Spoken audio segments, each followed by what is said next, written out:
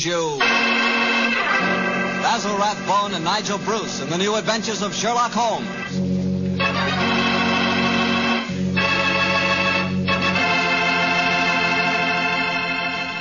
The Petrie family, the family that took time to bring you good wine, invite you to listen to Dr. Watson tell us another exciting adventure he shared with his good friend, that master detective, Sherlock Holmes. And I'd like to tell you about my favorite time of day. It's just before dinner. You know, when the family's all sitting around in the living room and wonderful things are cooking in the kitchen? Ah, that's for me. And boy, that's the time for a glass of sherry. Because Petrie California sherry really makes waiting for dinner a pleasure. That Petrie sherry is the perfect before-dinner wine. Just look at its beautiful amber color. And then taste that wonderful Petrie sherry. What a flavor. Petrie sherry has a rich, nutty flavor that's right from the heart of sun-ripened grapes. And if you like your sherry dry, you know, not sweet, you'll want to get Petrie Pale Dry Sherry. Or better yet, taste them both. Don't buy one, buy two. Those letters P-E-T-R-I on the label are the personal assurance of the Petrie family that Petrie sherry is truly good wine.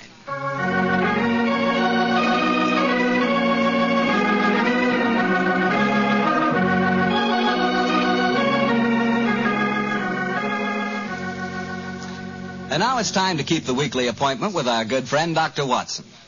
How are you this evening, Doctor? I never felt better, thank you, Mr. Bartell. Draw up your usual chair and make yourself comfortable. Thanks. That's it. Oh, I see you've had the old tin dispatch box out again. I suppose you've been going through your notes on tonight's new Sherlock Holmes adventure? Yes, Mr. Bartell, and I think you'll find it as pretty a little problem as we ever encountered. The story began in 1887, a very busy year for us, my boy. It was the same year that Holmes solved the case of the Amateur Mendicant Society, who held their meetings in a luxuriously furnished vault below a furniture warehouse. Oh, I remember that story, Doctor. And wasn't 87 the year you both escaped from death in the Paradol chamber? It was indeed. You've got a very good memory, Mr. Bartell. The story I'm going to tell you tonight topped off this unusually exciting year. It was late in October, and the equinoctial gales had set in with exceptional violence. All day the wind had howled and the rain had beaten against the windows of our Baker Street lodgings. Finally, it was nearly midnight, as far as I remember. The storm grew higher and louder, and the wind in the chimney sobbed like a child. Suddenly, much to our surprise, the doorbell jangled, and a few moments later, our midnight visitor stood before us. He was a man of about 45, and as he looked about him anxiously in the glare of the lamp, I could see that his face was pale and that his eyes heavy, like those of a man who's weighed down with some great anxiety. And yet when he spoke, his tone was businesslike and almost aggressive. I've come to you for advice, Mr. Holmes. That's easily obtained. And help. That is not always so easy. Help the gentleman off with his coat, will you, Watson? Yes, indeed. Here you are, sir. Let me hang it up for you. Thank you, sir. I heard of you, Mr. Holmes, from Major Prendergast. Oh, yes. He said that you could solve anything. Oh, I'm afraid he said too much. But you've never been beaten. I've been beaten 4 times, sir. 3 times by men and once by a woman. But supposing you sit down and introduce yourself. My friend's name is Watson, Dr. Watson. How do you do, sir? How do you do, Doctor?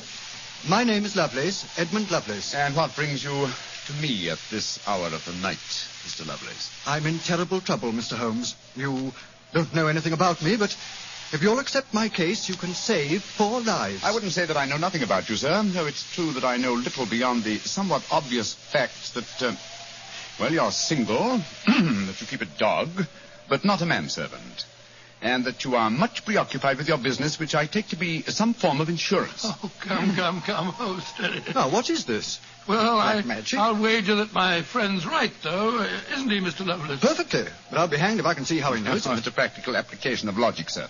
The briefcase that you carry might at first indicate a barrister or some other professional man, but your brusque, business-like manner counteracts that suggestion. An insurance broker who must visit clients at odd hours is the likeliest man to combine that manner with a briefcase at midnight. But the wife and the manservant, and the fact that I'm preoccupied with my business. Your cufflinks don't match, sir. Each is from a different pair. That would suggest preoccupation, and it's a mistake that neither a wife nor a manservant would have allowed to pass. Yes, but how about the dog? Oh, surely that's obvious, Watson. Well, I can't see it. I shall let you ponder on that matter while Mr. Lovelace tells us his problem. Mr. Holmes, Are you as interested in preventing a murder as in solving one? Well, naturally I am, Mr. Lovelace. Even more so. But please tell me your story. I live with 4 cousins of mine in an old house in Camberwell. My grandfather left the house and a sizable fortune to the 5 of us on condition that we lived together and maintained a family unity. It probably won't surprise you to know that we've grown to get pretty much on each other's nerves. Oh, what happens if one of you dies, Mr. Lovelace? His share is divided among the others, Doctor. Oh, yes, yes, yes. Well, the wonder to me is, sir, that not that a murder may take place, but that it has not happened long ago. Who's responsible for the administration of the estate? My cousin Gerald. He's much older than the rest of us, and he's a thoroughly unpleasant, cantankerous man. Yeah. He gets an extra share in the estate as administrator, and in consequence he doesn't work. We feel, of course, that he lives off us, and we're continually quarreling with him about it. Well, sounds like a jolly household, I must say. There's going to be trouble, Mr. Holmes, I know it. Gerald hates us, and he's jealous of our share in the estate. You spoke of preventing murder just now. Yet I can see that you've selected your cousin Gerald as the potential murderer. Am I right? Yes, you are. Mm-hmm. But don't think it's personal prejudice that makes me suspect him. I have good reason for doing so. Oh, what reason? This evening, just before dinner, I helped Gerald off with his top coat and went to hang it up for him. As I did so, I heard a strange metallic clink in one of his pockets. I slipped my hand inside it and found a hypodermic syringe and a small phial of liquid. I opened the phial and smelled it. Gentlemen, it reeked of bitter almonds. Mr. Cyanide, eh? Now, what did you do? I thought of destroying it, but I realized that would put him on his guard, so I replaced it in his pocket. Of course, I warned the others, and we decided that I'd come to you.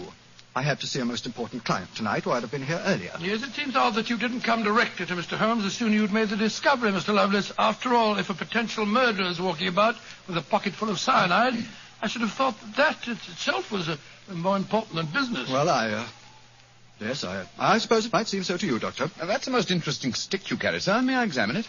Of course. Here. Oh, thank you. Now I see how you deduced that Mr. Lovelace had a dog, Holmes. There are the marks of the dog's teeth on the stick. Yes, my dear Watson, but these marks under scrutiny give us even more specific information. He's a large dog. You've had him for some years, Mr. Lovelace, and he's now old and feeble. Well, you're perfectly right, but I'll be hanged if I can see how you can tell that from looking at a walking stick. This stick is covered with teeth marks, therefore it has been carried many times by the dog. Now, it's a heavy stick, so only a large dog could have carried it. And the teeth marks also indicate a large jaw. The older marks are deep sunk. Look here.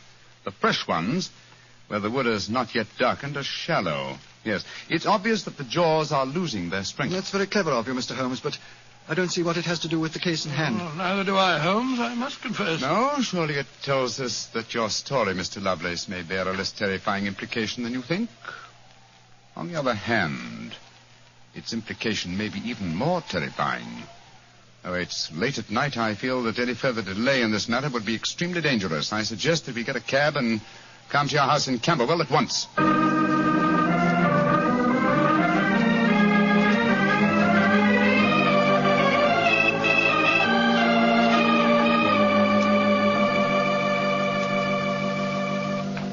Alice, Randolph, I'm glad you're still up. I was able to persuade Mr. Sherlock Holmes and Dr. Watson to come back with me. Gentlemen, this is my cousin, Alice Harley. How do you do? How do you do, Miss Harley? How do you do? And my cousin, Randolph Lovelace. How do you do? How do you do, How sir? do you do, Mr. I've Lovelace? told him about the whole business, Randolph, so we can all speak perfectly freely. Let's begin by sitting down, shall we? Randolph and I had just finished a little cold supper. We've been to the theater tonight. Well, Mr. Holmes, I suppose Edmund told you about finding the hypodermic syringe and the cyanide in Gerald's coat pocket. Yes, tonight. indeed. May I ask where your cousin Gerald Lovelace is now? We left the house at 7, but I imagine Gerald went upstairs at 8, as usual. Didn't he, Edmund? On the stroke of 8, Alice. He's very fixed in his habits, Mr. Holmes. He goes up to his room every night at 8. There he reads or works on his accounts and eventually goes to bed any time between 10 and 1. Well, he might still be up. I should like to speak to him a little later. In the meanwhile, may I ask you two young people, tell me quite honestly your feelings about your cousin Gerald? And you might as well be frank. I've kept nothing back. All right. Randolph and I hate him. First of all, we're sure he's jealous of our shares in the estate, and then we... Alice and I want to get married, Mr. Holmes, and Gerald won't hear of it. But you're cousins, aren't you? Only second cousins, Dr. Watson. Gerald is dreadfully conventional. He's threatened us that if we do get married, he'll go to court and try to have our shares in the estate annulled. And from the way the will is worded, I wouldn't be surprised if he could do it. So you can see why we have no great love for him.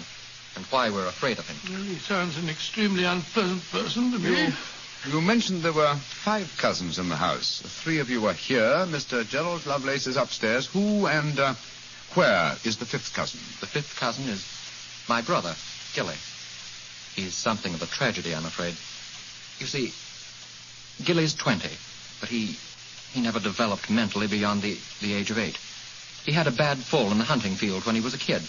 He's been like this ever since. Oh, I'm sorry to hear that, sir. But he's the dearest, most gentle boy you've ever met. And, incidentally, the one person in this house who doesn't hate Gerald. The poor fellow doesn't understand the conditions of the will, I suppose. No. But if he did, I don't think it'd make any difference. I swear that Gilly loves every living thing, especially Gladstone. Gladstone is the name of his dog. His dog? Yes.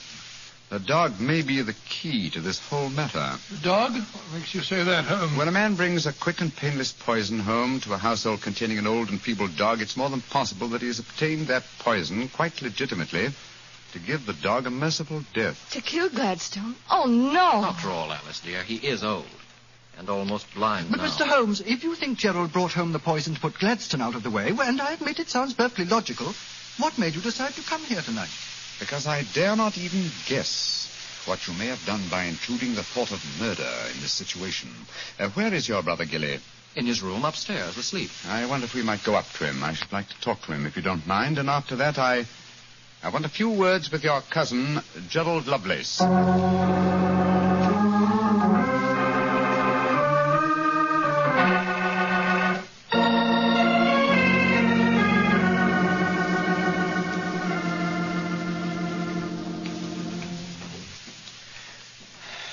He's asleep, Mr. Holmes. Yes, with a dog in his arm.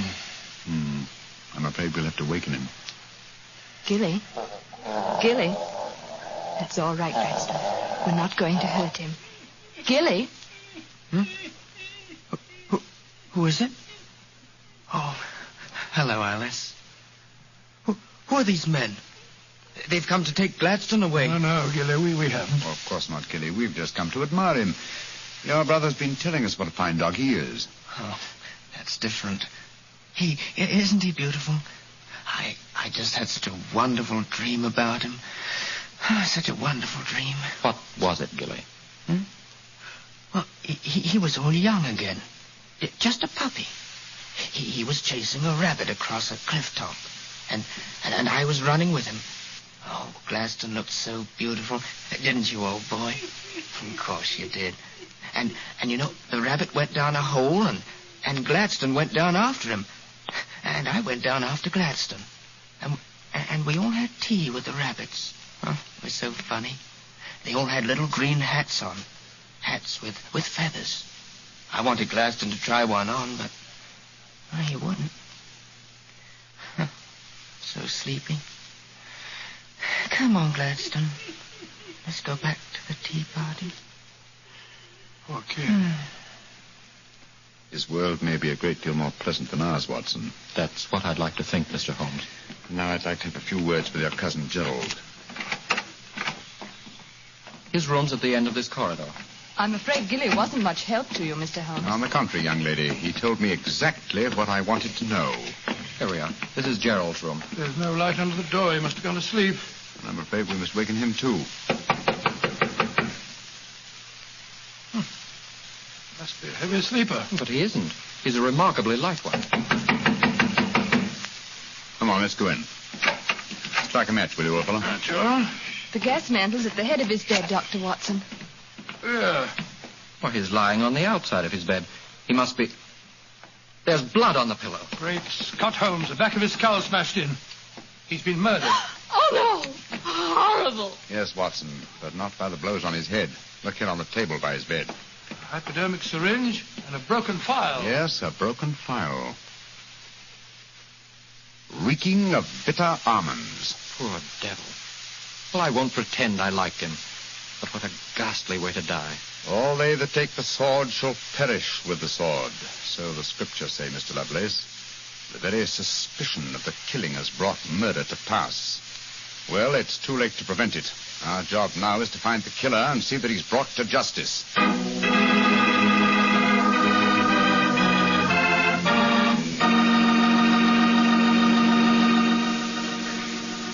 Dr. Watson will tell you the rest of his story in just a few seconds. Just time enough for me to tell you that if there's one wine that's perfect for any occasion, it's Petri California Sherry. With a bottle of that rich, amber-colored Petri Sherry on hand, you can make that time before dinner a main event. And Petri Sherry is the perfect answer to the question of what to serve when company comes. Serve Petri Sherry alone and let its full, wonderful flavor speak for itself, or serve Petri Sherry with hors d'oeuvres or party sandwiches. And remember, you can serve Petri Sherry proudly, because Petri is the proudest name in the history of American wine. Well, Dr. Watson, so you found Gerald Lovelace dead in one of the bedrooms of the house in Camberwell. What did you do? Send for the police? Not at once, Mr. Bartell. Sherlock Holmes persuaded the remainder of the household to give him the opportunity of examining the scene of the crime carefully before the police were sent for. And so, a few minutes before 1 o'clock that October night, Holmes and I stood alone in the room of death. Turn the gas a little higher, will you, old chap? Right, John. You know, Holmes, I think you should have sent for the police right away. In a case like this, Watson, I prefer to be my own police. When I have spun the web, they may take the flies, but not before. What are the results of your medical examination, old chap? Well, it's exactly as you reconstructed it, Holmes. He was first beaten on the head with that poker lying on the floor. Then he had the full phial of cyanide injected into his left wrist. Can you estimate the time of death at all accurately? No, this room's confoundedly hot. He might have died any time from 1 to 5 hours ago. Yes. It's now 1 o'clock, and we know that he was alive at 8. Mr. Edmund Lovelace saw him leave for his room at that hour. Yes, if he was telling the truth. One thing we do know for a fact is that this man was murdered at the exact moment he was going to bed. He's wearing his nightgown and nightcap, but his bed has not been slept in. Well, isn't it possible that the murderer might have killed him shortly after 8 and then dressed him in his night clothes to confuse us? No, my dear chap. You will notice that the hypodermic needle passed through the sleeve of his nightshirt. Here. Also, the nightcap is crushed and bloodstained from the blows of the poker. No, Gerald Lovelace had prepared for bed. Yes. Look at the glass of water on the night table and the prayer book and the watch. Yes. Signs of a prosperous and meticulous man. Mm-hmm. Very fine gold watch and in excellent condition. Aha. There's the answer, Watson. What do you mean, there's the answer, Watson? I just wound this watch one turn, and then it was fully wound. That provides us with the time schedule for our murder. Come on. We'll send a servant for the police, and while they're on the way, if you'll call everyone together, I should like to put a few more questions to this family.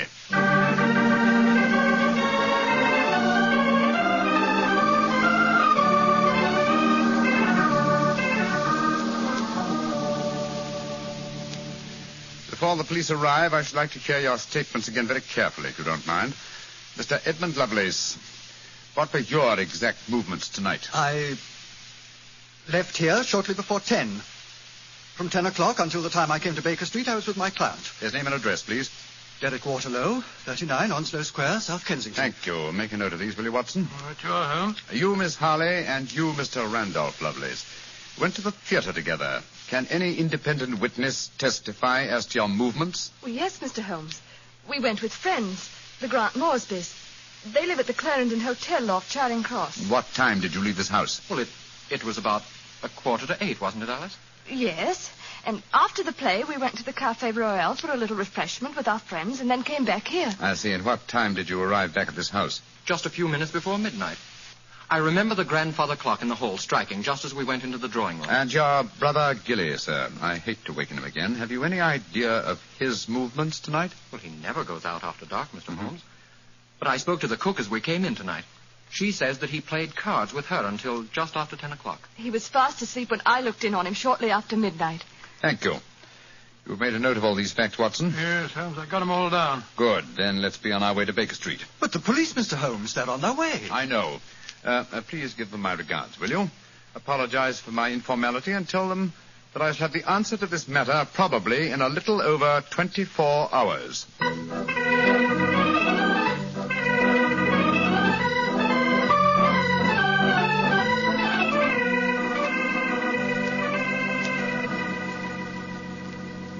Holmes, here it is well after midnight. You haven't done a thing on the Camberwell case. No, but you have, old chap.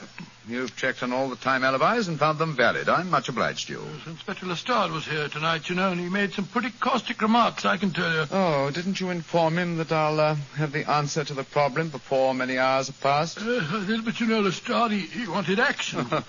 He shall have it. Is the watch still running? Yes, there's another thing. What'll Lestrade say when he finds that you took the dead man's watch? I've no idea. Oh, why didn't you take it anyway? You sound sleepy, old chap. I am confoundedly sleepy. Why don't you go to bed? What are you going to do? Continue my vigil with my pipe and the watch of a dead man.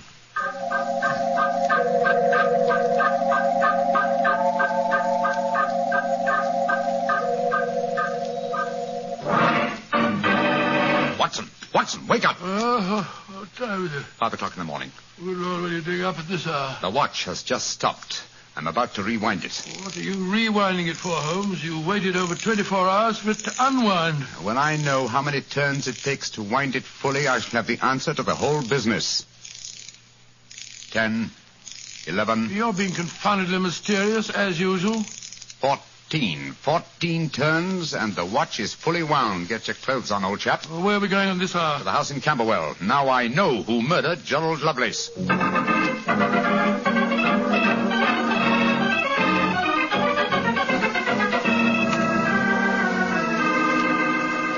Mr. Edmund Lovelace, I'm glad you let us in. Please take us up to your young cousin's room at once. Really? What do you want with him? I'll explain in a moment. Please take us up to him. Oh, of course, but what brings you here at this hour of the morning? Mr. Holmes knows who murdered your cousin. Well, I'm glad to hear it. It's more than the police seem to know. They were here half the night cross-examining us. Here we are. I don't think we'll bother to knock.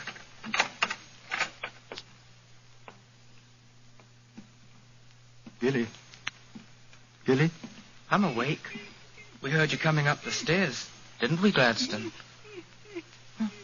It's the same man again. You're not going to take Gladstone away, are you? Please don't take him away. Don't worry, Gilly. We're not going to touch him. Oh, that's all right, then. Oh, Gilly, Yes? you really love that dog, don't you? Of course I do. More than anything or anybody. I believe you'd even kill a man who tried to hurt Gladstone. Wouldn't you? Oh, yes, sir. I would. Gilly! No. Great Scott. Gilly, I don't think you'd really kill a man. I don't think you could. Couldn't I, though? How would you kill him? I'd hit him first. I'd take a poker and hit him on the head so he couldn't fight back. And then I'd take the nasty needle he told me he was going to stick in Gladstone, and I'd fill it full of that water he showed me, and I'd stick it in him. That's what I'd do. Then he'd be dead. And he couldn't hurt my Gladstone anymore. Not ever. Let's leave him, shall we? Goodbye, Gilly. Pleasant dreams. Goodbye, sir. Good old Gladstone. You satisfied, sir? Yes. Poor Gilly. There's no doubt about it, of course. Can there be no one who described the murder to him, and yet he's just given an exact description of its method? What'll happen to him? They won't try him. No. A little pressure in the right places, and he'll be released to a private nursing home. I'll do everything I can, Mr. Lovelace. Thank you, Mr. Holmes. Thank you very much.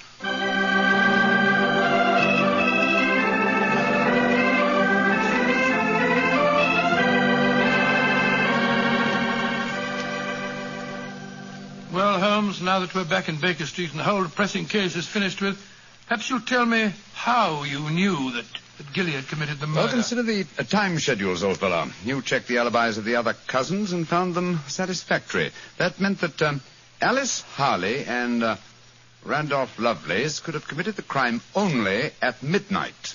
Edmund, only before 10. Gilly, only around 11. You said that the time of death could have been at any of those hours. Yes, I did. So how did you pin it down to 11? The watch gave me the specific answer. When I picked it up, I unthinkingly wound it. Made one turn and was then fully wound. Now, when does a methodical, precise man like Gerald Lovelace wind his watch? Just he's going to bed. Exactly, old fellow. So that it was obvious that he was killed precisely one watch stem turn before I wound his watch. Now I'm beginning to see daylight, Holmes. So you let the watch run down? That's what I did. It took 28 hours, from 1 o'clock the night before last until 5 this morning. Now, how many turns did it take to rewind it? 14, wasn't it? That's right.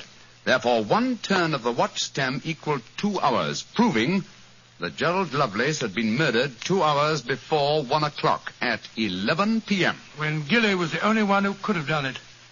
You know, Holmes, I still find it hard to believe that boy was capable of such a ghastly crime. He seemed so gentle. Oh, he is. Except when his beloved dog's life was at stake, probably out of some mistaken notion of kindness. Gerald Lovelace warned the boy of his intentions regarding the dog. Oh, it's a sad business, Watson, a sad business. I hate to think of that boy spending the rest of his life in a mental home. I have one prayer for his future. What's that, Holmes?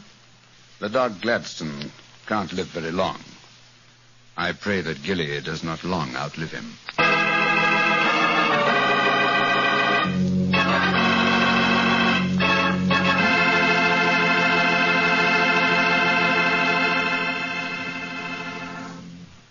Doctor, that was a remarkable bit of deduction on the part of Mr. Holmes. Yes, extremely clever, wasn't it? Of course, if I may say so, I was of some small help myself. Small help? Why, Doctor, you practically solved the case by yourself. Oh, I wouldn't go as far as saying that. But, Doctor, you did check all the alibis, didn't you? Yes, I checked where each suspect was at various times. Yes, you checked time. And what's more important than time? Well, Why, Doctor, time is even vitally important when it comes to wine. I was wondering how you were going to bring that in. And one thing we do know, Petri took time to bring you good wine. So nobody can miss with Petri wine. It's just got to be good. You know, you can't be in the wine business as long as the Petri family without really learning all about the fine art of making wine. And don't forget, the Petri family has been making fine wine since way back in the 1800s. So, naturally, they've been able to hand on down from father to son, the result of generations of experience at turning luscious, sun-ripened grapes into fragrant, delicious wine. No matter what type of wine you prefer, you'll like it more if it's a Petri wine, because Petri took time to bring you good wine. Well, Dr. Watson, what new Sherlock Holmes story do you plan to tell us next week? Well, now, next week, Mr. Bartell, I'm going to tell you a most unusual adventure that Holmes and I had when we were attending a performance at the Opera House in Rome. It concerns a famous singer who lost her voice, an understudy who was nearly lynched, and a murder that baffled the police. I call it The Adventure of the Terrifying Cat. Well, that's a story we've got to hear. Thank you, Mr. Bartell. And before you go, I want to talk to our friends about their war bonds. You know, during the war, the best investment we could find was a United States war bond. And for my money, they're still a great investment. They're called United States savings bonds now, and only the name is changed. Savings bonds are sold in the same denominations and give you all the same advantages. And you can buy savings bonds at the same places at your bank or your post office or through the payroll savings plan. So invest all you can in United States savings bonds, because you cannot find a better or a safer investment.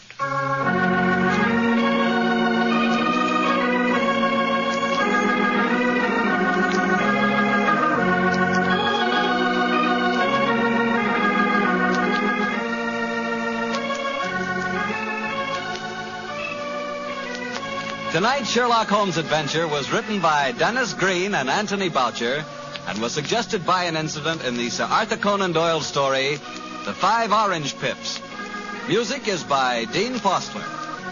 Mr. Rathbone appears through the courtesy of Metro-Goldwyn-Mayer, and Mr. Bruce through the courtesy of Universal Pictures, where they are now starring in the Sherlock Holmes series. The Petri Wine Company of San Francisco, California, invites you to tune in again next week, same time, same station. Sherlock Holmes comes to you from our Hollywood studios.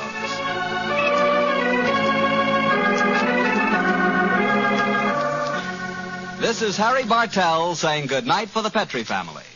Listen every Monday on most of these same stations at 8 o'clock to Michael Shayne, followed immediately by Sherlock.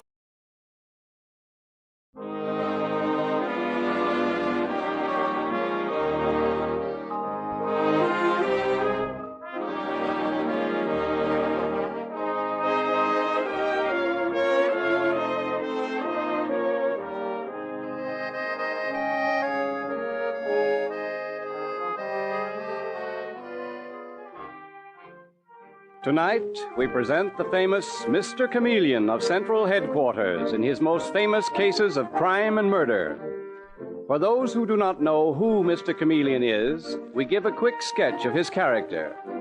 Born of a well-to-do family and a college man, he tried from childhood to live up to the name he bore, Chameleon, by taking on the color of whatever situation in which he found himself, appearing in endless guises, finally entering the police force, where he became known as Chameleon, the man of many faces, the underworld's most dreaded man.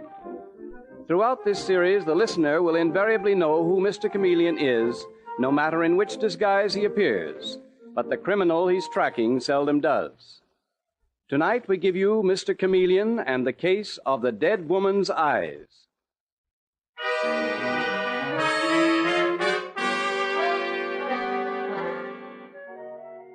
Our story opens in the ornate drawing room of the Walters mansion, a monumental pile of stone in the East 60s, and despite the summer heat, the room is cool and shadowy. So cool that Mrs. Walters, middle-aged patrician, shivers a little. Or could it be from anger? Anger and a strange fear which shows in her voice as she says to the person across from her, I can't believe that you, of all people, would do this to me. My husband trusted you, and so did I. And now I find that you've been stealing from me. Don't deny it. You've been stealing. Oh, really, this makes me ill. Where are those soda mint tablets? The ones you gave me the other day. Oh, there, on the mantel. Give them to me, please. Thank you. They always help. Ah, that's queer. They taste so bitter. What have you given me? What have you given me? Wait! Help me! Help! Mrs. Walters. Mrs. Walters, answer me. Oh, Mrs. Walters. Mrs. Newell, what's the matter? What is it? Why did you... Mother. Oh, Miss Phyllis, don't look. Please don't look. Her face... Miss Phyllis, I'm afraid your mother is dead.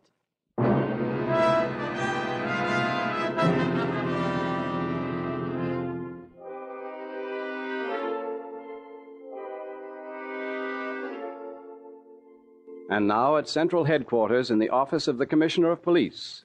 With him is the famous Mr. Chameleon, the man of many faces, the underworld's most feared man. Hello, Commissioner. Do you want to see me? Yes, Chameleon, I have some news for you. Oh, bad, no doubt. Bad for Mrs. Walters, Mrs. Harrison P. Walters. She's dead. Committed suicide. What? I can't believe that. Is that your considered judgment? Well, it's my unconsidered judgment, based on number one I saw her just last night at the St. Regis Hotel with her daughter and a Mr. Lucas. I went over to her table. She seemed perfectly healthy, perfectly happy. Go on. You said that was reason number one. Well, there is no reason number two. Good Lord, Commissioner, that woman had everything. She was on top of the pile. How'd she do it? Poison. It seems for some time she'd been carrying these pills around with her that everyone thought was soda mints. Turned out they weren't. Who found the body? Her housekeeper, Mrs. Newell. She heard her cry out. When she reached her, she was dead. And alone in the room. What else but suicide? Funny. I've known so many of them, neurotics, potential suicides. But I would swear that Mrs. Walters... well, that she would never give in to the particular kind of despair that leads to suicide. Well, get over there, will you? Dave Arnold's already there, but you know these people socially. Sort of circulate among them, unobtrusively. Sort of take on their coloring. Hmm? You mean live up to my name, Chameleon? All right, Commissioner. You know something? It is now my considered judgment that Mrs. Harrison P. Walters did not commit suicide.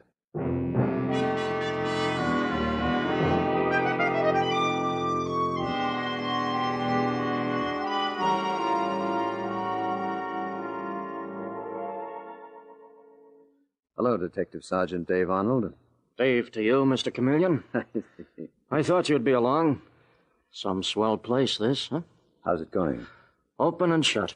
Case of simple suicide. You, want to look at the body? Mm-hmm.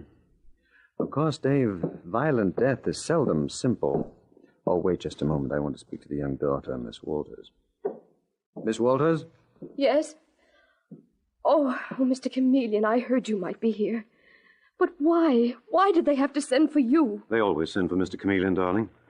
How do you do, sir? I'm Arthur Lucas. Yes, I remember. We met last night. Yes, I didn't realize at the time you were the famous detective. Well, that's because I'm rather, let's be charitable and call it nondescript. Well, on the contrary, I'd say you're most distinguished looking. Mm-hmm. Mr. Chameleon, this is a frightful tragedy. Yes, frightful. I was most shocked when I heard about your mother, Miss Walters. I know. It's so awful to think she wanted to die. Well, perhaps she didn't. Surprising how few of us do. But, Mr. Chameleon... Will you excuse me, please? I must examine the body. Dave? Yes, sir. Have you those tablets Mrs. Walters carried with her? Mm-hmm. Right here. Well, what are you doing? I'm just turning back her eyelids. She died in agony, all right.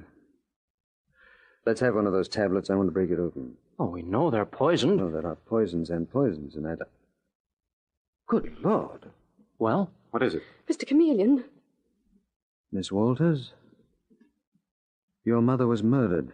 But that's impossible. She took those tablets herself. I'm sorry, she was murdered. By a very rare and unusual poison from Rhodesia. I didn't even know there was any in this country. Your mother, I'm sure, would have had no access to anything quite so difficult to obtain.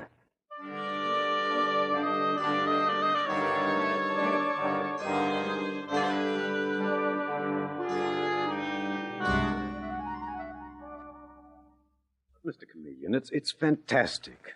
A rare and deadly poison hardly known in this country. No, it's too fantastic. Nothing, Mr. Lucas, is too fantastic for the criminal mind. Yes, but a poison like this, if it's so hard to get... Well, there must be some hidden somewhere, a secret supply. But who would want to kill Mrs. Walters? What would be the motive? What do you think? Well, I'll tell you what... Arthur? Oh, Ralph, I didn't hear you come in. Mr. Chameleon, this is my partner, Ralph Crane. Mr. Chameleon, the detective? You sound slightly incredulous. Well, you're such a well-known investigator. Very glad to know you, Mr. Crane. Mr. Lucas here was just about to give me a motive for Mrs. Walters' murder, and I... Mr. Chameleon. Yes, what is it, Dave? The housekeeper. They checked up on her. And who do you think she is? Her name isn't Newell at all. It's Schultz, the mother of Jim Schultz. The one at Sing Sing? That's it. He's serving a life term for murder, and... he used to handle uncut diamonds that were smuggled in from Africa. Rhodesia. That's it. He could have given her the poison. Mr. Chameleon, that's what I started to tell you. Mrs. Walters was afraid of her, this Mrs. Newell, or Schultz, or whatever her name is. She thought she'd been stealing securities and money out of the library safe. When did she tell you this, Mr. Lucas? Just the other day. Ralph and I, as you know, were her advisors. She confided in me particularly. I was very close to her and Phyllis. And she told me she'd been suspicious of Mrs. Newell for some time. Isn't that right, Ralph? Yes, that's right. I hate to tell you this, but I feel I must. I feel you and I should be working together. Yes, that's very nice of you, Mr. Lucas. Well, what do you say, Mr. Chameleon? Shall we take her down to headquarters? You've got to admit the evidence is all against her.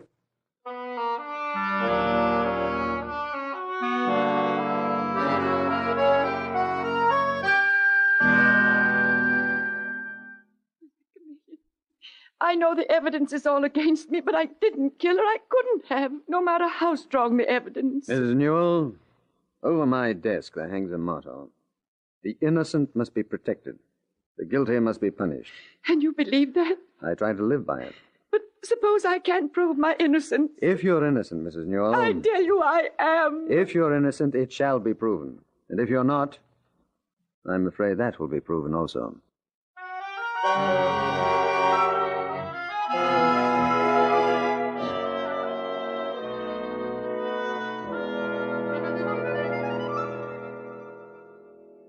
Mr. Chameleon, you mean you're holding Mrs. Newell? Yes, for questioning, Miss Walters. You see, we have to. The evidence is very, very strong against her. It seems so awful. I don't know who to trust or not to trust anymore. Except Arthur, Mr. Lucas. With him, I feel safe. Yes, you're marrying him very soon, aren't you? Yes, at the end of the week. Mm-hmm. Oh, well, I didn't think it was that soon. However, you've been hurt and badly frightened. It's only natural, I suppose, for you to run to a safe haven. Oh, that's so true, Mr. Chameleon. He's a good deal older than I am, but that makes me even less afraid. Yes, I'm sure your mother felt that way about him, too. Yes, he was wonderful for both of us. All right, Miss Walters, that's all. Would you please send in Detective Sergeant Dave Arnold? He's out in the hall. Goodbye. Oh, Detective Sergeant Arnold, Mr. Chameleon wants you. Okay, Miss Walters. Thanks. You shut the door, please, Dave.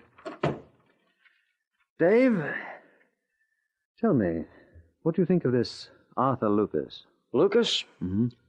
Oh, he's one of those big shots down on Wall Street. He and that Crane guy. Investment counselors. Why do you ask? Without even realizing it, he may have information in his office that would give us a lead. You see, he suspects Mrs. Newell. He told me that. After all, her son is in Sing Sing. Now, how do we know that she isn't a front for a ring? I'd like to look around that place. Oh, that's easy. Well, I mean without their knowing I was doing it. If they knew, they might let something slip. They'd be there, all right, but they wouldn't know me. You mean you'd go in there looking like somebody else? Mm-hmm. Why not, Dave? Anyone would think this was a new routine. Is my name Chameleon? Of course I want to go in there in disguise. But so help me, this time I don't think you'd get away with it. Those are smart men, Mr. Chameleon, and they've met you. No, sir, this time you couldn't get away with it. Look, Dave, it's not a case of assuming a disguise. It's a case of feeling like another person as well as looking like another person. Lucas is the sharper one of the two, but there is some particular disguise that would work with him, too. There always is, Dave. There always is. Oh, that reminds me. Yeah? When you're through questioning that housekeeper, Mrs. Newell, you let her go, please. But have someone tail her. Keep an eye on her. And how? I wonder what sort of disguise would fool Arthur Lucas. I wonder, Dave.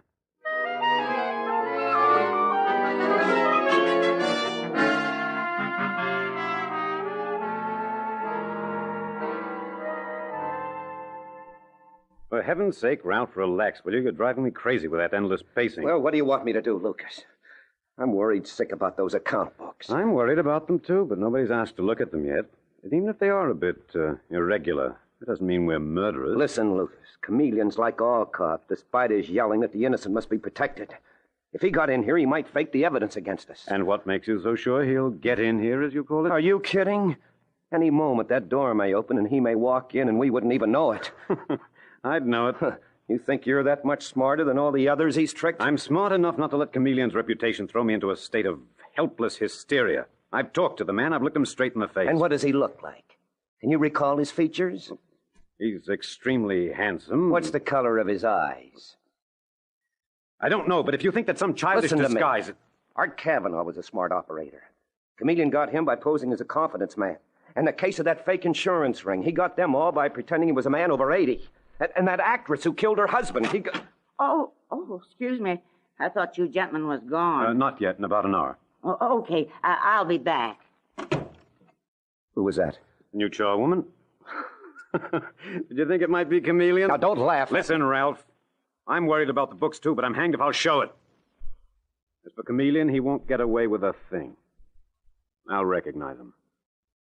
He won't have a chance.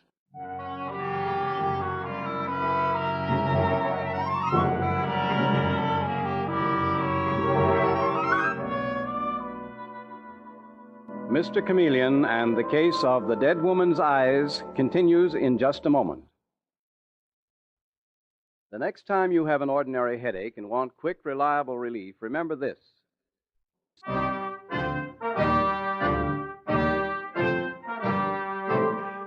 Now back to Mr. Chameleon and the case of the dead woman's eyes. It is the following morning, and in the police commissioner's office at Central Headquarters, Mr. Chameleon is leaning across the commissioner's desk, and there is no mistaking the excitement he feels. This is it. I'm sure of it, Commissioner. It feels right, and therefore it's going to look right. But how are you going to do it, Chameleon? Oh, a round-shouldered stoop, as if I'd spent most of my life bending over books. Mm-hmm. Glasses, gray hair, shabby clothes, and most of all, a deep-seated bitterness, because I feel that I'm underpaid with all the mouths that I have to feed. Well, that's a nice little note, considering you're a bachelor. No, Mr. Chameleon's a bachelor. Mr. Harry Mitchell is a very good husband and father. So go ahead, Commissioner, call them, will you? Tell them that you're sending over a police auditor to look at their books.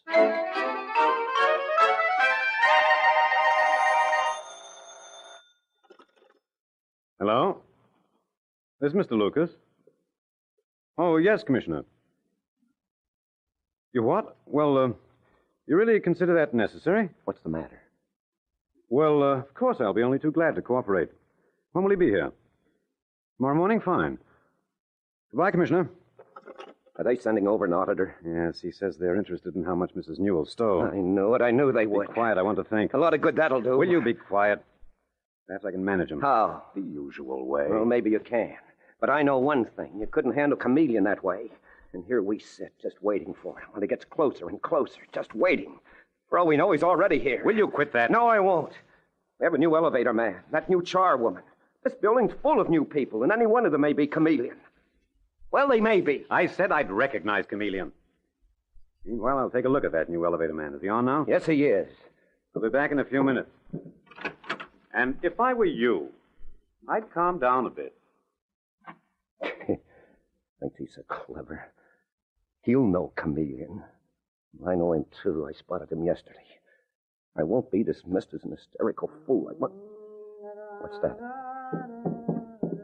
What the devil are you doing in here? Well, I'm cleaning the office. Are you? You don't say. Well, you're always around pretending to clean and eavesdropping. Oh, no, sir. Don't give me that. You were eavesdropping just now, and you probably heard plenty. But you won't get away with it. You won't get away with it, Chameleon. I know you. Oh, no!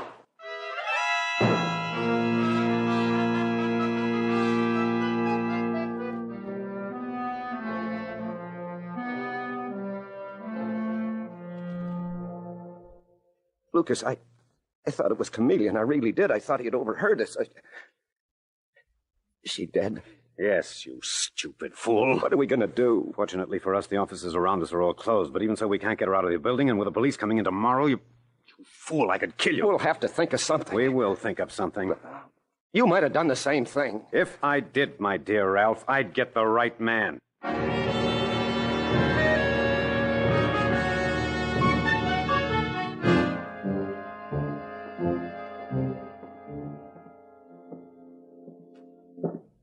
All set, Mr. Chameleon? Mr. Mitchell. Yes, I am, Dave. Sergeant Arnold. So help me, you seem to have shrunk to half your size. It's the suit. A couple of sizes too large for me. Well, I'm glad I'm not in it. Or in your shoes, either. Hey, that's funny. There's the office, Lucas and Crane, but the door's open a little. Do they usually keep it closed? Huh? Oh, I wondered where that voice was coming from. Yeah, they usually do. Tight closed. Then perhaps there's something there they want someone to discover. It's pretty early. They may not be here yet. Yeah. Better let me go in first. Holy smoke. Look. She's dead. The old charwoman's dead, and the office has practically been torn apart.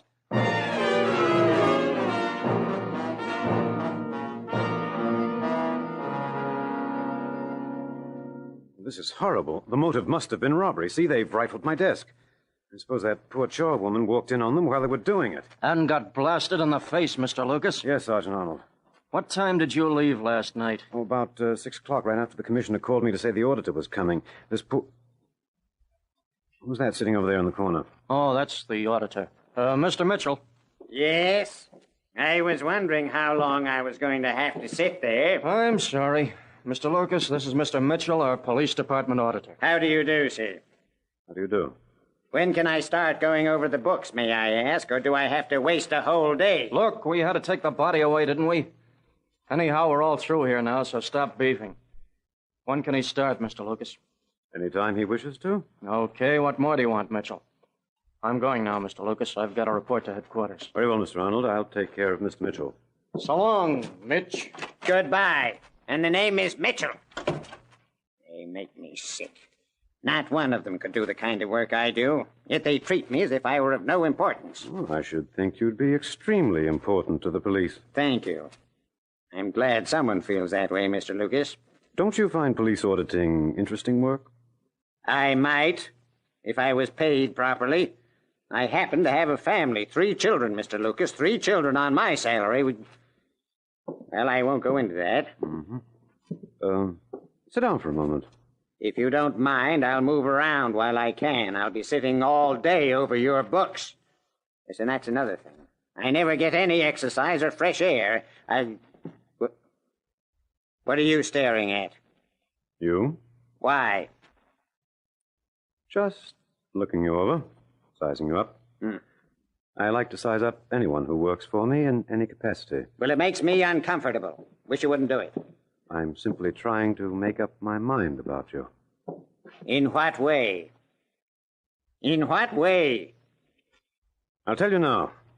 I've reached a decision about you. Well? You and I can do business together, can't we? I beg your pardon? Mr. Mitchell, I agree that you're probably atrociously underpaid, and with a family to think of, it just isn't right. No, it certainly is not. Perhaps I could make up to you a little for the injustice. I beg your pardon? Shall we say a very substantial bonus, if I'm pleased with the way in which you audit my books? You could use a bonus, couldn't you? Yes. Yes, I could. Thank you very much. Not at all, Mr. Mitchell. The pleasure's all mine. You told me exactly what I wanted to hear.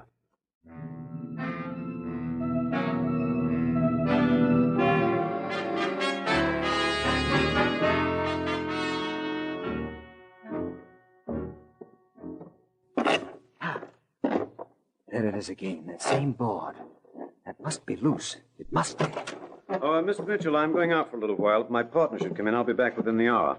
Yes, Mr. Lucas. How are the books coming? Fine, fine. Seems to me you've been walking around a great deal. Just stretching my legs a little from time to time. Well, stretch them all you want. I'm going to meet my fiancée. I'll be a married man, too, in a couple of days. Congratulations. Thank you. See you later. But not too soon, I hope. Now, where is that board? I've got to do it now. Where is it? Here, I should say. That's the one. See if I can pry it loose. This knife ought to do it. Yes, it is loose. There we are. There's something underneath it. Small white envelope. The poison. The poison. Mr. Mitchell, I met my partner out in the hall. Mitchell, what are you doing? I dropped something. I was looking for it. He's lying. He's got that board pried up. Chameleon, so that's it. Well, Mr. Chameleon, I guess this is one time when I'll have to use my gun whether I like them or not.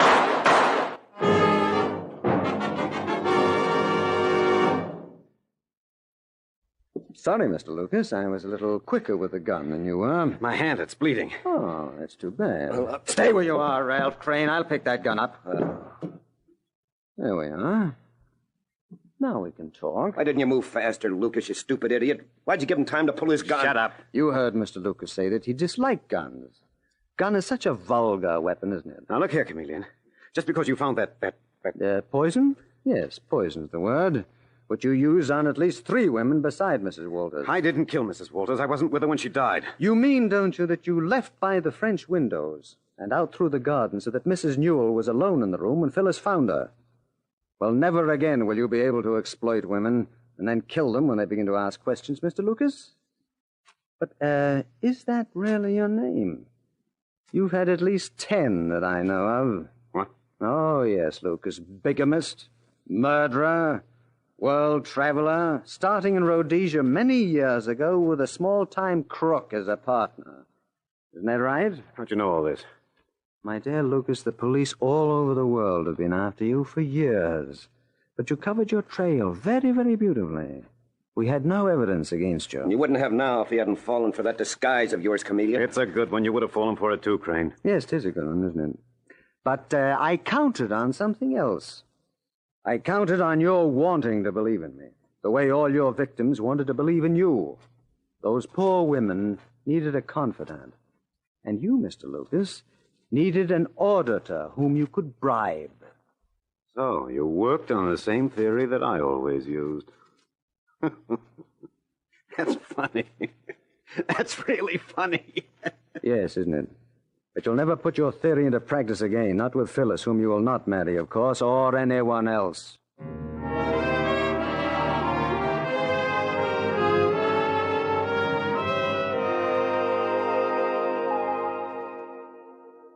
So we had to stop in to see you, Mr. Chameleon, Mrs. Newell and I. We both wanted to thank you. Oh, yes. I'm so grateful. Miss Phyllis knows all about my son, and she still wants me to stay with her. Well, why shouldn't she, Mrs. Newell? You're no criminal. You know, Mr. Chameleon, you saved us both. Well, that's what we cops are here for, aren't we? Remember that motto over my desk? Well, believe me, Miss Walters, we mean every word of it. The innocent must be protected.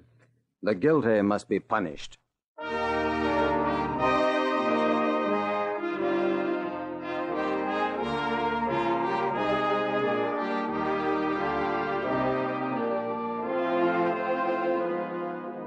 And with these words, Mr. Chameleon concludes tonight's murder case.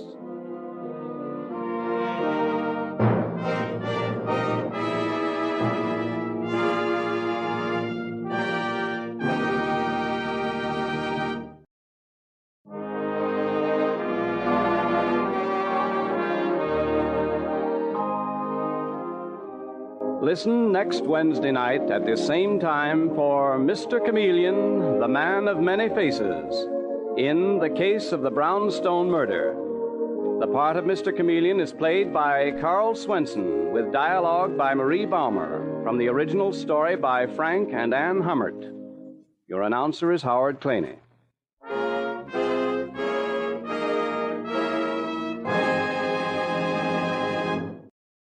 Mr. Chameleon, the new mystery drama, will be heard in its second performance next Wednesday night at this time. This is CBS, the Columbia Broadcasting System.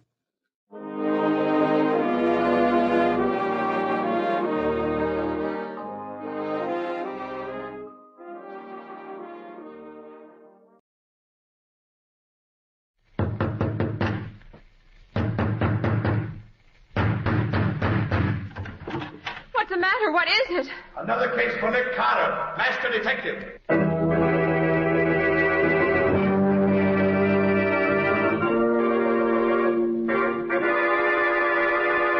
Yes, it's another case for that most famous of all manhunters, the detective whose ability at solving crime is unequaled in the history of detective fiction, Nick Carter, Master Detective. Tonight's curious adventure... State's prison evidence on Nick Carter and the mystery of the midnight robbery.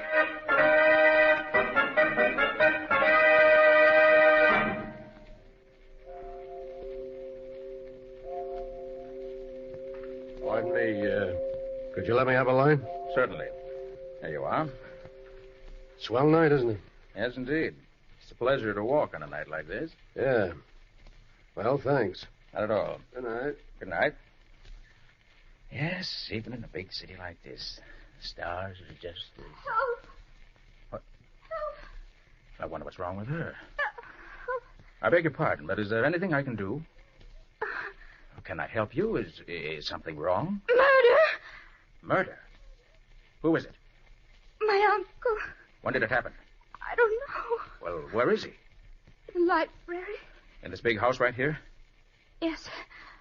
Oh, it's awful. Now, you shouldn't be out here in your night clothes. It's too chilly. Come, let me take you back to the house. Come on. Yes. Back to the house.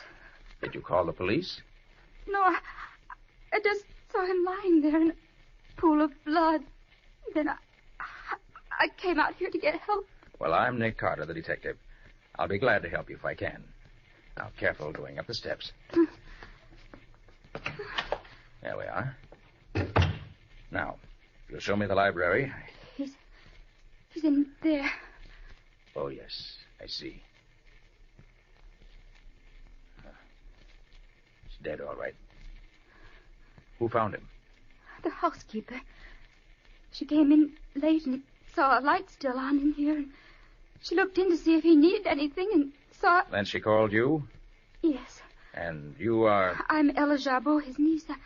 I've lived here with him for the last 5 years since my mother died. I see. Has anything been touched since the body was found? No. Nobody's been in here at all. Good. Uh-huh. Shot through the head at close range. Well, it looks as if he did it himself. No. Well, here's the pistol that was used, right beside him. Did you hear the shot? No. I sleep at the opposite end of the house. Oh, Mr. Carter, please find whoever killed my uncle. What makes you think he didn't kill himself? He wouldn't do a thing like that. I know it. Well, that's hardly evidence, Miss Ella. Did you see this note? Note? I know. Your uncle apparently left it propped up here in his desk. It's addressed to Mrs. Sarah Jarbeau, 7 Dunner Street, City. You know her? I never heard of her. What does it say? Let's see. My dear madam, you've been a widow, in fact, ever since the hour following our marriage. But before day breaks, you will be a widow in name also, for I shall be dead. I have at last learned the truth. The one who told me right after our wedding ceremony that you were everything evil has at last confessed that you were really as good as I believed you to be. It's too late for me to ask you to forgive me for the great wrong I've done you. So I'm taking this way of making what amends I can. The upper drawer of my desk is my will, which leaves everything to you, your repentant husband, Enos Jarbeau. Well, that's a remarkable document.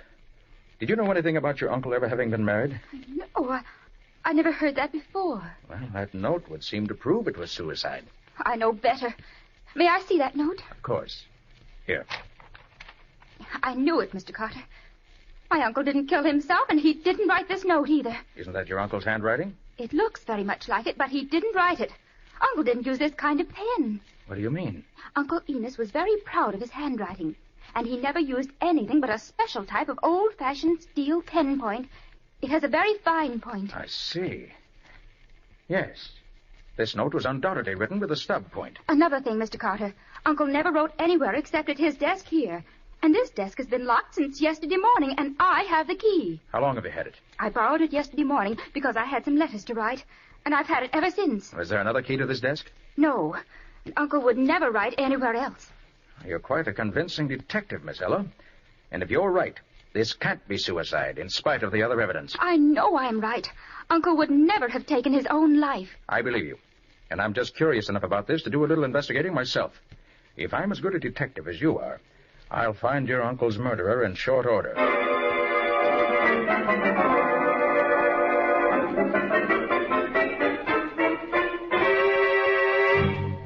You think this Mrs. Sarah Blake is the woman you want, Nick? I'm not sure, Patsy. But when the maid told me that she never heard of Mrs. Sarah Jarbeau, but that Mrs. Sarah Blake lives here, I thought I'd better talk to her. She might be Mrs. Jarbeau using her maiden name. Here she comes now. You wish to speak to me? I'm looking for Mrs. Sarah Jarbeau. Do you know her? I do. I am Sarah Jarbeau. You were right, Nick. My name is Bill Peters. I'm a reporter.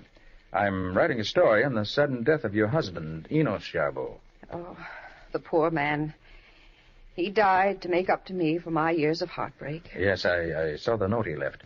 Would you please tell me what happened? Well, I met him one summer on the coast of Maine. We were married in the fall.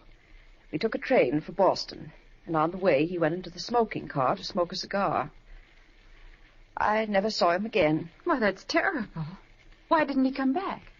I only know that when the train reached the station, a messenger gave me $500 and a note. Oh. It said that he had learned I was not a good woman, and that I should never see him again. But didn't you try to clear it up? No. If he believed it, I would never seek to persuade him otherwise. I've worked as a governess ever since. I see. Well, thank you very much, Mrs. Jarbeau. Come along, Patsy. Goodbye, Mrs. Jarbeau. I hope you'll be happy now. Thank you. And goodbye. She certainly got a tough break. You know, Patsy, I was prepared to doubt everything she told me, but somehow I'm inclined to believe her story, even if it does spoil my theory that she's part of an elaborate put-up job. Which way are you going from here? Well, I think I'll... Pardon me, would you let me have a light? Yes, of course. Here you are. Thanks. Nice day, isn't it? Yes, very pleasant. Thanks. So long. So long. Well, come along, Patsy. Wait a minute. I've met that man somewhere before. He asked me for a light just that same way. Where was it? Well, of course. It was outside Jarbeau's house last night, right after the murder. You mean you think he... Wait a minute, watch a minute. I want to see if he... Yes. He's going into the house we just left. Right. If he and Mrs. Jarbeau know each other, the chances are her story is a phony. Oh, but Nick, she seems I know what I know, Patsy, but this changes things. Patsy, I want you to find out what you can about old Enos Jarbeau's past. Find out about that marriage, if there ever was one. But first, call Scubby and tell him to get here right away. Okay. If that man leaves before Scubby gets here, I'll follow myself. Otherwise, Scubby can tail him. But I've got to know where he goes and what he does. Right now, he's our one positive clue.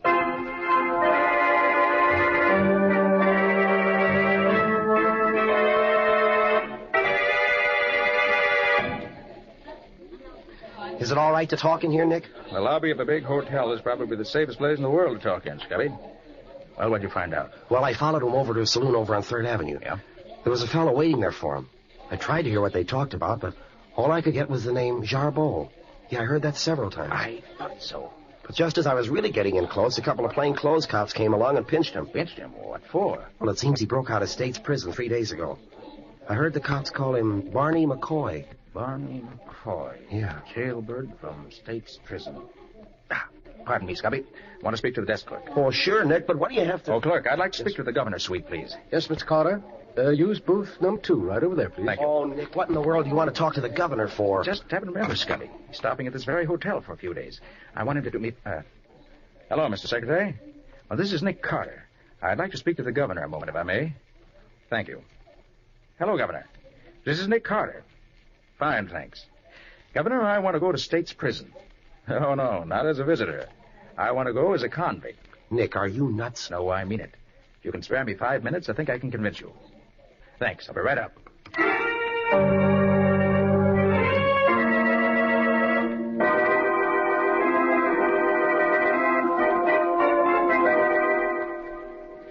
Ella, I asked you to meet me here at my office because I'm going to be out of town for a few days, and I want to have everything straight before I leave. Has anything further happened? Nothing, Mr. Carter, except that Mrs. Jarbeau has installed herself in the house as its mistress. She's very unpleasant to me, and I know she'd like me to leave. Well, you stay right there. Did the will leave anything to you? No, Mr. Carter. Everything went to her. I can't understand it. I can. That will is forged. But the will is in Uncle's handwriting, and both the witnesses to the will have identified their signatures as genuine.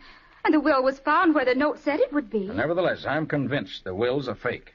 Betsy, what did you find out? Eunice Jarbeau and Sarah Blake were married, right enough. I found the record in a little church on the south side.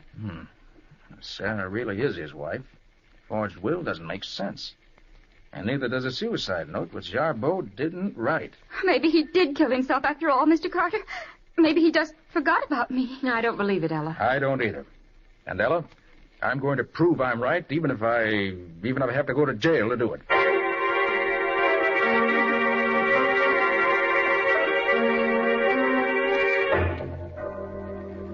Oh, you're the new man. Yeah, Warden. What's your name? Max Herbert. Where were you born? Buffalo, New York. How old are you? 33. Nationality? American. Married? Nope. Crime? Housebreaking. Very well. The guard will take you to the photographer's and then to the laboratory.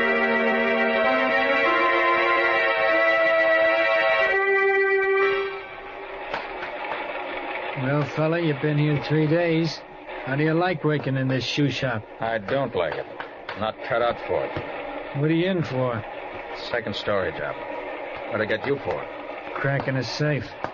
There's 4 of us. 2 of them got away. Me and McCoy was nailed cold. McCoy? Hey, you wouldn't mean Barney McCoy, would you? Yeah. Yeah, you know him? Sure, know him well. Great guy. Yeah, sure is. And you know his wife? Yeah, some. He's a darn smart woman, Addie is. Addie? Yeah. Thought her name was Sarah. No, his wife's Addie. Sarah was his sister. Yeah, they look so much alike you couldn't tell one from the other. Yeah. Well, what became of Sarah? I don't know. She married some rich guy for his money, but he left her flat. I don't know what happened after that. Addie's still in town waiting for Mac to get out. Yeah, he did break out a few days ago. We just caught him and brought him back here. Yeah.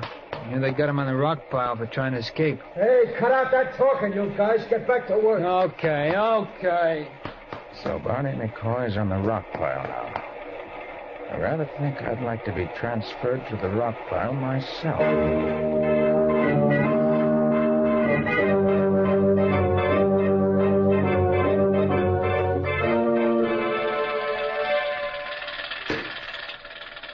Hey, Barney. Yeah? Look, you've known me now for almost 2 weeks. Yeah. So what? You know I wouldn't give you a bum steer, don't you? What are you leading up to, Max? I'm working on a way to get out of here. Before I come up here, I heard you on the level. I'd like to let you in on it. Where did you ever hear of me outside this place? A big town. A girl named Sarah told me about you. What? You married her sister, Addie. You know Sarah? Sure. About 5-6 years ago. Haven't seen her since, though. Sarah's in Europe now. Yeah. When are you planning on getting out of here? As soon as I get the necessary people lined up. If I had some dough, we could get out of here tomorrow. How much do you need? About 200 to start with. Okay. I'll have it for you tomorrow. Okay, Max. You get that stuff and we'll be out of here in 2 days. All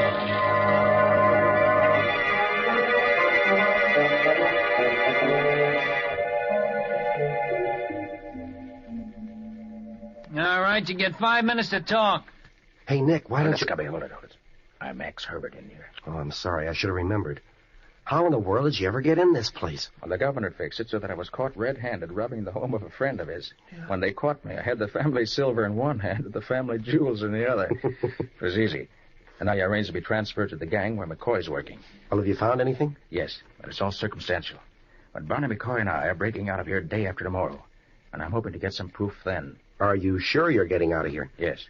One of the keepers is working with us. Oh. I think this same keeper fixed McCoy's getaway last time. And I also think, from what I've heard, that he may have helped in Jarbeau's murder. Yeah? I've learned positively that he was absent from the prison on leave that day. But isn't there danger if you're getting hurt if you try to break out of here? Of course there is. I have to take that chance. I've got to stick to McCoy. Don't worry, Scubby. I'll be all right. I hope.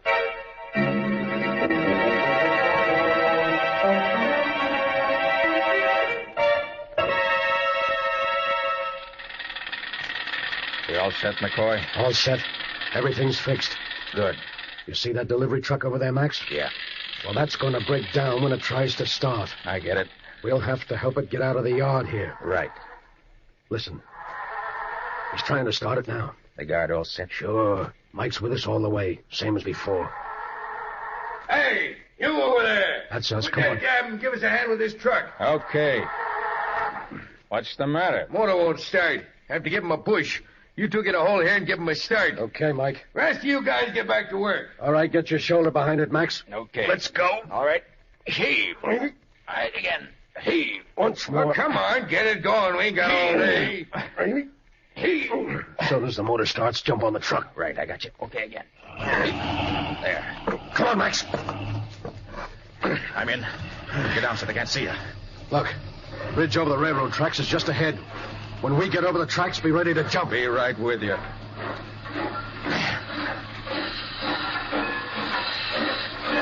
right, now, come on. Right behind you, Barney. Jump on the tender of that engine below us. Now, okay. You all right, McCoy? Yeah. Come on, engineer. Give her all the steam you got. Don't stop the talk. You, fireman, feed the coal to her. I don't want to use this gun unless I have to. Watch out, Max. The outside wall of the prison's just ahead. You'd better duck. There's going to be shooting. Right, McCoy. All okay so far? Oh, here it comes. Watch it. Look at it pour it out.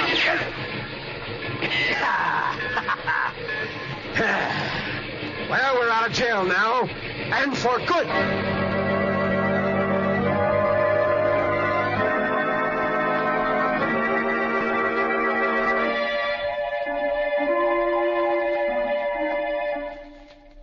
It's good to see you back in your office again, Mr. Carter. Yes, it's good to be back here, Ella.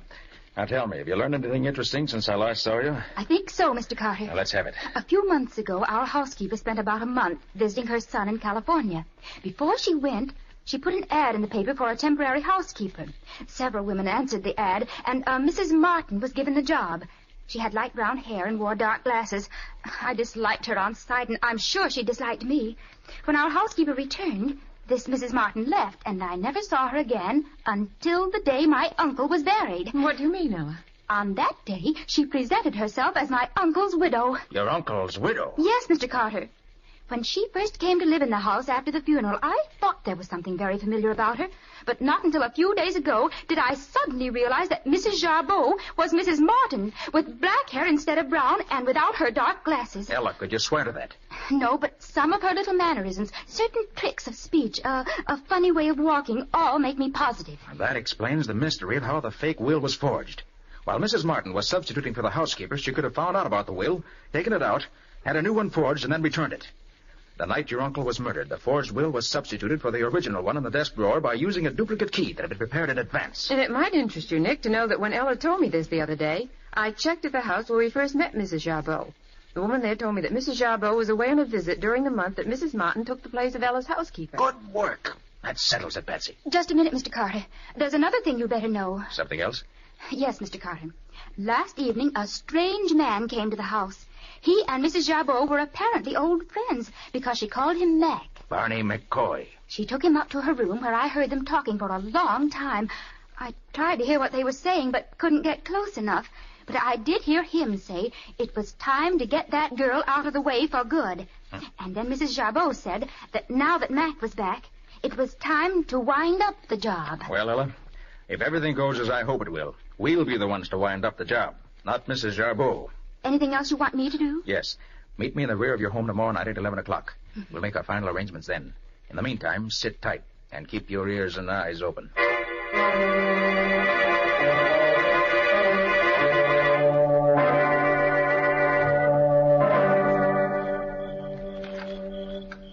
Mr. Carter? Mr. Carter? That you, Ella? Yes. Come into the living room here. We can talk better. Okay. Sure there's no one around? Not now. That man Mac was here earlier, but he left quite a while ago. Mrs. Jarbeau has gone up to her room. We can talk safely here. All right. Don't turn on the light. Maybe seen. We can talk just as well in the dark. Whatever you say. Now tell me, does Mrs. Jarbeau know you've ever seen this man, Mac? Oh, no. I've kept out of the way whenever he's been around. Good. Do you know what he came here for this evening? There was talk about chloroform and poison. And then she told him the lawyer for the estate was here this afternoon and said that she would be in full legal possession of the estate in another few days. I see. And then he said that if that was the case, it was the time to act before it was too late. Well, now it's time for us to act, too. I think we'd better... Quiet. Somebody's unlocking the door through which we came. Maybe they won't come in here.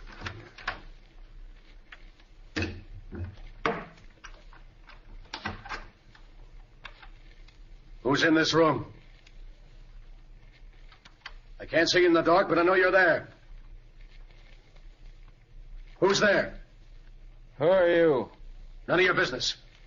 Speak up or I'll shoot. If you do, you'll never live to see another day. What's going on in here? Why isn't the light on? Mrs. Jarbeau. Ella, what are you Barney doing here? McCoy, you... Max Herbert, by all that's holy. What are you doing here? Why, Oh, you see, Barney, Yeah? He's here because he loves me.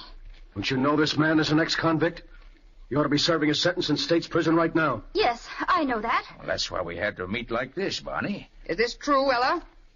Yes, Mrs. Jarbeau, it is. Look here, you. You interviewed me a couple of weeks ago, said you were writing a story for your paper. You said then your name was Peters. Now you say it's Herbert. Well, my real name is Herbert Peters, ma'am. You see, And you? What are you doing here?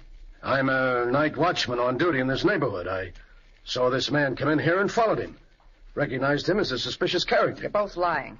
Get out of here, both of you, immediately. And as for you, Ella, get upstairs at once. I'll deal with you later.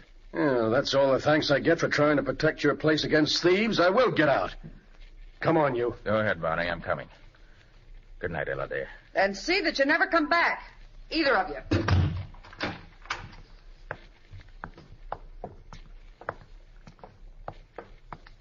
Hey, Max. Yeah?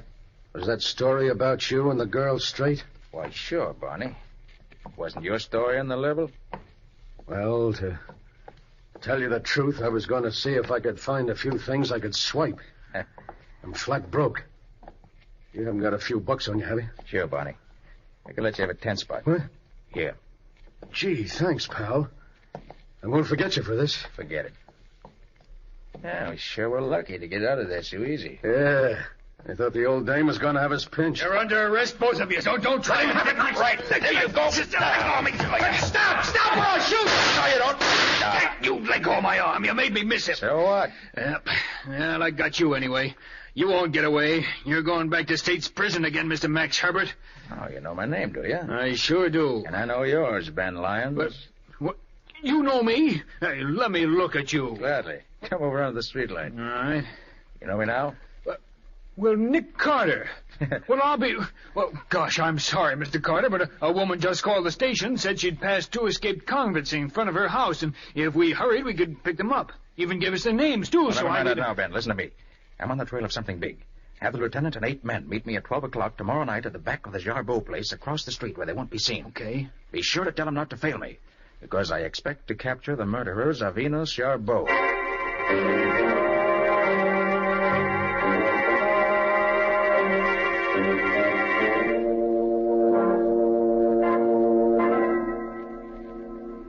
Are all the men posted as we agreed, Scubby? Yes, Nick. Outside and inside the house. Good. They have orders to let anybody come up here, but to let nobody go downstairs again.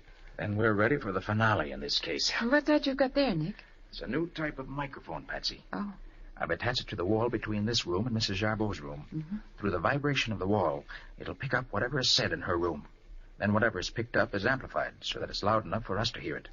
The amplifier also has a recording device which makes a permanent record of the conversation on a wire tape. Gosh, what will they think of next? Quiet now. Let's listen. I'll turn it on. But I tell you, Barney, we can't lose. In a few more days, the whole Jarbeau estate will be mine, legally. I know, Addie, but can you handle that girl for a few days more? Well, if I can't, we'll give her what we gave the old man.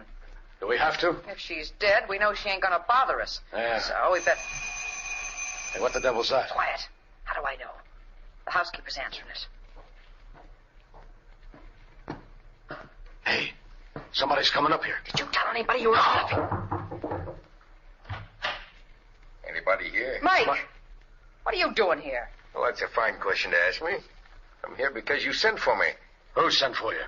You did, McCoy. Are you crazy? I did nothing of the kind. I got your note this morning. Here it is. What?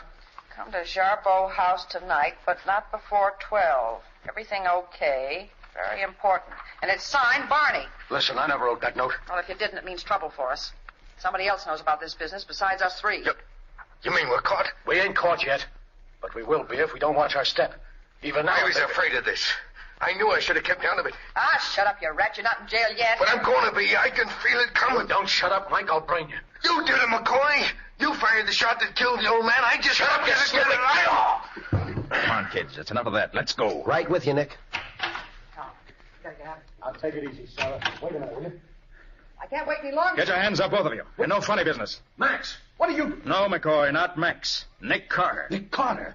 You ain't got nothing on us. Oh, Nick's got enough on you three to send you to the chair. Yes, McCoy, we know the whole plot from beginning to end. Tell him what we found out, Nick. What do you mean? It means I know that Sarah married Jarbeau, and that shortly afterwards she died. You, Addie, her sister, married McCoy. When Sarah died, you found her marriage certificate and decided to use your resemblance to her to get the old man's money. McCoy was in prison then, but you arranged with the guard Mike here to help McCoy escape when the time was right. Then to pay Mike for his trouble, you cut him in on the deal. Then you, Addie, got that temporary job here as a housekeeper, which was an unexpected break. While you were here, you had the fake will made. Then when all was ready, McCoy escaped as planned. Mike came with him, and between the three of you, you chloroformed old Jarbeau, and then shot him in such a way that it looked like suicide. How do you know it wasn't suicide? The suicide note you left for the old man. Whoever Addie got to forge that will for her did such an expert job that the witnesses recognized their own forged signatures as genuine. But whoever wrote that suicide note was so clumsy that he wrote it with a blunt-pointed fountain pen instead of the sharp-pointed steel pen that was the only pen Jarbeau ever used. That ain't proof. That's guessing. We've got plenty of proof, McCoy. And if that isn't enough, to top it all off, the conversation in this room between you three crooks has been recorded in full for the past 20 minutes. And if that isn't practically a confession and good legal evidence in any court, my name isn't Nick Carter.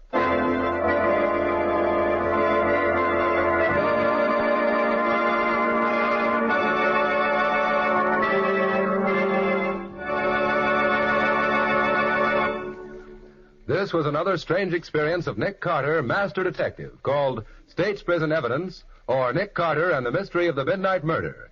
Another of the curious adventures of Nick Carter, which are brought to you regularly at the same time each week by WOR Mutual. And now, Nick, what about our story for next week? Well, next week's story started off as a simple question of who stole the firm's funds. But it ended up by being the very perplexing question of who killed two men and caused the death of a third. And not the least puzzling part of the case was to find out who fired the fatal bullet which started off the murders. Isn't that usually the most puzzling part of a murder story? Well, yes, it is. But in this case, the man who was killed was standing by my side in the corridor of a large office building.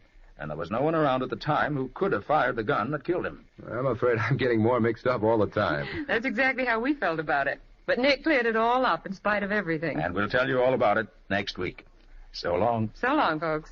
And so long to you, Nick and Patsy. See you next week. In the strange adventure you've just heard, Nick Carter was impersonated by Lon Clark, Patsy by Helen Choate, and Scubby by John Kane. Original music was played by Lew White. The entire production was written and directed by Jock McGregor.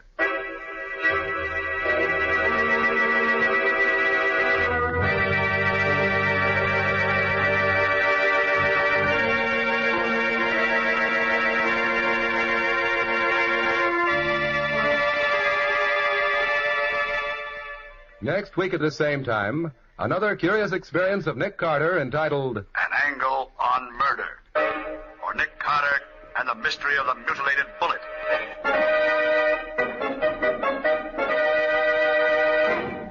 This story is a copyrighted feature of Street and Smith Publications, Incorporated. The Return of Nick Carter is produced in the studios of WOR and is broadcast over most of these stations every Monday evening at 9:30 Eastern Wartime. This is Mutual.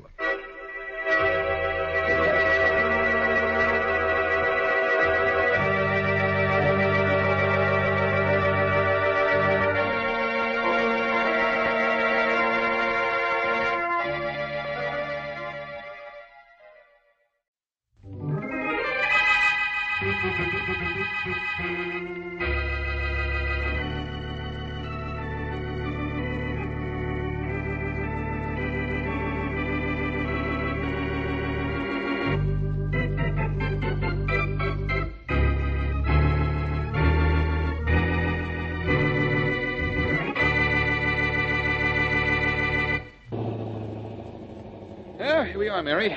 All out for the 10th Street Gymnasium. If what you say about this place is true, Blackie, I'm going to be all in. I get exhausted watching the kids myself. Here, I'll get out your side. Okay. You want to referee one of the basketball games or a boxing match? I'll just sit and watch, thank you. How many boys in the club now, Blackie? Exactly 100, and we started with only 5 6 months ago. Oh, that's wonderful. Isn't that swell?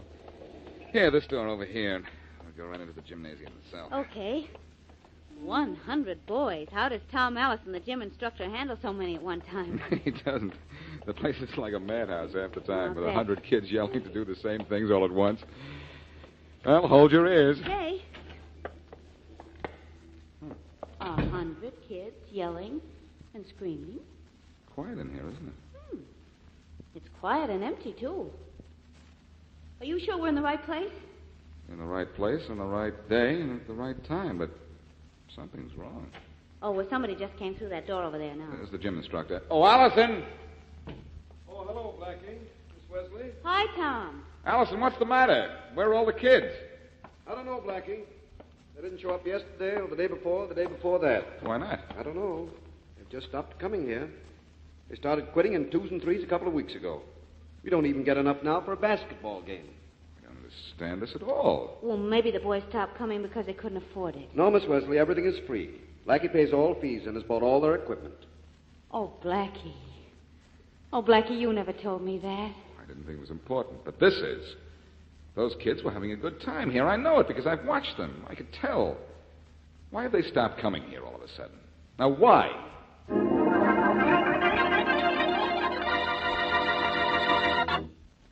And now back to Dick Calmer as Boston Blackie. Enemy to those who make him an enemy. Friend to those who have no friend.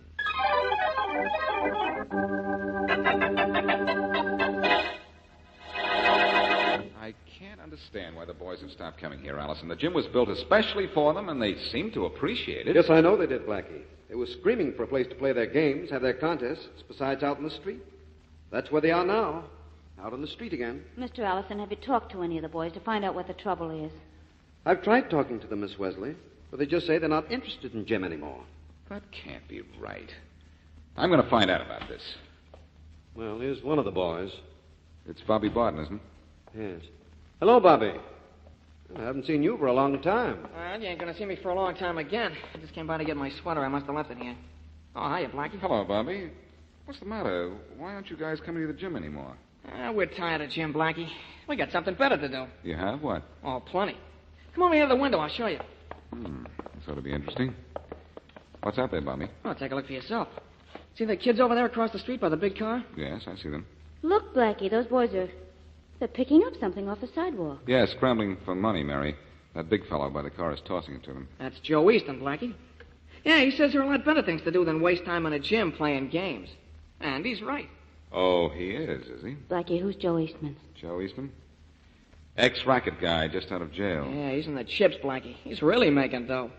And he says if we'll string along with him and he likes us, well, maybe he'll show us how we can make plenty of dough, too. Well, he hasn't yet, but we're hoping. Oh, I see. Yeah, and anybody knows you can't make any money fooling around in a gymnasium. This stuff is out for us, Blackie. Easton's got the right idea about things. And Jim ain't it. Hey, Bobby, listen, wait a minute, will you? No, nothing doing, Blackie. Some of the kids may find out I've been hanging around here and tell Joe Easton I'm going soft. So long. So that's what it is. Joe Easton. Yes, Allison, that's it. Blackie, if those boys do what Easton tells them to do, they're asking for trouble. Well, Easton doesn't know it yet, Mary, but he's asking for trouble himself.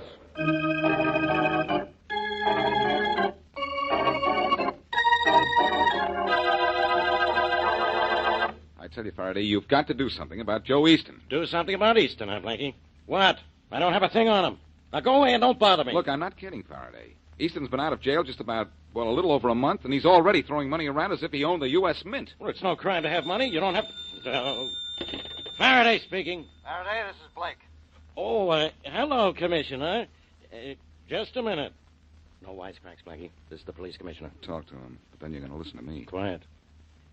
Yes, Commissioner? Faraday, have you been paying any attention to the number of automobiles stolen the last few weeks? Well, I've seen the reports, Commissioner Blake. Well, take another look. In the last 30 days, more than 200 cars have been stolen off the streets of this city. Well, I thought it was something Listen, like Faraday, that. I want you and your department to get to work. On stolen cars, Commissioner? But this is the homicide department. I know it's the homicide department, but this is a big racket. And you know what happens in these big rackets. Yeah. Sooner or later, there's a killing, and there's work for the homicide department. But, Commissioner Blake... Look, Faraday, do you know how many of those stolen cars have been found? None. And do you know why? Yes, I'll I tell was you talking why. to the... Because they aren't being sold. We can't trace one of them. This is something different in car thefts. This is something new and big. The cars just don't show up. Not one of them. And do you know where we've checked? Yes, I'll tell you where. We've checked every agency, every car lot, every storage garage. And every police force in the country is doing the same thing. We've even kept an eye on the export trade. But not one of the stolen cars has shown up anywhere. Do you know what that means, Faraday? Sure, I'll Commissioner tell you what Blake. It means we're up against big-time thieves, smart operators, with a brand-new way of getting rid of stolen cars. They aren't taking those cars for the fun of it. Now, get your men on it right away, and you go to work on it, too. Goodbye. Goodbye, Commissioner. Now, about Joe Easton, Faraday. Get out of here with Joe Easton, Blackie. I've got to start worrying about 200 stolen automobiles that just disappeared into thin air. How could 200 cars disappear, Blackie? And why can't it happen to you? Your temper's worse, but your humor's improving. Look, Faraday, I'll work on those stolen cars with you if you will help me take care of Joe Easton. Now. Will you forget Joe Easton? Do you want to forget why you're on the police force? I'm not forgetting it. My job is to protect the people of this city. The teenagers of this town are people, Faraday. Who said they weren't? And what's Easton got to do with teenagers anyhow? Plenty. They think he's a great, big, wonderful hero, and maybe they're going to want to be like him. Before long, Joe Easton will be the idol of every teenage boy in this town. And if we don't show them what's wrong with this guy, Easton, the town's going to be overrun with juvenile delinquents. You don't have to tell me that, Blackie. I know it. Well, I better get the commissioner on the phone. I think he'll agree that the kids in this town are more important than stolen cars. Then we'll get to work on Easton.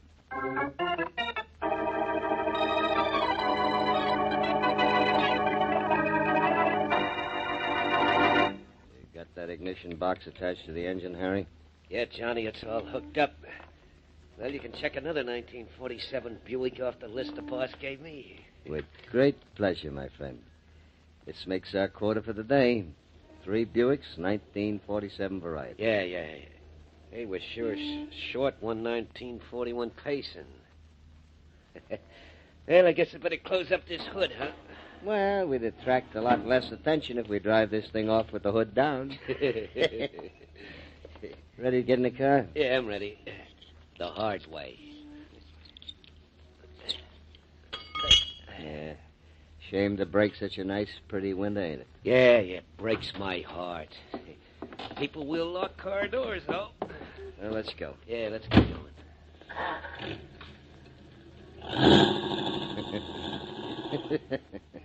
What are you laughing about, John? This racket of ours. So easy. No risk once we get the cars. Yeah, it's slick, all right. Yeah, but we got every cop in town going crazy trying to figure out what happens to the cars we snatch. Uh-huh. And this is another one they'll never find. But never.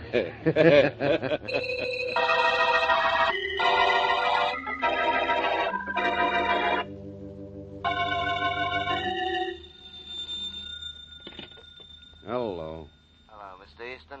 Yeah? Mr. Easton, this is John Walters. Hello, John. How'd it go today? Fine. We got 3 1947 Buicks, all right. But only one of the patients we wanted. Not bad. Not bad at all. But look, we want to keep up our quota. Add another patient to your list for tomorrow. All right. They're hard to find, Mr. Easton. No, they're not. You're just not going in the right neighborhoods. Try Uptown tomorrow. Won't that be a little risky? Not if you and Harry are careful. Get your quota with Amara. +1. Well, we try. Do better than try. Do it. Yes, sir. Someone at the door. Call me again tomorrow. Yeah, sure. Goodbye. Bye. Come in. Hello, Easton. Well, Boston Blackie. Come in, stranger. Have a chair. Cigar. This is certainly a welcome visit. Drop the act, Easton. You know why I'm here. Sure, I know. Lay off those kids, or I'll take care of you personally. Ah, threat. Well, what do you know? Threat from Boston Blackie means only one thing. I've arrived. I'm successful. I'm on the way up. You're on your way down and out, Easton. I've just decided that. I'll find out what kind of racket you've got going for you, and I'll take care of it and you. Oh, Blackie, you're hurting my feelings.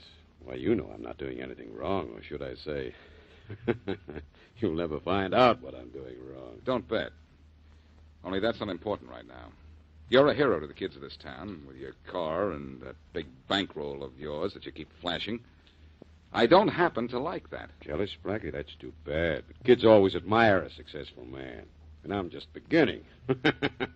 I'm only just beginning. That's what you think. Easton, take my word for it. I'm going to bust you and your racket wide open. I'm going to do it for those kids. And I'm not kidding.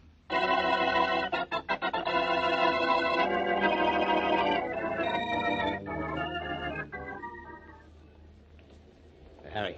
Huh? Hey, look just up ahead of us. 1941 patient. Just what Easton wants. Yeah, John, but look a little closer. Something in it the boss don't want. A guy. Sim. Got to get that car. We're behind on patients. Come on. Go around to the driver's side. I'll open the door. You let him feel your gun on his ribs. Now, let him know it's loaded. Don't worry. Here goes. Hey, drive this car for you, mister. What are you talking about? What are you Gun trying in to... your back isn't a water pistol, bud. Come on, get out, pal. Don't start any trouble. I will not... Oh, kid, and we drag you out. Get out of there. Please. Shut him up, John. This neighborhood's lousy with cops. This is one already. This guy can describe us, Harry. So you know what? Yeah, I know. Well, I know what to do with this cop, too. Look out, Harry. You're going to open up on us. All right, beat it, John. I'm going to get this cop back. You got him. Now let's go. All right. What about the car? Never mind the car.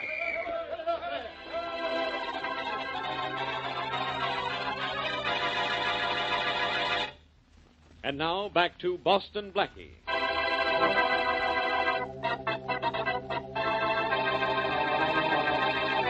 Joe Easton, big-time racketeer, is becoming the idol of increasing numbers of teenage boys. Blackie and Inspector Faraday fear a wave of juvenile delinquency unless Easton is sent to prison. But so far, no one knows what Easton is doing. To make matters worse, there's been a wave of automobile thefts, and the stolen cars have just disappeared into thin air. During one theft, however, a car owner is killed and a policeman wounded. As we return to our story, Inspector Faraday is at the hospital, questioning the wounded cop, while Boston Blackie listens. Can't you give us a better description of those car thieves, Callahan? I'm sorry, Inspector Faraday, but I didn't get very close, and then I passed out when that bullet hit my shoulder. Yeah. All I know is those fellows were both tall. There was one blonde and the other dark. Not much to go on, Faraday. No, it isn't, Blackie. Well, don't worry about it anymore, Callahan. You just stay here and rest and do what the doctor tells you. I'll be back to see you in a day or two, huh? Thanks, Inspector. So long, Blackie. So long, Callahan. I'm burning, Blackie. It isn't enough those guys are swiping cars by the handful and making them disappear. Now they've killed a man and wounded a policeman. Commissioner Blake was sure right when he said homicide would be in on this stolen car case. Funny thing, Faraday. You showed me the list of stolen cars this morning, and I noticed something. Huh? The list showed about an equal number of all the major makes of cars. So what? So these cars seem to be stolen according to, well, some kind of a plan.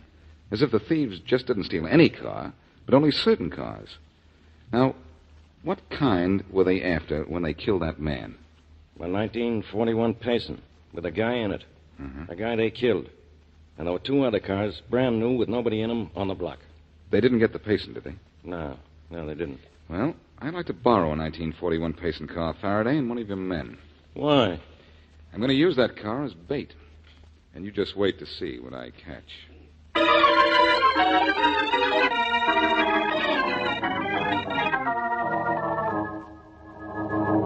Getting impatient, Johnson?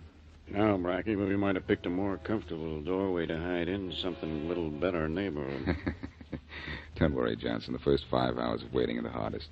Oh, it's going to be light again pretty soon. You think they'll steal that Payson out there after the sun comes up? They've stolen cars in daylight before.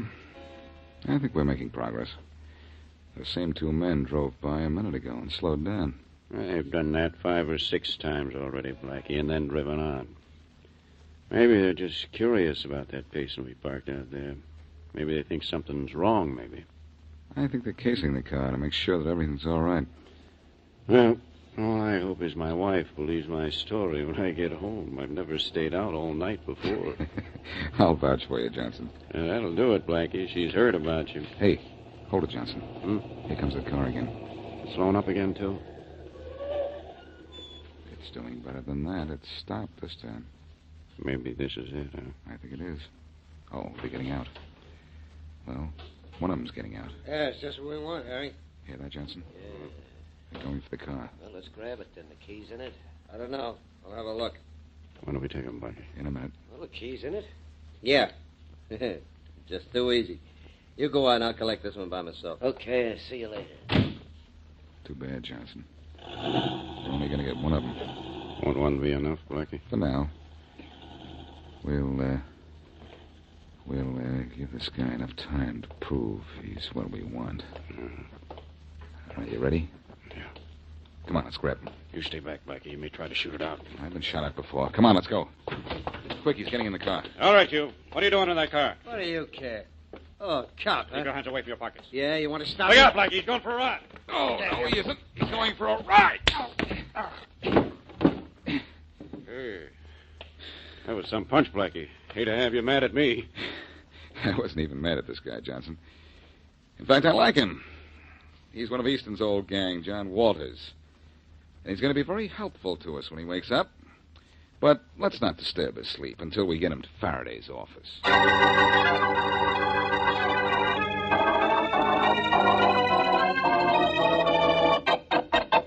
Come on, Walters, talk.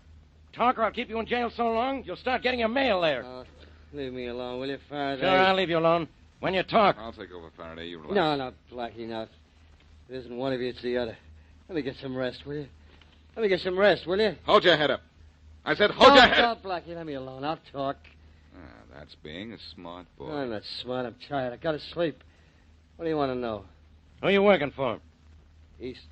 Joe Easton. Easton, huh? I thought so. What are you doing with those stolen cars, Walters? I can't tell you that, Faraday. Get Easton. Make him tell you. Only go away now so I can sleep. Okay, Walters. Have a nice long sleep and pleasant dreams. Come on, Faraday. Let's see to it that Joe Easton has a little nightmare.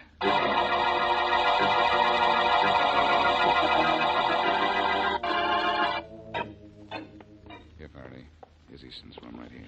How do you know, Blackie? I was here once before. Put that stuff down just outside the door here and set it up. Right. Okay, set it up and turn it on. Then I'm going in to see Easton. You're going in? Oh, no, I'm going in. You're coming in after I've had him alone for 5 minutes. Well, what am I supposed to do for 5 minutes? Twiddle my thumbs? No, keep that thing running. Just stand right here, just outside the door, so Easton can't see you. I'll have to leave the door open. Blackie, sometimes Sometimes you don't understand what I'm doing because I don't have time to explain. But turn on that machine when I turn on the charm for Easton. All right, Blackie, but... Here goes. Come in. Doc Faraday. I'm out of sight. Hello, Easton. Oh, hello, Blackie. Easton, I want to have a little talk.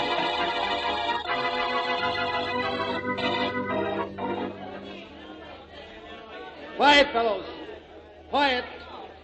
Are all the boys here, Allison? Yes, Blackie. All the kids that used to come to gym here and a lot that didn't. I really did some rounding up. You sure did. I'll be ready for them just as soon as I plug in this machine. Use the wall plug, Blackie. Oh, thanks, Mary. Hey, the gang wants to know what this is all about, Blackie. I'm just about to tell them what it's about, Bobby. Now, here we are. It's all plugged in. Hey, you want to handle the machine, Mary? Right, Blackie. You just tell me when you're ready. I'll be ready in just a minute. Now listen, fellas. Listen. You quit coming here to the gym because Joe Easton told you to. And Joe Easton looked like a tough, brave guy, a hero. That was a mistake, believe me. What do you mean? Look, you guys. I know what I'm talking about, and I know Joe Easton. He's no good. He's a crook. And all crooks are yellow. Now, if that's the kind of a man you want for a hero, all right. Go ahead. Suit yourself. Yeah, who says Joe Easton's yellow, Blackie? I do, Bobby. And I'm going to prove it to you, too. A little while ago, I had a little chat with your brave friend, Joe Easton. And while I talked to him, Inspector Faraday of the police stood just outside the door with a recording machine, and we made a record of our little chat. Put the needle on the record, will you, Mary? You bet I will. Here it is, on the record. Quiet, boys. Quiet. Easton, I want to have a little talk with you. What if I don't want to talk? Oh, but I think you do. This is all about you, and you like to talk about yourself, don't you? What do you want? I want to know what you do with those stolen cars. What stolen cars? There are a lot of things you don't know, Easton, but you do know about those cars. We have your stooge, John Walters, in jail. He admits he's been stealing cars, and he admits he's working for you. He's lying. What's the matter, Easton? Are you nervous?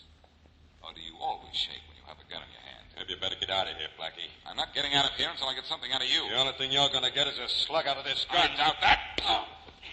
See what I mean? And now I'll take that gun. No, you won't. Come on. No.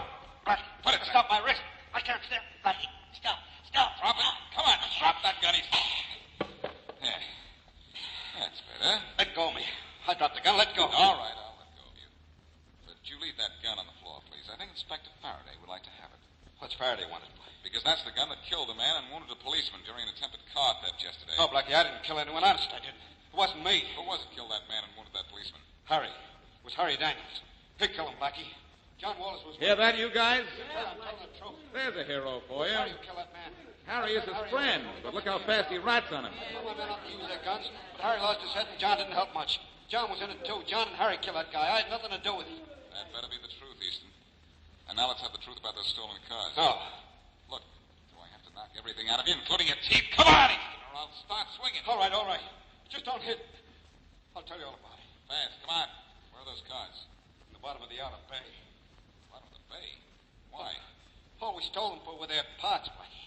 You stole them just for their parts? Not much money in that, is there? There's plenty if you got Parliament. We were getting Parliament. On new parts, too. That's making money on stolen cars the hard way, isn't it? Maybe it's the hard way, but it doesn't have the risk involved in trying to get rid of a hot car. Now, fellas, Look, Blackie. get a load of your hero trying to make a deal. I'll touch him. It's a cinch racket, nothing to it. I'll touch him for 50%. The boys won't have to know it. I'll just say we're not getting as much for the parts as I thought we would. Nothing doing, Easton. Come on, you're going to headquarters. You won't make a deal? You know better. Look, Blackie, I've told you the truth about the car. I didn't kill that man or shoot that cop. I swear I did. I didn't even steal a car. Listen to this, Bobby, and all you guys who think Easton is a great guy. You gotta help me get off. Does this sound like a hero? I want to round them up with the whole gang. I'll even help out. Save it, Easton, save it. I don't care what happens to you as long as it's bad. Come on. What if I won't? Don't make me answer that. It's not polite to talk with my hands. No, don't hit me. No, don't hit me. No, don't hit me. Oh, dear, the needle's No, don't hit That's all right, Mary. That's enough. No, don't Turn it off now. Okay, No, Blackie. don't hit me. Well, you guys? Fellas, there's Joe Easton, your hero. There he is. I see a lot of changed faces in here, don't you, Allison? Yes, Blackie, I do think these boys have a slightly different opinion of Joe Easton than they did a few minutes ago. Hey, Mr. Allison, can I say something? Why, certainly, Bobby. Let me through, Jack, will you? Let me through. What's on your mind, Bobby? I guess what's on everybody's mind, Blackie. Guess we sort of figured wrong about this Joe Easton. Yes, Bobby, you did. You all did. Now, look, you guys.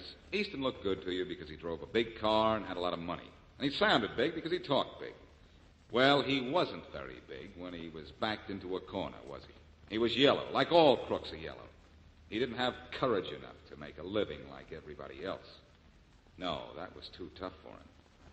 Fine character, wasn't he? He sure was a rat, Blackie. And we wanted to be like him. Hey, look, gang, there's a swimming meet scheduled for tomorrow. Are we going to be here? Yeah. You'll be here to watch it, Blackie? Why, sure, Bobby. I'll be here, and may the best man win. Well, all I know is that when you went after Easton, the best man did win. Right, Blackie?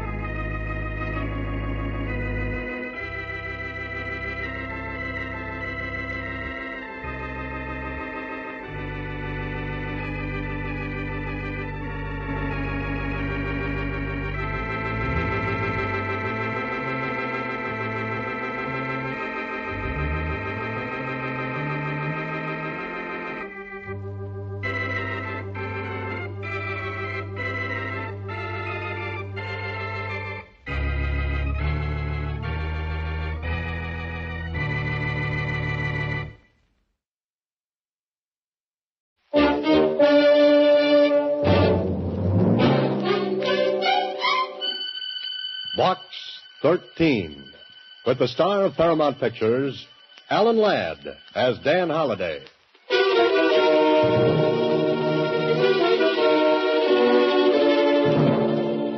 Box 13. Box 13.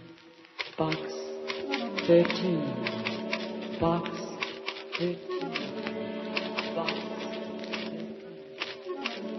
He leaned over the shining halo of her blonde hair, reflected in the soft glow of the new moon. Oh, no, not that. Holliday, my boy, why did you ever decide to write fiction for a living? You know, you could have gone into something interesting, like being a truck driver, with the open road in front of you and a motorcycle cop in back. Hey, Susie, where you been? Don't you remember, Mr. Holliday? I went down to the Star-Times office. Oh. Oh, so you did. Tell me, what's new in Box 13? Box 13, starring Alan Ladd as Dan Holliday.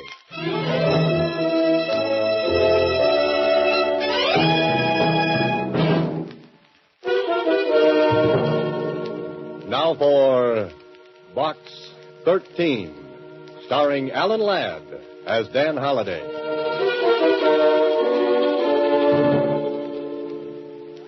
Well, what now, Mr. Holliday? What's new in Box 13? Yesterday, a man wanted to sell me a horse for $1,000 and a ranch to go around the horse for 25 times that much. The day before, my ad for adventure brought me a reply from a golf professional who simply wanted to drive golf balls off the tip of my nose. Mr. Holliday. Oh, was that Susie? I said that when a nice young man like you runs an ad, he should get a whole box full of answers. Oh, well, thank you, Susie. He should get bushel baskets full. Well, thanks again. The place should be loaded with letters. All right. Now, what did I get? One postcard. And from a kid at that. A kid? You mean a child? Sure, uh-huh. Here, let me see it. A postcard from a youngster. It's probably a gag. Some small girl selling 10-cent packages of flower seeds for 50 cents. Sell 5,000 packages, and she gets absolutely free a St. Bernard dog. Well, let's see what really is on this postcard. I wrote to you, care of Box 13, because I thought you wanted it that way. I gotta see you right away on a very important matter. I am still doing business at the old stand. Signed, Johnny Moran. Johnny Moran? Why, he's a little boy who sells newspapers on the corner. Hey, Susie, get Johnny Moran up here right away. Oh, I can't do that, Mr. Holliday. Why can't you do it? Because he's here already. Oh, Mr. Holliday. Oh, Johnny, how are you, my boy? Why didn't you just come up and see me instead of writing a postcard first? Well, I like to do things sort of businesslike. Besides, it was fun to answer an ad for Adventure Wanted. Would you really do anything, Mr. Holliday? Sit down, Johnny, and tell me what your trouble is.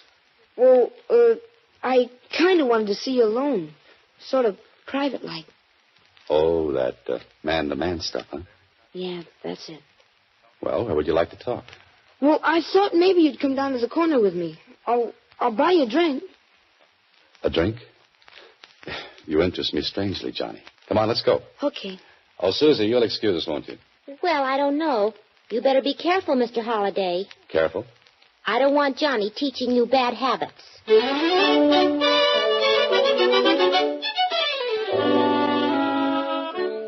Johnny Moran is a very nice boy. Can't be more than 12, but he certainly seems to know his way around. Yes, Holliday, if you were ordering a small boy, this is just the model you would choose. But this drinking business... I'm worried about you, Mr. Holliday. You sure that lemon Coke is enough? Lemon Cokes are always enough for me, Johnny. Especially when I spike them with an ice cube. Say, how's your banana split? Well, this one's got a little too much chocolate. I like the last one better. Better finish it, my boy. You want to talk business, remember? Oh, yeah. Well, I thought you might have read about it in the newspapers. Of course, you could have missed it. It was way back on page 5. What was on page 5? Well, here, I got a clipping of the story. Read it.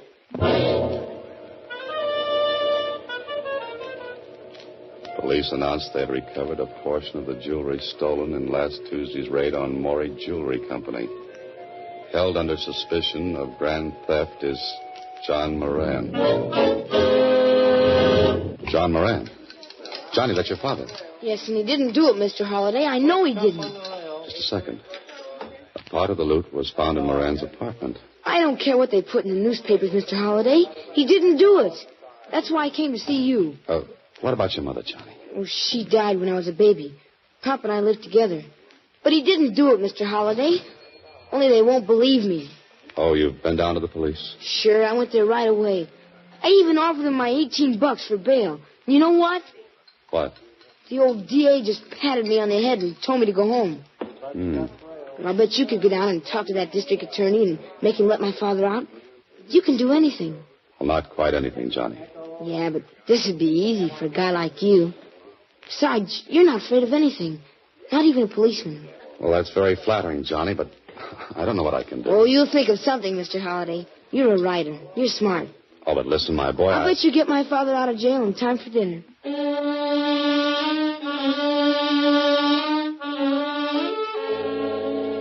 Okay, Holliday. The boy says you can get his father out of jail in time for dinner. But what day? The story in the paper makes it look like they caught John Moran cold. You don't find stolen jewelry in a man's apartment if he didn't do the stealing. But there's a small boy waiting with all the faith in the world. So, Holliday, do something. The district attorney will see you now, Mr. Holliday. Oh, thanks. Holliday, haven't seen you for a long time. Yeah, I know. I've been pretty busy. Huh, busy, huh? Well, then what brings a promising young author down to City Hall? Because he's a promising young author who made a promise. And I hope he didn't make a mistake. Hey, what in the world are you talking about? About a man named John Moran. You've got him locked up in your nice new jail. Yes, and from what we've got on him, he's going to stay there for a while. His son thinks Moran is innocent, Clark. Yeah. I feel sorry for that boy. He came down and talked to me, but what could I do for him? You've got the goods on Moran, then? Absolutely. The police found some of the stolen stuff in his apartment. Well, what's Moran's story? A woman who works in the same building with Moran asked him to stop in at the jewelry store and pick up her watch. While he was there, the stick-up artist walked in and held up the place. And that makes Moran guilty? Don't be in a hurry. The stick-up artist used him as a shield when he beat it. Moran claims the man forced him to drive the getaway car out into the country. Well, that still doesn't make him guilty. I think you've got the wrong person. This is where Moran's story went wrong. He walked into police headquarters and told it, but it sounded too good to be true. They detained him while a detective went over and searched his apartment. Oh? The detective found part of the loot. Moran couldn't explain where it came from. Well, to our office, it looks like he pulled a clever gag. We think he's in with the hold-up men. What about the woman, the one who sent Moran after the watch? Grace Willard? We don't have a thing on her. She's in the clear. I see. So, Holliday, you better forget about playing Don Quixote. The day of fighting windmills is over. Go home. Forget about Johnny Moran. Sure, Holliday, just forget all about John Moran. Write Benita the story and take it out of the typewriter.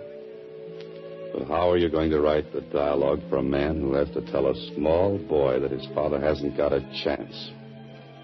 And describe the look in that boy's eyes. I don't care what that old district attorney said. My father isn't a crook. And your father should have been able to explain the stolen jewelry they found at your place. I'll bet he could, too. They just wouldn't listen to him. Oh, now, Johnny, if your father's innocent, they'll let him go. So you won't help me either. But I'm trying, my boy. What else can I do? Nothing, I guess.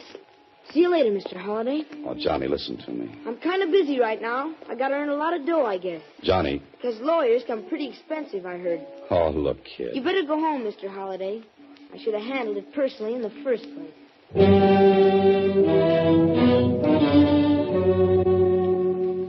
Small boys have that knack, don't they? They can just vanish into thin air when they want to. You're quite a character, Holliday. Go home and write this on your typewriter. Write about the small boy who wanted you to get his father out of jail. And you didn't quite make the grade. Hello? Mr. Holliday, this is Johnny. I'm up at the place where we live. Yeah, Johnny. There's something funny going on. What are you talking about? I'm afraid to go into our place. There's a man in there. You know him? He's going through the place, though, and he's looking for something. Johnny, listen. Run outside, find a policeman. I'll be right over. I gotta get out of here. Johnny, do what I said. He just walked out the door. He saw me.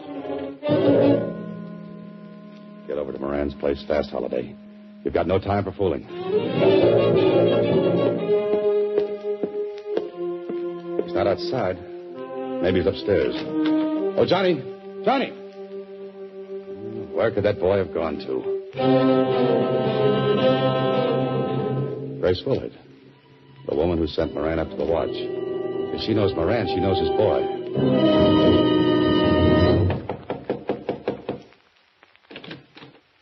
Yes? Oh, Miss Willard? Yes. Well, I'm Dan Holliday. Would you know where little Johnny Moran is? Come in. Now, what's this about Johnny? Well, he phoned me a few minutes ago from his place. There was a man going through it. He saw Johnny making the call. Johnny's disappeared. Yes. You phoned the police? Do you think he's been hurt? Well, the police knew nothing about it. I don't know what happened to the boy. That's why I came over here. I figured that if you knew his father, you knew Johnny, you know. Poor Mr. Moran. I feel so badly about him. You know, if I hadn't asked him to get my watch, this never would have happened. But that doesn't make it your fault, Miss Phillips. Oh, I feel terrible about it just the same. And now, Johnny disappearing. He hasn't been here at all? No. Let me think of it. Oh, by the way, I was just having some coffee. Would you care to join me? Grace Willard is a very nice person. Really worried about the boy. Perhaps she'll come back with an idea. Here's your coffee, Mr. Holliday. Now we'll talk. Well, thanks. Did Johnny recognize the man? No, he didn't have time to say. Well, perhaps he found a policeman on the street. He might have gone back to the house. Well, maybe I ought to call back. Johnny's a cute little fellow. Johnny has a father who's in jail. Johnny's quite concerned about his father and would like to set him free. Grace Willard is stalling Holiday. Waiting for something. I don't know if Johnny will get his wish or not. You see, his father looks very guilty to the police. Holiday, you idiot. That coffee was doped. The oldest gag in the world, and you swallowed it. You look sleepy, Mr. Holliday. Are you feeling all right? She looks like a reflection in one of those amusement park mirrors. She's long and skinny. No, she's short and fat. Holiday, get up on your feet. How do you feel, Mr. Holliday? Are you all right? Answer me. Get on your feet, I said. Walk, Holiday. Walk. Walk this thing off before it's too late. You look very tired, Mr. Holliday. Let me get you a pillow. Come on, Holiday. One big How do you effort. feel, Mr. Holliday? I can't make it. You are listening to Box 13, starring Alan Ladd as Dan Holliday.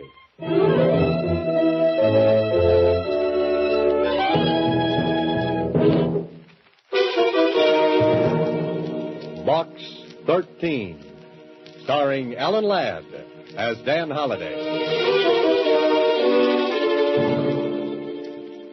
Oh, take it easy, Holiday. Take it easy. Turn slowly now. Maybe your head still is connected to the top of your neck. That's better. Better. What am I saying? Where am I? An alley. Oh, fine. Dan Holliday, author, found lying in an alley between yesterday's newspapers and tomorrow's trash. What you need right this minute is a quick change, a fast bath, and a little chat with that district attorney. I've got a man going up to the Willard woman's place right this minute, Holiday. Thanks, Clark. This ties her up with the Moran case. Sure, else why would she give me knockout drops and have me dumped in an alley? I'll bet anything she's disappeared. But why just knock you out? Why not dispose of you permanently? I don't know, unless she was trying to kill time. Enough time to get something done. Well, you can't do anything now. If she's disappeared, she won't stay lost for long. My men will bring her in. Don't let her give him any coffee. She'll be out again. Pardon me. District Attorney's Office, Clark speaking. Yes? Where? When? How is he? Thanks. I'll see you later, Clark. I want to go over and see Johnny Moran. I don't think you'll find him at home, Holiday. Why not? That was the hospital who just called. Johnny Moran was brought in a while ago. the victim of a hit-and-run driver. And on top of that phone call about Johnny Moran is another one. Grace Willard checked out of the Wharton Hotel an hour ago. So, Mr. Holliday, they got you out of the way long enough to get to little Johnny. A small boy in a hospital. Me with an aching head and an aching feeling that something is very, very wrong. I think this is it, room 809. Johnny? Oh, Mr. Holliday. How do you feel, kid? Kind of banged up. Yeah, I know.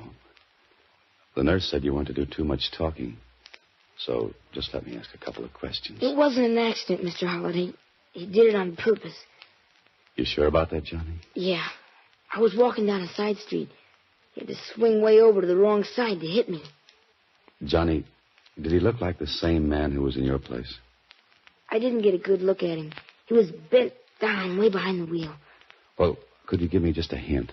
Was he tall, short, thin, fat? All I know is... Yes? Johnny. Johnny.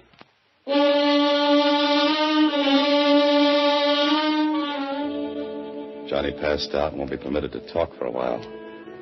Well, that puts it up to you, Holliday. Come on, you're an author. You write hundreds of situations like this one. Think. The boarding house where Johnny lives. Maybe the landlady saw the man. I certainly hope so. Johnny Moran? Yes, I saw him come home, but it was quite some time ago. Oh, did you see him leave? Yes, he went upstairs. I heard him on the telephone, then he came running down. Who was the man chasing him? Chasing him? There was no one chasing him. Are you sure of that? Well, of course I've been here all the time. Oh, poor little fella. Don't know what's going to happen to him, what with his father and all. This doesn't make sense. I beg your pardon? Oh, nothing. You see, Johnny called me, told me there was a strange man in his place. The man saw him, he hung up the phone and disappeared. But I saw no man. Are you sure? Only Joe Coakley, but he's one of my roomers. That is, he was. Was? When did he move? Today, just after Johnny left. Was he upstairs while Johnny was there? Why, yes. Yes, he was. Was he a friend of John Moran's? Oh, no, he never spoke to anyone. Stayed in his room all day and went out at night. Oh, one of those night flyers, huh? Could I see the room he occupied? This is Coakley's room, but it's empty. Well, Holliday, it looks like you're on the wrong track. Or are you? A stub from a dance hall ticket. I'd better talk to Johnny about this.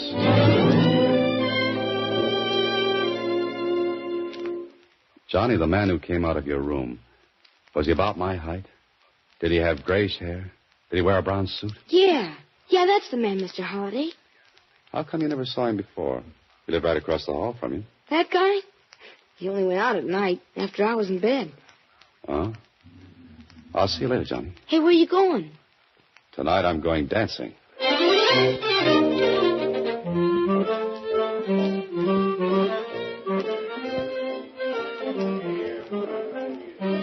This is a very nice place, Holliday. Admission 60 cents, which includes an evening of dancing. And from the looks of the customers, they're trying to get their money's worth. Like to dance, fella? Who, me? You ain't not twins, are you? No, I'm sorry.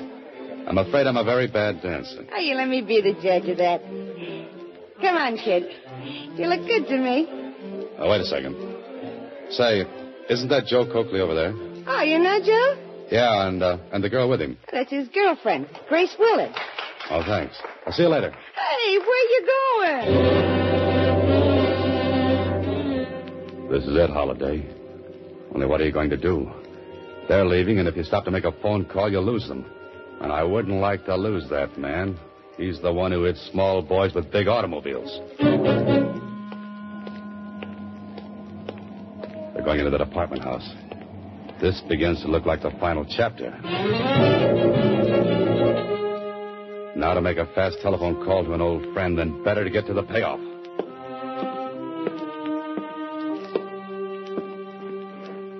This is a very nice door. You can hear quite distinctly through it. Well, Holiday, here's where you cease to be a wallflower and become the life of the party. Joe! Holiday. Put up your hands, fella. Sure. Close that door, Grace. Well, here we are. Aren't we? Any replies, Joe? What are we going to do? You finish packing that junk. We'll figure out something. We can't let him stay alive. Finish the packing, I said. Too bad I didn't use poison in that coffee I gave him. Quiet. I noticed you were packing. Going away someplace? What do you think? And get away from that bag, Holiday. Oh, that's the stuff that was stolen from the store, huh? None of your business. Oh, going away together? You and Miss Willard? Maybe. Mm-hmm. You pull that, go down and pick up my watch routine in a lot of cities, huh, Joe? Make him be quiet, Joe. Hey, Joe, who was the girl who worked with you before you met Grace? You know, the one who lived in Cleveland, or was it Chicago? I always forget. Come on, Joe. What happened to her? Shut up, you. What happened to her, Joe? Or the girl before? How do you know there was another girl, Holiday? Well, Miss Willard, you don't think you're the only one, do you? You're crazy. Yeah? Ask him where he was last night. Don't pay any attention to him, Grace. He wasn't with you. Know where he was? How do you know he wasn't with me? The stub of a dance hall ticket I found in the other room. It calls for only one admission. You shut up, I said. Just a minute, Joe. Were you down there last night? Were you dancing with that blonde again? Suppose I was. So what? You've got a lot of nerve. You had me set up this whole deal. Had me find John Moran to play sucker for us. Had me frame the business of picking up my watch. I timed it out perfect for you. What do? You go dancing with a blonde. Grace, be quiet. This fellow's up to something. Me? Now, what would I be up to? What about that other girl he talked about? What happened to her, Joe? Why don't you tell her, Joe? Cut it out, will you? Did she plant stolen jewelry in a sucker's room like I did to Moran? Grace, listen. Yeah. I'm listening. Go on, explain. Holiday, where are you going? Just opening the door. You see, I'd like the district attorney to hear the rest of your explanation, too.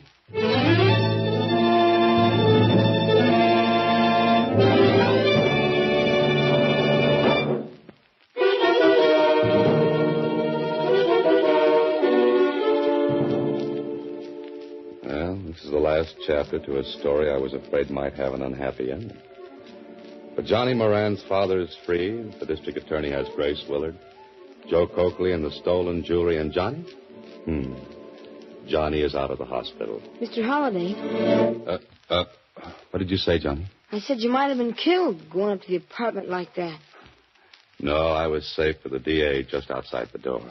Gosh, and you figured it all out by yourself. No, you helped, too, when you telephoned me. And I hate to mention this, kid, but did you bring the $18 with you? Sure I did. I pay off, you know. Here. Oh, thanks, kid. I was just a little worried. I was going to pay before, Mr. Holliday, but I didn't think you needed money that bad. I needed it to put with this check. Here. There was a $500 reward for recovering the jewelry, and it's going to a bank account for you. $500? Gee, gosh, I guess I'm rich. Johnny, what are you going to do with all that money? Well, the first thing I'm going to do is take you out and buy you a drink.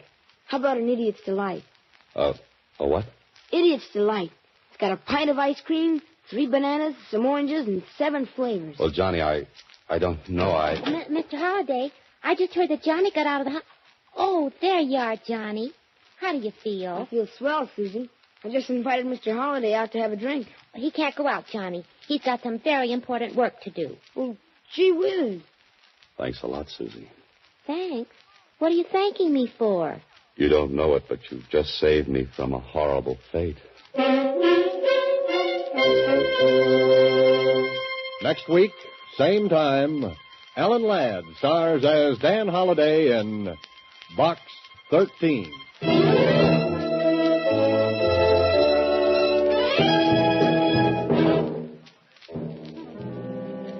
Alan Ladd appears through the courtesy of Paramount Pictures and may currently be seen in Wild Harvest.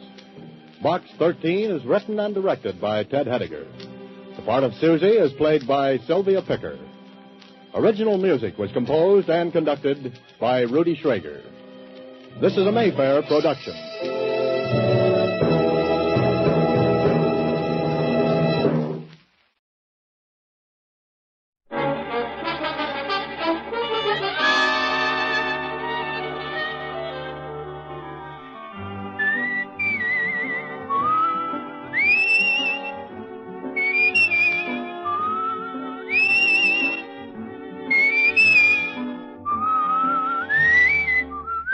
Here's Dick Powell as Richard Diamond, private detective.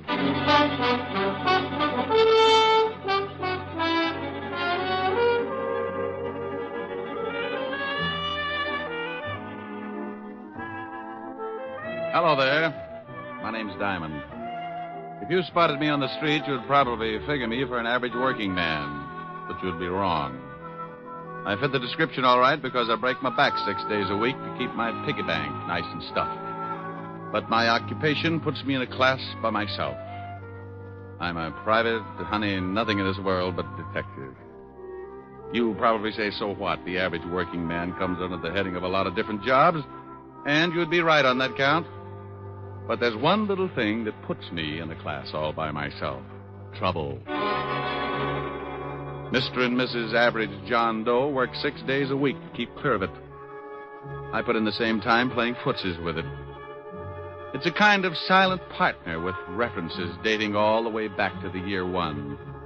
People get in trouble every second, and I count on a small percentage to come to me to get them out of it. The rest, odds and good advertising.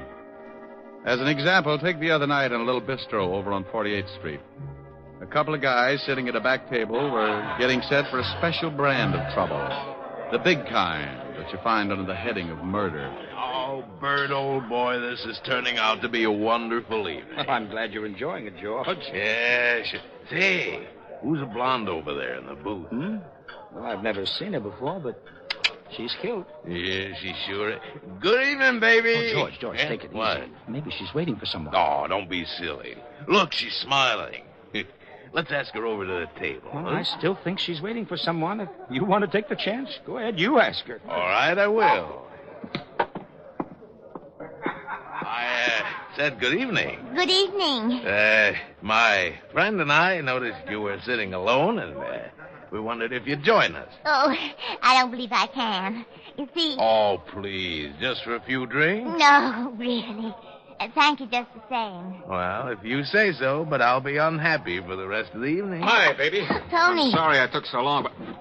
Hey, who's this guy? Not Tony. I said, who's the guy? If you'll excuse me. No, you, wait a minute. George, come on. I think we'd better leave. This guy a friend of yours? Yes, he is. Was this guy making a pitch, man? No, he only asked me over for a drink. Oh, he did, huh? Now, wait a minute, pal. Please, I made a mistake. I'm sorry. So you made a mistake. Well, I don't like jokers that try and pick up my girl. Hey, wait a minute. You didn't have to slug him. Maybe you'd like to do something about it. Maybe I would. Loud enough. That's the first time Tony ended up on the short end of a fight in a long time. You all right, George? Yes, I think I cut my head. Yeah, you're bleeding all over the place. You better get out of here, mister. I saw the manager duck in the back room. He's probably calling the cops. Here, let me give you a hand, George. Here, now, take my hat and wear it over the cut until you get home. I'm getting out of here, too. You want me to drop you off? What about your boyfriend? He's still unconscious. He was that way when I met him. You want the lift or not? What about you, Bert? Oh, I'll be all right. Now, go on. Let her take you somewhere so you can get cleaned up. I'll grab a cab and head for my place. I'll call you in the morning. But I don't Now, want stop to... arguing. You can't afford a scandal. All right. Come on, honey. Let's go.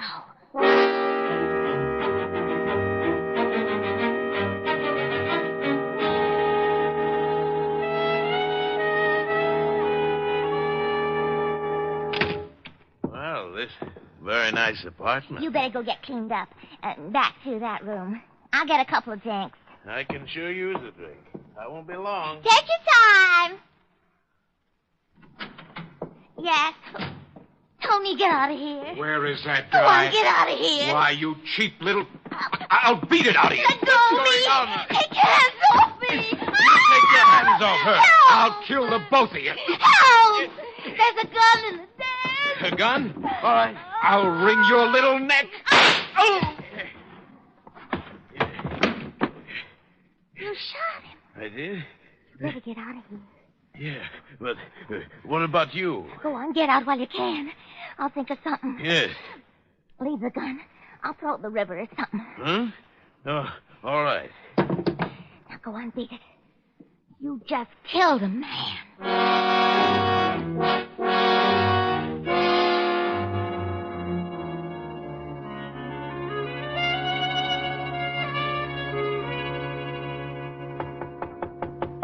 Yeah, come in.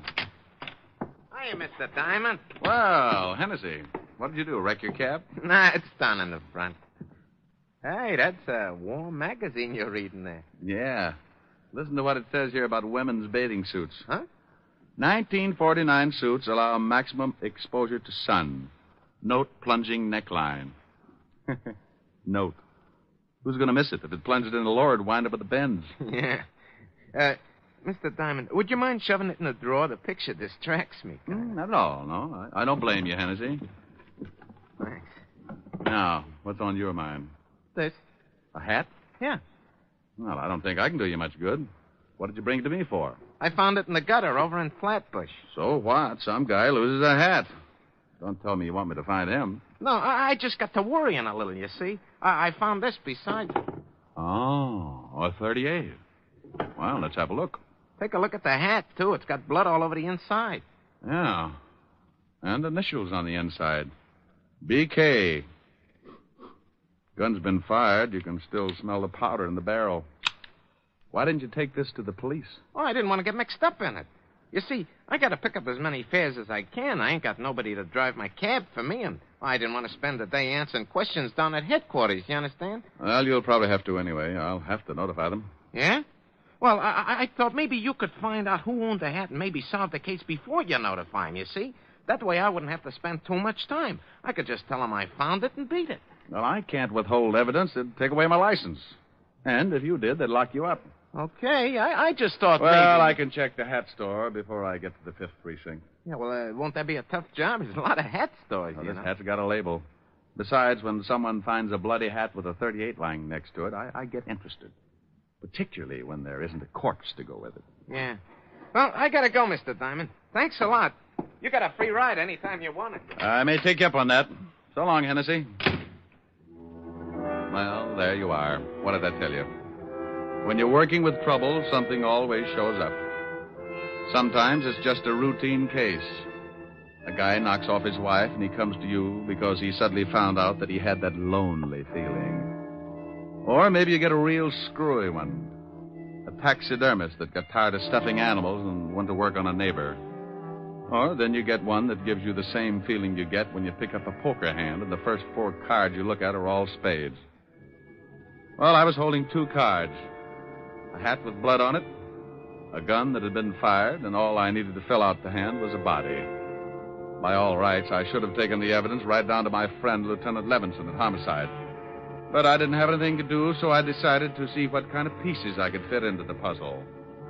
The label in the hat was from a store on 5th Avenue. It wasn't far from my office, so I walked it. Yes, sir. Something I can do for you? Yeah, stop munching your sen-sen and tell me if this hat is from your store. Well, let me see it. These glasses are not telescopes, you know. Yeah, here. Well, if you're planning to return this merchandise, sir, I can assure you the store will not accept it. You've been bleeding on the sweatband. Look, Rosebud, I just want to know if the hat is from this store. It most certainly is. It's one of our custom models. Who did you sell it to?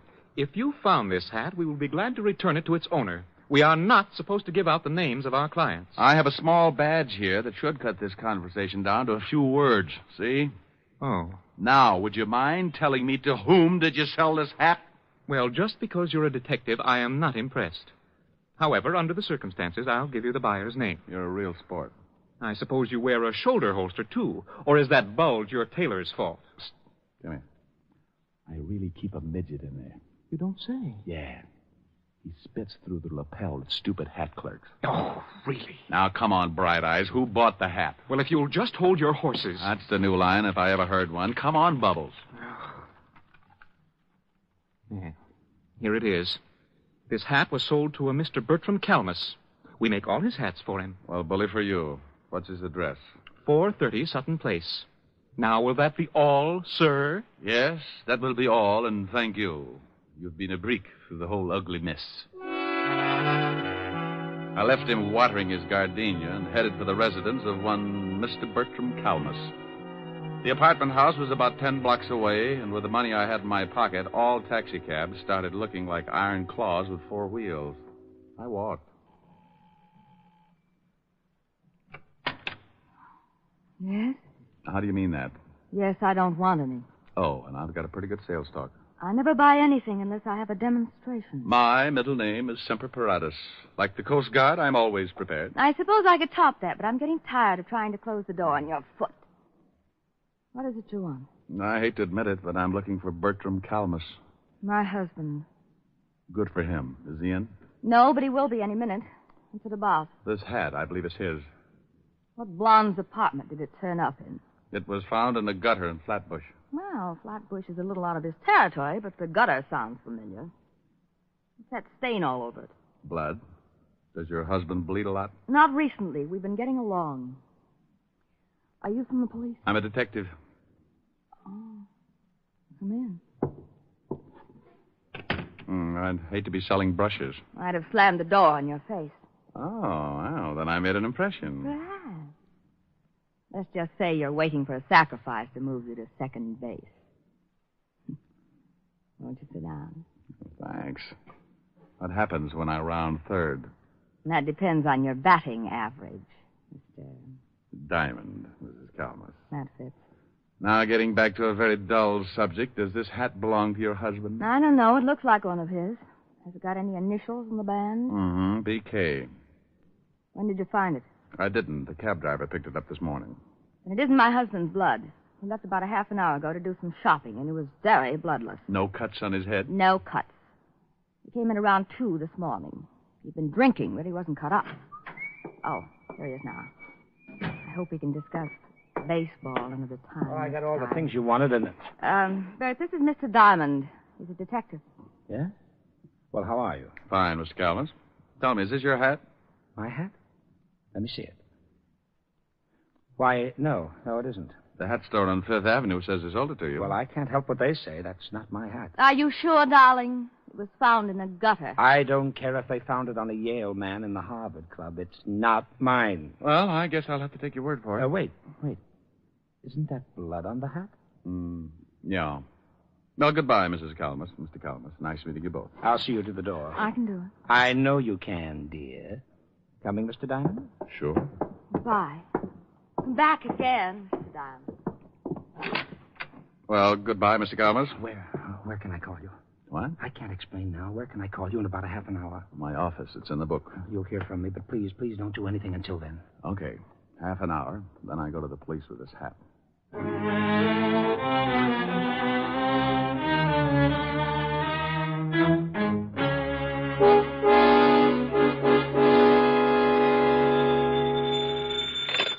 Wuss. Mr. Diamond, this is Bert Calmus. Yeah? Yes, I couldn't say anything to you in front of my wife. That is my hat. Well, I thought so. Why did you deny it? Well, I was out with a pal last night. There was a fight over a girl. I didn't want to mention it in front of my wife. How did the blood get on the hat? My friend got hit on the head, and I loaned him my hat to cover up the wound. What was it doing in a gutter in Flatbush? I really don't know. My friend left with the girl, and I went right home. Well, who is this friend of yours? I think something may have happened to him. Well, I called him this morning, and he seemed very nervous about something, and he asked me to come over. I'm in the lobby of this hotel right now. He's probably just worried about the girl he picked up. As long as the blood on the hat was from a cut on his head, I don't think there's too much to worry about. No, Mr. Diamond, I think it's more than that. He's my employer, and I know him pretty well. I do wish you'd come over. Well, all right, Mr. Calmus. What's the address? The Whitsett Hotel on East 54th Street. I'll meet you in the lobby. Don't ask me why I started getting that lousy feeling when all I had was a bloody hat, a gun, and a pretty good explanation for one of the items. But there it was. That jammed-up feeling in the pit of my stomach, like I just swallowed a whole pineapple. Something was wrong, and I wanted to find out what. So I hurried over to the Whitsett Hotel and met Calmus in the lobby. I'm glad you came, Mr. Diamond. I just put in a call to George's room and someone else answered. So what? Well, the man asked a lot of questions, like who I was and what did I want with George and... Oh, I take it George is your friend of last night. Yes, George Watkins. He's the president of the firm I work for. Well, let's go up. When someone starts asking questions like that on the phone, it begins to sound like the police have moved in. Come on.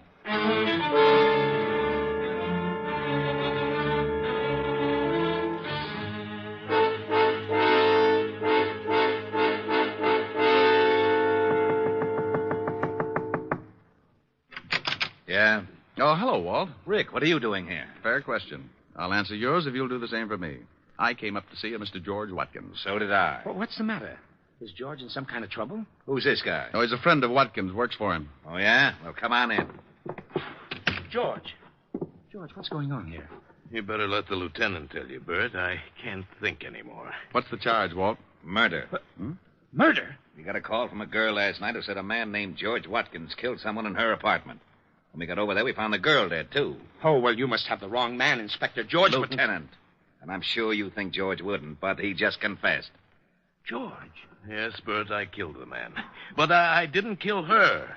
The man came in and tried to strangle her. She told me to get the gun in the drawer, and when the man wouldn't let her go, I shot him. That isn't what the girl told us. She said she took this guy home after he'd been in a fight, and when they got to her apartment, he made a pass just as her boyfriend came in.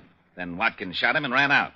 We figured he got excited, and when he had time to think about it, he went back and killed the only other witness. I didn't kill the girl. I never went back there at all. I came straight here. Walt, Mr. Calmus here was with him up until the time he left with the girl.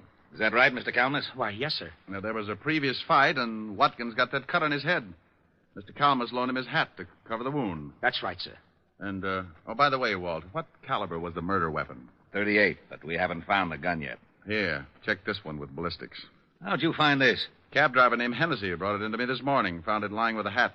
Did you ever see this gun before, Watkins? No, I told you I don't own a gun. Walt, what time do you figure he killed the man and the girl? The coroner fixed the time of death about 1 o'clock this morning. How long were you at this girl's apartment, Mr. Watkins? Why, about 5 minutes before her boyfriend came in. I shot him and left immediately. And you don't remember taking your hat or the gun? What are you getting at, Rick? This is an open and shut case. He admits killing one of them, but he won't admit the other killing because he knows it was premeditated. Just a hunch, Walt, just a hunch.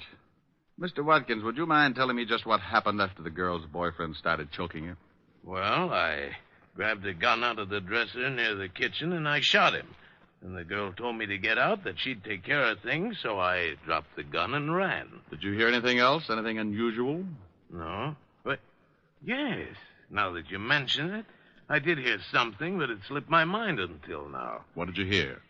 Well, I don't know whether I can describe it or not. It sounded like someone had opened a bottle of flat champagne. What are you getting at, Rick? Oh, wait a minute, Walt. When did you hear this noise? Right after I shot the man. I remember wondering if someone hadn't opened a bottle in the kitchen. Is that where the noise came from? Yes, I think so. All right, if I go over and case the scene, Walt? We've done that. Yeah, but you weren't looking for something. Why don't you come with me, Mr. Calmus? I'd like to talk with you. What's the address, Walt? 16 West 113th Street. Well, now, look, don't worry too much, George. I can handle the business, and in the meantime, I'll do everything to get you off. Thanks, Bert. Now, you wait a minute, Rick. If you think you know something... Walt. Yeah? Bye. Calmus and I went downstairs and took a cab over to 16 West 113th Street. It was a middle-class apartment house in Flatbush, a 4-story brownstone. I let Calmus pay the fare, and we went in. I wonder what floor it's on. Well, should tell on the mailboxes. Yeah, here it is. Nan Phillips, 206. Well, let's go up. Oh, what do you do for Mr. Watkins? I'm his vice president. That's why I took him out last night. I wanted to interest him in a new account. I just can't imagine him killing anyone, but I guess people do funny things when they lose their heads. Yeah. 206. Oh, here it is. Yeah? Hello. Oh, no. Good afternoon, Sergeant Otis. What do you want, Diamond? I want to stand out here in the hall and count the hairs in your 5 o'clock shadow. Now let us in. The lieutenant said it was all right. Okay, comic. Mr. Calmus, meet Sergeant Otis. How are you? Hello, Sergeant. Otis, make like a policeman and point out the circumstances in this killing, will you? Well, I don't know why I should, Shamus, but if the lieutenant sent you over, I guess I'll have to. Two bodies was over there by the window, lying pretty close together. Uh-huh. The killer, that Watkins fellow, was standing about here in the center of the room. With his back to the kitchen door. Yeah. He shot them both from about here. Hey, what are you looking for? Oh, I like to get down on my hands and knees. It's cooler. Well, it won't do you no good to start looking for fancy clues. The guy already confessed. Well. Hey, what do you got there? Just a wad. So, you got some wadding from the murder gun. You better give it here. Sure. But hang on to it, Otis, and be sure to give it to the lieutenant. Maybe you haven't noticed, but murder guns don't throw this much wadding unless you can kill someone with a blank cartridge. What? Don't let it throw you.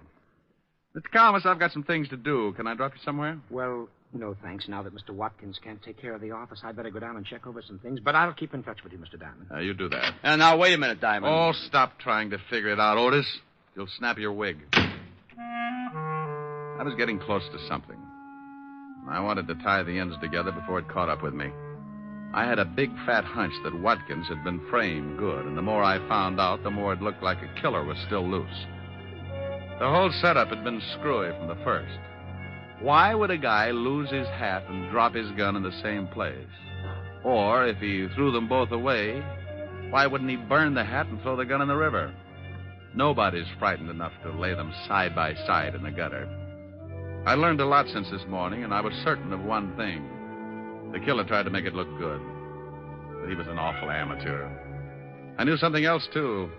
Amateurs can be awfully mean sometimes when you corner them. I put in a call to Walt and told him what I had, and then I asked him to give me half an hour and meet me at Mrs. Calmus's flat. I grabbed another cab, and 20 minutes later, I was sitting on a long couch next to Mrs. Calmus. It's easy to get that crowded feeling, even on a long couch. You just both sit on the same cushion. Comfy? Oh, yeah. What kind of perfume is that? My sin. Past or future tense? A rounding second. What brought you back, Mr. Diamond? Oh, I want to ask a couple of questions. Past or future tense? What time did your husband get in last night? I told you about 2 o'clock. Why? Do you know if he knows a girl named Nan Phillips? I really don't know. Oh. Well, all right. Just a few more questions, and then we'll get back to that perfume. I'll think ahead. You said you'd been getting along with your husband. Would you mind explaining that? Certainly, I like nice things, and lately he's been buying them for me. Oh. What's your husband's salary? About $15,000 a year. Oh. Could he afford to buy you these things? Well, he told me he was getting a raise and that he'd gotten a bigger fan. What's this all about? Maybe I'd better tell you. Bert, I didn't hear you. I did. What are you doing with that gun? I'm going to use it. I found Mr. Diamond making passes at my wife, and I shot him. Are you crazy? Don't ask him that. He's liable to start thinking about it. You can't shoot me and get away with it, Calmus. What are you going to do with your wife? She won't back you up. No, I guess she wouldn't.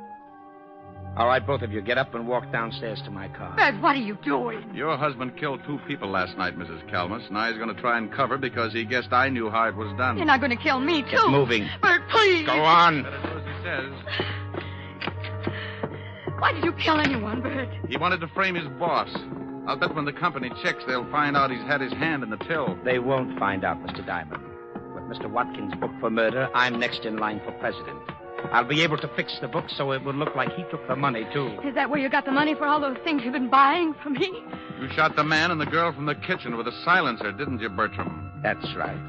I knew you were onto something when you discovered that wad from the blank cartridge. I was onto something a long time before that. Yeah? All right. Come on. Over to that gray sedan, and remember, I've still got this gun in my pocket. You're an amateur, Bertram. Is that right? Sure. I knew you had something to do with it when we got over to the girl's apartment. I didn't know what floor it was on, and you looked in the mailboxes. That's the best way to find an apartment, isn't it? Yeah, but not once at any time did anyone mention the dead girl's name. But you knew it and found it on the mailbox. All right, stop right here. Open the door, Gene, and get in first. The front seat. Bert, please. Get in. All right. Now you, Mr. Diamond, you're going to drive. You know, I left my license in my other suit. Stop stalling. I had to do something to stall for just a second because over Bertram's shoulder I spotted a prowl car sliding up to the curb. and good old Walt was climbing out. Bertram, would you mind answering just one question? What is it? The gun that Watkins thought he killed the man with was loaded with blanks, wasn't it? Sure. I killed the guy from the kitchen with a silencer. The whole thing was rigged, huh? The man and the girl were supposed to stage that fight, and Watkins was supposed to shoot the guy with the dummy slug. You said one question. Now get in the car. All right, Thomas, don't move. What? Why, you... Duck, Rick! That was a close one. You're so right, Walt. Take his gun. I think you'll find it's the one that Watkins fired the blanks from. How is he? On his way. Hey, Bertram. I'll go call the wagon. Bertram. Yes. You want to tie the ends together? I paid the girl and the man to stage the fight. I told them I wanted to frame George and blackmail him. So you framed him with a double murder instead. Why? I'd been stealing money from the company. How'd you know it was me? Well, knowing the girl's name for one thing, and your wife told me you'd gotten in about two. You told me over the phone you went straight home after the fight in the cafe. The killing took place about 1. Watkins said he'd been at the girl's for 5 minutes. About 15 to get to her place, so that meant you all left the cafe around 12:30. It doesn't take an hour and a half to get... Hey, Bertram. Simon, Huh? I don't think Bert can hear you. Yeah. Well, it was a pretty dull story anyway.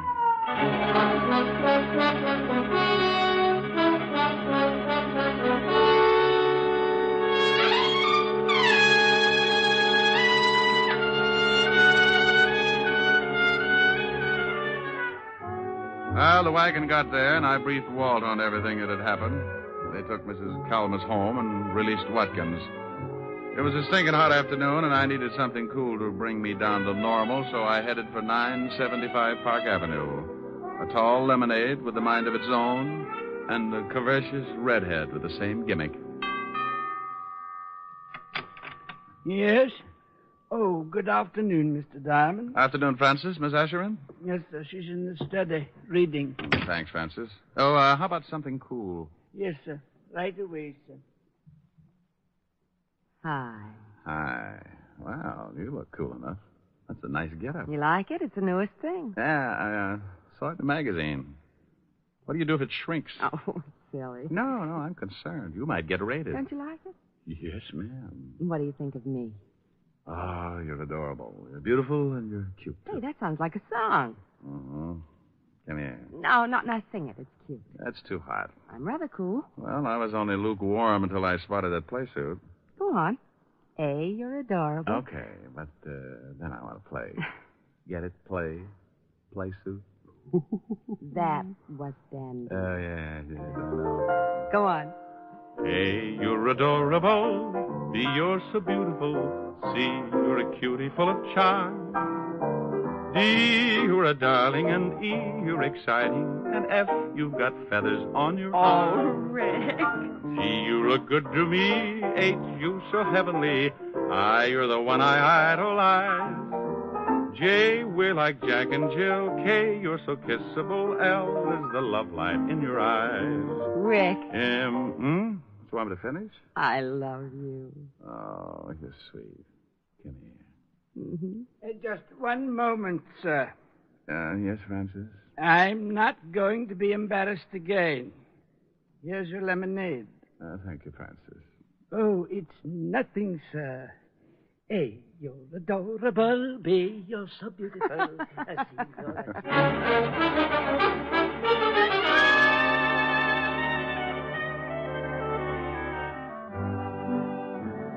You have just heard Richard Diamond, Private Detective, starring Dick Powell.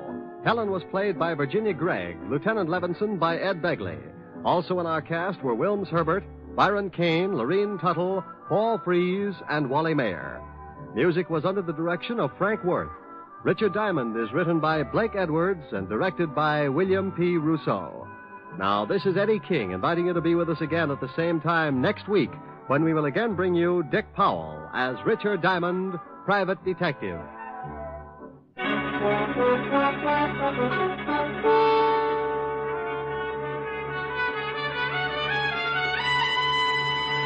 This is NBC, the national broadcasting company.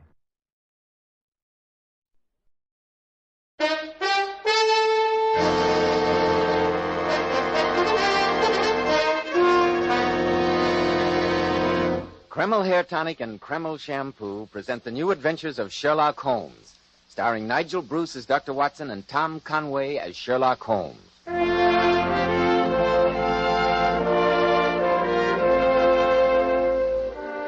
it's time to keep that weekly appointment with our good friend and host, Dr. Watson. Let's join him, shall we? Good evening, Dr. Watson. Good evening, Mr. Bell. As usual, you're punctual to the minute. Naturally, when I have an appointment with my favorite doctor. Oh, well, draw up your usual chair and make yourself comfortable. Thank you. That's it. All ready with tonight's new Sherlock Holmes adventure, Dr. Watson? Yes, my boy. I was going over my notes on the case before you arrived. I came across this old theater program. I think it'll interest you. Garrick Theater, Sir Basil Wentworth in a revival of Martin Reeves' famous play, The Road is Narrow. A production that you and the great Sherlock Holmes attended, I'm sure. We certainly did, Mr. Bell, though at the time we had no idea that we were about to become involved in the tragic death of Martin Reeves. You've probably heard of him, haven't you, Mr. Bell? It seems to me I had to read him in school, Dr. Watson. He's rather out of fashion now, like so many other good things. But in the 1890s, apart from Lord Tennyson, there wasn't a more famous writer in England, or a more respected one. The story I'm going to tell you tonight, Mr. Bell, concerns the horrible circumstances surrounding his death. Sounds like a mighty intriguing Sherlock Holmes adventure. But before you begin, Dr. Watson, do you mind if I... You have your little talk? No, of course not, Mr. Bell. Men, well-groomed hair helps so much in giving a man that prosperous, successful appearance. And I'm sure you'll want to know why Kreml Hair Tonic is preferred among America's top-flight executives. Kreml never plasters the hair down with sticky goo, which makes your hair and scalp feel so dirty. It never gives hair that old-fashioned, greasy, patent leather look. You see, Kreml is a very highly specialized hair tonic. It contains a unique and utterly different combination of hair grooming ingredients that's never been duplicated in any other hair tonic.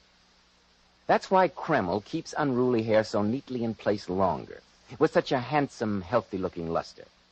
What I especially like about Kreml is that after you use it, you can run your hand back over your hair, and your hair never feels sticky or dirty. No greasy film comes off on your hand. Yet Kreml keeps hair in perfect order from morning till night, always looking so healthy and handsome. Kreml, Kreml Hair Tonic. Now, Dr. Watson, what about the singular death of Martin Reeves? Well, Mr. Bell, that adventure began late on a foggy evening many, many years ago. Sherlock Holmes and I had been to the Garrick Theater to see the revival of Martin Reeves' play, and I remember that we decided to walk home to Baker Street. As we approached the old familiar door of 221B, our footsteps echoed hollowly in the deserted street, and the chimes of a neighboring church reminded us of the fact that it was midnight. A delightful evening, Watson. A good dinner, an excellent bottle of wine, and 3 hours of theatrical magic. Well, personally, I found the play rather depressing. Its theme is a morbid one, but the writing and construction are flawless. Yes, a magnificent play and well worth reviving. By the way, I noticed an item in the Times this morning concerning Martin Reeves. He's dangerously ill. Oh, really? Well, he must be quite an old man. 82, to be precise. Really, is he as old as that? Curious career, Watson. His greatest success was written when he was a young man. In the past 50 years, he has never written anything to compare with tonight's play. No, I don't think he... Holmes, look up at our window. Hello. The gas is brightly lighted, whereas Mrs. Hudson invariably turns it low when we're out. And look at the silhouette on the blind. There's a man pacing up and down the room. A visitor at midnight, Holmes. This looks ominous. Be careful now. It may be some sort of trap. I think not, Watson. If some desperado were lying in wait for me, I doubt whether he'd be stupid enough to turn up the gas to advertise his presence. Just the same, I wonder how he got in. Presumably through the front door. Mrs. Hudson has instructions to let a client wait in our rooms if his business seems urgent. Mr. Sherlock Holmes. At your service, sir. I'm Dr. Manners, Harvey Manners. How do you do, Dr. Manners? This is my colleague, Dr. Watson. How do you do, Doctor? I must apologize for being here at such an hour of night, Mr. Holmes, but my business is urgent. I'm sure it is, Doctor. I left Carlisle this morning, arriving at St. Pancras Station 2 hours ago. I came directly here, persuaded your housekeeper to let me wait for you. Then sit down, my dear doctor, and tell me what urgent business has brought you to London. Thank you. Well, Mr. Holmes, I've been acting in the capacity of personal physician for Martin Reeves, the playwright. Martin Reeves? What an extraordinary coincidence. We've just returned from seeing the revival of his play, The Road is Narrow. We were talking about him as we walked home. I understand the grand old man is dying. He's not in good shape, Mr. Holmes. His heart's in very bad condition. Auricular fibrillation, Dr. Watson. No, then at his age, I imagine you don't hold out much hope. No, but I think with care, he might last a year or two. But the reason I've come to you, Mr. Holmes, is that I'm convinced that although he's a dying man, someone is trying to murder him. To murder him? Good Lord. What reason do you have for saying that, Dr. Manners? Well, Mr. Holmes, I've been in almost daily attendance on Mr. Reeve. Last night, his coachman drove over to get me, saying that his master had suffered another bad attack. When I got to the house, I found that Mr. Reeve had received a severe shock. He was in a state of almost complete hysteria, and he kept insisting that he'd seen an apparition in his room a few hours earlier. What kind of an apparition? A ghost from his past, as he referred to it. I think that someone arranged for that apparition, that they knew of his heart condition, and also knew that a sudden fright could kill him. It's possible, Dr. Manners, and it would be one of the least detectable methods of murder. But who would want to kill a dying man? Who lives at the house with him, Dr. Manners? His daughter Catherine, his brother Silas, who's a drunken good-for-nothing, and his secretary, a fellow by the name of Hugh Kingslake. Do you know the condition of Mr. Reeves's will? No, but I do know he had dictated a new one a few days ago. A fact that might easily have provoked a crisis. Dr. Manners, you say that Mr. Reeves spoke of seeing an apparition, a ghost from his past.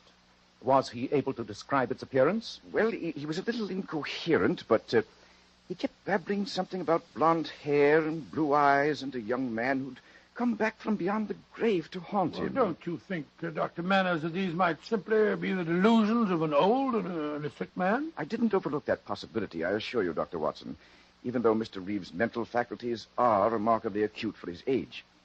But last night, after I'd given him a sedative, I examined his room.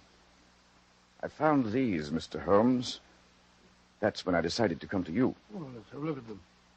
They look like blonde hair. Yes, they are, Doctor. I found them on the bedclothes, and yet no one in that house has blonde hair. Interesting. Very interesting. The hair is human, and yet the roots have minute particles of glue attached to them. Obviously, they're from a wig. Get out the timetable, Watson, will you? We're going to Carlisle? On the earliest possible train. Though the grand old man of the English theater is dying, we must do everything in our power to see that his death is not an unnatural one.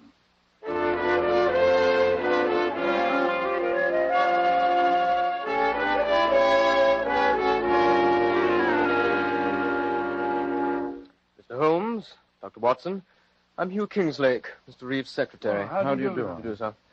Your accommodations at the hotel are satisfactory, I trust, gentlemen? Entirely, Yes, thank you, we're very Mr. Kingslake. comfortable, thank you. Good. Frankly, I'm most relieved that you're here. Mr. Reeve received a severe shock the night before last. I quite agree with Dr. Manners that someone deliberately induced that shock, knowing the serious condition of Mr. Reeve's heart. Have you any idea who that someone might be? Well, it's a little difficult for me to talk, Mr. Holmes. After all, I'm only an employee here, but I can't help feeling that... Oh, good morning, Mr. Reeve. Kingslake, who are all these men? This is Mr. Sherlock Holmes and Dr. Watson, and Mr. Silas Reeve. How do you do, Mr. Reeve? And what, may I ask, is the professional meddler Sherlock Holmes doing in my brother's house? I'm here at the request of Dr. Manners. Manners has no right to bring you here, sir. A lot of rubbish. All this talk about apparitions. Nonsense. Martin's in his second childhood. He's become a gibbering old fool. Personally, I wish he'd die and have done with it. Well, upon my soul... Never mind your soul, my good doctor. Why don't you mind your own business and get out of the house? We don't want detectives here. Mr. Reeve, I've traveled some 200 miles to see your brother, and I have no intention of leaving this house without talking to him. And talk and the devil with you. And if my dear, distinguished brother tells you that I've been sponging on him for years, it's perfectly true. Uncle, sorry. Enter the beautiful Catherine to try and persuade her drunken old uncle to return to his room. No, Uncle Silas. I came to get Mr. Holmes and Dr. Watson. Dr. Manners said that Daddy can see them now. Shall I take them up, Miss Reeve? No, Mr. Kingslake. I will. And don't be deceived by the Mr. Kingslake. and the Miss Reeves gentlemen. My dear niece and this young man here have a dark secret. A secret that is perfectly apparent to every member of this household. Uncle Silas. They're in love. Delightful, isn't it? Uncle, you're intolerable. Will you lead the way, Miss Reeve? Oh, yes, Mr. Holmes. Don't forget to ask him about the play that made him so famous. You might learn some interesting facts. I must apologize for Uncle Silas, gentlemen. I'm afraid he's like this all the time these days. I quite understand, Miss It Reeve. must be very distressing for you, my dear. Oh, I'm used to it, Doctor. Here's Daddy's room. I won't come in with you. Too many people upset him. Come in. Please go in, gentlemen. I'll see you later. Ah, there you are. Who is it, Manners? It's Mr. Sherlock Holmes and Dr. Watson, Mr. Reeve. Ah, good. Good. You can leave us, Manners. Yes, Mr. Reeve. I'll see you both later. Very well, Doctor. Come. Sit on my bed. That's it. How are you feeling, sir? Old and ill. But I'm glad you're both here. Manners displayed unusual enterprise in persuading you to visit me. There's been a lot of nonsense printed about my impending death. Anyone would think a great man is dying. The author of The Road is Narrow is a great man, Mr. Reeve. He was a great man, Mr. Holmes. What do you mean, sir? The author of that play died 45 years ago. What? And yet, his ghost appeared in this room 2 nights ago. Mr. Reeve, are you saying that you didn't write The Road is Narrow? Yes, my boy, I am. And it's a secret that's been gnawing at me for years. Now that I'm on my deathbed, I'd like to clear my conscience. Then who did write the play, sir? A young friend of mine, by the name of Colin McGrath. I started life as a lawyer's clerk in Keswick, a few miles from here. Colin lived in the same village, and we became great friends. One day, he gave me the manuscript of his play to look at, and I realized it was a work of a genius. Suddenly he died, and no one knew about the manuscript. You claimed it as your own, sir? Yes, to my eternal shame I did. Now, I want to make amends. Mr. Holmes, I want you to find out if any heirs of Colin McGrath still survive. If they do, I'll give them half of my estate. Mr. Reeve, does anyone else know of this, fraud? Yes. Knowing that I hadn't long with this world, I confided the secret to 3 members of my household. And you're convinced that the apparition you saw the other night was that of the dead Colin McGrath? There was no mistaking him. The blue eyes, the long golden hair. It was Colin, or his ghost come to haunt me on my deathbed. This decision on your part to leave half of your estate to any heirs of the man you wronged, was that decision made before you had this strange visitation the other night? Yes. Yes, it was. Did you mention it to any member of your family, sir? No. I did say something to Dr. Manners, and I didn't mention Colin McGrath's name. It's obvious that someone wished to frighten you, knew your secret, and disguised himself to resemble Colin McGrath. Yeah, it was Colin. Never forget his blue eyes. He was standing over there in the chest of drawers. He looked at me so reproachfully. So. He's asleep. Yes, Watson. And while he lies there, some member of this household continues to plot his death. We must work fast. Well, what are we going to do? Split forces. I shall remain here for a while and see what may be found out. I'll meet you at our hotel later and we'll compare notes. And what shall I do? Go to the village of Keswick. Colin McGrath lived and died there. See what you can find out about him, Watson.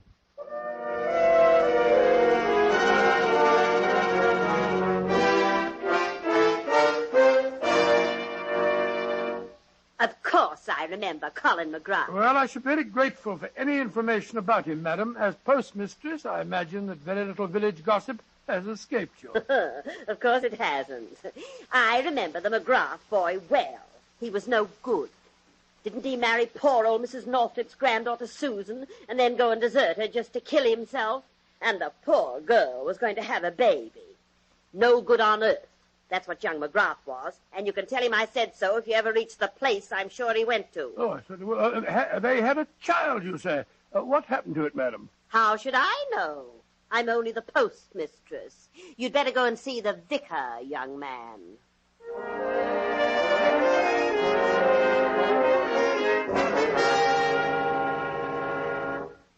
It's a tragic story you've told me, Dr. Watson. But you remember Colin McGrath, sir? Oh, very well. And I always suspected something akin to genius in the boy.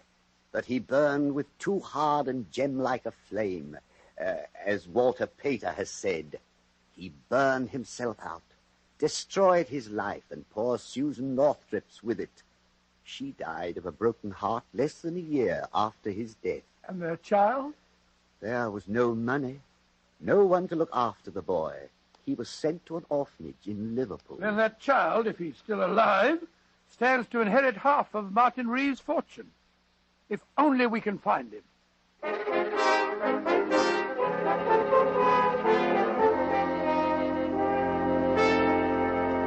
Oh, it's good to be back here at the hotel, Holmes. I've had an exhausting day. I trust you had better luck than I did. What did you find out? That Colin McGrath had a child, that his wife died shortly after the child's birth, and that the boy was sent to an orphanage in Liverpool. In Liverpool? Go on, Watson. Well, the vicar gave me this photograph of Mrs. McGrath. It was taken on their wedding day. Let me see it. But this is amazing, Watson. One of our problems is solved. Well, I'm blessed if I see how. Let me explain it to you. After you left, I had quite a long talk with the secretary, Hugh Kingslake. It transpired that he knew nothing of his parents. He had been raised in an orphanage, and the only memento he has is a picture of his mother. A picture that he carries in his watch. And that picture is a duplicate of this one. Great Scott. And the fellow calling himself Hugh Kingsley is really the Colin McGrath heir. Precisely. A fantastic situation indeed. Come on, old chap. Grab your hat and coat. We must drive over to Mr. Reeves and break the good news that the missing heir is a member of his own household. But we're still no nearer finding out who's been trying to frighten old Mr. Reeves. Surely that's obvious now, Watson. Come in. Dr. Manners, what's wrong? Please come at once, both of you. It's Mr. Reeve. Hot? Yes, Dr. Watson. This evening, he had another visit from that apparition. I'm only afraid this time the devilish plan may work and that Martin Reeve won't live through the night.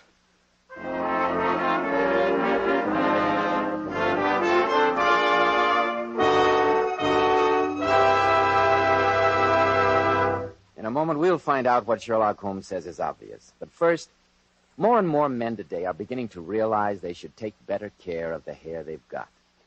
And when you buy a hair tonic, why not get your money's worth? Why not enjoy the extra advantages of Kreml hair tonic? Kreml contains a special combination of hair grooming ingredients which is found in no other hair tonic. This highly specialized hair tonic keeps dry, stubborn hair neatly in place all day long, and always gives it such a natural, well-groomed appearance, never sticky or greasy. But men, Kreml does lots more than keep hair looking handsome.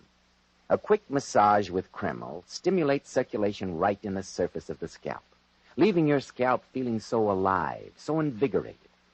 At the same time, Kreml removes loose dandruff. It's excellent to lubricate a dry scalp.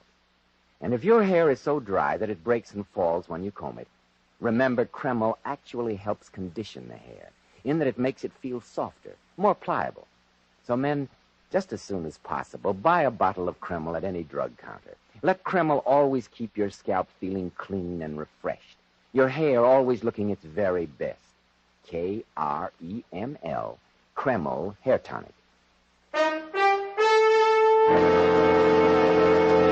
Well, Dr. Watson, this story certainly has me on the edge of my chair. What happened next? You drove over to Mr. Reeves' house, I suppose? Yes, Mr. Bell, we did. And as we went rattling down the country lanes, the flickering oil lamps on Dr. Manners' carriage lighting a shadowy path, I found it almost impossible to get a word out of Sherlock Holmes. Holmes, sometimes you're the most irritating man on earth. And what prompts that little tirade, Watson? You haven't opened your mouth since we left our hotel. Purposeless conversation is a waste of time. Not much further, is it, Dr. Manners? No, Mr. Holmes. We're nearly there. Well, I don't consider conversation purposeless when it clarifies the problem, Holmes. You said it was obvious who had been frightening Mr. Reeve. I suppose I'm stupid, but I find it far from obvious. And yet the facts are clearly in front of your eyes. Eyes. That's it, Watson.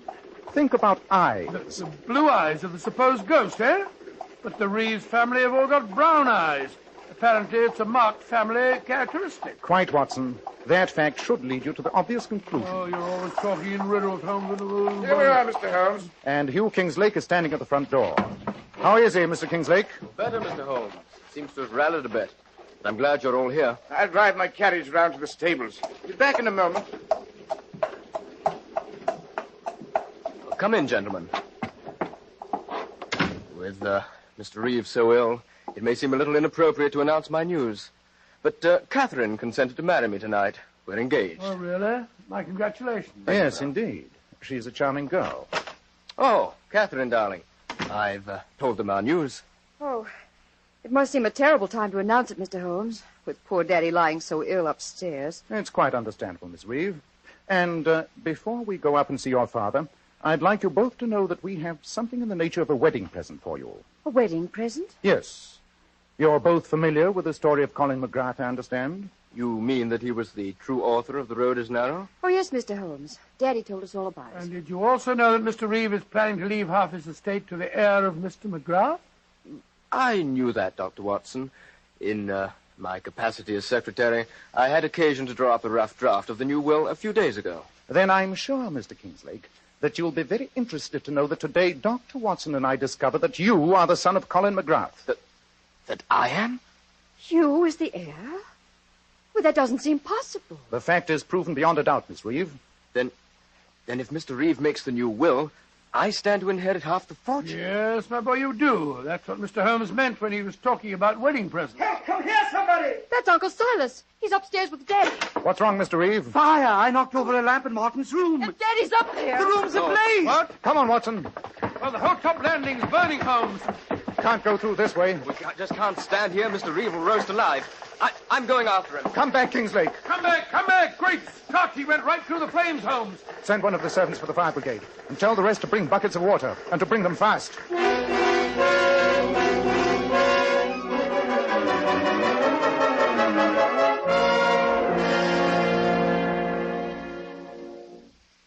Dr. Watson, how is Hugh? Well, he's going to pull through, Miss Reeve. He's badly burned, but he'll be all right, won't he, Dr. Manners? Yes. A few weeks in the hospital, and he'll be as good as new. And Father? Well, I am afraid he's dead, Catherine. Dead? Oh, poor Daddy. Oh, my dear, he might have lived for a time, but the shock of the fire coming so close on top of the other one was too much for him. He died just as I took him from your fiancé's arms. So that by knocking over a lamp, I was responsible for my brother's death? Yes, Mr. Reeve. The credit is yours. In fact, I wouldn't be at all surprised if the local police might consider booking you on a charge of arson. Rubbish! It was an accident, and you can't prove otherwise. Possibly not. But there's one matter I can settle here and now. 2 nights ago, someone in this house tried to murder Martin Reeve by posing as Colin McGrath. The same despicable action was repeated tonight. Well, one person that we can eliminate is Hugh Kingslake. He nearly gave his life just now, trying to save his employer. Then who was responsible, Mr. Holmes? A feature of the impersonation that especially struck your father, Miss Reeve, was the color of the eyes. He described them as a brilliant blue. Then that rules out Catherine and me. We both have brown eyes. Precisely, Mr. Reeve. I have devoted some considerable study to the art of disguise. There are wigs and methods of altering height and weight. But the color of the eyes cannot be altered. Watson, 10 minutes ago you had the opportunity of examining Mr. Kingslake's eyes without the tinted glasses he's in the habit of wearing. Well, they did fall off when he stumbled back down the back stairs, but I can't say that I noticed the color of his eyes. They were blue, Watson. Brilliant blue, just as his father's were before him. You mean that young Kingslake was responsible? Yes, Mr. Reeve, I do. But that's ridiculous, Mr. Holmes. He just hurt himself severely in trying to save Father. True, Miss Reeve. But surely his reason was obvious. He intended to marry you. And when he learned a few days ago that your father planned to will half his estate to the McGrath heir, he decided to try and kill him before that will could be put into effect. Oh, I see it all, Holmes. And then tonight, he realized that he was the heir. Precisely, Watson. And so it was to his great advantage to see that his employer stayed alive to execute that new will. That accounts for his bravery in the fire tonight. I can't believe it of him, Mr. Holmes. I can. I've always disliked you, and I'll have great pleasure in prosecuting him. It'd be hard to prove, Silas. After all, your brother did die a natural death. Yes, Dr. Manners. I fear that legally there's very little we can do to Mr. Kinslake. But when he recovers and realizes that he risked his life for nothing, I think he'll find his own punishment. The change in the will was not made. The estate will be divided between the family, and I doubt if Mr. Kinslake will now acquire any of it by marriage. No, of course he won't. I'll never see him again. Quite right, my dear, quite right. What a despicable scheme. And to think that his father wrote one of the greatest plays of our century. I prefer to forget the fact, Watson. Emotional qualities are antagonistic to clear thinking. I assure you that the most winning woman I ever knew was hanged for poisoning 3 little children for their insurance money. And the most repellent man of my acquaintance is a philanthropist who has spent nearly $250,000 upon the London poor. Now, my dear chap, I think we should look up the next train back to London. Our work here is done.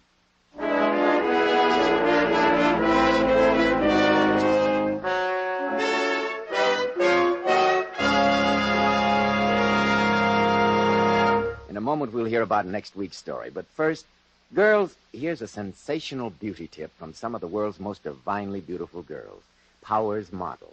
Girls who are famous for their enchantingly lovely silken sheen hair. We glamour bathe our hair with Kreml shampoo. And really, ladies, you'll be amazed how Kreml shampoo brings out all your hair's natural sparkling beauty.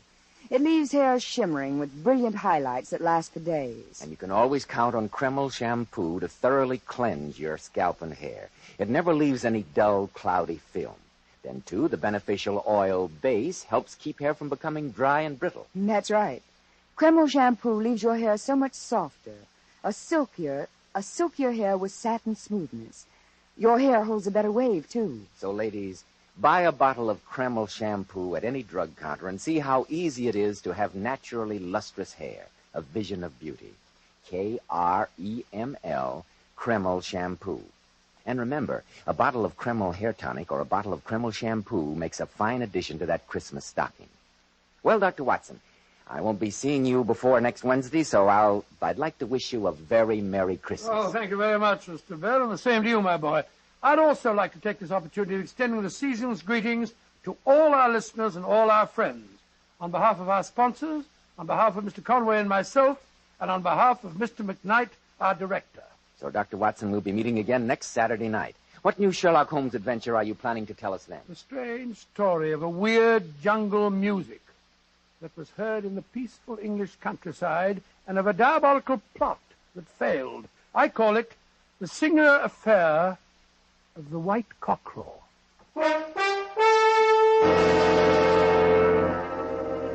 Tonight's new Sherlock Holmes adventure was suggested by an incident in Sir Arthur Conan Doyle's story, The Sign of Four. Nigel Bruce appeared by permission of California Pictures, Tom Conway through the courtesy of Eagle Lion. Help win the war against tuberculosis. Buy colorful Christmas seals and use them to dress up all your cards and packages. Buy the Christmas seals that help save lives today. This is Joseph Bell speaking for Kreml Hair Tonic and Kreml Shampoo, and inviting you to be with us next week at this same time when Dr. Watson will tell us about the singular affair of the White Cockerel.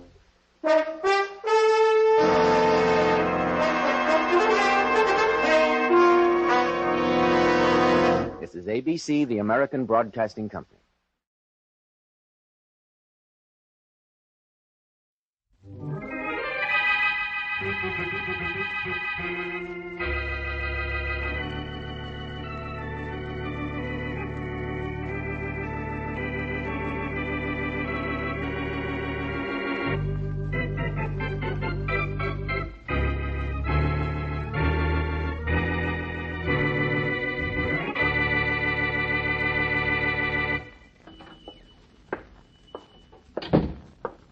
Howdy, Saib. Morning, Harry.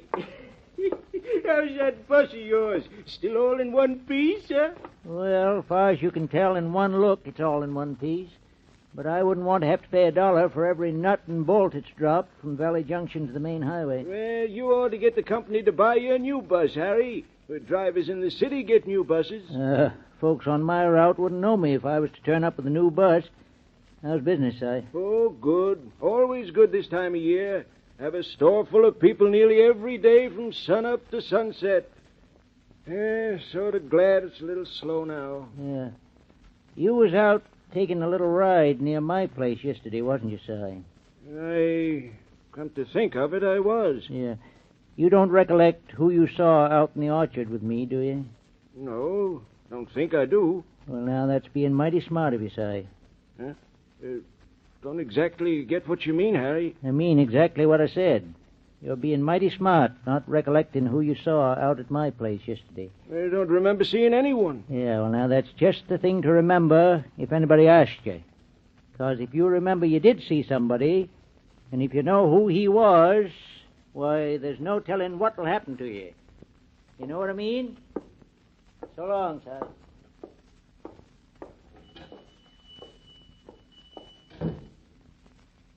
The telephone. That's what I'll do.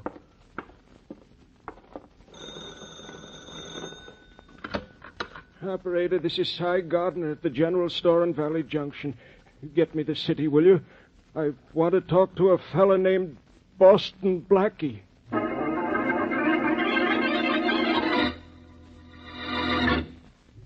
And now meet Dick Calmer as Boston Blackie. Enemy to those who make him an enemy. Friend to those who have no friend.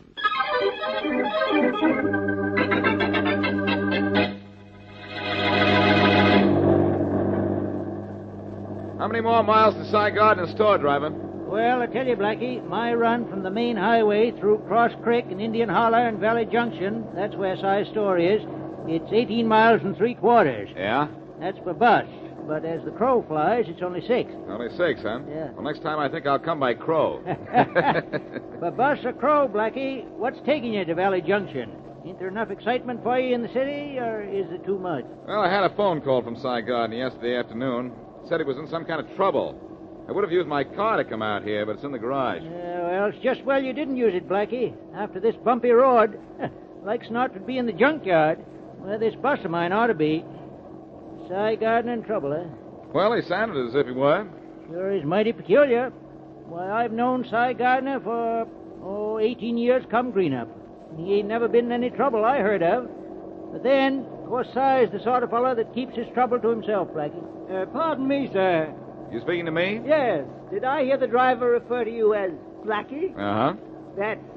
That's Boston Blackie, of course. Yes? Well, allow me to introduce myself. I'm John Jeffrey Wells, president of the Farmers Finance Corporation. Traveling on business, of course. How do you do?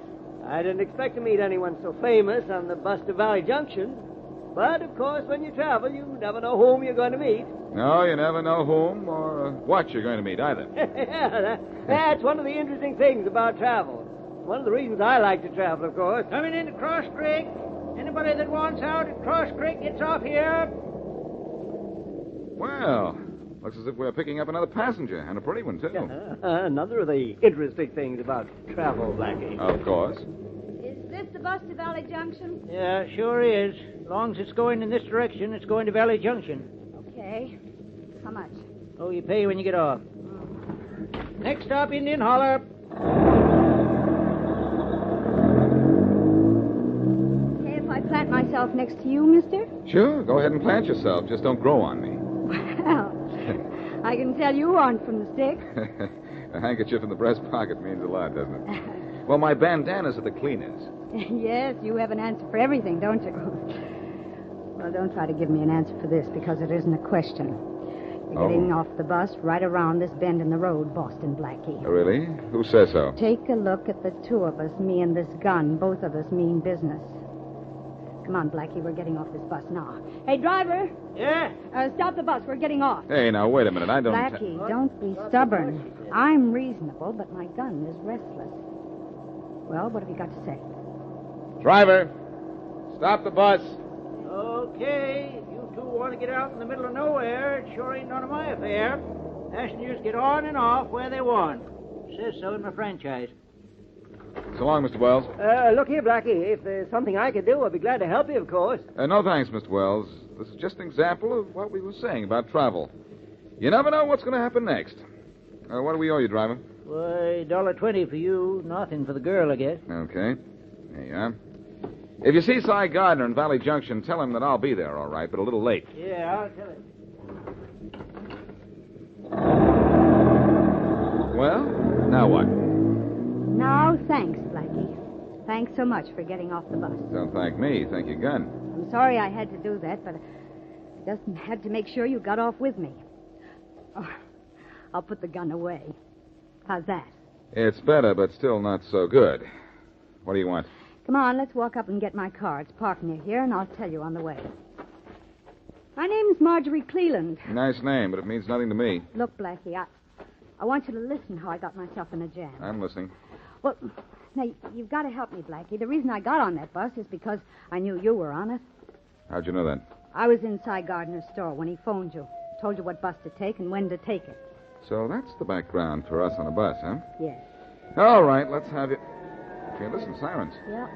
Look, police cars, and are they rolling? And we better start hopping. They're not slowing down for anything. We better jump for the bushes. Ruin my stockings. Well, that's nothing to what those police cars would have done to them and you. They didn't even see us. My best nylons, too. And my best friend is the reason you ruined them. What? Inspector Faraday of the Metropolitan Police was in the first squad car. Those were city police? Yes, men from the Homicide Bureau.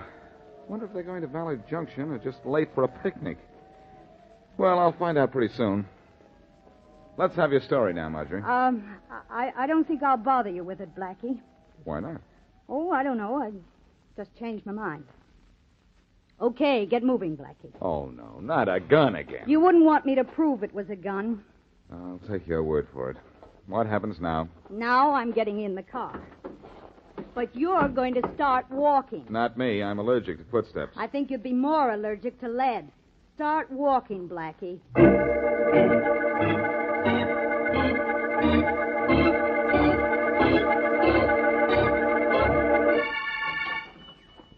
Just been around the village, Inspector Faraday. Yeah? No one in Valley Junction heard the shot that killed Gardner. Thanks, Coogan. No one heard the shot, huh? Well, that could be. The sheriff figures Gardner was killed about 4 hours ago, so I guess everybody in town was taking a noontime nap, huh? Yeah, I guess so. Have we found anything in the store to hint why Gardner was killed? It's a simple case of murder in the act of robbery, Coogan. Gardner's safe had been opened, and his cash register's empty. I guess we'll just... Hello, Faraday. Blackie, you. Yes, Faraday, me. Or what's left of me after walking practically all the way from Cross Creek to Valley Junction. Walking? You look as if you've been crawling. Oh. Through a dust bowl, too. Never mind about me. What are you here for? You decided to go back to the farm where you belong? I'm here on business for the sheriff. What's the matter? Doesn't the sheriff want to be reelected?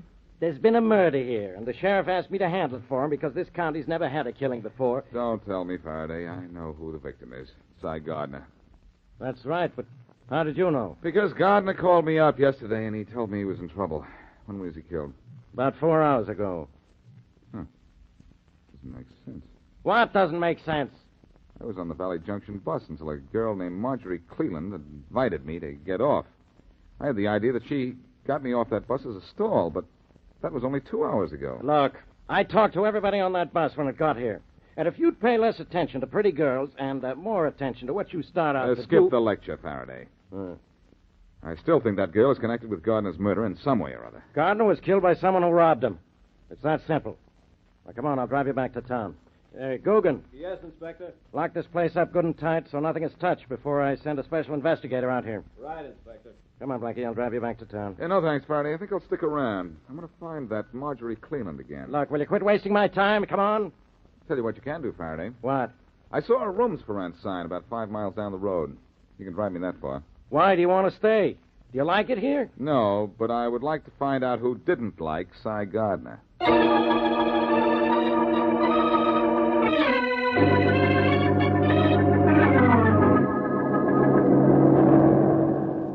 Oh, driver.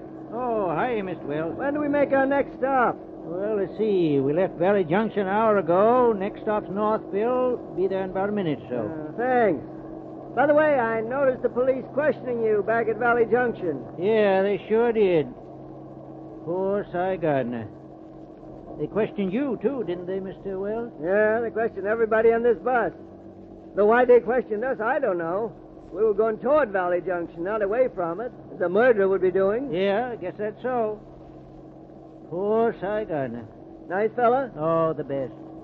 Well, I'm glad the police didn't hold us up too long. Yeah. Like to keep this bus on schedule. Yeah, of course.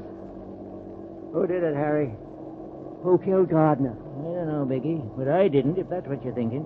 Are you sure? Sure, I'm sure. In fact, I was thinking you did it. Well, all out for Northville. Passengers for Northville, all out.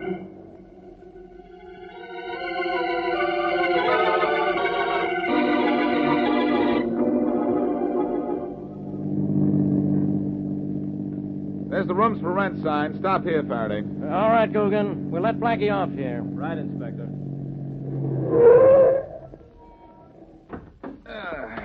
Thanks for the lift, Faraday. I'll solve the murder for you sometime. We'll wait for you, Blackie. There might not be a room. Then you'll have to walk all the way to the main highway. Don't bother. I understand it's fun sleeping in the haylofts anyway. It must be. The mice never complain. Yeah? You have rooms for rent, don't you?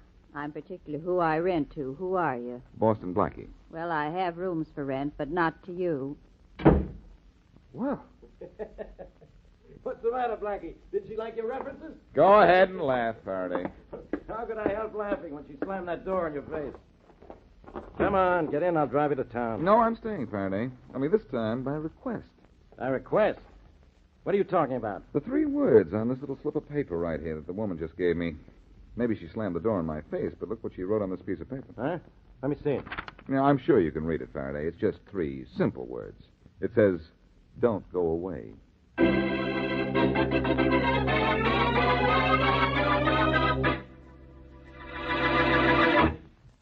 And now, back to Boston Blackie.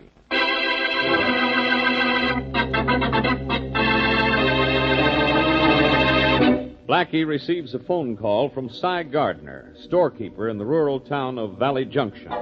But en route there by bus, he is met by Marjorie Cleland, who promises him a ride in her car, but changes her mind, pulls out a gun, and forces him to walk. Blackie arrives in Valley Junction to learn that Gardner has been murdered. He feels the girl had something to do with the killing, tries to rent a room in a farmhouse, and is refused. But the woman owner passes him a note telling him to stay. As we return to our story, Marjorie Cleland is in the farmhouse talking to the owner. You were a smart cookie, Mrs. Davis, sending Blackie away just like I told you. Somebody hepped you up pretty good, didn't they? It was that gun you were holding that made me say what I did to Blackie. That's what I meant. You were smart. Hey, this isn't a bad joint you got here. This is the kitchen, isn't it? Yeah. Is the kitchen so difficult to recognize? Well, gals like me don't ever have to know what a kitchen looks like. Where's your telephone? We don't have any. What? Nearest one is down at Cy Gardner's store at Valley Junction. But the police have that store padlocked since Cy got knocked off. Now what do I do? I'm sure that's no concern of mine, young lady, but I have my chores to do, and I'm going to do them. Oh? This I gotta see. Hey, what was that? What was what? Noise at the back door. It sounded like somebody fooling with the lock. I didn't hear a thing. Oh. Must be getting nerved. Well, go on, Mrs. Davis. Go ahead with those chores. You were... Hello. Nobody at the door, huh? It's you, Blackie. This gun... Come get her, Blackie. I've got her arm. Thank you very much. I'll take that gun, young lady. I've got it. There we are. Thank you. How did you know to come back here after the stain sent you away, Blackie? She held a gun in back of me, Blackie. That's why I had to tell you to go away when you knocked at the door. I figured that from the note. Well, Marjorie, what goes on? What's the score? You're supposed to be smart. Figure it out. Okay. Let me see. You got me off the bus so that you could keep me from getting to Gardner's store. Then, while I was talking to you, the police cars came by, heading in the direction of Valley Junction. How am I doing? The mouth is moving and words are coming out, but they don't mean a thing. I think they do. Yeah, I'm beginning to like this now. When the police cars came by, you knew they'd get to Valley Junction in a hurry, so there was no reason to keep me away. You didn't want anybody there, did you? Why don't you turn around? I don't want to yawn in your face. Oh, I'd like to fetch her a slap where it would do the most good, Blackie. Not now, please. I want to get on with this. I think you wanted the bus to reach Valley Junction before anybody got there. And the reason could be that you and whoever murdered Cy Gardner are working together. What do you mean, talking Blackie? about? Yeah, this is making sense. The murderer dropped something at the scene of the crime, realized it later when he was away, and then had to get back to Valley Junction before the murder was discovered, and had to make sure nobody got there first. But Faraday didn't find whatever he left. So I'm going back there right now. You. Where are the keys to your car? Here they are. Catch. Thanks. You're being very cooperative. It's being smart. Try driving the car and see what happens, Blackie. There isn't a spark plug in the engine. I took them all out and hid them. Thought maybe you'd try something fancy. Cute kid. Why don't you try forcing me to tell you where I hid them? The idea sounds like fun, but I've got work to do, right? Mrs. Davis. Mrs. Davis, where's your telephone? Oh, I don't have any, Blackie. The nearest one is at the Gardner store. Oh, fine. How do I get there? Oh, that bus you were on comes back this way in about an hour. That isn't too bad. I'll wait. I tried walking there once, and I didn't like it. But the bus driver will be going in the opposite direction, Blackie. That's what he thinks. And if the driver doesn't want to turn around, we'll find out how he likes walking.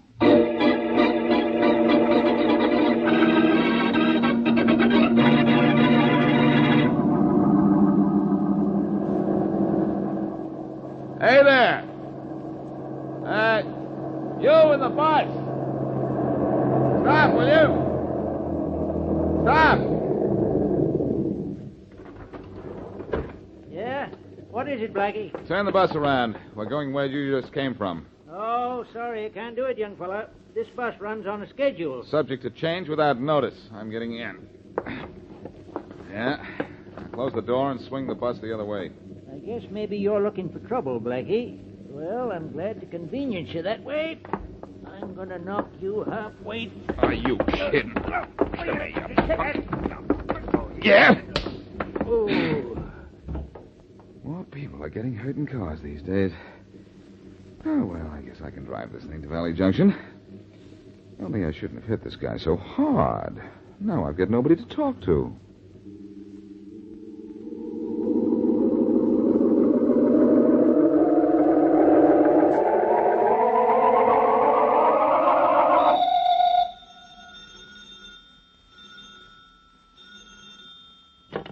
Yes? Mr. Boston Blackie? Yes. Did you get the call through to the city? Yes, sir. We're ready now with Inspector Faraday at police headquarters. Well, you're ready and I'm ready, so what are we waiting for? Just a minute. Go ahead, Inspector Faraday. Hello? Hey, Faraday, this is Blackie. I'm up here at Gardner's store in Valley Junction. Good. Stay there. Now, don't get cute. I've been trying to reach you for an hour. Where have you been? I've been feeding the pigeons in the park, but I saw a couple of squirrels and they asked for you. It's a good thing they didn't get too close to you, or you'd never have come back. Faraday, listen to me, will you? I've found something here at Gardner's store. You found a padlock on the door and the windows boarded up. How did you get in and why did you? Because I thought there was some kind of a tie-up between this place and the bus trip I took. I was looking for something here in the store, and I found it. What was it? Part of a cufflink. It's right here on the counter, right beside the telephone. And, guess what else there is here? Why should I guess? You ought to know. 3 bags of what you're going to. Seed. What you're going to But, skip that.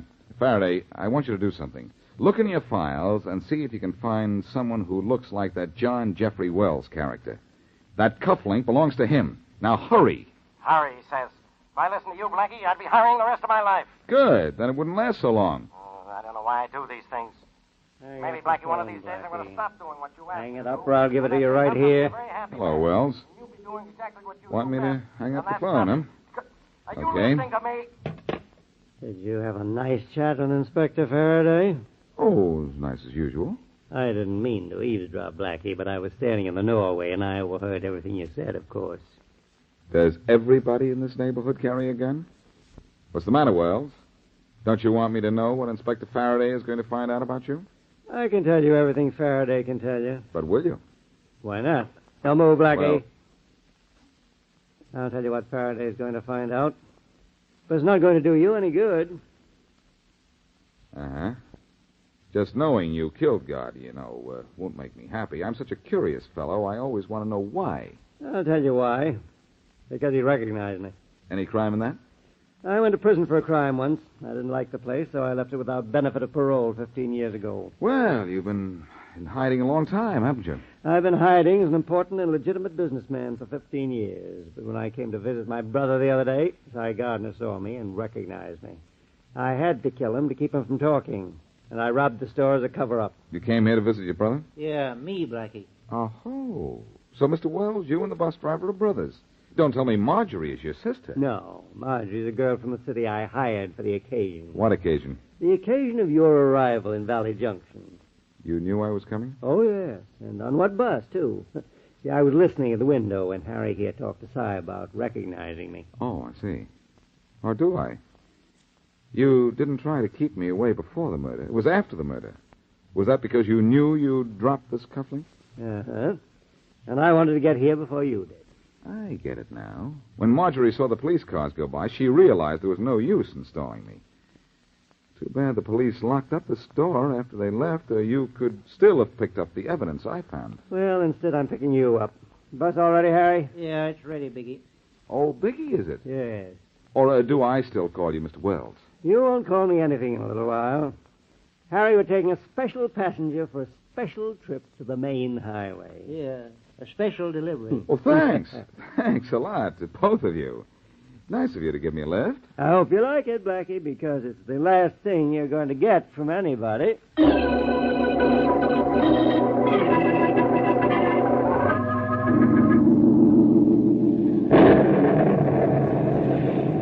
Harry, can't we make better time? It's 2 hours since we left Valley Junction. You want me to skid off the road and pile up in a ditch, Biggie? The rain's made this road slippery as weak molasses. Take your time, Harry. I'm in no hurry. No, I guess you ain't, Blackie. But I got news for you. Another mile and we're at the highway. 1 more mile. Your last one, Blackie. Of course.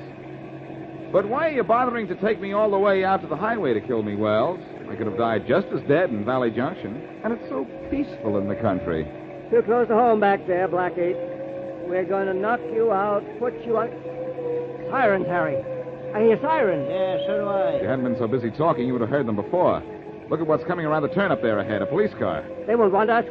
They've had no reason. Just slow down and they'll go by. That's what I was going to do, Biggie. Really? Well, here's what I'm going to do. I'm yanking the bus into this ditch. Hey, let go of that wheel. Take your head off that wheel.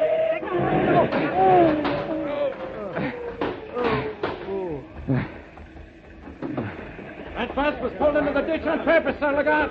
Biggie might be in there with a gun. He's in here with a gun and a bump on his head, Faraday. Relax. Mikey, you all right?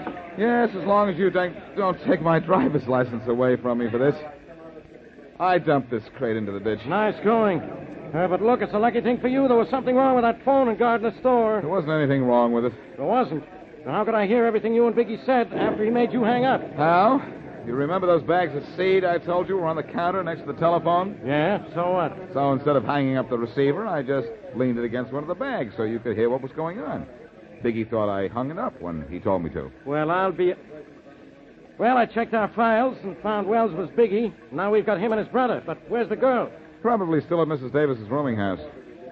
Oh, she'll be a cinch to pick up. Look, Faraday, you better open the door and get inside this bus. Get inside? What for? You don't know what for? No. You're soaking wet. Well, at last you proved it, Faraday. Proved what? You don't even know enough to come in out of the rain.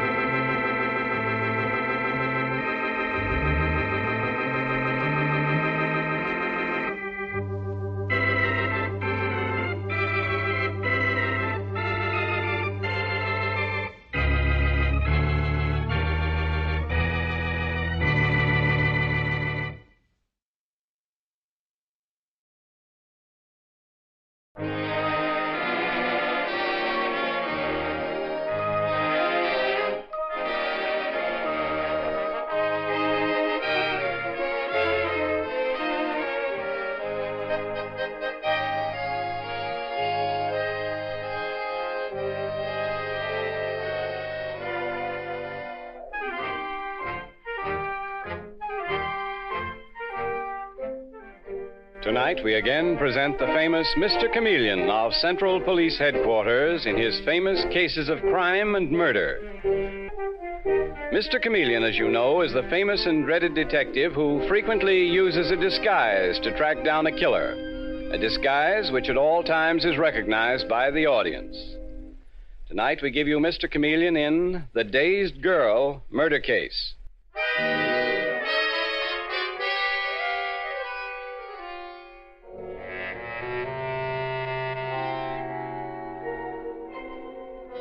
It is 3 o'clock of a bright autumn afternoon, and in grim contrast to the brisk air and brilliant sunshine outside, we look into the foreboding office of the astute and dreaded Mr. Chameleon at police headquarters. Attracted by the beauty of the day, he steps to the window and gazes at the street below, when suddenly his door is flung open, and the Commissioner of Police hurriedly enters, saying... Chameleon, let me give you this quick. Yes, Commissioner? I'm sending Detective Arnold in with a dazed, hysterical girl who says she just saw a ghastly murder committed. What? Yeah. I saw it. That horrible knife. The blood. Easy, miss. Take it easy. That's all she'll say, Chameleon, the knife and the blood. Oh, Miss Wren, this is Mr. Chameleon. The knife. The blood. I'll leave it to you, Chameleon. Maybe you can get something out of her. Bye. You look like a girl in need of a friend, Miss Wren. What do your friends call you? Eileen. But I have no friends. The only one I had. I saw murdered this afternoon. It was my guardian, Glenville Ferguson. Oh, he was so kind.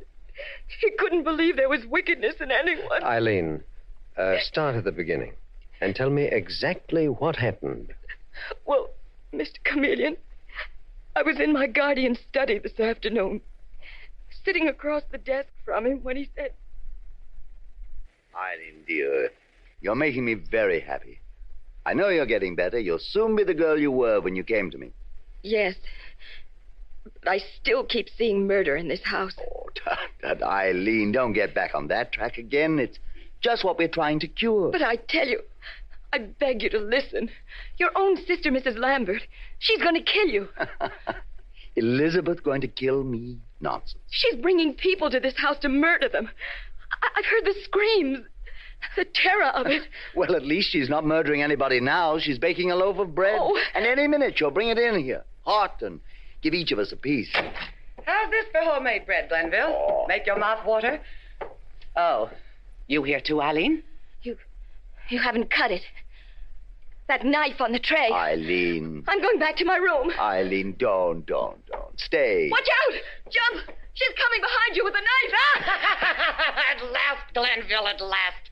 The time to kill you has come. No! Oh.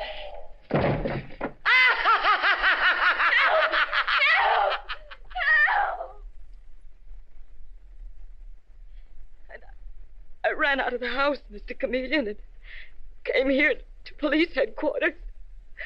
Oh, the knife, the blood, the way she laughed. It's drumming in my ears. It's driving me mad. Detective Arnold, Dave, quick, get the car. Come along, Eileen.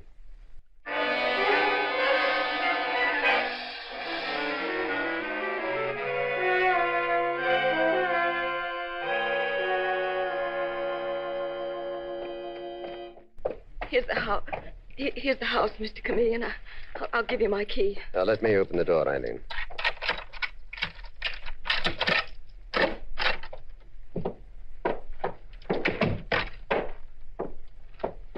Here's the room, Mr. Chameleon, where my guardian was murdered. Huh. I don't see a body here, Dave. Not a sign, Mr. Chameleon. That's what she does. She murders people and destroys their bodies. I know. I know. Eileen, where were you? I've been looking everywhere for you. Keep her away from me, Mr. Chameleon. She's the woman. My guardian's sister, Mrs. Lambert. Easy, Eileen. There's nothing to be afraid of now. Who are these men, Eileen? I'm Chameleon of the police. This is Detective Arnold. The police? Why are you here? To investigate the murder of your brother, Mrs. Lambert. Where is his body? His body? Why, Glenville. Glenville. Yes, Elizabeth? Did you call me? No. No! Oh, it can't be. I saw you murdered.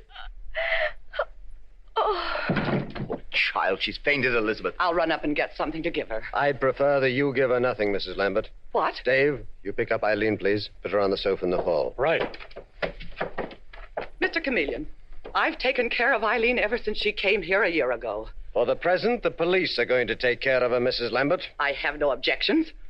But I can't understand your attitude. The girl is insane. I wonder. She's not insane, Elizabeth. Eileen's only subject to hallucinations, Mr. Chameleon. They'll soon pass over. Hallucinations and insanity are one and the same, Glenville. She came to police headquarters in an hysterical state. Insane state, you mean, Mr. Chameleon? And reported that she saw you murder your brother this morning. That doesn't surprise me, Mr. Chameleon. Strange it should you, a famous detective. Is Eileen's the first case of insanity you've ever met with in your career? Besides, my brother, the murdered man, is standing right here. Mm-hmm. So he is. Well, I should think that's what would surprise you. It would. If it weren't for that big splotch of red on the carpet behind the desk. Where? It's not blood, Mr. Chameleon. I knocked over a bottle of red ink when I dusted my brother's desk early this morning. What's that, Elizabeth? I forgot to tell you, Glenville. Besides, Mr. Chameleon, what great mystery is there in a bit of red ink on a carpet? It's not a bit, Mrs. Lambert. It would take a quart to make that big a splotch. What if it's a gallon? Does red ink indicate murder to you? I'm beginning to think you're as insane as Eileen, Mr. Chameleon. Who knows? Anyway, please leave the room, Mrs. Lambert. Why, I won't. I want to talk to your brother alone, Mrs. Lambert. Please leave. Don't make a scene, Elizabeth. Very well. I'll leave. But let me tell you, Mr. Chameleon, my brother is as insane as Eileen. Strange, Mr. Ferguson. When you said don't make a scene to your sister, it flashed across my mind she would have made a wonderful actress. Oh, that's what she was. And a great one, Mr. Chameleon. Oh. I don't recall ever seeing her. It was in South Africa. That's where I come from. Elizabeth was an idol there. You didn't follow the profession yourself, did you? Heavens, no. I was in business, import and export. But I've lived in America some 20 years. Uh-huh. Tell me about Eileen. Now, she says that she is your ward. But it's a surprising thing, Mr. Chameleon. I knew her father years ago in Pretoria. Oh, so she comes from South Africa, too? Yes. I'd almost completely forgotten her father when I got a cable from his lawyers saying he'd died and made me Eileen's guardian. Uh-huh. That was a year ago. And on top of the cable, in popped Eileen. We all loved her on sight. Your sister Elizabeth doesn't indicate that. Oh, well, she's highly strung, temperamental, always the actress. Mr. Chameleon, you know, but at heart she's kind and devoted, just like my son is. Your son? Yes. Tragedy for him. He married Eileen before... Your son is married to her. Does he think that she's insane? Yes, he and my sister. But I don't. I know she's not. She began getting temporary hallucinations when she learned the real truth about her father. Somebody told her. The real truth about her father? From believing that he was a rich and respected man, she learned he was a dangerous criminal. He was actually killed in a bank robbery. And Eileen did not know that until after his death? She was at school in Switzerland at the time. Some kind friends kept it from her. When she found it out, she... They developed the hallucinations that you speak of? Yes. That my sister Elizabeth lures people to this house, murders them, and does away with their bodies. It's horrible. But she'll recover, Mr. Chameleon. I know she will. Mr. Glenville, do you notice an odor of acid in this house? I believe I do. I was wondering what it was. What do you think it can be? I don't know yet. It might be something pretty terrible. Let's wait until we find out. But what... Very glad to have met you, Mr. Glenville. I shall tell you when I know. Goodbye.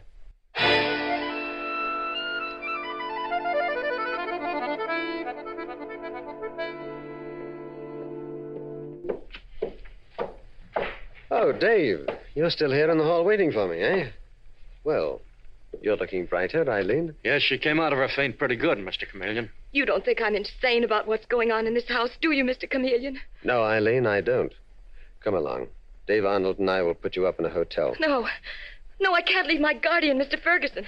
She'll kill him. All right, if that's the way you feel. But I'll be back. I'm going to find out what's going on in this house. All right, Dave, let's go.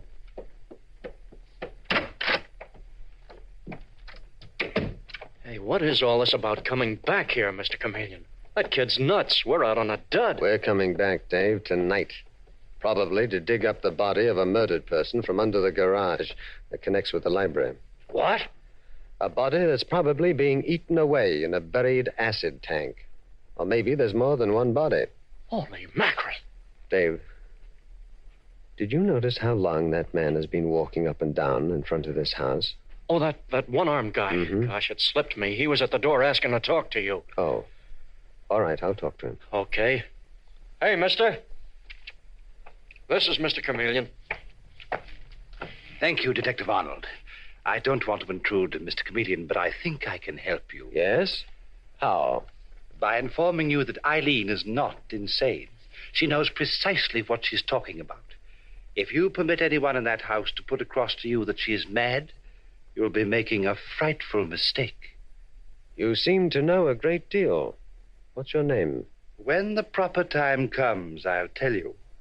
In the meanwhile, think of me as the man who knows. Oh, listen. Oh, incidentally, the next time I turn up, it will be when you need me most. Goodbye, Mr. Chameleon. Hey, how do you figure that bird, Mr. Chameleon? I think he's exactly what he claims, Dave. A man who knows a lot. And who'll turn up again at the right time. It looks like this is turning out to be a pretty dirty case. We've never been on a West one, Dave. All right, let's be off to headquarters. I want to pick up a couple of our boys to dig up under that garage tonight.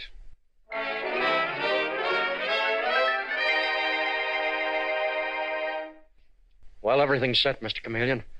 Got a couple of the boys waiting with shovels ready for digging. When do we start? Well, it's 9 now, in about half an hour, Dave. You better take a couple of charges of dynamite along. We may have to blow up the concrete floor. I hope we don't, though. Some kid just left this letter for you, Mr. Chameleon. Oh, thank you, Foley.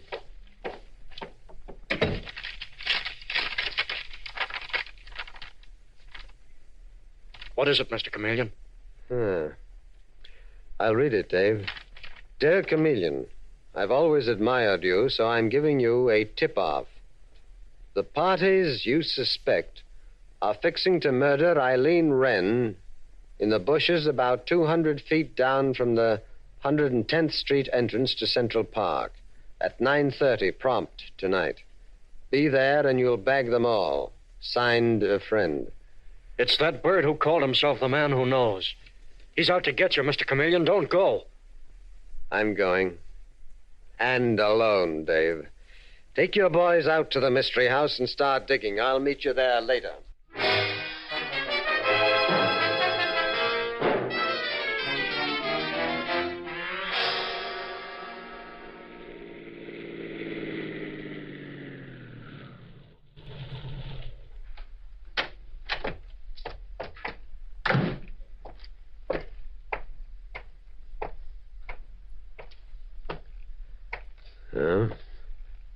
This is the spot, I guess.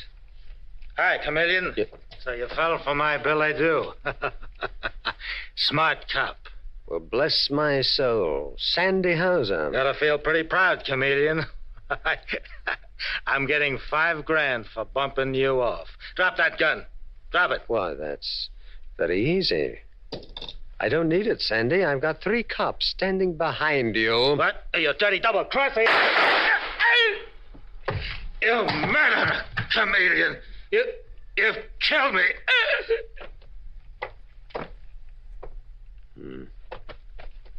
He's dead, all right.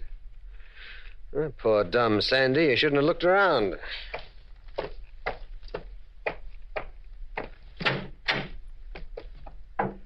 Chameleon calling Central Headquarters. Foley talking, Mr. Chameleon. I just killed Sandy Hauser near 110th Street in the park. Pick up the body. Okay, Mr. Chameleon. And send a detail to surround the house where Detective Arnold is waiting for me. Get word to him that I'll be there right away. Gotcha.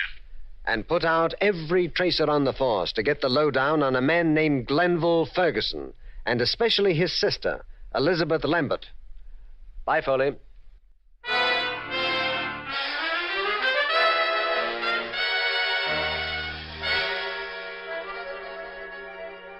Mr. Chameleon and the Dazed Girl murder case continues in just a moment.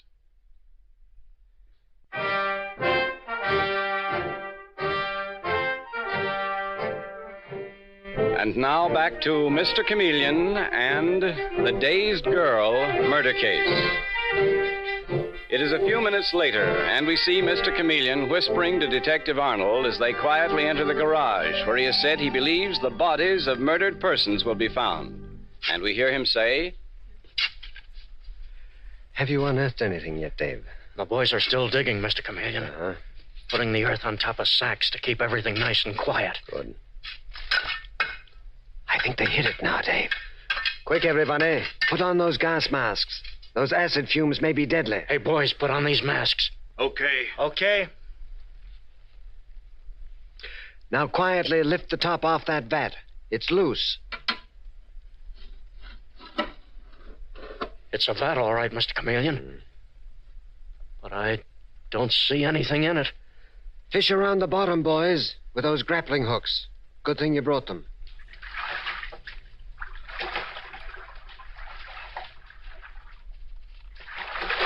It's part of a body, Mr. Chameleon.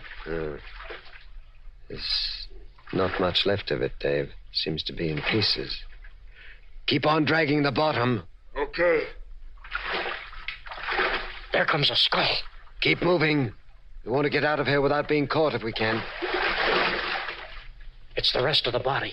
Practically nothing left of it. Well, there's not much for us to go on. I may be able to get some fingerprints, though. Maybe. All right, gather it up, Dave. Rush it to the laboratory. We can at least get the approximate height. And there's a bullet hole through the skull. Okay, Mr. Chameleon. Come along, Dave. That sounds like Eileen. Quick, Dave, come. What's going on here? He's trying to murder me, Mr. Chameleon. Keep him away. Who are you? I'm Jim Ferguson, this batty dame's husband. Glenville Ferguson's son? I'm not married to him. He's not my husband. I loathe him. Oh, don't let him touch me, Mr. Chameleon. I told you she was nuts, Mr. Chameleon. I don't have to murder her to get rid of her. She'll kill herself someday. I'm not married to him. Like to see the marriage license, Mr. Chameleon? I'll get it out of this drawer. Look out, Dave. He's got a gun. Sure. And I'll kill you before I'll be arrested on a crazy girl's word. I'll kill you anyhow. My Aunt Elizabeth told me you were after me. No. Did you shoot him, Mr. Chameleon? I was just getting set when... No. The shot came through the window, Dave. It's lucky he's not dead. We need him in our business. But who fired the shot? I think that the man who calls himself the man who knows. He said he'd turn up when I needed him most. Oh, what next? Look in that drawer. See if there is a marriage license there, Dave. Holy mackerel, there is. Look at it. Oh. Well, seems to be in order. I never married Jim Ferguson. He's a loathsome creature. What's happened here? I heard a shot. Oh, this insane girl killed my nephew, Jim. He's not dead, Mrs. Lambert. Just a flesh wound. Glenville, come here. What is it, Elizabeth? This insane girl, Eileen, shot Jim. Eileen is not insane, Elizabeth, and I don't believe she shot him. Are you all right, Jim, my boy? We're taking him to headquarters for treatment, Mr. Ferguson. Dave, you help him along, please. Chameleon's lying, Father. He's arresting me. You have no right to arrest this boy. No, Mrs. Lambert. I found a body in an acid vat under the garage of this house. I told you that girl, Eileen, was insane, Glenville. Oh, what has she been up to? This girl is behind everything, Mr. Chameleon. She's always shrieking about murder. I'm taking Eileen to headquarters, too, for safekeeping. Come along, Eileen. Yes, Mr. Chameleon. Good night, Mrs. Lambert. And Mr. Ferguson. Oh, what a night, Mr. Chameleon. You come over here, Dave, please. Yeah? I'll take these people in. You stay here. Take every radio out of this house, and then call headquarters. Uh-huh. Have every radio station broadcast that Mr. Chameleon is urgently in need of the party who called himself the man who knows and does. And ask him to come to my office in the morning.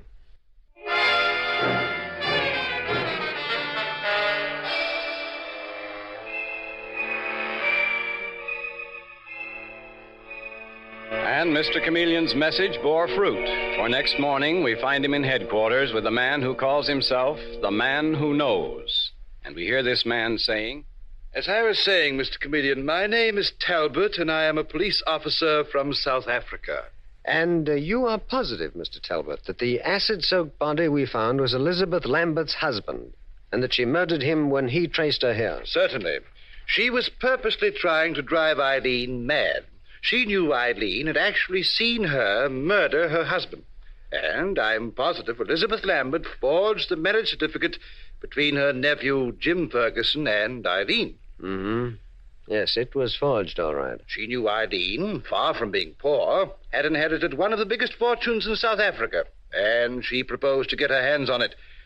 She made Eileen believe her father was murdered and was a criminal. She did that to shatter that young girl's mind. Elizabeth Lambert didn't tell me that story, Talbot. Her brother, Glenville Ferguson, told me.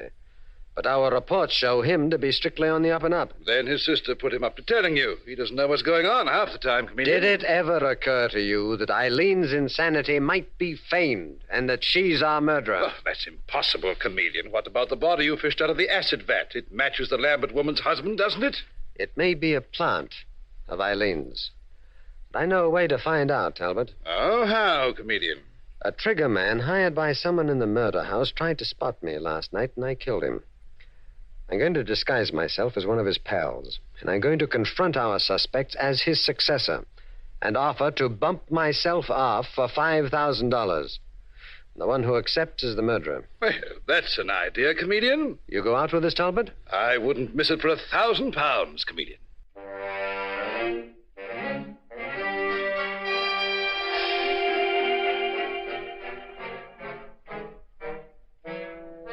So, later in the day, we see Mr. Chameleon in his disguise as Bill Tosco, trigger man, in the Ferguson home.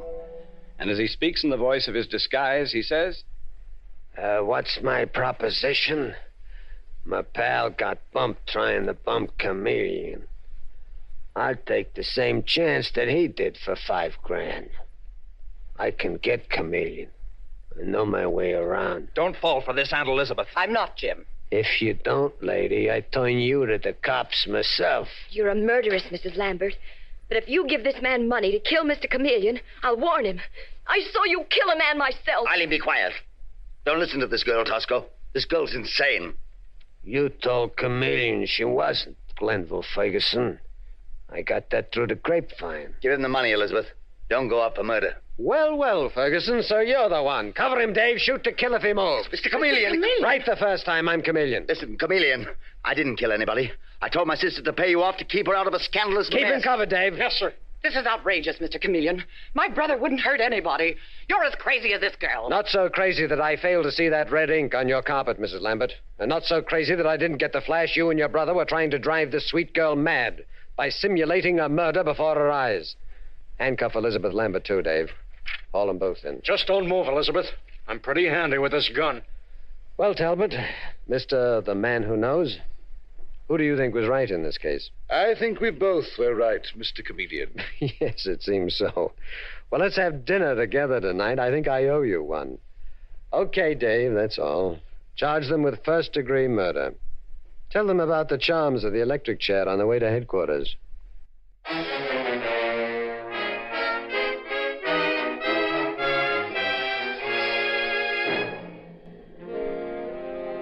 And with these words, Mr. Chameleon concludes tonight's murder case.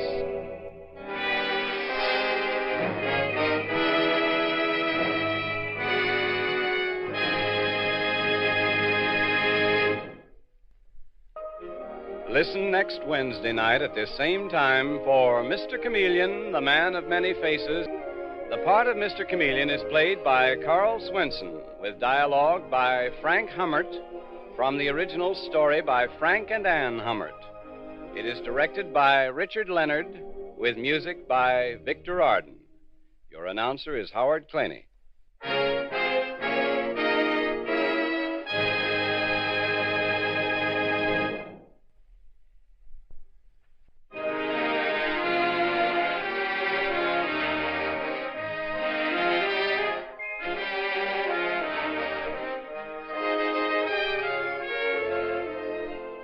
This is CBS, the Columbia Broadcasting System.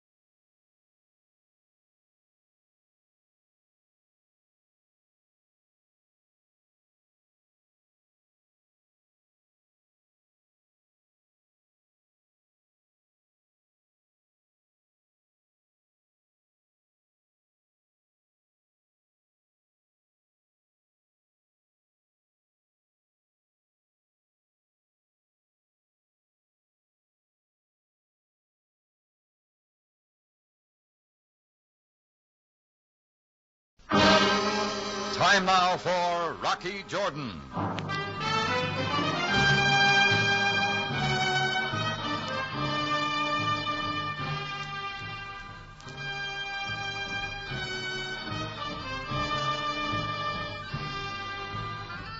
Not far from the Mosque Sultan Hassan in Cairo stands the Cafe Tambourine, run by Rocky Jordan. The Cafe Tambourine, crowded with forgotten men, alive with the babble of many languages. For this is Cairo, where modern adventure and intrigue unfold against a backdrop of antiquity. Tonight's story, Everything Shipshape.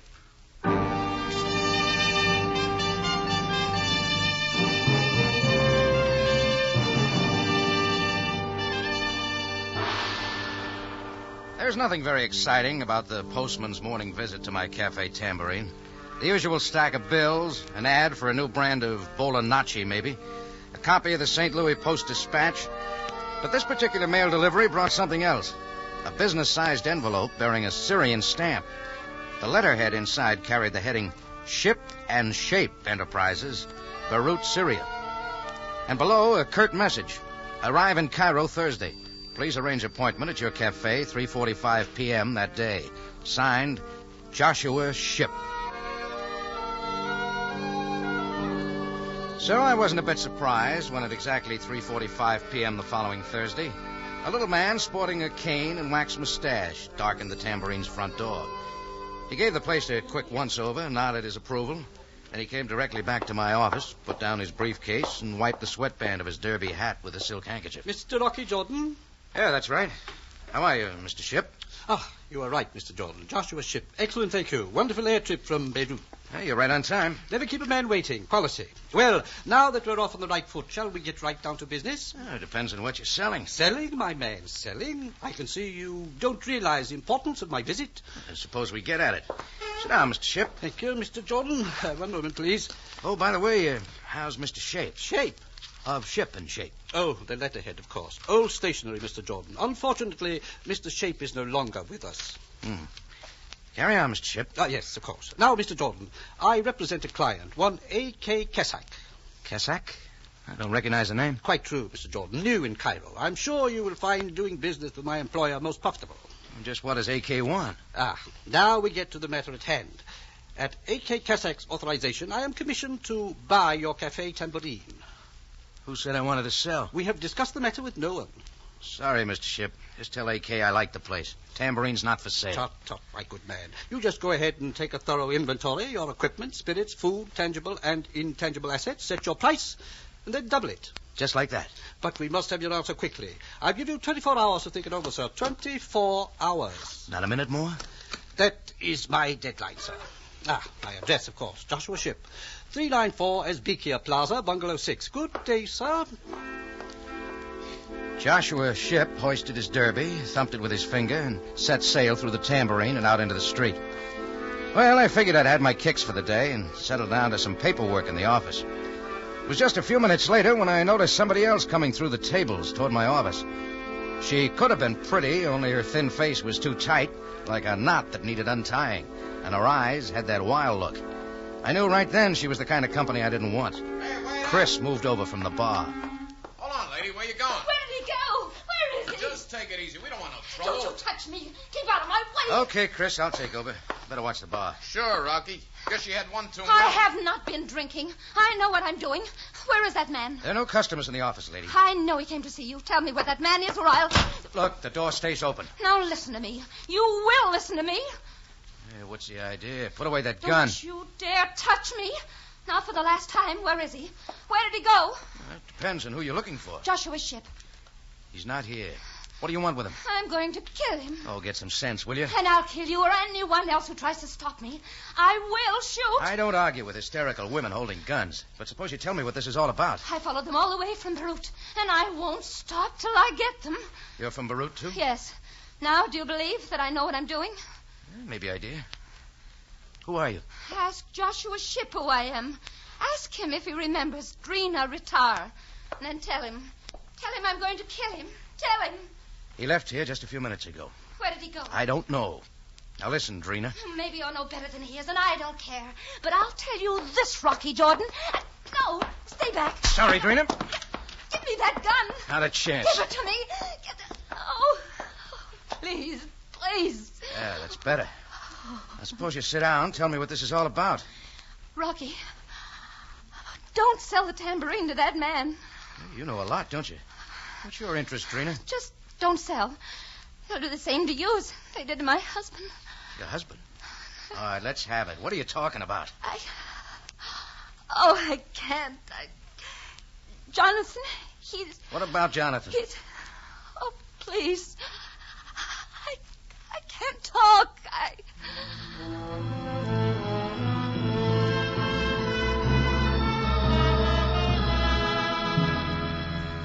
Getting sense out of an hysterical woman is not one of my big points, so I stopped trying. I kept her gun in my pocket, got her address, and put her in a taxi for home. But it made me want some more conversation with Joshua Shipp, so I sat down and figured out a price I was sure no one in their right mind would accept. Then I went over to his place on Esbekia Plaza. It was a real nice setup. Big fountain out in front, acacia trees along the tile walk. I found Bungalow 6, and Shipp answered my buzz. Well, Mr. Jordan, come in. Thanks.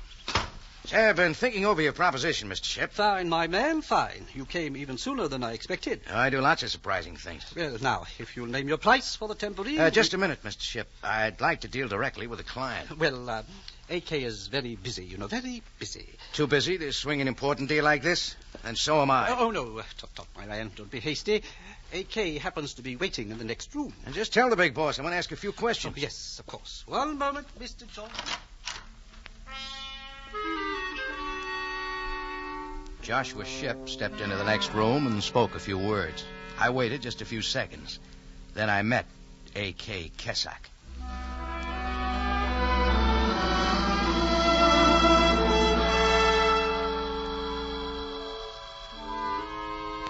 Naturally, I expected A.K. to be a man. I was never so wrong in my life. She was all woman, from the tips of her lacquered fingernails to the French perfume that rocked the room and Rocky Jordan. She let the doorway frame her sleek figure, and I wondered if she mightn't have been the shape of the firm of Shipp & Shape. Any minute, I expected a Rye Crisp sign to light up over her head. She looked me over like a champ looks over the contender in the first round. Rocky Jordan. Oh, this is a pleasure. Unexpected pleasure, Miss Kesak. Yes, isn't it? Oh, please, sit down. Thanks. After you, lady. Now that we've met, Rocky, I'm quite sure we can do business. Yeah. We ought to get along real cozy. Yes. Now then, my dear, shall we get on with the deal? Mr. Jordan has... Joshua, there's no hurry. But I'm sure there is, my dear. You see... By the way, Rocky, Joshua told me you were not interested in selling your cafe. Why did you change your mind? A lot of reasons, maybe, including a couple of people named Drina and Jonathan Ritar. Friends of yours?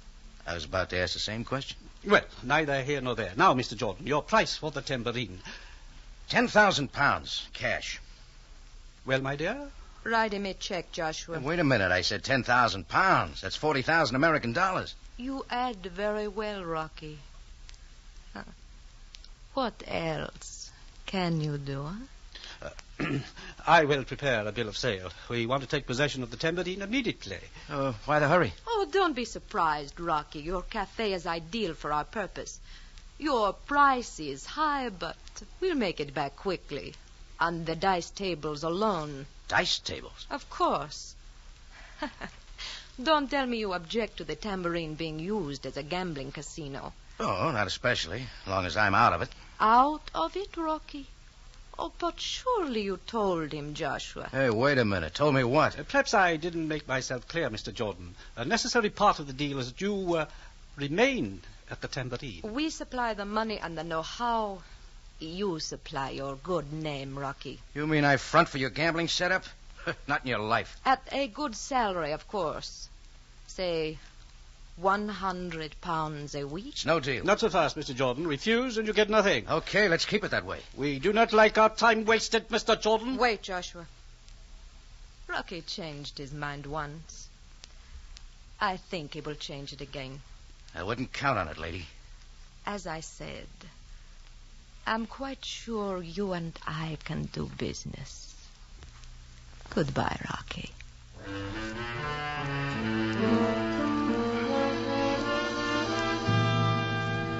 She said it like she expected to see me again real soon.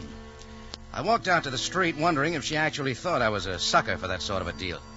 I wondered something else. Neither Joshua Shipp or Miss Kesak had batted an eye when I mentioned Drina and her husband's name. But I still wasn't sure. I couldn't go back to the Tambourine till I'd satisfied my curiosity about Drina. So I dropped in on Captain Sam Sabaya at Cairo Police Headquarters to see what he knew. Jordan, how do you manage to pick up such unusual friends? What have you got on her, Sam? Only what the Beirut police authorities have told me. Police? What's their interest? A dispatch from Beirut arrived this morning. They suggest that we keep an eye on her. She is a wild one. What else do they say? Jordan, what possible interest do you have in this case? Just curious, Sam. Curious. Very well. This Drina Ritar became involved in serious trouble in Beirut. Her husband is now in prison. For what? Murder. What's the lowdown? They didn't go into detail. It seems that Drina and her husband Jonathan ran a cafe on the Beirut waterfront. There was some talk of gambling in connection with it. Gambling?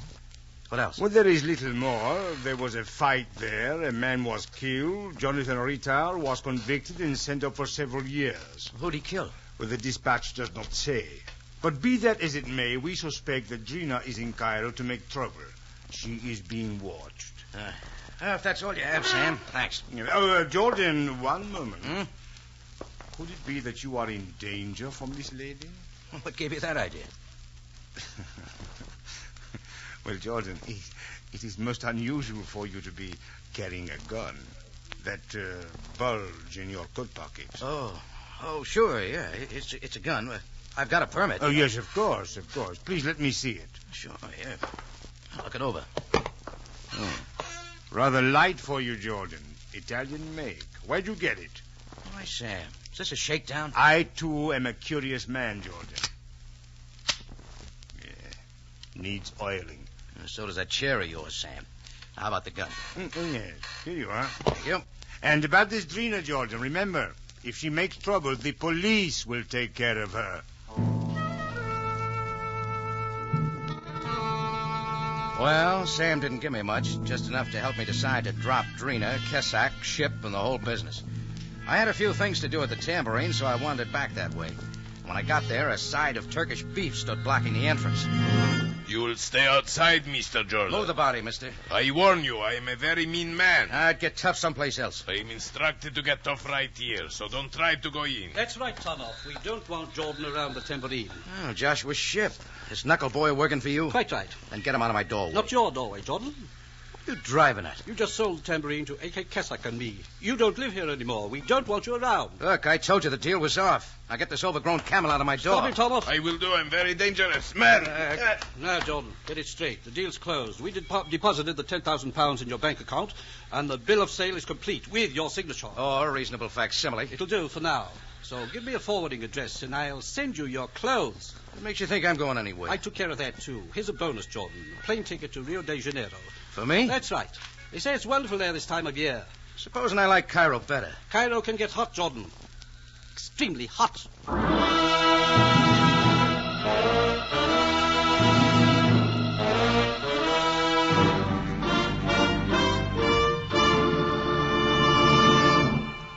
You are listening to Everything Shipshape, tonight's adventure with Rocky Jordan. The Accused is coming to CBS listeners Monday night. Loretta Young, Robert Cummings, and Wendell Corey will bring this unusual psychological drama to life in all its stark reality. Don't miss the hour-long absorbing story on CBS Radio Theater at 6 Monday night.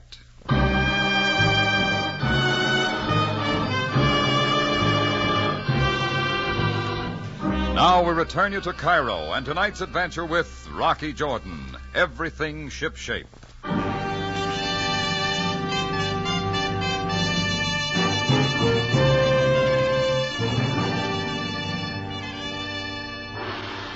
After I refused to front for a gambling setup in my cafe, a couple of characters from Beirut named A.K. Kesak and Joshua Shipp got real busy.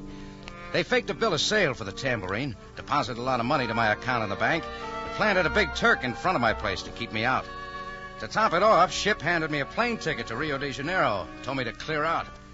Ordinarily, that'd be a nice, juicy job for the police. But first, there were a few angles I wanted to handle myself. So I got moving. Not to Rio, but to see Drina, the girl who had warned me not to sell the tambourine. Sabaya had given me part of her background, but I wanted the rest from her. She had a clean room in a little hotel along the Sharia Najim. When I knocked, she cracked the door and then opened it. Oh, Rocky, come in. Who are you hiding from, Drina? The police? I know they're following me, but I'm not hiding from them. Let them wonder what I'm doing in Cairo. I'd like to know myself. I told you to kill Joshua Shipp and that woman with him. Why? Didn't I explain? Well, you never got around to it. Suppose you cut out the dramatics this time and set a few things straight, huh? What are you trying to find out, Rocky? Who did your husband kill? He killed no one. Jonathan is no murderer. The Beirut police could give you quite an argument. Get out, Rocky. Go on, sell the tambourine to whoever you like. See what happens. Oh, I'm sorry I tried to warn you. Wait, Drina. Why not give it to me your way? Oh, you wouldn't believe me. Maybe I would. Let's have it. Very well. Well, Jonathan and I had a little restaurant near the Beirut waterfront. One day he was approached by this Kesak woman and her two associates, Joshua Shipp and Aaron Shape. Shipp and Shape? Yes. Shape was the #1 man with her then. They offered my husband a large sum of money for our cafe, for a gambling setup. Jonathan was well known and liked in Beirut, so he was to front for the syndicate. Does this all sound familiar, Rocky? Yeah. Go on, Drina. Well, a short time later, Aaron Shape was killed in our cafe, but not by my husband. Who did it? A.K. Kesak. I'm sure of it, Rocky. Only they planted it on your husband, right? Yes. Yes, both the woman and Shipp testified that they saw my husband fire the gun. Well, he didn't have a chance. Why would Kesak want to get rid of her top man? He was getting a little too big. Besides, she was tired of him. You see, she always gets tired of them. After that, Joshua Shipp moved in. And you're out to get them both. You think that'll help get your husband out of prison? Well, all I know is I've been able to think of nothing but killing them. Oh, now I don't know what to do. Look, Drina, I've got some things to settle with them, too. The best way I can check on them is to go along with the deal. But I told you what would happen. Not if I keep ahead of them. Now, you better stay right here. I'll let you know how it's going. She put up some more argument, but she agreed to my plan when she learned how Shipp had moved in on the tambourine. Sam Sabaya might have worked out my end of the deal without too much trouble, but not Drina's. So I went back for another chat with A.K. at her bungalow on Esbikia Plaza. Somebody must have expected me because the side of beef wearing a fez was right outside the door. So, Mr. Jordan, you not smart and fly to Rio. Delayed takeoff, Turner. Look, you're still in my way. I stay in your way. You not go in. Want to take bets on that? You find out I'm very dangerous man. Well, we compare muscles sometime. Move over, Man Mountain. I not. So now we make big fight. I get me. Turn off. Let him come in. Mr. Shipp say keep this kelp out. I wish him to come in. Run along now, turn off. Imshi. Listen, A.K., my dear. Do you think this is best? I have no objection to Rocky's visits, Joshua. Yeah, you're here too, Mr. Shipp. That's fine. Now we can all talk. Everything is settled, Jordan. You wanted out of the organization. We left you out. Why did you come here? To return the plane ticket. Plane ticket? What is this, Joshua? Why, I didn't think it necessary to tell you, my dear. Save the cover-up, Shipp. Anyhow, you got me convinced. I'm ready to team up with you. It's too late, Jordan. You had your chance. Wait, Joshua, let me decide. So now you want in, Rocky. I think you are very smart. Yeah, smart. Okay, I'll front for your racket. But get this. I'm no patsy for either of you, the way Jonathan Rattal was. Mr. Jordan, what are you talking about? Cut it, Shipp. You know who killed your partner, Shape, just as much as I do. And it wasn't Jonathan. Just don't try setting me up the same way. Tut, my man. If you are inferring... Joshua, Rocky's only being frank. I like him that way. Now run along like a good boy. I have a few private things to discuss with Rocky. Now look here, my dear. I see no Don't forget your gloves and cane, Joshua, and hurry along. Very well, my dear. I'll see you later, Mr. Jordan. Well, A.K.?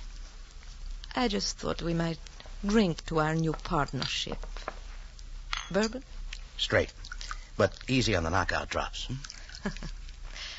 Are they necessary, Rocky? I wouldn't know. Now, to you and me. Just where does your ship come in? It doesn't. Not anymore. Drink, Rocky. Yeah, beats the liquor at the Tambourine. We'll change that, too. Won't we? Yeah. Another? No, save it till we have more time. Going so soon, Rocky. Yeah, a few things to clear up at the Tambourine, AK. See you later.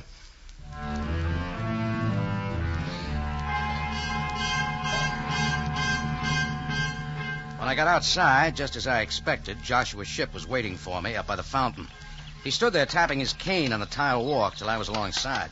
Then Shipp tacked to the starboard, full sail, and stood with his feet wide apart. One moment, Mr. Jordan. Well, we'll get everything settled, Mr. Shipp. Not a thing to worry about. There's plenty for you to worry about, my man. Tut, Enough, Mr. Mr. Jordan. I demand to know your intentions toward Miss Kessack.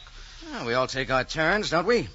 It was your partner, Shape, first, wasn't it? Before she killed him? I'm quite aware that Aaron Shape held her affections. I'm also aware that A.K. tires quickly, as she did of him.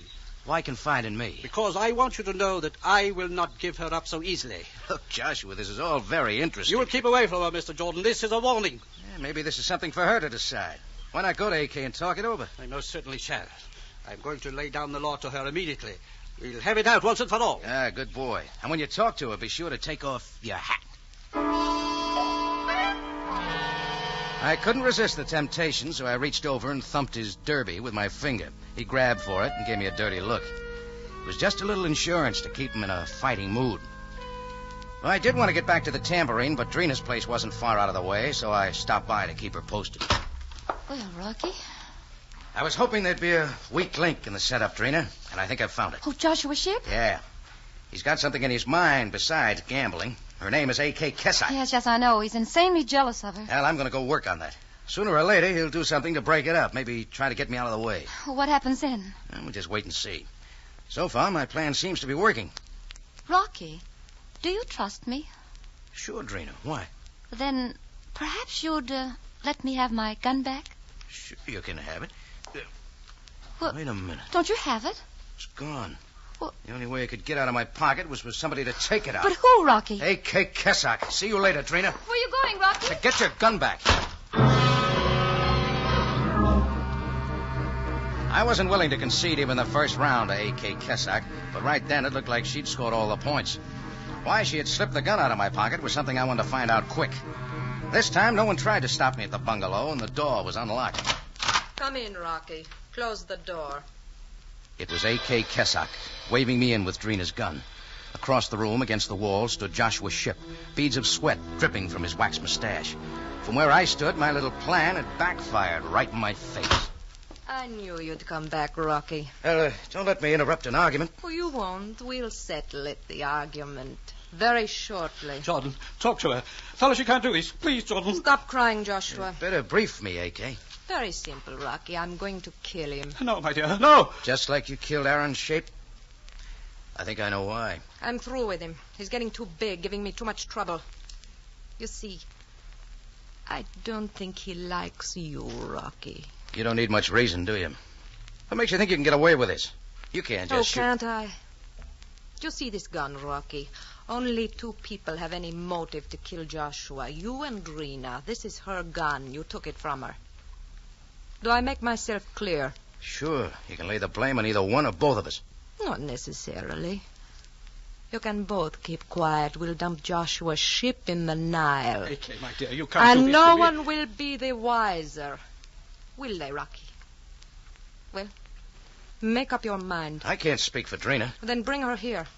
Go to the phone there and call her. Tell her to come at once, but be careful. I never hesitate when it is necessary to kill. Had an order? A.K. always gives the orders. Call Drina at once.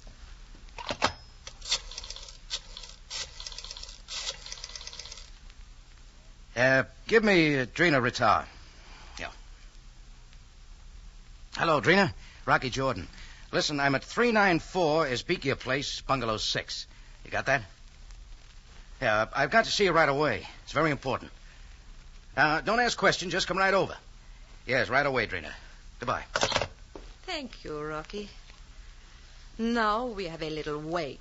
Then it will be all over. What then? Just you and me, Rocky. Yeah, but for how long? Until I'm tired of you. I'm tired of you already. But there isn't much you can do about it. Is there, Rocky?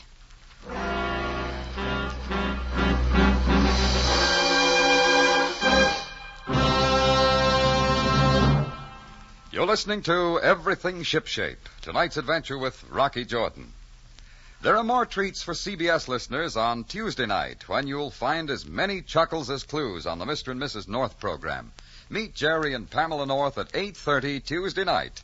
Yes, you'll find mystery better on CBS.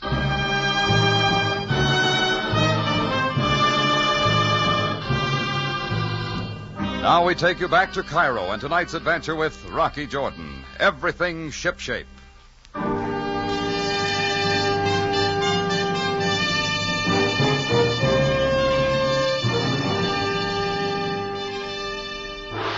A.K. Kessack held the gun with a right hand and an Egyptian cigarette with the other, and we waited for Drina to arrive. There wasn't much doubt in Joshua Ship's mind, or mine, what would happen once Drina got there. A.K. was lighting her fourth cigarette when the buzzer sounded. Rocky, ask who it is. A.K., my dear, for the last time, I beg you... Be quiet. Go on, Rocky, quick. Who is it? It's Drina, Rocky. No. Tell her to come in. Come in, Drina. No! No!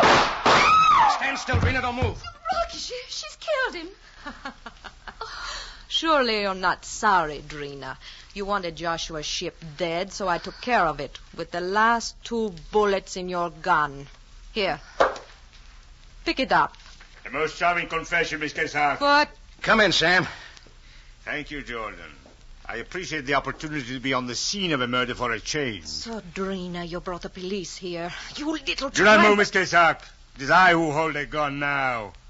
Greco, Ali, take care of this man quickly. I should have killed Drina, too. Let us have it understood, Miss Kessack.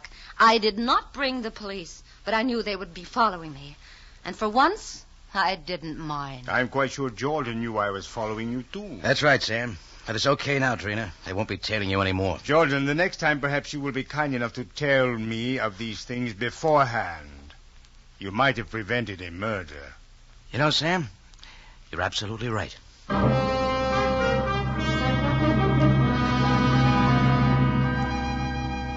Well, the way things worked out, A.K. Kessack figured 2 more murder raps were no worse than one, so she finally confessed to the killing of Aaron Shape. I now have a standing invitation to visit Drina and her husband at their waterfront cafe in Beirut. Oh, about my tambourine. I decided to let the phony sale stand.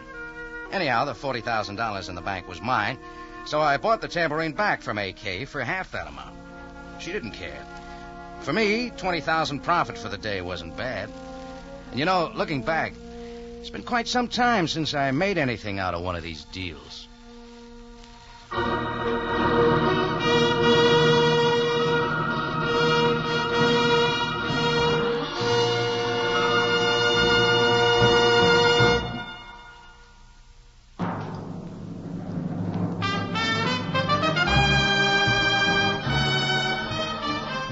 It's CBS again at the same time next week for another story of adventure and intrigue when we take you back to Cairo and the Cafe Tambourine run by Rocky Jordan. Jack Moyles plays the title role with tonight's story by Gomer Cool and Larry Roman. Rocky Jordan is produced and directed by Cliff Howell with original music by Richard Arant. Larry Thor speaking. This is CBS, the Columbia Broadcasting System.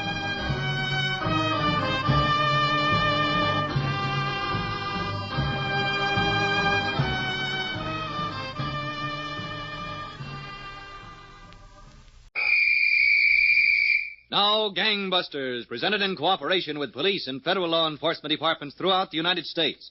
The only national program that brings you authentic police case histories.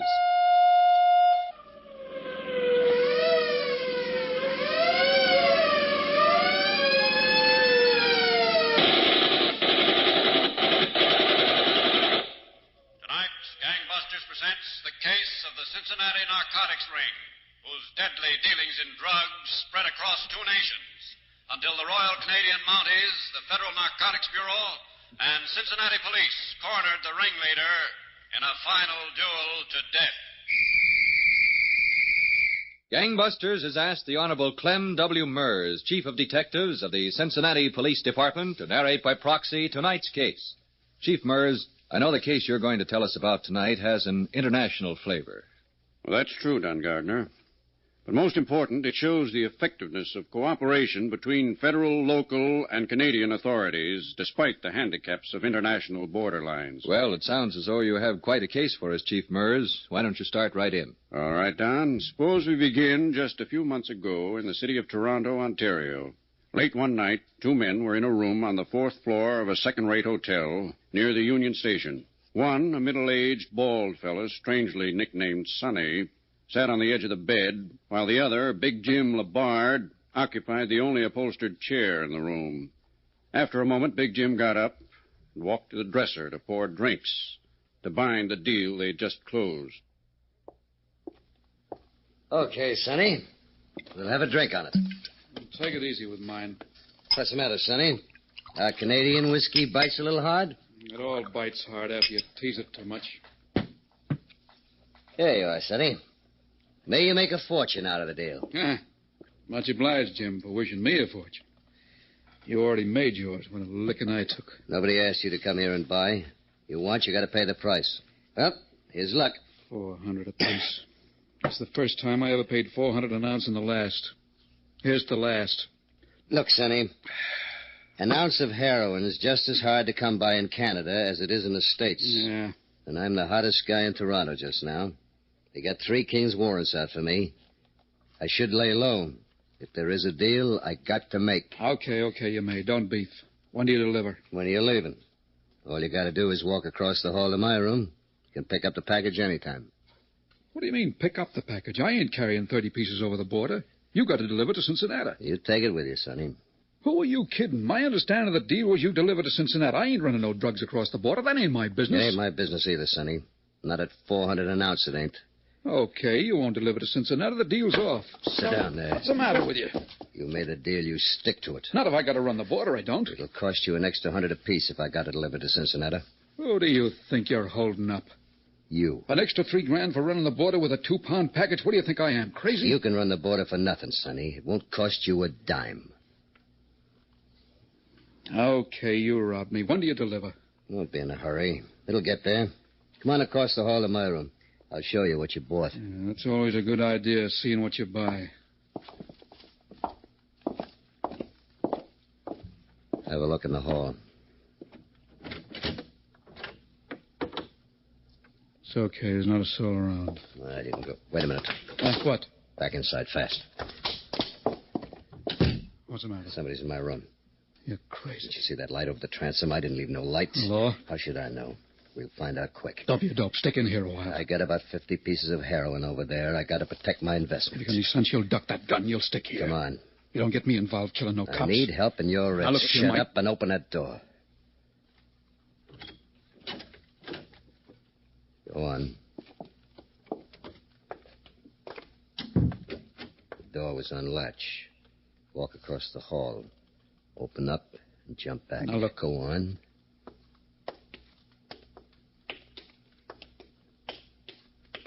Hold it. Okay. Open. All right, don't move. Well. What are you after, sister? I'm sorry. I must have made a mistake in the rooms. Is that so? Yes. I must be on the wrong floor. Sonny. Yeah? Come in and shut the door. Really? It is a mistake. Mm-hmm. As long as you made a mistake, you figured you might as well take advantage of it, huh? Is that why you piled up my clothes, ready to go out the door with them? Take it easy, Jim. Maybe she's Law. Law? She's a sneak thief. Ain't that right, sister? Please, I've never done anything before. Don't call the police, please. What's your story? I'm stuck in Toronto. I want to get back home to Montreal. I had to get fair somehow. So you pick on me, huh? I didn't know it was you. I didn't care who it was. I tried every door. Oh, please don't call the police. Jim, she didn't find the... Don't worry. That'll take a good deal of looking. What's your name? Lucille. Lucille Beauvais. You won't call the police? No, I don't think so. You're a little too pretty to rot in jail. I think I'll give you your lesson myself. This is what you need. A lot of it you need. That ought to cure you. Get rid of it, Jim. All I wanted was fed to Montreal, that's all. Well, you can walk it. Go on, get out. Oh, all right. Oh, thanks. Thank you very much. Thank me. For what? For not calling the police. Goodbye. Wait a minute. Yes? Lucille, didn't you say? Yes. How'd you like to earn car fare to Montreal? Earn it? How? Are you off your nut, Jim? Get rid of Stick your head out of this. What's in Montreal? That's home. I'm broke. There's no place else to go. You got a job, Lucille. I have? Jim. Sure you have. Now go in there and get rid of those tears. I'll tell you all about it when you feel better. Okay. In there? Yeah. Go on. Thanks. Thanks ever so much. You know, you're really nice. How crazy can you get, Jim? Did you ever see such eyes? Black as the ace of spades. What do you want to get mixed up with a lousy sneak thief for? She was telling the truth. It's the first thing she ever tried. Who are you kidding? They all got the same story. She was telling the truth. Dreamed about running into one like her. How can a guy as hot as you take a chance? How do you know she won't crack the law the minute she finds out? You want your 30 pieces delivered to Cincinnati, don't you? What's that got to do with it? Not much. Except little Lucille is going to carry him across the border for me. Oh, well, I don't care how, just as long as it gets across. It will. Tomorrow you take a train to Windsor. And you? I'll drive with Lucille. You check into the Buckingham in Windsor. You'll hear from me by Tuesday night.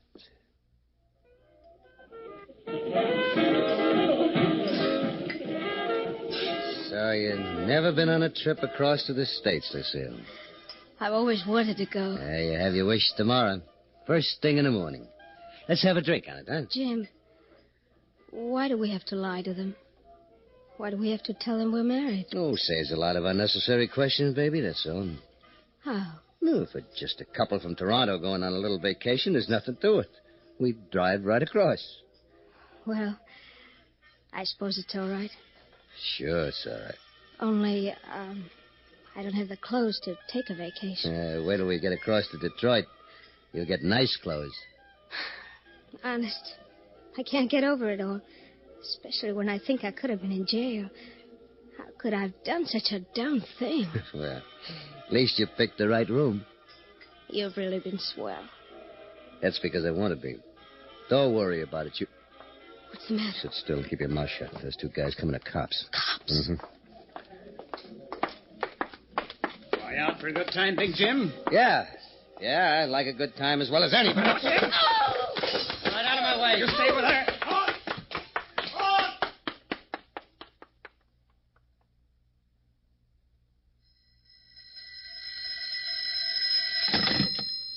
Hello? Sonny? Who's this, Jim? Yeah. Had some trouble? Plenty. A couple of cops made me in the joint. I just did get away. You didn't lose the goods? No, I got the goods. It was in the car. They hauled in Lucille. So what? As long as they didn't get you with the goods. You got a pencil handy? Yeah, why? I'm going to give you the name of a lawyer. Get hold of him. Tell him to get her rid or make bond for her. Anything. Are you kidding? I want her out, do you hear?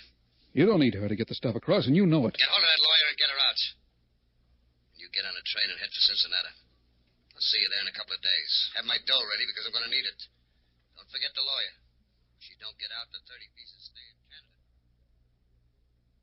So, Don, the fugitive Big Jim LeBard, a notorious Canadian dealer in narcotics, had a narrow escape from capture.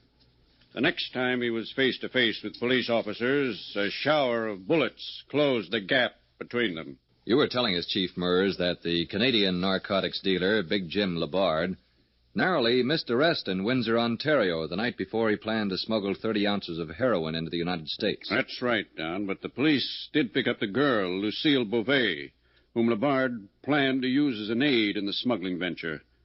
Well, there was no evidence against her, and she didn't even know the identity of Labard, so she was released shortly after dark the next night. Walked out of the house of detention for women. A stranger in town, Lucille had no particular place to go, and she headed toward a brightly lit restaurant, which was the first thing she saw as she walked out of the jail door. Lucille. What? Keep walking. Keep your head straight. They told me who you are. About to tell you myself before I had to leave. Meet me in an hour. Victoria Park. Bench under the Queen's statue. Make sure you aren't followed. Change cabs a couple of times. Here, here's some dough. I don't know whether I want to meet you. Be there. I'll see you.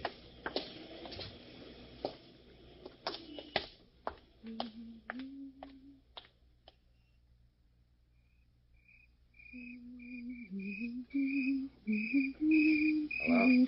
What? It's me. Oh, Back here in the shadows. I wanted to see if you had the place set up with cops. you know I wouldn't do anything like that. I didn't know. Mind if I come around and sit down? No.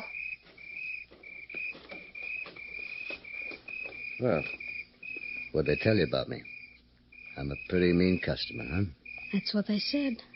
Would you still like to go across to the States? To help you smuggle dope. Do you care why? Cigarette? Yes, thanks.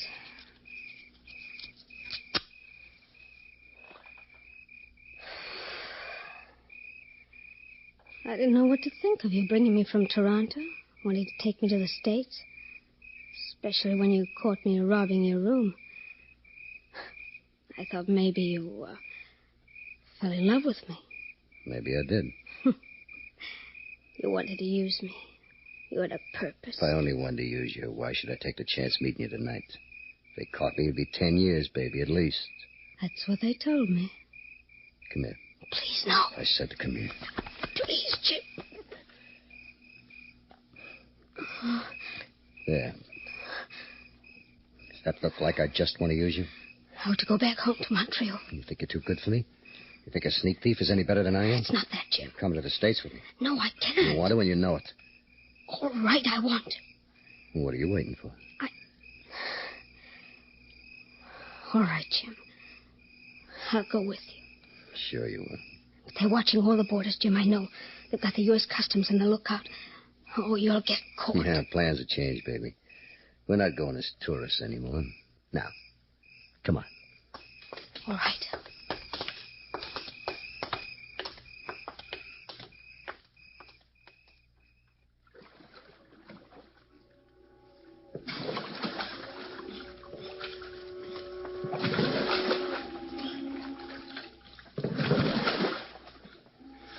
Hold me, Jim. I'm freezing.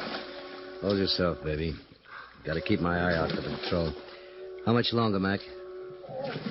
Another 15 minutes, maybe. Get your voice down. Carries over the water. Oh, Detroit sure looks near. Looks like it could reach out for those lights. 15 minutes, baby, that's all. 15 minutes seems like a century. Get it down. What are you worried about? Isn't it? Hey, turn around, Mac. At the patrol boat? Jim. That looks like it. Get down. Jim. Shut up, will Jim, what are we going to do? Don't you know when to keep quiet? Jim. Let go. You're hurting me. Then keep quiet. Stay low on the boat. Maybe they'll pass us by. Jim, if one of their searchers... Shut up. Jim, drop the package overboard. Not on your life. Drop the package and I have us for nothing. I don't throw 15 grand overboard. I fight for it. Jim, please. It goes over, Jim. Watch out, Mac. You'll be the first to get shot. Very well. The boat's going away, I think. Aye, it is. It's a pleasure craft. Jim. That was a squeaker. Yeah.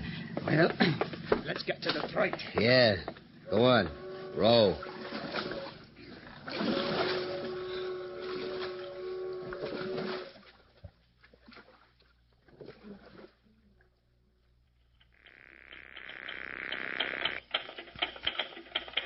Captain Hoffman.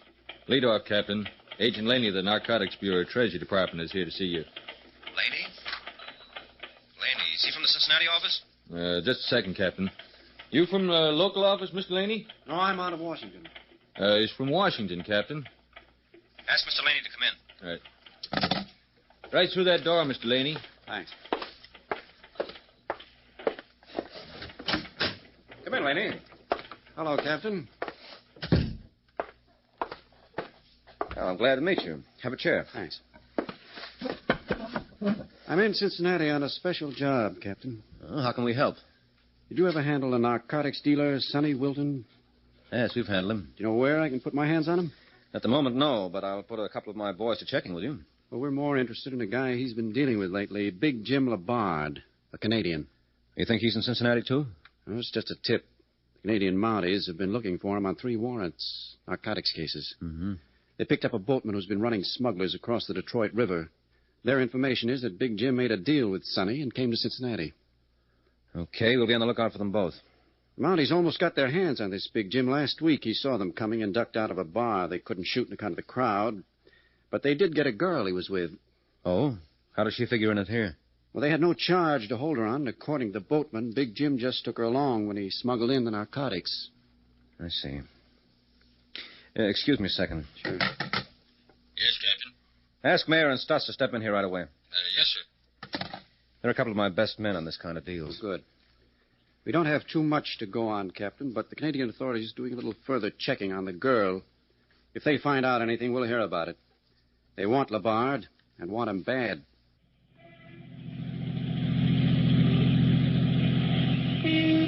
Jim. What?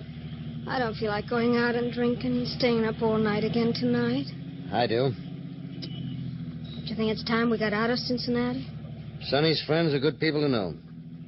Well, I don't care for them. Well, act like you care for them. This is business. Oh, Jim, I want to go home. I want to go to Montreal. You don't stop nagging me about going home. I'll give you something really to nag about. All right, Jim. Made a lot of dough, Sonny. A good chance to make more. We're not taking that boat trip again. Yep. And you're going to help with the load. More dope. No. No, something is just as hard to come by in Canada. Guns. Guns? Yeah. A lot of guys I know will pay a good price for a heater. And that's what we're taking back. A good stock of guns. Didn't you make enough money? There's never enough money. And listen, baby. Wake up when we get to that party. These are people I'm doing business with. I don't want them to think I got a corpse traveling with me. All right. I'll wake up.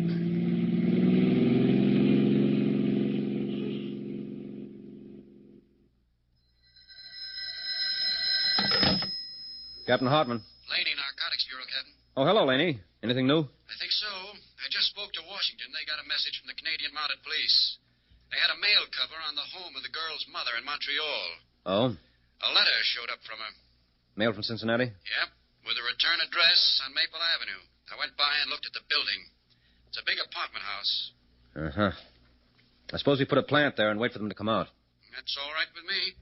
Okay, you come on by here, Laney, and we'll see what arrangements we can make.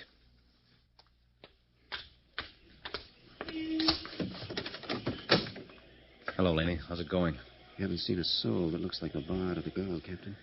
Well, a lot of people live in the apartment house. Stick here long enough, and we'll spot them. Yeah, I suppose so. If we... Wait a minute. Someone coming out. Yeah. No, it's not Big Jim. Like I say, if we... No, it's not Big Jim, but... Wouldn't you like Sonny? Is that him? I couldn't miss Sonny 2 blocks away. Come on. Right.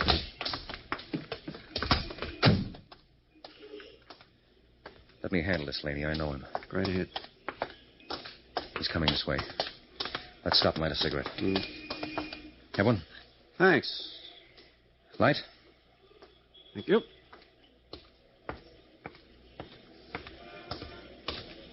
Where do you think you're going, Sonny? Hey. Police officers. Oh, is that so? Where's Big Jim? I don't know what you're talking about. He lives in that building, and you know it. Why'd you go in and get him? Okay. We're going to knock on every door. And you're going to be right in front of us. No. Look, you don't get me mixed up in this. Which is his apartment? He's got guns. He's got plenty of guns. He'll use them.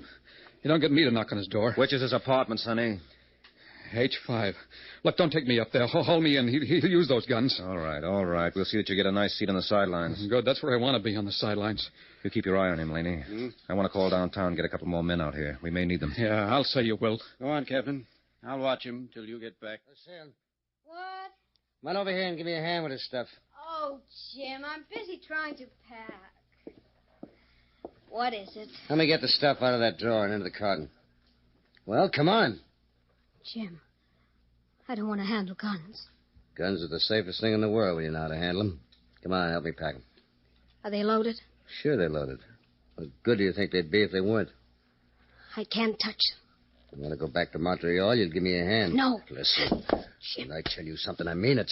Please, you're hurting. You hurt too easy. Now, give me a hand. Who's that? Expecting anybody? Well, I'll answer it. You'll find out.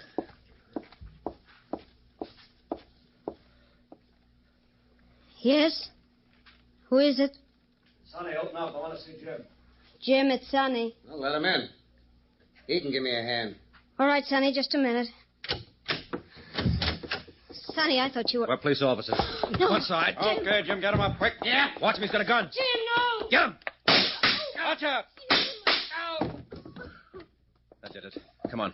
Jim, Looks like he's through, miss. I owed him so much. I can imagine. Lead off. Call an ambulance. Yes. All right, miss. Now let's have the story. From beginning to end. That, Don, was how Cincinnati police and agents of the Narcotics Bureau Treasury Department dealt with James Labard, a dangerous fugitive from Canada.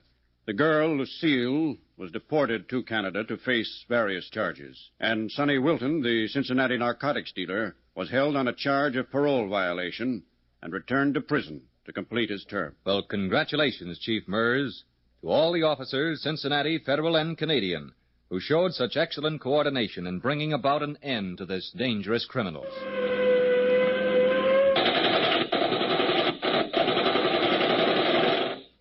Tonight's case was dramatized by Stanley Niss and directed by William Sweets, with Frank Reddick and Susan Douglas in leading roles.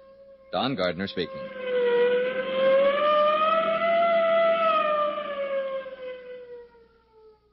Gangbusters is a Phillips H. Lord production.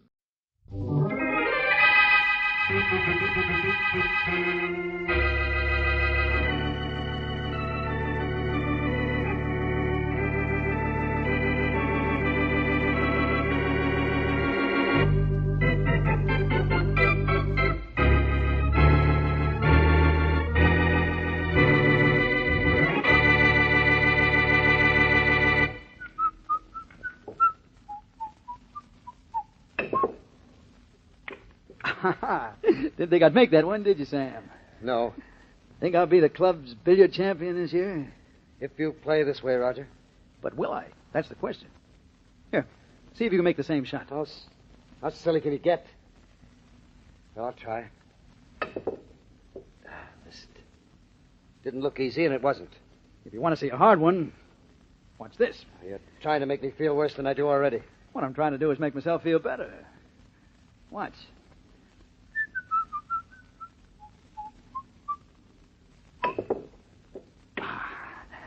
That's what reverse English does for you. Here now, you try it. See if you can. No, I've had enough, Roger. Hey, Sam. Nice boys don't throw cue sticks on the floor. I'm sorry, I didn't mean to, but no use, Roger. What's no use? I can't stop thinking. I can't stop wondering who I was and what I did before I came to town. Look, Sam, you've been talking about that now for 10 years. Will you cut it out before you give everybody the creeps and drive yourself crazy? I can't. Lately, it's been getting worse. Listen, I'm Sam Fisher now, but I wasn't before I lost my memory. Roger, don't you understand why I'm so jumpy? I came to this city a little over 10 years ago with no memory of who I was or where I'd been or what I'd done. I had an accident, and I woke up in Kansas City, and I didn't know my name. No one did, or where I'd come from. They just found me in the street, unconscious. So what, Sam? Everybody knows who you are now. You're a happily married man, an important business executive, one of the city's best-dressed men. But I've got to know who I was. I've got to. I'm sorry, Roger. I've got to get out of here. This place is getting on my nerves. I'm going to get some air. Don't go too far away, Sam.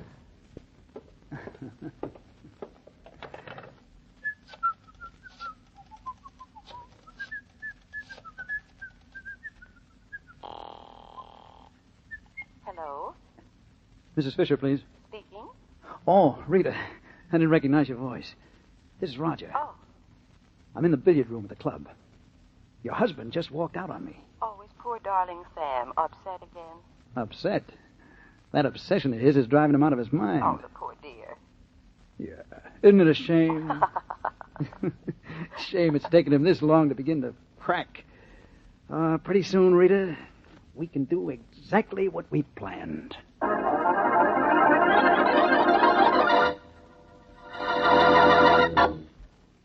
And now on to Dick Calmer as Boston Blackie. Enemy to those who make him an enemy. Friend to those who have no friend.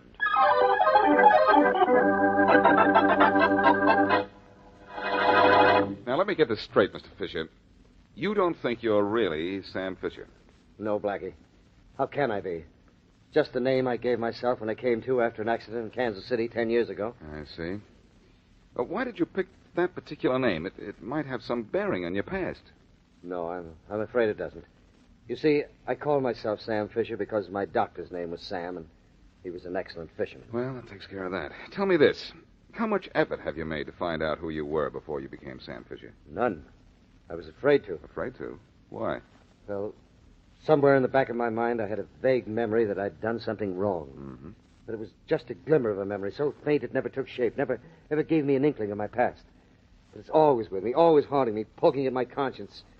Blackie, I just can't stand it much longer. So you want to find out who you were, where you've been, and what you did before you became Sam Fisher? Yes, I've got to. I've got to know no matter how terrible the truth is. Mr. Fisher, why are you so convinced that you did something wrong before you had that accident? Well, why do you think that? Just think it, that's all. I can't help it. It's there in my mind. Blackie, you've helped others. I know you can help me. I'll give you all the assistance I can. But how can you help me when your memory stops with that accident 10 years ago? Tell you something I've told only to Mrs. Fisher and a few of my closest friends. It's about a dream I had. Fantastic dream that I have almost every night. Excuse me. Hello. I'd like to speak to Mr. Fisher, please. I understand he's there. This is Mrs. Fisher. Oh, just a minute. This is your wife, Mr. Fisher. Oh, thank you. Yes, Rita? Oh, Sam, I hope I've called you in time. The maid said you left for Boston Blackie's an hour ago. How much have you told him? Well, not very much of anything, dear. You sound awfully upset. What's the matter? Well, Roger just phoned. He's found out something about you. Before the accident? Yes, Sam, and it's awful. Don't tell anybody anything, not until you've seen Roger. He's found out something about me. Yes. What? What did he find out? I don't want to talk about it over the phone. Roger will tell you. He's waiting for you at the club. Now get down there right away. All right, dear, I will. Right away. Well, that sounded important and encouraging. Blackie, I'm sorry, but I'll have to leave. Well, leave? But you were just about to tell me about... I'm sorry, Blackie, but I can't tell you anything now. Wait a minute, Fisher. Do you... I don't think I'll need your help. I don't think anybody can help me now.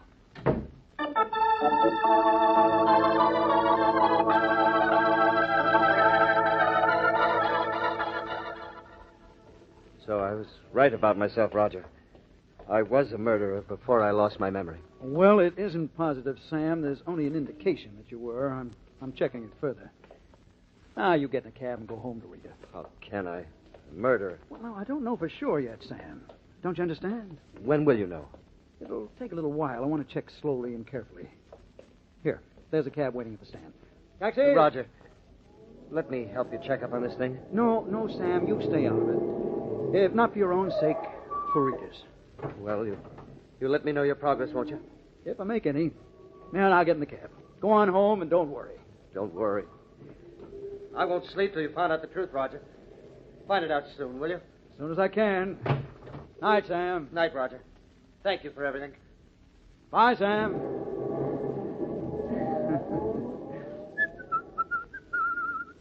You're a nice guy, Sam. You'll live a long and happy life, I imagine.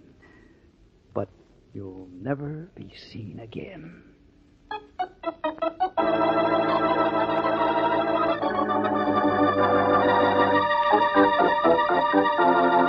But, Mrs. Fisher, the Missing Persons Bureau can't go out looking for every man and woman who stays away from home overnight. But you don't seem to understand, Lieutenant Martin. My husband's never done this before.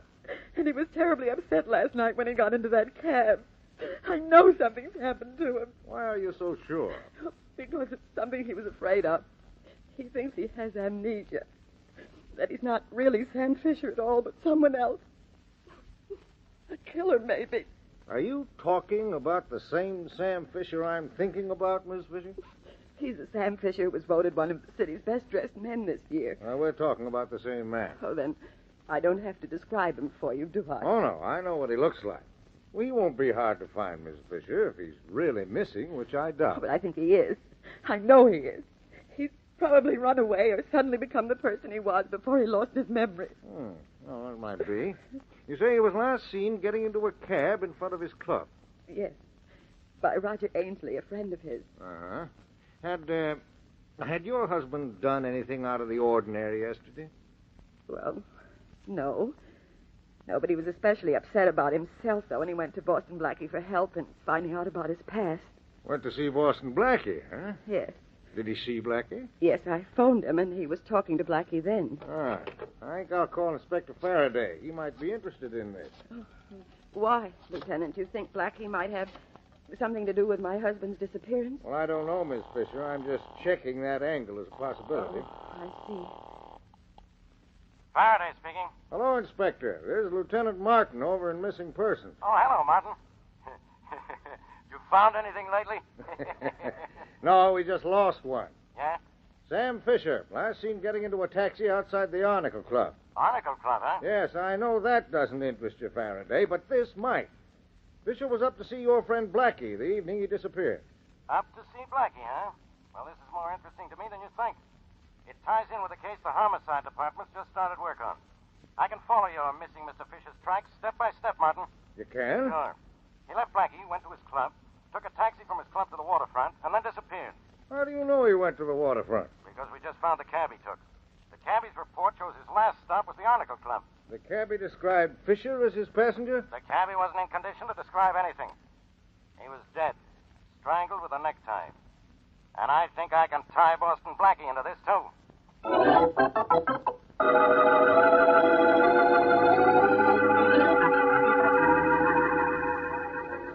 All right, you guys, finish with those pictures and let's get that body out of here. Maybe you guys like the salt air of the waterfront, but I get seasick on a park lake. So make it snappy. Hello there, Inspector Faraday. Hello, Lieutenant Martin. Fine, Blackie? Yeah, here he is. Yes, here I am, Faraday, and here you are, and here's a dead body, and here's where I solve another case for you. Ho-hum. I'll ho-hum you. I know who killed this guy, Blackie. It was Sam Fisher. The lovely red and green tie around the cabbie's neck came from around Fisher's neck. Only it fits the cabbie's neck a little too tightly, huh? Yeah. And you know why Fisher killed this cab driver and where Fisher is now. Well, do you or don't you? Don't I, Faraday? Say, by the way, Faraday, keep away from the waterfront or you'll wind up mounted on some fisherman's living room wall. And don't try to get me connected with this. All I know is Fisher came to me for help last evening. He thought he was suffering from amnesia, and he wanted me to find out who he was before his mind went blank. And what else?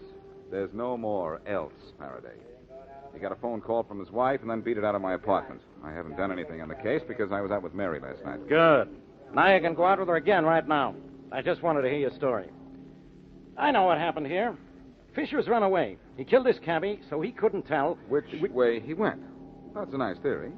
For you, Inspector, it shows remarkable logic. But as usual, it's wrong. Because you say so? No, because the green and red necktie says so. It was found twisted around the cab driver's neck, right? So? So somebody twisted it around his neck. Chances are somebody was wearing the necktie, took it off, and strangled the driver. That's right. Somebody named Sam Fisher. Who, if memory serves me, was one of the city's best-dressed men. What's that got to do with him not killing this guy here? Fisher wouldn't wear a tie like that green and red thing, Faraday. It's monstrous. He wouldn't be found dead wearing it, much less use it on somebody else who's found dead. That's what I like about you, Blackie. You keep saying that you're always helping me, and the first thing you do always is complicate things. If Fisher didn't kill the cab driver, who killed him? I don't know, Faraday, but as long as I told you who didn't, I might just as well try to find out who did.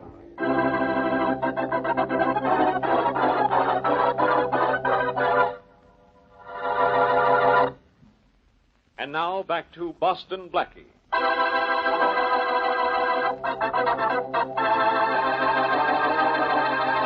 Wealthy and prominent Sam Fisher recovered from an accident 10 years ago, but suffered loss of memory.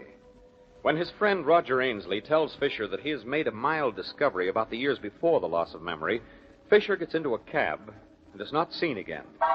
But the cab is found, and so is the driver, dead, strangled with a necktie. As we return to our story, Boston Blackie talks to the missing man's friend, Roger Ainsley. Mrs. Fisher tells me you're one of her husband's closest friends, Mr. Ainsley. And his greatest admirer, Blackie.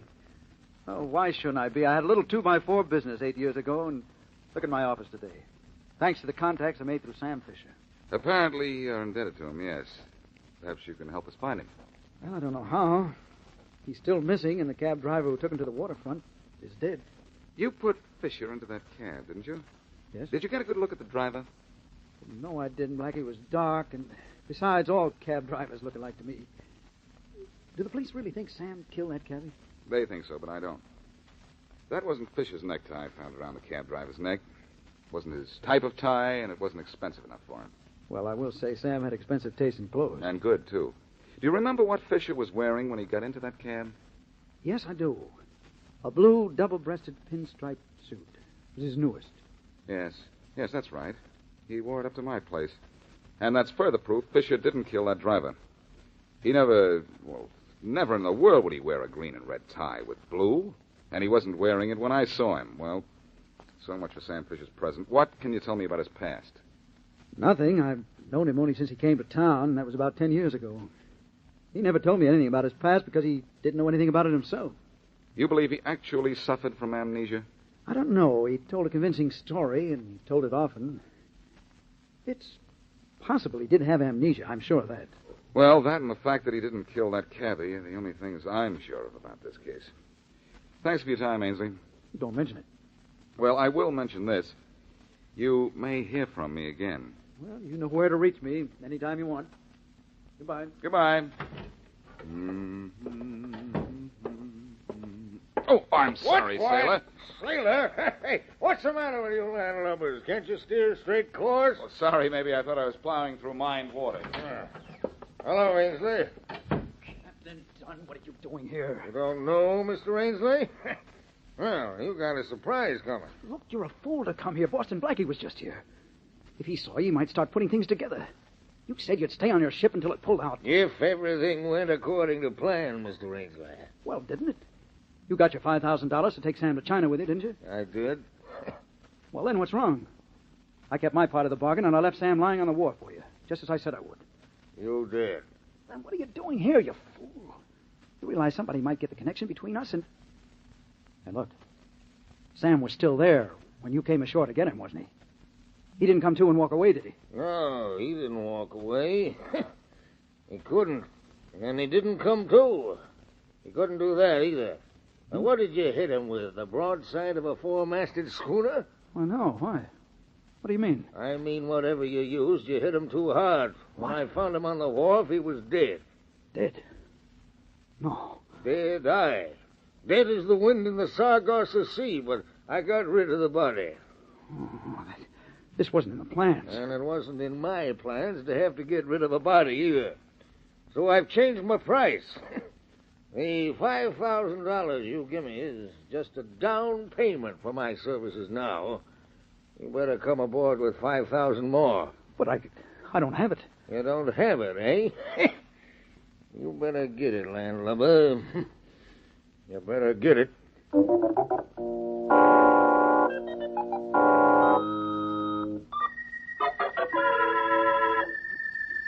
Rita, honey, Sam's dead, and you're going to come into a fortune from his insurance alone. But I'm going to be careful how I spend it, Roger, darling. All right, pinch every penny of it until it squeals if you want it, but you've got to give me that $5,000 for Captain Dunn. You killed Sam. You pay Captain Dunn. I don't have it.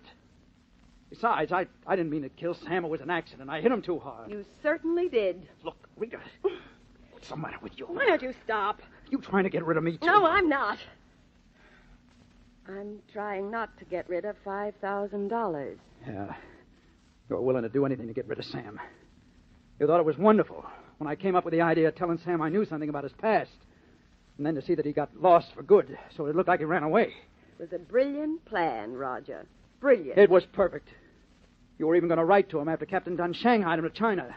You were going to tell him that we were sure he was a murderer, so we knew he'd stay away. I was, but I'm not going to have to write to him now. You killed him. He's not in the mood for letters. Look, waiter. Give me that $5,000 for Captain Dunn. That's all I ask. You killed my husband. That's something I didn't ask. All right, maybe I did kill him. I said, maybe I did. I don't know. All I know is that I got to the waterfront before him in his cab, and I did slug him. But I also know I didn't kill that cab driver. And I think you did. I did? Yeah. Why, Roger, yes, I don't know. You. That's it. You killed that driver. Only you and the cab driver knew my plans. After all, he was well paid to take the long way around to the waterfront so I could get there first. But you were the only one who knew where that cab driver would be and when. Well, what if I did? I had no reason to kill him. Oh, no? No. You killed him so he wouldn't tell that I paid him to drive Sam to the wharf. You killed him so that there'd be a murder involved in our scheme, and I'd have to keep my mouth shut forever about it. You get out of here, Not Roger. yet, I won't. You knew when that driver would drop your husband off at the wharf. You waited up the road until the cab passed, and then you hailed it.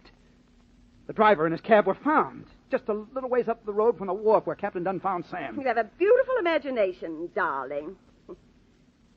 Too bad it imagines all the wrong things. Oh, yeah. All right, go ahead. Deny it if you want to. But that won't stop me from getting your money to keep the words out of Captain Dunn's mouth and us out of a jam.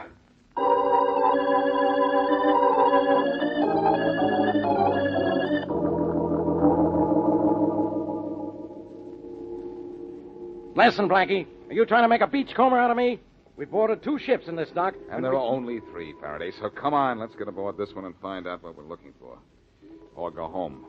I don't know why we're looking for anything down here. Do I have to tell you all over again? We're looking for the ship's captain that came to see Roger Ainsley this afternoon. Yes. So there's bound to be a connection between the sea captain and Ainsley. Because you think there's a connection between Ainsley and the disappearance of Sam Fisher. And the dead cab driver, too. Let's not forget him.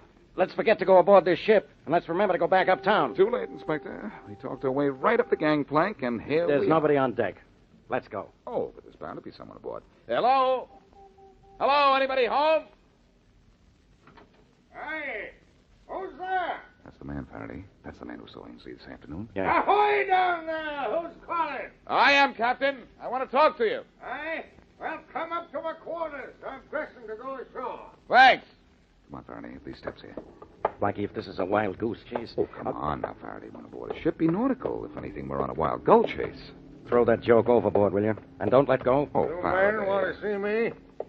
Well, it's always proper to pay a visit to the captain of the ship when you invite yourself aboard, isn't it? You are the captain. Aye. Come in. Seems to me I've seen you before. You have. You bumped into me just outside Roger Ainsley's office door this afternoon. Oh, so it did. You're still steering a zigzag course. No, from now on, I hope to go straight to port. This is Inspector Faraday of the Homicide Squad. Huh? All right, matey. I'm Boston Blackie. I don't think you told us your name. Dunn. Harvey Dunn. What do you want aboard my ship? We'd like to know why you went to see Ainsley this afternoon. Personal business. I suppose you want to know why I'm wearing civilian clothes to go ashore tonight. That's personal business, too. Anything else? No, but I wonder if you know a man was killed and another man disappeared in the vicinity of this wharf last night. Yes, I know. Heard it on the radio. Yeah, nice new tie you have there, Captain. You got something on your mind, Blackie? That tie, Captain Dunn. The rest of your shore clothes are rather old, but the tie is new, brand new. You didn't leave your old one somewhere, did you? No. I threw it away. You threw it away, it flew down the road and wrapped itself around a cab driver's neck and choked him to death. Hey, Blackie, that red and green striped tie would be okay with the captain's suit, wouldn't it? Yes, Faraday, but it isn't okay with the captain that we've caught him with his Mike! necktie. Henry, come here! Mike, Henry! Here, Captain Dunn. Uh-oh, Faraday, these guys are big. Mike! Henry, get to work on me. All right, Captain. All right, get over there. You're in this too, Captain. Scram, Faraday, and get to a pole. I can't. I'm too busy. Oh, It yeah? won't be for long. Come here, you luck. You all right, Faraday? A little bruised, but still here. How about you? Present. And Dunn and his slugging chums are all accounted for. Yeah. It was that table leg that accounted for little Mike there. It's a handy little gadget, table leg. I got Henry boy with an arm. My arm with a fist on the end of it. And look at our friend the captain. He looks all at sea.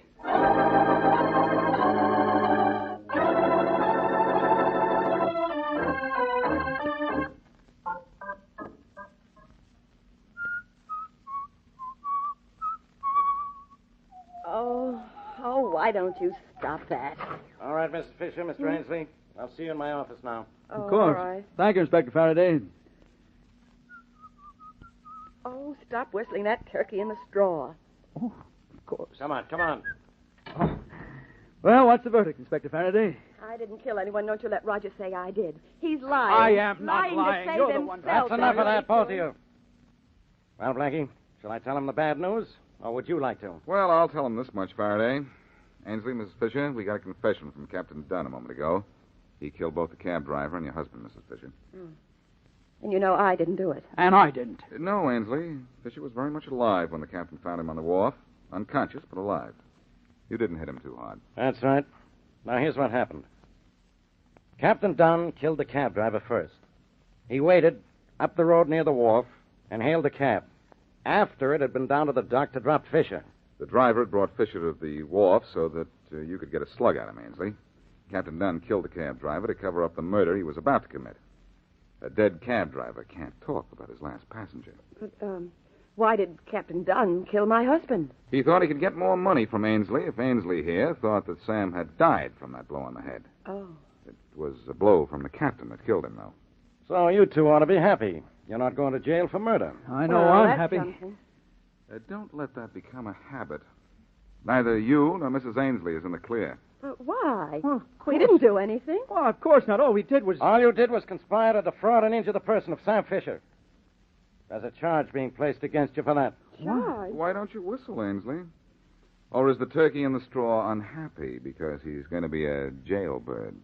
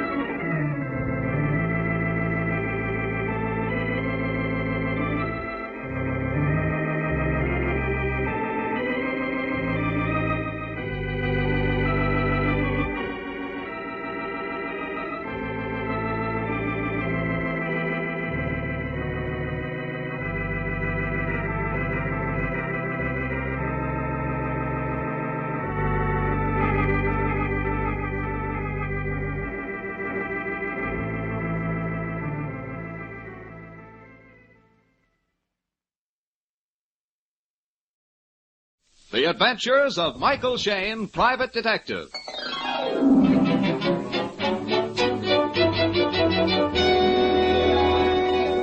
The people who make 76 gasoline and Triton Motor Oil, Union Oil Company, present The Adventures of Michael Shayne, Private Detective, starring Wally Mayer and Kathy Lewis.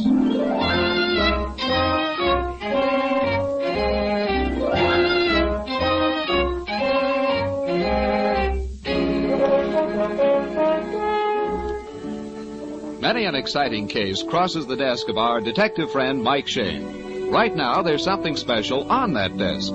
Bending over it are Mike, his assistant Phyllis Knight, and Inspector Faraday. Shh, watch. Mike frowns grimly. Then slowly, carefully, he turns to the next page of Lear magazine. Oh, no. Oh, no. Mike, where did they get that picture of you? Oh, no. A day from the life of Mike Shayne, San Francisco's sophisticated sleuth. Oh, anything for a story. If they were going to write about me, why didn't they interview me? What are you kicking about is publicity. That super sleuth, that maestro of the clue, that glamour boy of detectives. Yeah. Hey, here's a picture of both of us. Handsome detective inspects scene of society murder. Oh. The willowy damsel on his left is Mike's current heart in... Hey, current. I like that. Oh, sure. It seems Mike is a wizard with the ladies. But read all about it on page 7. I'm packing my bags and heading for the mountains. Spare the suitcase. This may be a client. Oh. Hello? Yes, this is his secretary. I'm sorry, he's busy right now. Who is it? Oh? Oh, yes, yes. When? Who is it? Shh. Tonight.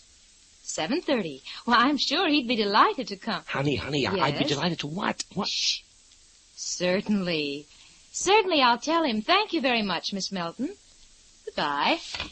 Now, what have you got me into? Your magazine story is paying dividends already, Mr. Shayne. You and I are going to attend one of the exclusive parties of Miss Sherry Melton. Oh, no, not that sob sister. But, of course, she gives such different parties. And her newspaper column, why, she might write you up, too. Yeah, well, I can skip that. Kids, I don't like this setup. I don't like it at all. You can say that again. No, Mike, you don't understand. I'm invited to the same party. You? Huh? Yeah, she called me up. I told her I liked parties, but being inspector of homicide, I never know about my evenings. Then she said I had to come because she was going to recreate a murder. Oh, one of those things. Mike, I'm leery of this sort of stuff. Something always goes wrong. What do you mean? It seems someone always gets hurt. Well, but why is she doing it? What's her reason? What goes? Not what, darling. Who goes? And the answer? We do.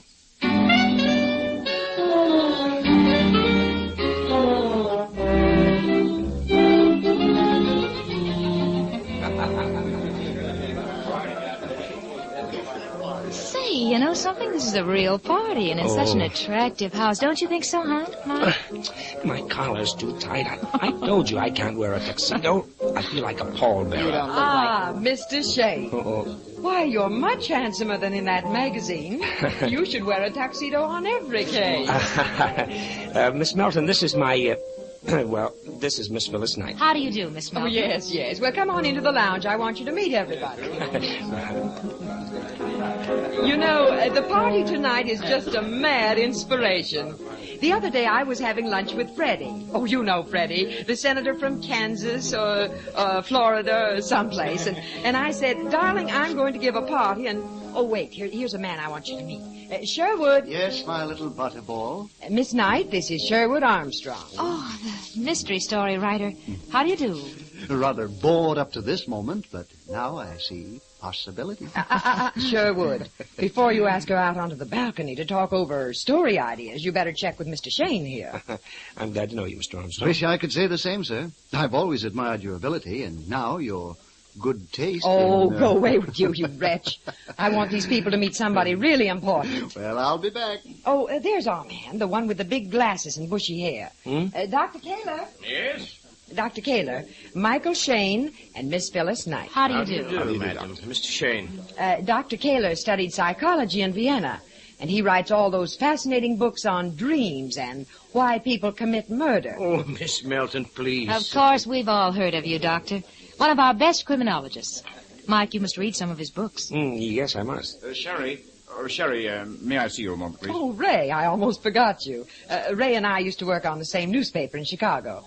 Look, darling, I want you to meet a publisher. Dr. Kaler, I'd love to read some of your books. You must tell me which one to start on first. You are very kind, madam, but I'm afraid you would find them very technical and perhaps dull. Oh, no. And if I can't understand what you mean, I'll ask Mike to explain it to me. He's a wonderful student, you know. You should see his library. You really should, Doctor. Huh? He's got a complete file of Esquire. Faraday. Well, I was wondering where you were. Oh, get you. Tuxedo and patent leather shoes. By the way, Doctor, how are you coming with that next book? Very well indeed, thank you. Well, then you two know each other. Oh, sure. Huh? Dr. Kaler's helped me out with several cases. Now, jealous, are you? Oh, of course I'm not. Hey, wait a minute. Miss Melton's trying to say something. We are now going to have a buffet supper. After that, I have a surprise for you. I won't tell you what it is, but I'll give you a hint. It's murder.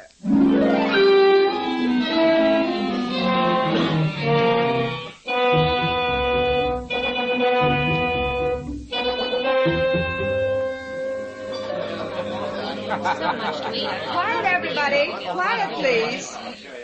I've brought all of you upstairs to this bedroom because we're going to play a game. Oh, I don't care what Faraday says, Mike. This is going to be fun, huh? Now, I want 4 of my guests to pay particular attention. Inspector Faraday. Yes? Mr. Shane. Yes? Dr. Kaler. I'm ready. And Sherwood Armstrong. Sherwood, will you look around this room and tell us what you see?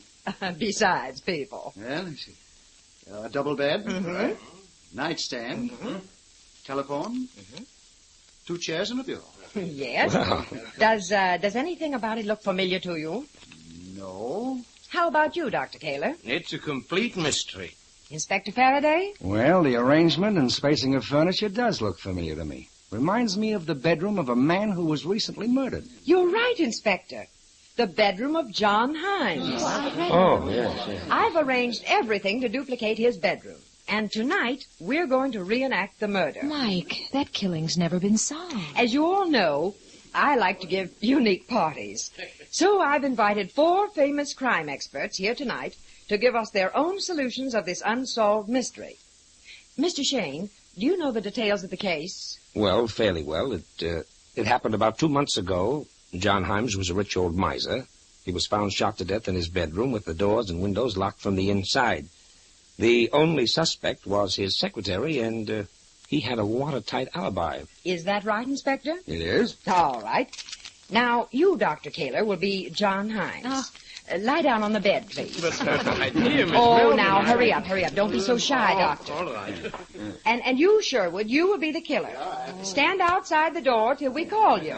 This is very exciting. Yes. Now, as Inspector Faraday tells us what happened that night, Dr. Kaler and Sherwood will act it out for us. Now, if you please, Inspector. Well, it's about midnight. John Himes is in bed, probably asleep. Doors and windows are locked. Somebody comes to his hall door. All right, Sherwood. Himes thinks it's his secretary. He gets out of bed, goes to the door, he unlocks and opens it. The killer enters. At first, there's no struggle, no outcry. Oh, careful, Dr. Kaler. Put on your glasses. You can't see where you're going. Of course not, madam. Neither could Mr. Himes. If he had worn his glasses, he would have seen it was not his secretary. Correct, Doctor. The killer advances into the room, demands the old man hand over the cash he has hidden in the house. The old fellow refuses. The killer insists. He raises his gun and then... What the... Mike!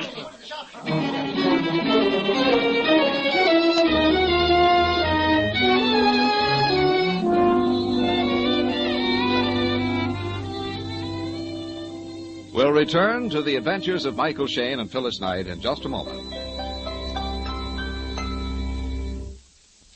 Simply because your automobile engine is rated at a certain horsepower doesn't mean it's delivering that rate.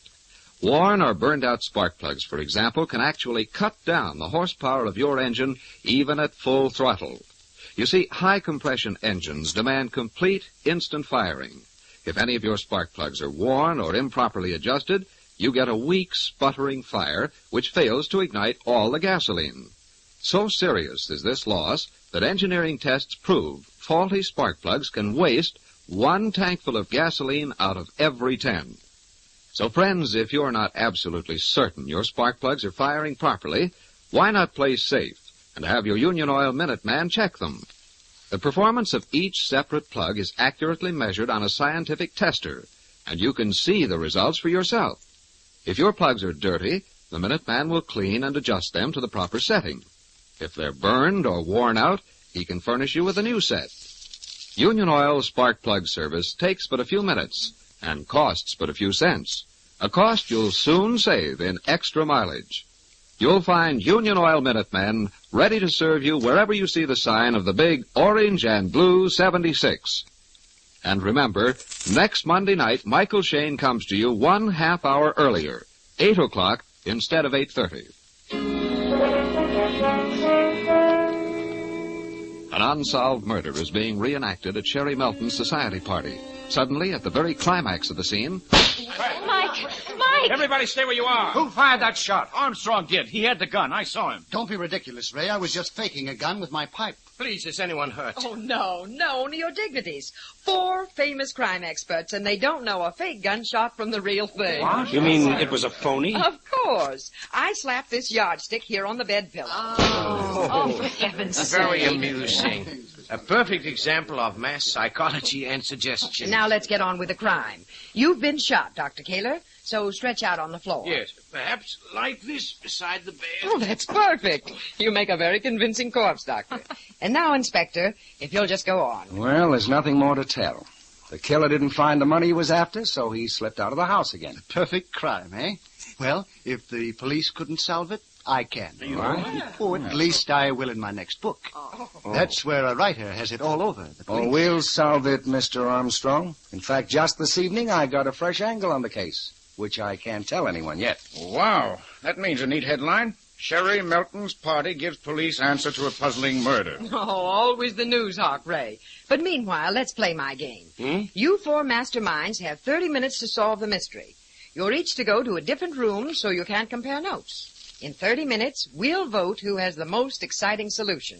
And the prize, champagne, of course.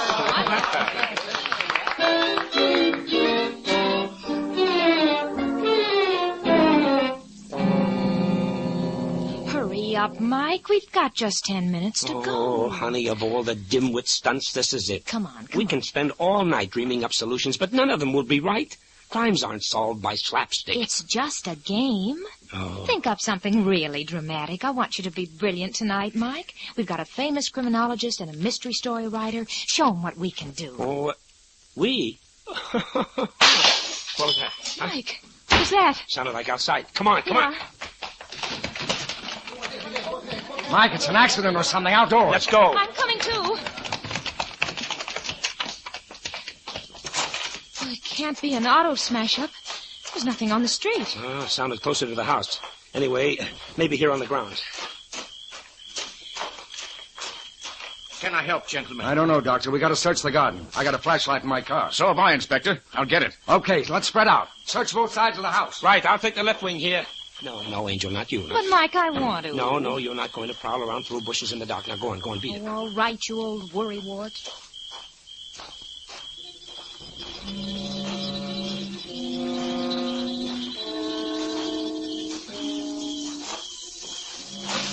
Who's that? Answer me. Who is it? An elk looking for his lodge. Oh, Faraday. Well, did you find anything on your side? Nah, too dark. Ray was supposed to bring me his flashlight. I got tired of waiting. Well, come on, let's go get our own flashlights. Mike? Inspector? Where are you? Coming. Maybe we're just chasing our own tails. If this is another one of that woman's party gags. It isn't. It isn't, Faraday. Huh? What I just found doesn't belong at any party. Found what? On the running board of Faraday's car. A dead body.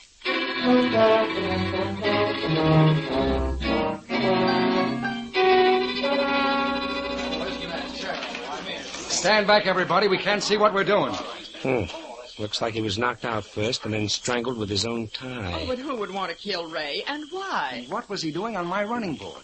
He said he was going to get the flashlight from his car. Well, that's fairly simple, Inspector. Miss Melton says that's his sedan right behind yours. Looks like a riddle. But it's the same make, model, and year. Sure, he thought he was getting into his own car. Did any of you people see anybody come near this car? Not me. Only this night. We were all looking for the cause of that crash. Oh, I forgot. I found the cause. Huh? Here's what's left of it. Looks like a table lamp. An expensive one, too. It was at the end of the hall upstairs. Somebody must have thrown it out the window. The cook found it in a flower box. That's it. Smashed on purpose to get us outdoors. But why? I'm the only person Ray knew in town. I invited him here to the party so he wouldn't be lonely. I invited him to his death. No one saw the killer. No one has a motive. Where do we go from here? First off to the telephone. I got to call headquarters. Just a minute, Inspector. Phil, stay here and see that nobody touches the body. All right, Mike. Now, Faraday, what is it you know about the murder of John Himes? What is it the killer's afraid of? Huh? I don't get you, Mike. Did you take a good look at Ray Rogers' body just now? Of course. No, you didn't. Not a good look. Ray Rogers was just about your height. He had the same stooped shoulders, same gray hair. Holy jumping. And he was getting into my car. Exactly. Somebody made a mistake, Inspector. Somebody wants to kill you.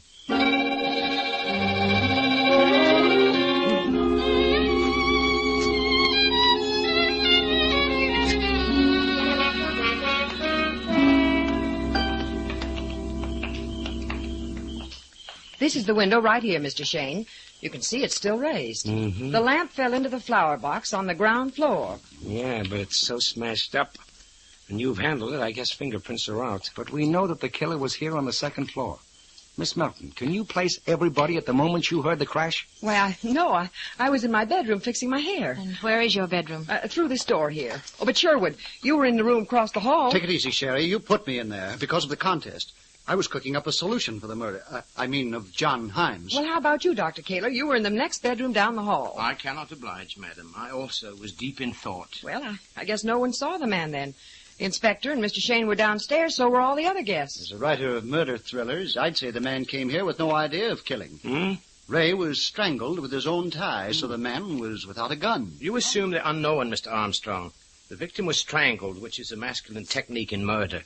Therefore, a clever woman with a strong arm might choose that very method. Yes, a red herring. That's very clever, Dr. Kaler. Miss Melton, I know you're famous for unusual parties, but why did you decide to reenact a murder tonight? Why, it was just an inspiration of mine. And then Sherwood suggested we do the case of John Himes. I interviewed the old man once, and yes, I even covered his inquest for my paper. I see. Sherwood Armstrong suggested it. When we entered your contest, you asked all of us if the room and furniture looked familiar.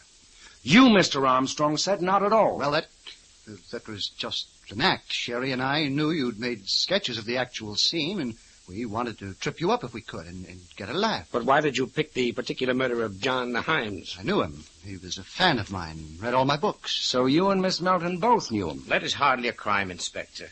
I, too, knew Mr. Himes. We were members of the same club. However, it is disturbing that they should choose that particular unsolved crime. As a psychologist, I know the subconscious desire of every killer to confess his murder. Some return to the scene. Some even talk about it to strangers. The criminal subconscious feels cheated of the drama, the notoriety which comes with his confession or capture. Look here, I don't like the drift of this talk. Well, I apologize, my friend. I'm always going off into a lecture. I'm sure neither of you is guilty. None of us is. We have no motives. Here come my boys. Well, it's about time. You ready, Mike? All set. Honey, get your coat. Are we leaving? Yes, we are. The answer to Ray Rogers' death isn't here. It's in a house that's been padlocked for 2 months.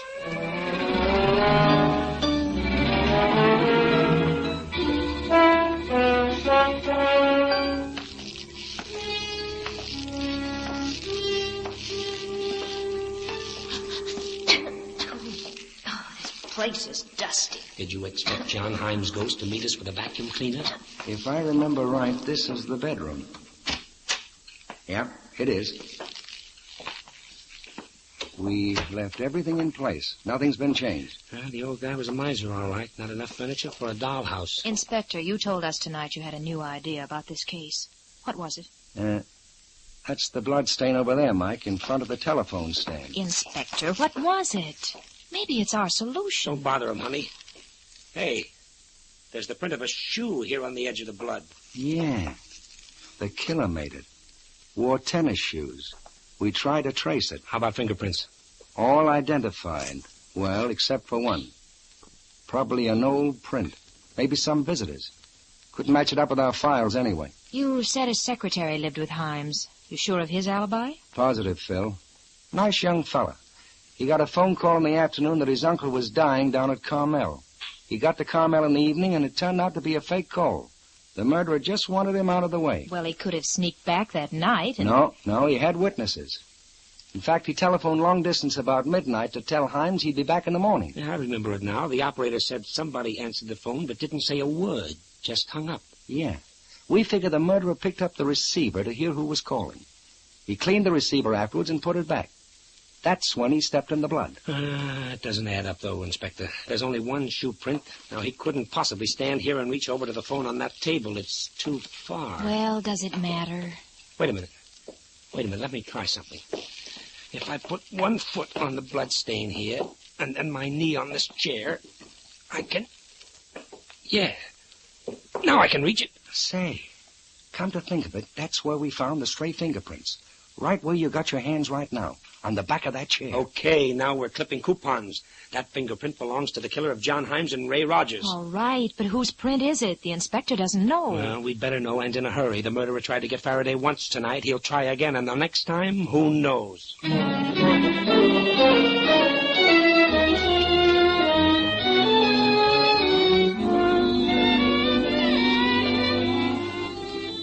In just a moment, we'll rejoin Mike and Phyllis in their adventures.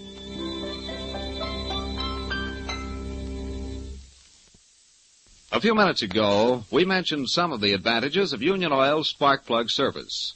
Now, as a featured part of this service, the Minutemen will also inspect your ignition cables. These are the small, thin wires which deliver electricity to the spark plugs. Naturally, if any of them are defective, even brand new spark plugs won't receive enough juice for proper firing. In other words, a faulty ignition cable will leak electricity. So for a complete, accurate check on your car's firepower, have the Minutemen service your spark plugs and ignition cables. You'll notice the increased power and snap in your engine as soon as you drive away. You'll find Union Oil Minutemen ready to serve you wherever you see the sign of the big orange and blue 76. It is midnight. Mike, Phyllis, and Inspector Faraday are at headquarters. Mike and Phyllis are bent over a desk studying a police file. No luck, kids. Huh? Boys recheck those fingerprints. None on record. But we've got to have it, Faraday. Your life may depend on it. All right, there are 130 million people in the United States. Shall I ask every one of them to mail me their prints? Oh, easy, Inspector, easy. Well, we're stymied. That's all there is to it. Well, we'll keep on trying. Phil and I have been going through the coroner's report here. So far, nothing new. The bullet entered skull immediately below right ear. Death was almost instantaneous. Deceased fell to floor in position shown in photographs. The eyeglasses held in his left hand were crushed and embedded in his palm. In the opinion of the doctors... Hey, wait a minute, hold it. What was Himes doing with the eyeglasses in his hand? He was nearsighted. Oh, we covered that at the party tonight, Mike. He probably never put his glasses on. That's why he mistook the killer for his own secretary. Why do we have to assume that? Why not the opposite? Opposite? What do you mean? Well, perhaps Himes was taking his glasses off. So what? Does it make any difference? Does it make any difference? Look, Faraday, look. All we need to get this killer are three things. A pair of tennis shoes, a set of fingerprints, and an address. That's all. Just sit down and write ourselves a letter to Santa Claus. No. We'll get the fingerprints from the police files. But we just looked. Not everywhere, Inspector. We'll get the address from the phone book and the tennis shoes at that address.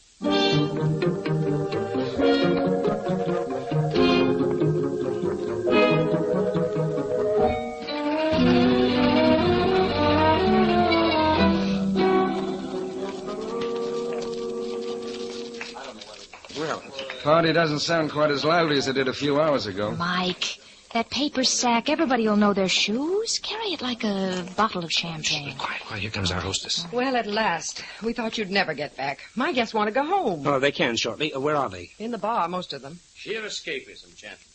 Personally, I prefer this book of poetry. Shakespeare's sonnets. How nice. What's wrong with a copy of Sherwood Armstrong? Any luck, boys? Well, I think so. How about it, Inspector? Dr. Kaler, you're an expert on fingerprints. I have in these cards 2 sets of fingerprints. Will you examine them and tell us if they're identical? Certainly. This whorl here and the lines. They're identical. Do you recognize them? No. Mr. Armstrong, do you recognize them? No, I don't. And Miss Melton? Why, no, but I'm not an expert. May I ask where you got these prints? From the back of a chair in the bedroom of John Himes. The second card is from the file of honorary members of the police force. Oh, I mean, isn't that strange? You were about to say, Miss Melton, that you, too, have been an honorary policeman for the past 3 years? Yes. Oh, but surely you don't think that I never did like the idea of your parlor entertainment, Miss Melton. When I came here tonight, I expected that something might go wrong. Or at least that the murder of John Himes might be present. Now, just a minute, Inspector. I think you're going... I told you people I had a new angle on the murder. Actually, I didn't know a thing. It's an old trick making the murderer think you have the answer. He'll stampede and give himself away. Which is exactly what happened. The killer tried to remove the inspector, but he made a mistake out there in the dark. He got the wrong man. Now, I have here in this paper bag a pair of tennis shoes worn by the murderer. May I ask you, gentlemen, what size shoes you wear? A number 9. Also a 9. I see. But the night you killed John Himes, you wore an 8.5, Dr. Kaler. The night I... Sir, this is a joke. Is anyone laughing? The sole of this left shoe shows traces of blood. The blood of John Himes, the blood you stepped in when you answered the phone in that bedroom. But no, they are not my shoes. I do not play tennis. You bought them because they were noiseless, Doctor. We found them in the closet in your room at your club. And the fingerprints are from your honorary police card. You convicted yourself, Doctor. When you reenacted the crime, you pointed out to us that Himes mistook the visitor for his own secretary because he hadn't put on his glasses. The crime was so vivid in your memory that you unconsciously repeated it to the last detail. Your own subconscious was what trapped you, Doctor.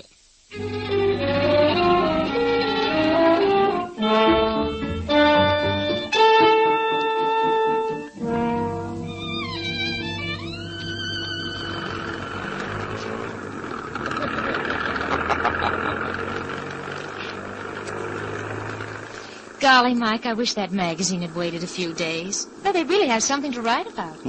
Mike Shane outwits famed criminologists. Well, I'd say the honors go equally to our friend and companion, Inspector Faraday. Oh, I don't know.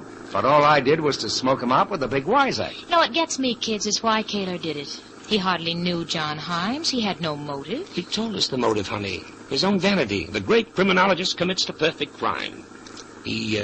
It's like a case out of the last book he published. Mike Shane, you didn't tell me you'd read any of his books. Every one of them, honey. And I can show you a book at my apartment he wrote back in 1937, and on one of the pages I scribbled, "Someday this man's going to commit a murder." Oh, and I thought I was the only one who suspected him. What? Oh, now look, Angel. Why, you were draped on Kaler's arm all evening. Why, Dr. Kaler, how clever of you. Shakespeare's sonnets. How utterly wonderful. Oh, I was just playing up to him. I knew. Oh, you did? How? Mike Shane, I suspect any man who parts his hair in the middle.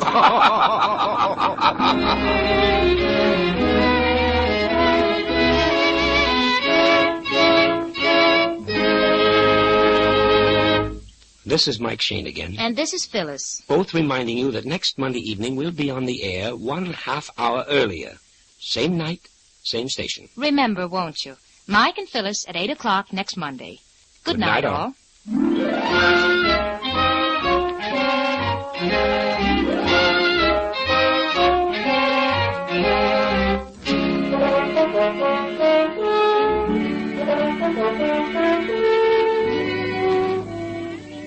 Tune in again next week at 8 o'clock for another adventure with Michael Shane, Private Detective, starring Wally Mayer and Kathy Lewis, with Joe Forte as Inspector Faraday. Tonight's story was written by Richard DeGraff and based on the character created by Brett Halliday. Music was composed and directed by Bernard Katz.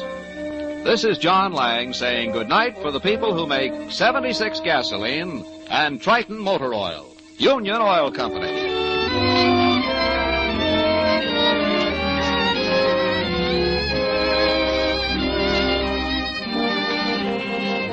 This is the Mutual Don Lee Broadcasting System.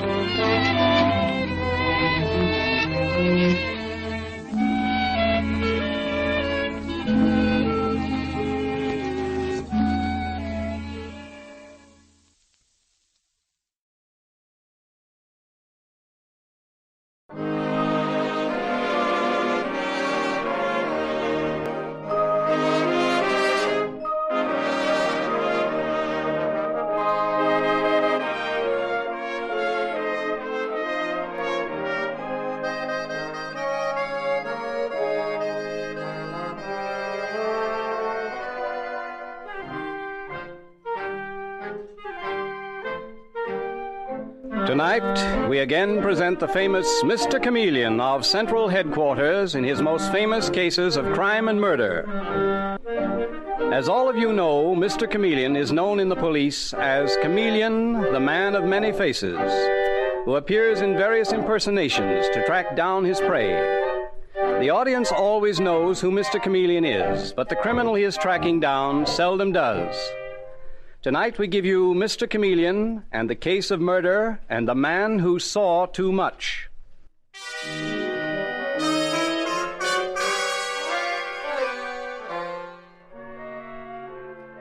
Our story opens at twilight, in that lively section of New York City where Broadway crosses Columbus Circle. Already electric signs are flashing in the dark, and the sidewalks are swarming with hurrying forms. And lost in that crowd is the figure of a man, stalking another man like a panther stalking its prey, until suddenly the air is shattered by a cry of pain and terror. I've been stabbed! I've been stabbed! Oh, no. Oh, how ghastly. Wilfred, did you see that? Yes, I saw it. And I saw the man who stabbed him. Oh. Catch him! Catch him, somebody! The man in the gray suit! Don't let him get away! What's happened? It's murder! A man's been stabbed to death! Somebody said a man in a gray suit did it.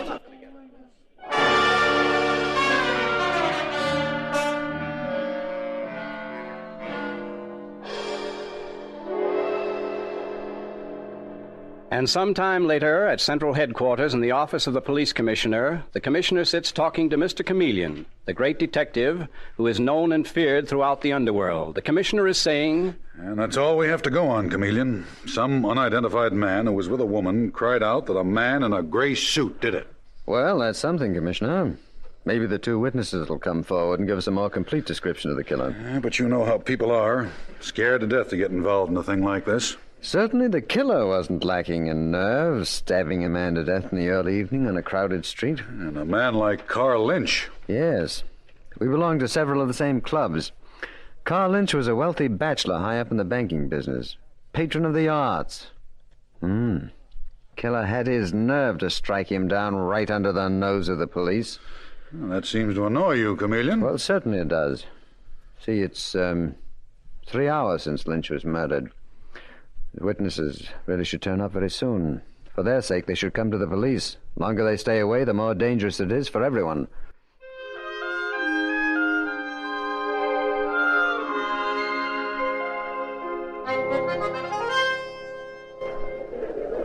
Wilfred, don't you think we should have gone to the police instead of putting it off this way? It was so silly of us to come to the theater, darling. I can't keep my mind on the play, and neither can you. Oh, it's a very good play, Millicent. The cast is excellent, especially that one actor, what's his name, Roger Appleby, who was just on in the first act. He was really remarkable. Stop it, Wilfred. You don't fool me for 1 minute. You're just as nervous as I am. I don't even like being alone in this theater box. I'd rather be in the orchestra, surrounded by people. You have got the jitters, haven't you, dear? All right, we'll leave during the next intermission and go straight to the police. Can't tell them much, but at least I could identify the murderer if I saw him. Feeling better? Much better. So am I. This intermission should be over in a few minutes. Meanwhile, let's relax and... Oh, Millicent. What's the matter? Have you a pin in your evening wrap? Something just pricked my arm. Oh, no, there's no pin. Well, there must be. It was a sharp, quick stab. And I feel so strange, so drowsy, as if... Oh. Wilfred! Wilfred!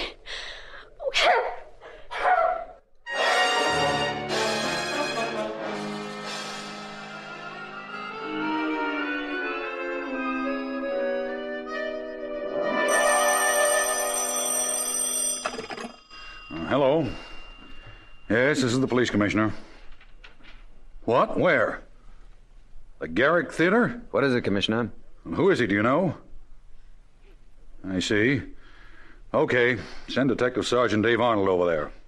Okay, I'll call you back. Well, this is quite a large evening, Chameleon. A second murder in a box at the Garrick Theater. Any tie-in with the murder of Carl Lynch up at Columbus Circle? Not at first glance. Lady Millicent Hay, you know, the famous English beauty? Oh, yes, of course. Well, she went to the theater with her fiancé, a chap named Wilfred Crane. It seems he was attached to the American Embassy in London. Well, anyway, he died in the theater box, just like the... Chameleon, are you listening? Yes, I'm listening. Commissioner, a play called Salt of the Earth is playing at the Garrick Theatre. What about it? I just remembered Carl Lynch had money in that play. Well, you'd better get over there, Chameleon. I'll leave orders that nothing is to be touched. No one is to leave the theater until you arrive.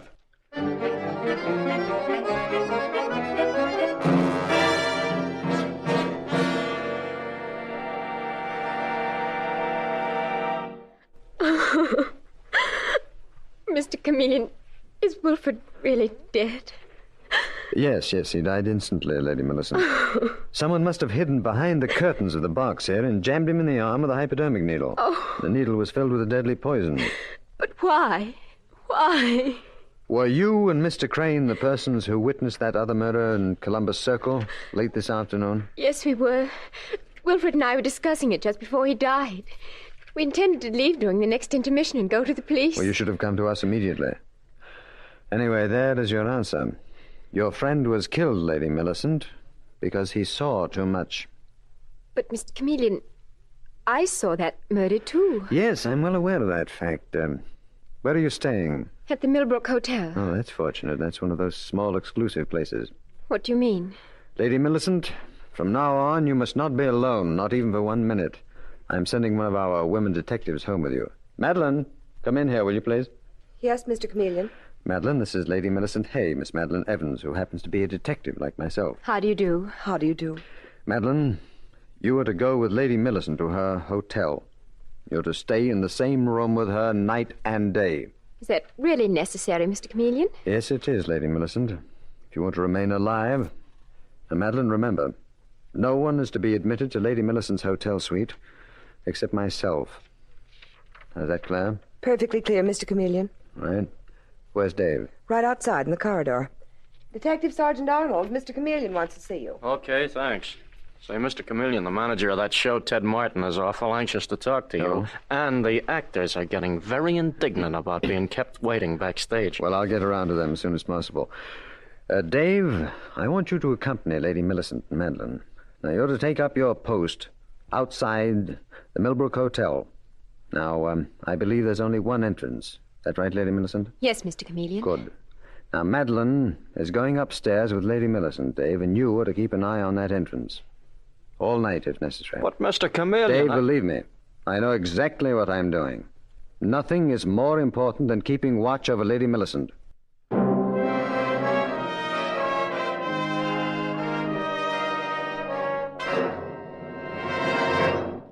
You look tired, Chameleon. Commissioner, I am exhausted. Did you ever try talking to a group of actors, each one giving vent to his personal brand of histrionics? Take my word for it, it is very wearing. Any definite leads on either of the murders? Oh, so many leads that they completely obscure the scent. All I'm sure of is that all roads lead to the Garrick Theatre. Whom did you talk to? Well, first of all, Ted Martin, the theatre manager. He's the brother of Lou Martin, the actor's agent. And right from the start, he hit the nail on the head when he said to me, Mr. Chameleon, you've got a tough job ahead of you. If you get anything out of these actors, I'll eat my hat. I've managed a lot of shows, but I've never known such an outfit for jealousies and feuds and just plain trouble. Well, isn't that usual in your line of business, Mr. Martin? No, it's not. That's a legend built up by the public. Most actors aren't difficult. Well, not too difficult, anyway. But this company has been in a turmoil from the start. Due to what? Carl Lynch, I'm sorry to say. Oh? I hate to speak badly of a dead man, but from the day he put money in this show, there have been fireworks. Within a week, Mr. Chameleon, Lynch had incurred the bitter enmity of 3 people. Who? First of all, Roger Appleby. He's an actor whom Lynch had demoted from one of the leads to a minor part. His salary was cut, too, and Roger needed the money desperately. Mm-hmm. Secondly, Hess Markle, the stage manager. He has a bad temper and is, well, shall we say, unstable. Lynch once got him fired from a previous show. You tried to get him fired from this one? Correct, Mr. Chameleon. Oh. Thirdly, our little ingenue, Sally Holmes, who for some reason Lynch persecuted. He was consistently rude to the girl. Everything she did was wrong. Is she a pretty girl, Mr. Martin? Yes, very pretty, and a very good... Who is it? It's me, Ted. Me and Sally. Oh, come in, Lou. Mr. Chameleon, this is my brother, Lou Martin, the agent. Lou, this is the famous detective, Mr. Chameleon. No kidding. The guy that disguises himself so that nobody knows him. How do you do it, chum? How does an actor act? Oh, say, that's a thought. Same principle, hmm? Say, how would you like me to book you into television? Suppose we wait until I solve Carl Lynch's murder and the murder of Wilfred Crane. Sure, that'll up your price. Which reminds me, Mr. Chameleon, I want you to meet Sally Holmes. How do you do, Mr. Chameleon? Well, how do you do? And you are very pretty, Miss Holmes. But you cannot leave the theater. How did you know that was what we wanted? Listen, she's got a radio broadcast, an 11:30 broadcast. Sorry. No one leaves this theater until I finish questioning all of you. Remember, there's been a murder committed. Yes, he's right, Lou. We shouldn't have asked. So we shouldn't have asked, but there's no harm in asking. Okay, chum. And don't you forget, Lou Martin says you've got a future in television. You know, Mr. Chameleon, you might just as well have let Sally Holmes go. I'll bet you dollars to donuts you'll get nowhere with your questioning. You're mistaken, Mr. Martin. Someone in this theater murdered Wilfred Crane, and I am going to find that murderer. Well, let's wait and see. You know, theater people are very loyal to one another. You have to be an insider to really know what goes on here. And he was right, Commissioner. They all protected one another. I was the outsider, the common enemy. But that is going to be changed. How do you mean, Chameleon? Well, I'll take that, Commissioner. Hello. Mr. Chameleon? Hello, Dave. How goes it? I was just wondering, do you want me to stay on guard here at the Millbrook Hotel? I don't suppose you do. Where shall I go next? The devil are you talking about? Of course I want you to stay. But what for? When I saw you leave with the Lady Millicent Hay... Dave, wait a minute. Is this some sort of joke? Why, no. You walked out of the Millbrook Hotel about 15 minutes ago with Lady Millicent Hay. You got into a car? That's enough. Go upstairs immediately to Lady Millicent's room and see what's happened to Madeline. Then report here immediately. I haven't been near the Millbrook Hotel. Commissioner, someone kidnapped Lady Millicent. They impersonated me. What? Now, only an actor could have done that. Can you imagine that? An actor disguising himself as me instead of my disguising myself as an actor. Because that is what I fully intended to do. And that's what I am going to do and break this case wide open.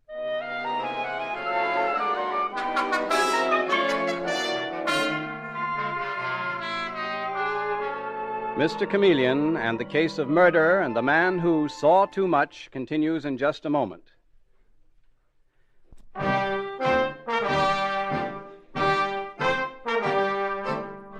And now back to Mr. Chameleon and the case of murder and the man who saw too much. It is later that night, and in Mr. Chameleon's office at Central Headquarters, a distraught Madeline Evans is saying bitterly, I'll never forgive myself, never, Mr. Chameleon. But that man's voice on the telephone sounded just like yours. He called up from the hotel lobby downstairs, and when the doorbell rang... You stepped into the hall and were promptly struck on the head and knocked unconscious. Yes. He dragged me into a closet, and then he must have knocked on Lady Millicent's bedroom door and convinced her he was you. And she went with him. Now, the murderer of Carl Lynch has already done away with Wilfred Crane, the first witness to his crime. Now he's got the second witness, Lady Millicent. Madeline, you realize that she is in terrible danger. She may already be dead. Yes. Yes, I know, Mr. Chameleon. Well, this tells us one thing about the murderer, however, narrows down the field. What do you mean? Well, the person we're tracking down, certainly an actor. Clever one. So good at impersonating me that Lady Millicent actually went with him. That man I want to see. As Lou Martin said, he should have a future in television. Well, so should Rupert LaRue. Rupert? Who's he? Rupert LaRue, Madeline, is an old Shakespearean actor with prominent teeth and long gray hair. And since I won't have time to let mine grow, I'll have to wear a wig. Mr. Chameleon? Mm-hmm. And I'll carry press clippings, too. The printing department's taking care of them now. While the police are scouring the city looking for Lady Millicent, I am going to haunt the Garrick Theater and get a good look at that actor, Roger Appleby, and the stage manager, Hess Markle, and anyone else who might have impersonated me.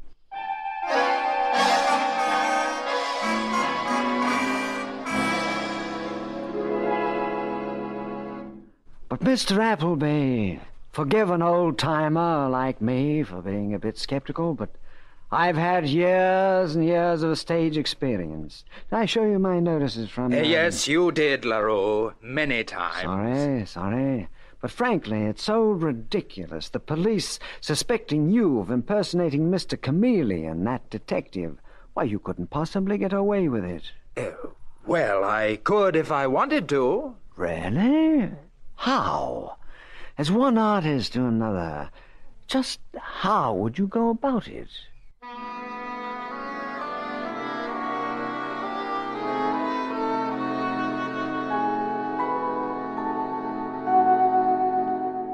As I was saying, Mr. Markle, when I toured in Othello, or am I boring you? Oh, that's okay, LaRue. I'm just kind of all in. Those dumb dicks started questioning me again today. I've got the notion I posed as that detective chameleon. Oh. What's the matter? Quit it, will you? I don't let anyone laugh at me. Quit it. I'm sorry. Excuse me. I didn't mean to scare you like that. I got a bad temper. Anyway, I could take off chameleon if I wanted to. If Roger Appleby could, I could. But Appleby is a first-rate performer. I'm glad you think so. But let me show you something. Let me show you just how I'd go about it if I were going to take on the part of chameleon.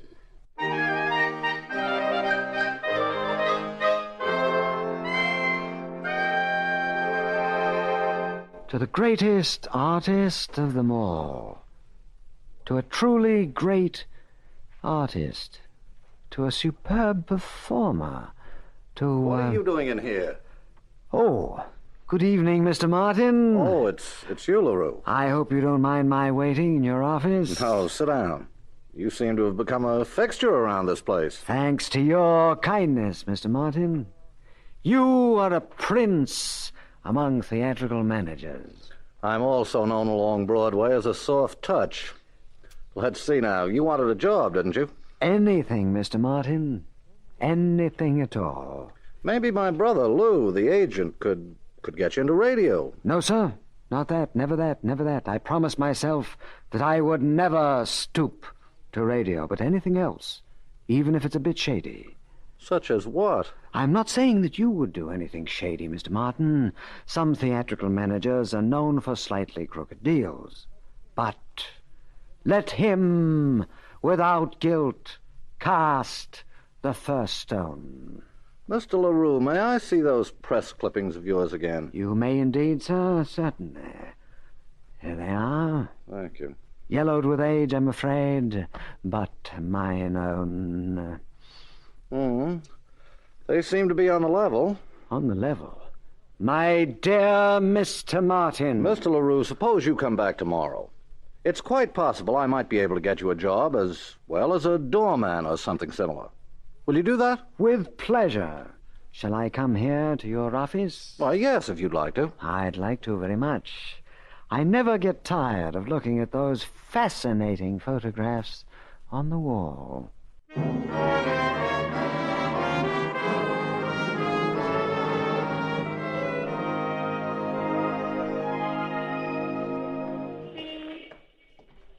No trace of Lady Millicent, Dave, is that right? Not a sign of her, Mr. Chameleon. For all we know, she's... No, Dave, she's still alive. She must be.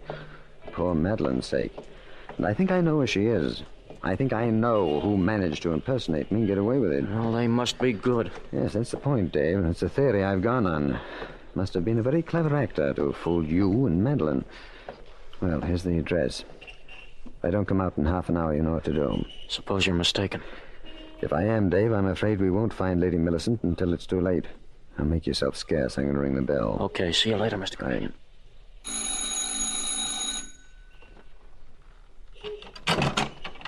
Yes? Good evening. Is Mr. Ted Martin home? Why, This is his apartment, isn't it? I know it has an outside entrance. Yes, this is his apartment. Is he expecting you? He should be. You're Sally Holmes, aren't you? I saw you in the show at the Garrick Theatre. Oh, did you?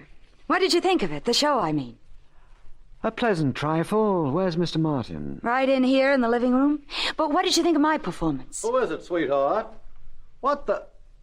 Say, what are you doing here, LaRue? Mr. Martin, didn't you expect me? I thought you said tonight. Oh, of course, you didn't expect the young lady to be here. What? Now, wait a minute. Would you like me to come back later? Who is this character, Ted? And what business did you have with him that you didn't want me to know about? Who are you? Rupert LaRue. Perhaps you've heard of me. I toured the Middle West in... 1700, I'd say. And you still haven't told me what business you've got with Ted. He hasn't any, Sally. He's been hanging around the Garrick Theater. And I told him if there were any odd jobs that I could do for him, I'd be only too happy to, even if they were a bit shady.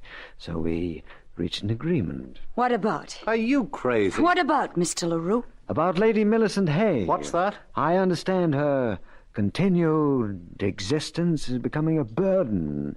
I'm afraid I wasn't supposed to discuss that in front of anyone. Say, what are you up to? What are you up to, LaRue? Leave him alone, Ted. You're not to touch him until I finish talking to him. Can't you see he's lying? About what? Lady Millicent? Is that a gag? Shut up. Don't you dare to speak to me like that, Ted Martin. I thought you weren't very anxious to see me tonight. No wonder. You had plans that didn't include me. Mr. LaRue, what were you going to do about Lady Millicent? Well, take care of her, I suppose, and then take her someplace else. To some girl's apartment, I think. What? Sally, he's making this up. Why, no. Oh, is this the young lady who'd been getting money from Carl Lynch before he was murdered? Dear, I'm afraid I've spoken out of turn. I really had better go. You're not going anywhere, LaRue. Oh, don't look at me like that, Sally. Can't you see this is a trap? I told this man nothing. Then how could he know? How could a broken-down old ham like this LaRue... Miss Holmes, the trouble with the theater today... Oh, shut up! How could he get this information unless you'd given it to him, Ted? I have no idea, Sally. But I'm going to find out. But of course you told me, Mr. Martin. You said this young lady had been blackmailing Carl Lynch, and because you loved her, you protected her. But you become alarmed after Lynch's murder, so you wanted to get out from under. And frame me for the whole thing. Is that it, Ted? You were going to kill Lady Millicent and plant her body in my apartment. Who's that? I think you know who it is. Ted, don't let him hurt me. Who is she talking about, Mr. Martin? Your accomplice? The man who really murdered Lynch and who posed as Mr. Chameleon? Is that who's coming down the hall? Well, hi, Sally. Hi, Ted. And who's this old creep? What's your name, chum? My name is Chameleon. What? Chameleon? And you, Martin, neglected to tell me that you were an actor before you became an agent. Not only an actor, but a famous impersonator, as I learned through your brother Ted here. Ted, you dirty rat, what did you have to tell him that for? Oh, he didn't tell me. But his office walls are covered with photographs. Half of them addressed to you, describing you as a great artist. I'm flattered, of course, that it took a great artist to impersonate me successfully. That still doesn't prove anything. Sally spilled the whole story, Lou. She gave it away that we intended to kill Lady Millicent. And Ted told Chameleon that we'd been blackmailing Lynch. No, Sally. Carl Lynch's cancelled checks made out to you told me that. And that cover-up, that elaborate pretense of persecuting you. Poor Lynch, he was like a lot of other suckers in this town. He fell for you, Sally, and then the Martin brothers moved in and blackmailed him. Only Lynch threatened to tell the police. So he died. Am I right? Or was it Sally here, disguised as a man, who did the killing? No, it was Lou. He stabbed Lynch, and then later he killed the witness. That man Crane. Sally, look out! All right, put them up. I'll use this gun if I have to. Don't move, Lou. Ted. Sally, you hurt? No, the knife missed me. I missed you by an inch. You shouldn't have thrown that knife, Lou. You use knives better at close range. But, at least you've given me the murder weapon. I wondered where that was. And now, you show me where you've hidden Lady Millicent Hay.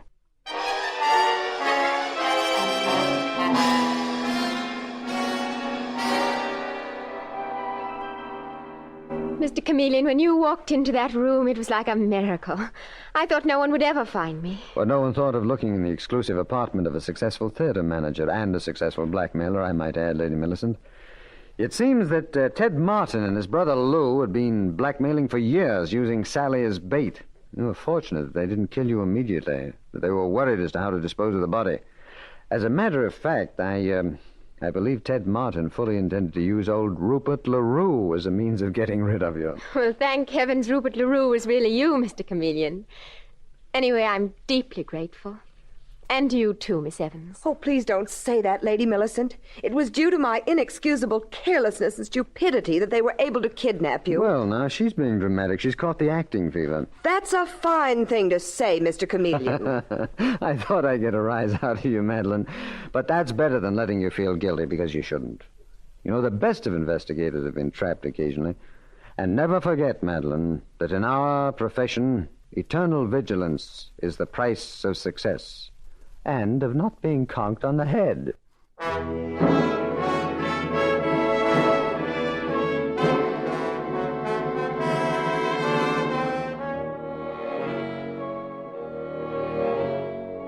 And with these words, Mr. Chameleon concludes tonight's murder case.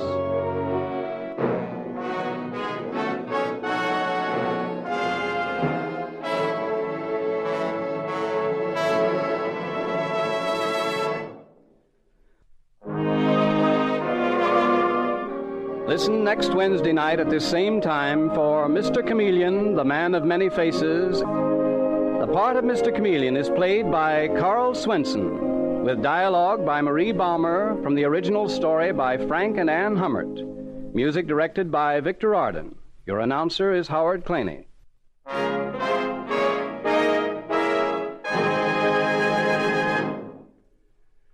This is CBS, the Columbia Broadcasting System.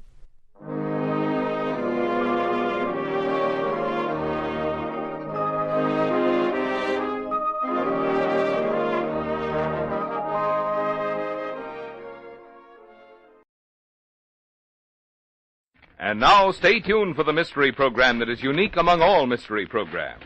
Because even when you know who is guilty, you always receive a startling surprise at the final curtain. In the Signal Oil program, The Whistler.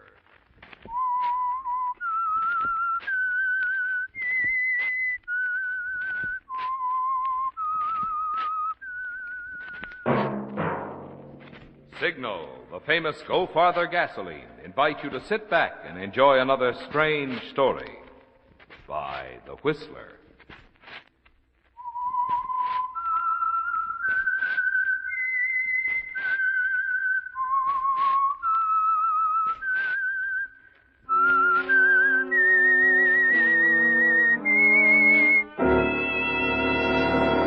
I am the Whistler, and I know many things, for I walk by night. I know many strange tales hidden in the hearts of men and women who have stepped into the shadows. Yes, I know the nameless terrors of which they dare not speak. And now for the Signal Oil Company, The Whistler's strange story. Partners in Crime.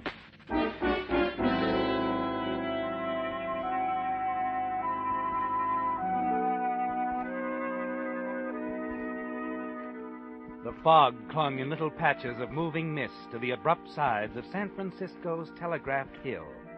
The bungalow on the side of the hill seemed to cling even more precariously, though it had hung there for years. Below could be seen the twinkling lights across the bay. Inside the hillside house, a strange scene was in progress. A man lay stretched inertly across a couch at the far end of the living room. Elsewhere were the unmistakable evidences of a cocktail party. And through it all, a strange, ominous silence. It could be sensed outside by the two people standing on the front porch. They looked at each other and gasped in fear. John. Smells like gas escaping. I'll knock again. You don't suppose... Please, John, quickly. We've got to wake him up. Chris! Hey, Chris! Chris! Open the door, Chris!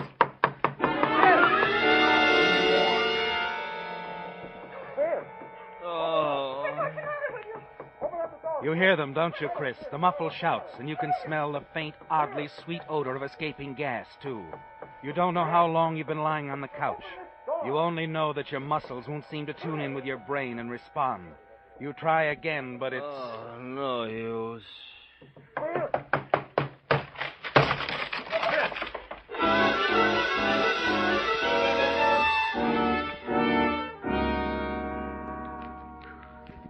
Come on, Chris. No. Chris, you're all right. Come on now. Come on.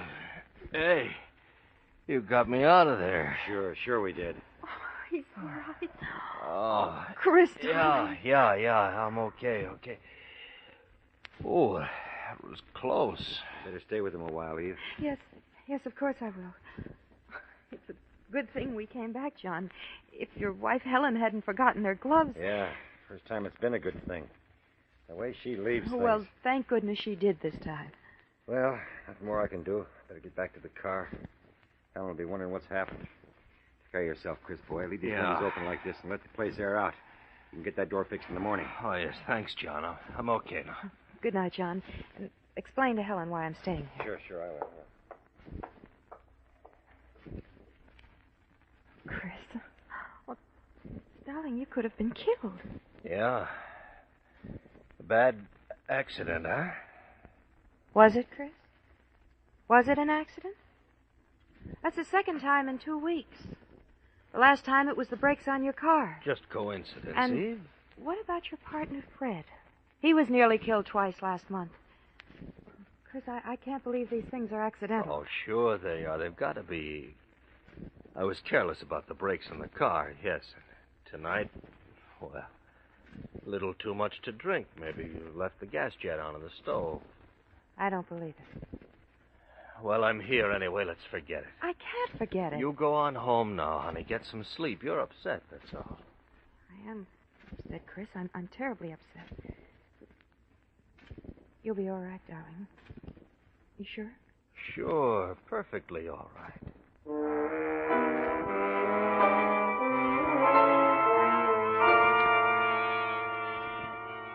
You don't believe your own words, do you, Chris? Eve's suspicion that it was more than an accident is an opinion you're sure is a fact. And the things that happened to your partner, Freddie Stacy, you know they weren't accidents either. The following day, you remain at home, staying completely away from the office, in which you and Freddie operate a literary agency. And that night, your girlfriend, Eve Leland, drops by again, and the two of you are having cocktails together. Eve is still apprehensive. Chris, you've got to do something about this. Go away, perhaps. Oh, stop it. Don't let your imagination run wild, Eve. It isn't imagination, Chris. All right. So there's a wild man loose in town trying to kill me, huh? Me, Chris Matthews, who does nothing any more precarious than run a literary agency? It's something else. Something in the air. Things that have been happening to you. Chris, I'm afraid. You expecting anyone, Chris? No, I wasn't. Better get it. Shall I go? I'll get it.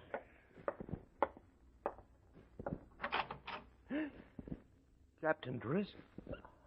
Oh, no, it can't be. Sorry, Mr. Matthews. You are Chris Matthews, aren't you? Yes, that's right. You look like My brother. I look very much like my brother, Captain Driscoll. Oh. Yeah, permit me, sir. I'm Lieutenant Driscoll, Canadian Intelligence Service. Oh, I see. Oh, I'm sorry. The shock of the resemblance. Come in, won't you? Well, I'm sorry to interrupt you like this. Oh, excuse me, miss. Oh, Lieutenant, this is my fiancée, Miss Eve Leland. Eve, Lieutenant Driscoll. Miss Leland? How do you do, Lieutenant? Get you a drink, Lieutenant. Scotch, maybe? Perfect. Yeah. No, your brother and I, the captain, we were very close friends. I know. Yes, my brother, he was quite a man. He's dead?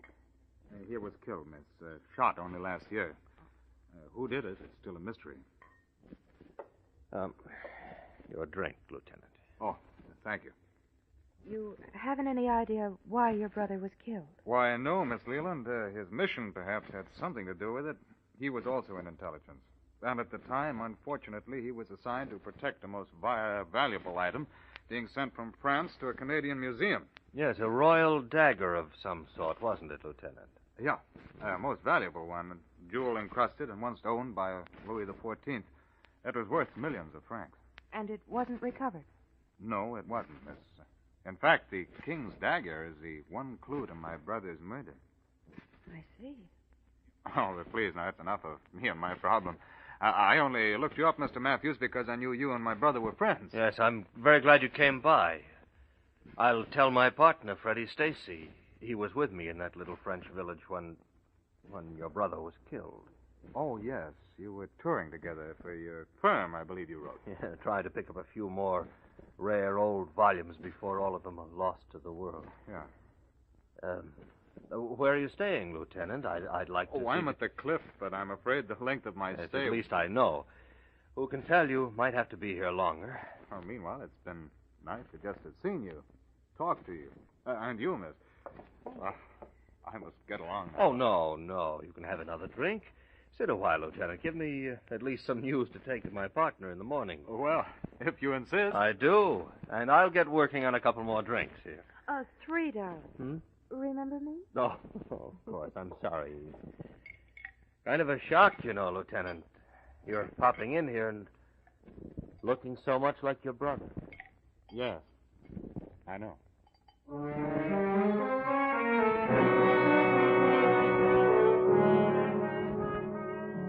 There's a reason you're not thinking of Eve, isn't there, Chris? Yes. And the conversation for the remainder of the evening holds little of your attention. So you're glad when they both leave. Next morning at the office, when you walk in on your partner, Freddie, and confront him with the news. Well, Freddie, last night our past came calling. Huh? Captain Driscoll's brother. Looking so much like him, I almost thought I was seeing a ghost. What does he want? What's he doing here? He claims it's official business. I hope it has nothing to do with the King's dagger. We've got to get rid of it as soon as it arrives. We've waited long enough. I wonder if we can ever wait long enough. Well, your idea of laying It low... was as much your idea. Well, arguing isn't going to get us anywhere, Freddie. You don't seem to be worried. What is it, Chris? Some idea turning around in that conniving brain of yours? Some way of making me the fall guy? Blood pressure, Freddie. You were always too excitable. And with good reason. Having you as a partner in crime. Partner in murder. Remember that, Freddie boy. It keeps us close. Close. And where are we? Where are we is right. We haven't even got that little diamond-studded weapon in our possession. You know it's arriving in a few days. If we can trust your sailor friend, Higgins. I told you we can. I've told you a dozen times. Oh, Freddie, let's stop this. Look where it's leading us. Feeling this way. Hating each other so that we could... What do you mean by that? I mean the 2 accidents I've had this week. Well, I've had 2 myself. What are you implying? That I'd best get rid of you before you get rid of me, Freddie. Nonsense. You talk like a fool. Do I? Do I really? You know, I've had a terribly strong hunch about something. Yes? A hunch that one of us, one or the other, will be quite dead when Higgins' ship pulls into San Francisco Harbor. Don't say that. I can't help it, Freddie. It's on my mind. The thought that one of us will be dead. I wonder which one. Don't you, Freddie?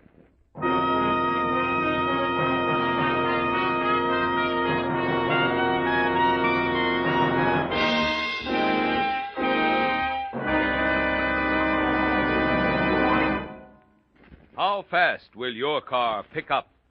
Pick up? Just try a tank full of Signal Ethyl and see. How easily will your car climb a hill? Climb a hill? Just try a tank full of Signal Ethyl and see. You'll see the peppiest, most thrilling performance your car is capable of. After all, Signal Ethyl, the premium grade of Signal's famous Go Farther gasoline, is a true super fuel, engineered to bring out the best in any car of any age, engineered to put real get up and go under your toe, engineered to float you smoothly and high over hills that make other cars complain and shift. The kind of driving that's really fun. So, just for fun, why not treat your car to a tank full of Signal Ethyl and see? See for yourself.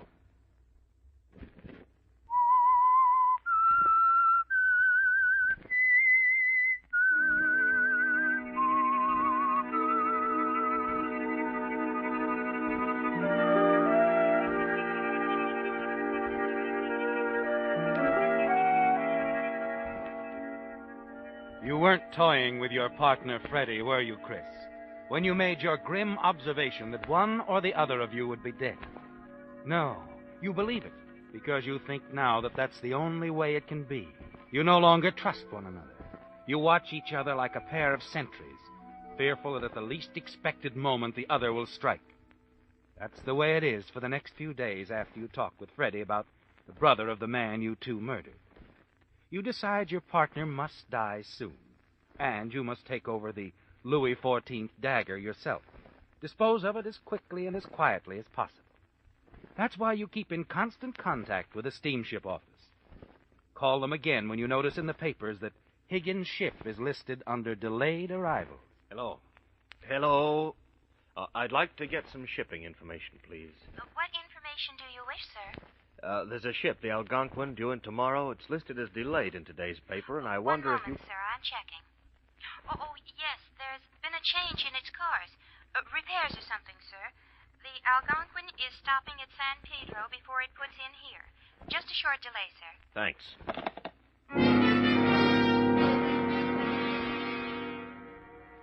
As you hang up and leave the bungalow, an idea suddenly occurs to you, doesn't it, Chris? Yes. And as you drive downtown, a plan begins to take shape in your mind. Before going to the office, you stop and send a wire to Seaman Al Higgins, care of his ship in San Pedro, asking him to phone you. Just before lunch, you're at your desk when the phone rings. Hello? That you, Mr. Matthews? Yes? Alfie Higgins here, Governor. What's wrong? Oh, Higgins. Nothing's wrong. Nothing at all. Well, now, that's a relief to hear, that is. How did everything go? Smooth, Governor. No trouble at all. Oh, good. I hope this here delay isn't going to cause you any hardship, Governor. As a matter of fact, it does make things sort of awkward. But there's a chance we'll be shoving off late tonight or first thing in the morning. I'm afraid that's no good, Higgins. Now, you'd better wait for me there. Oh? I'll leave right away and meet you in San Pedro tonight. Well, it might mean I'll have to jump ship. Oh, you won't mind that, will you? Oh, no, I won't mind it a bit, Governor. Where'll I find you? You just ask for Alfie Higgins. They all know me along the waterfront. Now, let's fix a time and a place. Well, there's a little hotel not far from the docks. Now, wait. I've got a better idea. A friend of mine has a beach house in Redondo. Why don't we meet there? Nice and quiet. We won't be disturbed. Whatever you say, Governor. Well, the address is 81374 Coast Road. 817? No, 81374. You'd better write it down. I'll remember it. No, write it down. All righto. 81374 Coast Road. Got it? All right. I should be there around midnight. Midnight it is. Oh, and Governor, Yes? you'll have my money, eh? 10,000. Cash. That was the understanding. All right. You'll get what's coming to you, Higgins. Don't worry.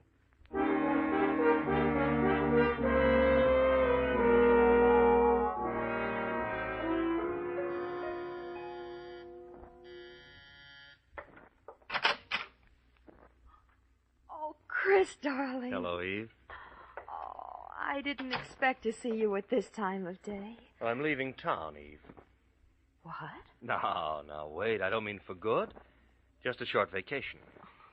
Don't scare me like that, darling. Just that I have to get away for a few days. But to take your advice and sort of get hold of myself. Got nerves, you know, that affair at the bungalow the other night. It's sort of catching up to me. Oh, of course, darling. I understand. And, I was wondering, Eve, you know that beach house of yours in Redondo? That's still for rent, isn't it? Chris, that would be a wonderful place for you. It's so quiet and peaceful. The ocean at your front door. Well, we could drive down there tonight. Oh, if you don't mind, Eve, I'd rather be alone for the first few days. You understand? I'm going to miss you. I'm going to miss you. When are you leaving? Right away. My stuff's packed and the car's downstairs. All right, I'll get the house key for you. Oh, thanks. Oh, and Eve, Hmm? I'd rather you told no one where I am. Not at first, anyway. Oh? Well, I'm thinking about Freddie. You know how he worries about the firm. Something would come up at the office, he'd be on the phone pestering me. I just don't want to be bothered. All right, darling. I won't tell a soul.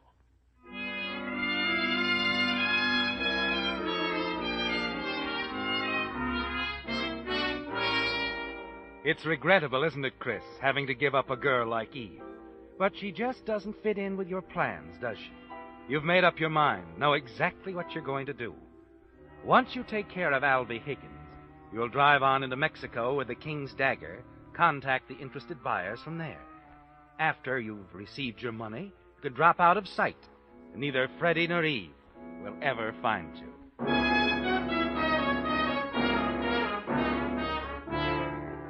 You make excellent time on the road between San Francisco and Los Angeles, arriving at Redondo Beach an hour and a half ahead of schedule. You're eager to get it over with, aren't you, Chris? So you drive on to San Pedro on the chance that Higgins is still aboard his ship. Hello, you up there. Yeah? What can I do for you? I'm looking for Alvy Higgins. Is he aboard? No. Went ashore a little while ago. You did, huh? Yeah. Don't know when he'll be back. Said something about having a big deal cooking over in Redondo. Okay, thanks.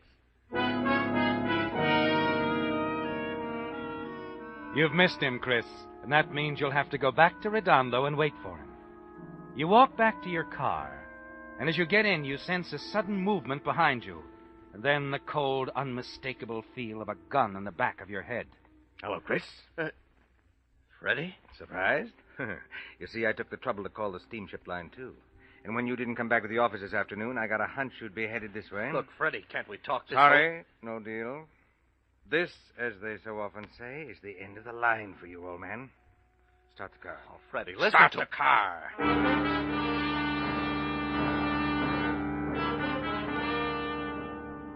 Your heart is pounding in your throat as you drive along the dark, deserted streets of the waterfront district. The panic within you mounts, doesn't it, Chris? Your mind spinning furiously, desperately seeking a way to outwit Freddie. All right, Chris. Stop here.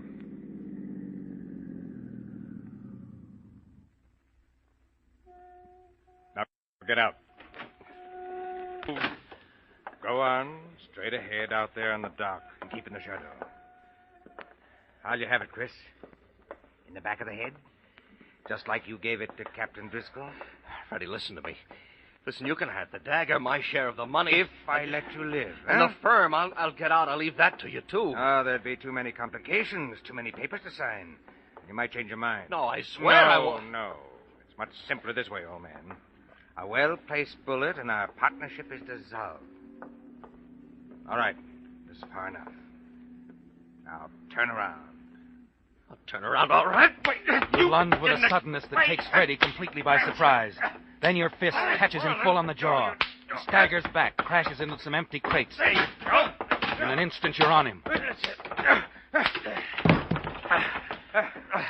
All right, Freddie. I've got the gun now. So you have, old man. So you have. Now get up. Chris, old man. Don't move. I don't suppose you'd be interested in a little proposition. No, I don't suppose you would be. You don't have much time, Freddie. As soon as that freight train is close enough to cover the sound of the shot, you're going to get the bullet you promised me. Me.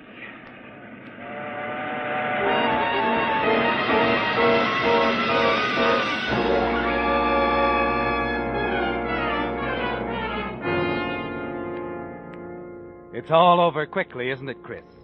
You stand there as the train rumbles past, staring at the lifeless body of your partner. Then you slip the gun into your pocket and hurry to your car.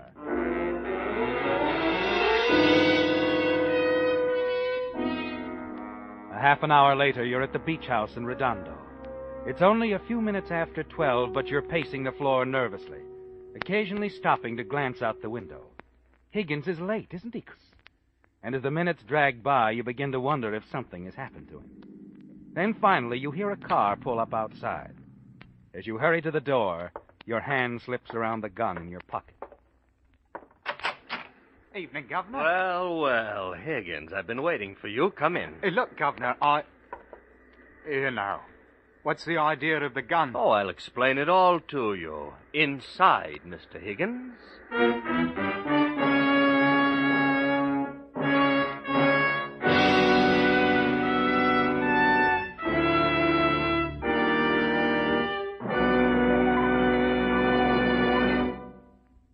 When you need gasoline or a quart of oil, a free map, or any of the numerous other services and conveniences for which you rely on service stations, have you ever wondered what you would do if service stations were few and far between, or if they operated limited hours like banks?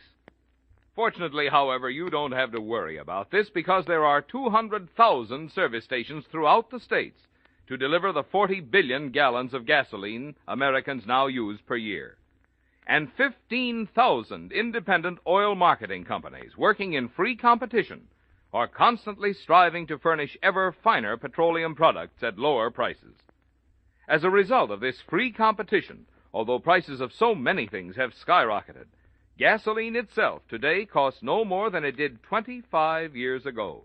Only gasoline taxes are higher.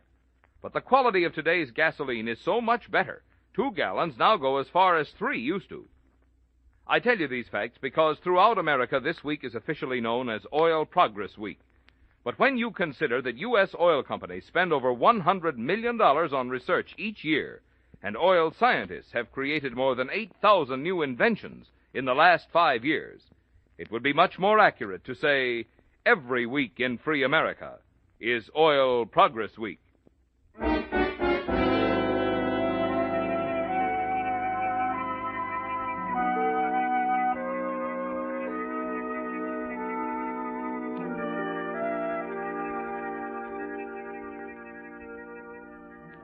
Your plan has met with great success, hasn't it, Chris? Yes, things have turned out much better than you believed possible. Your partner, Freddie Stacy, is out of the way for good. And now all you have to do is get the King's jewel dagger from Higgins, rid yourself of him as you did Freddie, and then go to Mexico. Once you're safely across the border, you're certain that you can complete the sale of your rare and highly valuable merchandise. With Freddie dead, you can then return to the United States, enjoy your new wealth with Eve. $100,000. A lot of money, isn't it, Chris? The ancient item will bring that, you know. 100,000. All yours. All right, Higgins, suppose we start with the dagger. Hand it over. I ain't got it. What? I ain't got it. Oh, you're lying. Hold still. Well, Here now, half a mo. what's this? You give me that, that's mine. An envelope? Money. Lots of money. Where'd you get this, Higgins? Mr. Freddie. I give him that blasted dagger or whatever it was. You what? That's right. I ran into him just as I was leaving the ship tonight.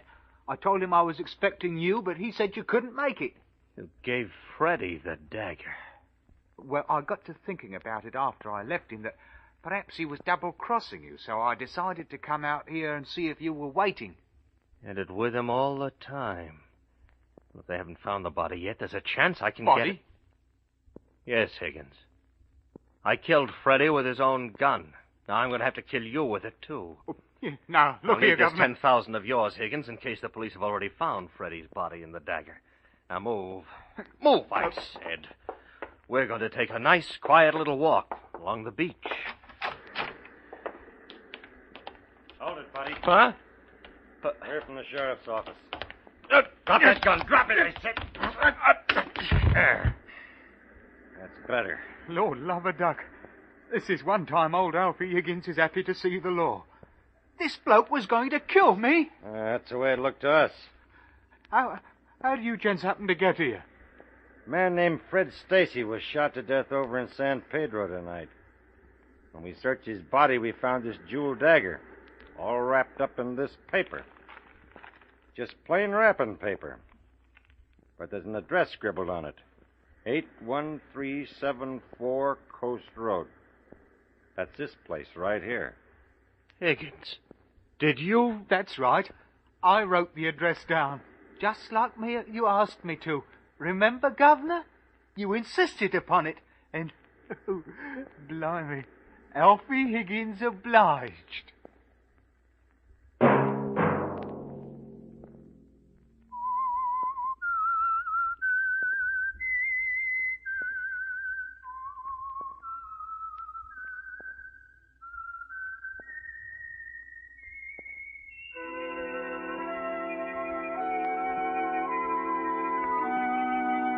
Let that whistle be your signal for the Signal Oil program, The Whistler, each Sunday night at the same time.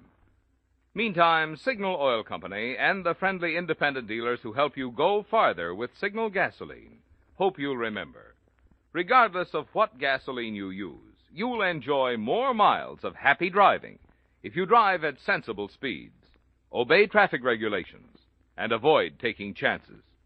You may even save a life, possibly your own.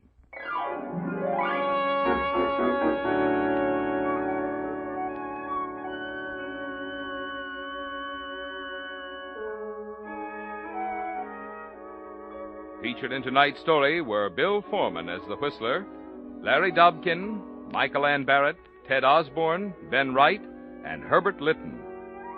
The Whistler was produced and directed by George W. Allen, with story by Adrian Jean Doe, music by Wilbur Hatch, and was transmitted overseas by the Armed Forces Radio Service. The Whistler is entirely fictional, and all characters portrayed on The Whistler are also fictional. Any similarity of names or resemblance to persons living or dead is purely coincidental. Remember to tune in at this same time next Sunday when the Signal Oil Company will bring you another strange story by The Whistler entitled Alias Mr. Alden, a story of intrigue and excitement set against the fabulous background of Singapore. This is Marvin Miller speaking for the Signal Oil Company. Stay tuned now for our Miss Brooks starring Eve Arden, which follows immediately over most of these stations.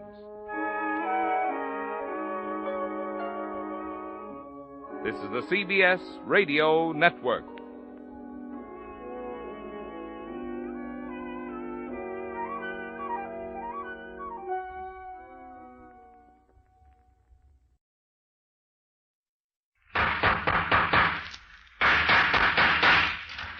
What's the matter? What is it? Another case for Nick Carter, master detective.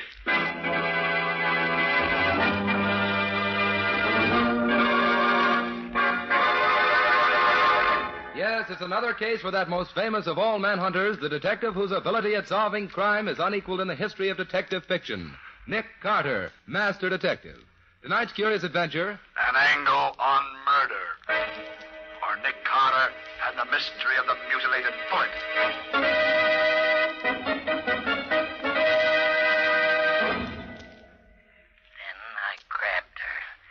I wound my fingers around her throat. And I squeezed her windpipe tight. Tighter and tighter. What's the matter, Patsy?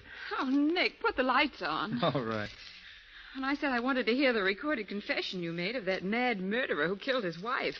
I didn't think I'd have to listen to it in the dark. Well, that's the way we got him to confess in the first place. Oh, I'll take it, Patsy. Okay, Nick. Nick Carter's office. I'd like to talk to Mr. Nicholas Carter. This is Nick Carter speaking. Oh, hello, Nick. This is John Hamill, the Bankers Associates. Oh, hello, John. How have you been? Nick, I'm in trouble. I can't discuss it over the phone. How soon can you meet me? Where? On West Street, around the corner from the Greystone building where my offices are.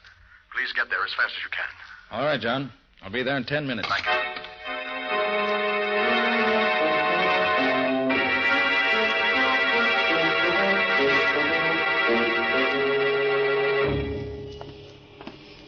Now, Scubby, you understand exactly what you're to do? Yeah, Nick. Okay. I'll see you later. I've got a date on this corner. Okay, Nick. I'll be seeing you. Hey, look at that car coming up the street, would you? Hey, Nick, watch out. That car is headed right at you. Jump, Nick. Oh. Did he hit you, Nick? Are you all right? Yeah, I'm all right. Oh, gee, that was close. It almost seemed like whoever was driving that car did that on purpose. Wouldn't be at all surprised, Scubby. I think somebody is interested in preventing me from keeping my appointment. Hey, look, maybe I better stay with you, Nick. No, I've got something else for you to do, Scubby. I got the number in that car. Hop down to the license bureau and find out who it belongs to. Then wait for me at the office.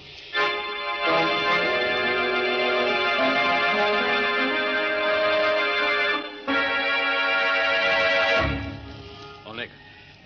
Sorry I'm so late. Oh, hello, John. I've been on this corner waiting for you for 20 minutes. Where have you been? Trying to get here without anyone seeing me. Well, why all the mystery? What's up? Wait a minute, Nick. Here, get back in this doorway, quick.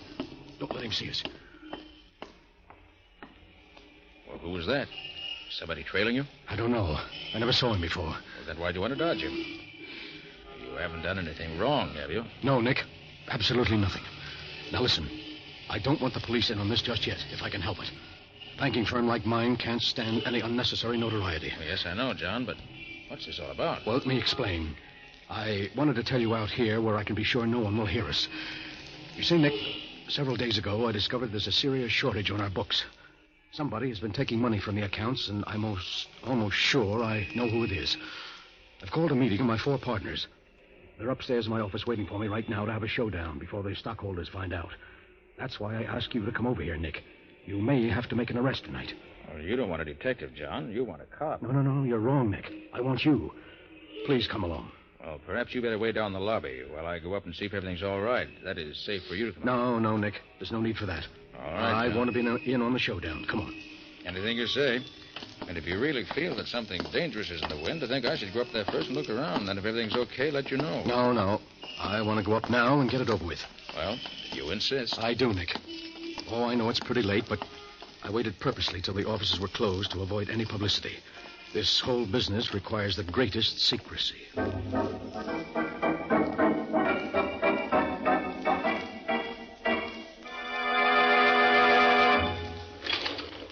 24th floor. Oh, this is our floor, Nick. After you, John. Oh, thank you. Kind of dark in this hallway, isn't it? Yes, the lighting isn't any too good here, but John, are you hurt bad? Nick. What is it? What's happened? Why is it John? Quiet, please, quiet. Gentlemen, John Hamill is dead. John Hamill is dead, but that's terrible. How did it happen? That's what I want to know. You seem to know him. Who are you? Well, I could ask you the same question. Who are you? I'm Nick Carter. Nick Carter, the detective? Yes. Oh, well, my name's Tom Burdick. I'm one of Hamill's partners, and these are the others. Mr. Carter, I'm Emil Garrick, and this is Arthur Nelson and Alan Cornish. How do you do, Mr. Carter? You're Cornish, huh? Yes, Mr. Carter. What do you know about this? Nothing. I was in my office all the time. Oh, that's not true, Cornish. I saw you go out in the hall just a few seconds before Hamill was shot. That right, Cornish? Yes, I did go out for a moment. But when the shot was fired, I was back in my office. But why question me? Why don't you ask Burdick where he was, or Nelson McGarrick? Well, I can easily explain where Mr. Nelson and I were.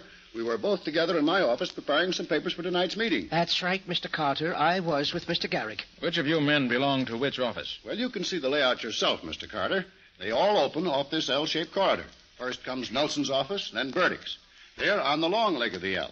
Then on the corner at the end is Cornish's office, directly in line with the corridor to the elevator. And Garrick's office is around the corner on the short leg of the L. That's right.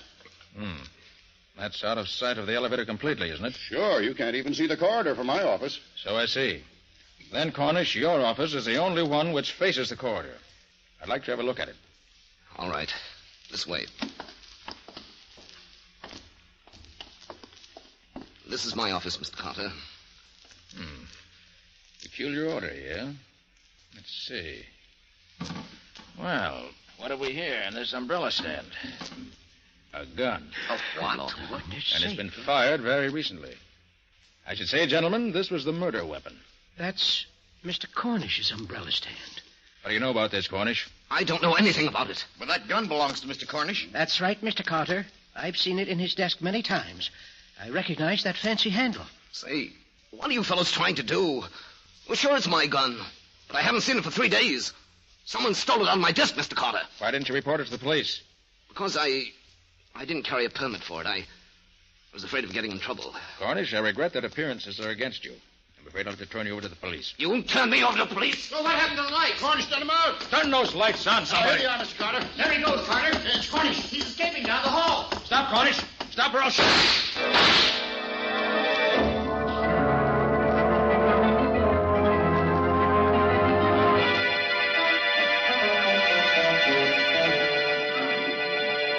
You see, Patsy, I was right with Hamill when he was murdered. What I can't figure out was how he was shot when there was no one else in the hall with us. Don't ask me, Nick. And here's something else. I heard only one shot fired, but Cornish's gun had 3 empty shells. And to top it all off, here's the bullet that killed Hamill. The coroner gave it to me. Notice how it's all banged up? Yes, how did that happen? I wish I knew. Patsy, if I knew the answer to that, I think I know the answer to this whole case. Until we find Cornish, I'll get it. Hello, Carter? Yes, this is Nick Carter. Oh, this is Alan Cornish. I suppose I'm a fool for calling you up, Carter, but I need help. I'm desperate and I can't go to the police. You've got to help me prove I didn't kill Hamill. Why'd you run away, Cornish? Because I was scared. Lucky for me, you didn't hit me. Don't worry, Cornish. If I'd really wanted to hit you, I would have. Where are you now? I'll tell you, but you've got to promise to come alone. If you don't, The only thing I'll promise you is that I won't do anything till after I've talked to you.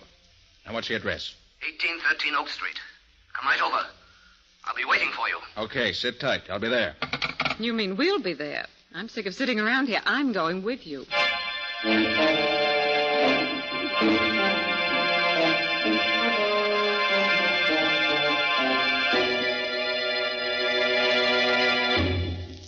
"1813 Oak Street. This is it, Betsy." Gosh, what a creepy-looking place. Certainly not very attractive. Oh, come on, let's go in.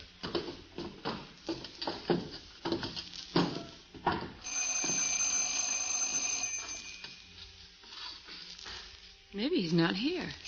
Said he'd be here. Wonder if... Well, the door's open. Should we go in? We can't keep our date with Cornish if we don't. Gosh, it's dark in here. Nick, do you suppose it could be a trap? You never can be quite sure, Patsy. Here's the door. Stand behind me. You see anything in there, Nick? Wait till I get my flashlight. No. Looks deserted. Oh, come on. Let's try another room. Gee, this place gives me the jitters. It's practically deserted. Maybe he's in here. Stand back, Patsy. No, nothing in there. Maybe he got scared after he called you and slipped away. We'll soon find out. There's another door. Over there.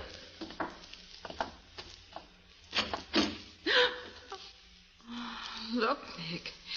Is that... Yes. He's hanged himself.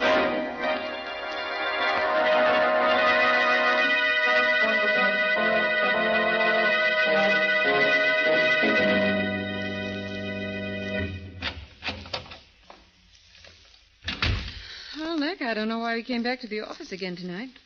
Cornish is dead. I guess that closes the case. Patsy, I'm not satisfied. When I talked to him on the phone, he certainly didn't sound like a man who was going to kill himself. When a man wants to prove himself innocent, he doesn't commit suicide. No, Patsy, there's something about that hanging that's bothering me, and I can't lay my finger on it. You probably figured that was the best way out. To kick over the chair and end it all. Patsy, remind me to give you a raise. And what did I do? I've got it. Look, Patsy, Cornish was a short man. Well, so what? Patsy, Cornish couldn't have hanged himself. Well, why not? Don't you remember, Patsy? The only furniture in that room was a bed. And Cornish was so short he never could reach that noose from the bed where it was. Of course, Nick. The bed was on the other side of the room. Patsy, Cornish was murdered, which eliminates him as a suspect. Probably he was killed by the same man who killed Hamill. Oh, but who, Nick? Who? Wish I knew. Hiya, Nick. Hiya, Patsy. Well, if it isn't the missing link. Scubby, did you find out anything about that car that nearly ran me down this afternoon? Oh, you bet, Nick. Good. But what a time I've been having. Wait till you hear what I have to tell you. Well? I had to get the license commissioner out of bed to get it, but, oh, boy, it was worth it. Hey, do you know who that car belongs to? Tom Burdick, Hamill's partner. Good boy, Scubby. Did you get his address, too? Yeah, some deserted neck of the woods out in Long Island. I've got the address here somewhere. Fine. Come on, Scubby. You and I are going to pay him a visit.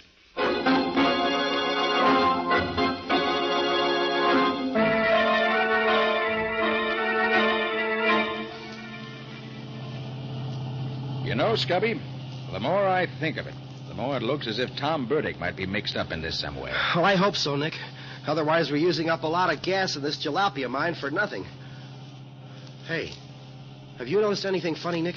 You mean that car that's been trailing us for the last few minutes? That's it. What do you make of it, Nick? I don't know, Scubby. But I think we'll be finding out quickly enough. They're overtaking us. Better step on it. Okay, Nick. Here we go. How are we doing? Not so good, Scubby. They're still gaining on us. Can you give her any more gas? I'll try. There. They still coming up? Yes, Scubby. And fast. Duck, Scubby. They're shooting at us. You're telling me. Watch it. Here they come. Well, I've done all I can, Nick. This old bus won't go any faster. Well, let's try no stick, Scubby. When they get close to us, slam on your brakes and pull over to the side of the road. Yeah? They won't be expecting that. It may throw them completely off balance and spoil their aim. Okay, Nick. You say when. Now, pull over.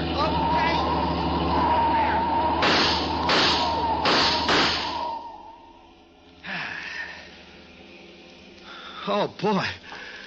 That was a close one. Are you all right, Nick? Yeah. Well, we won't see them anymore for a while. Get going, Scubby. We got to make up for lost time.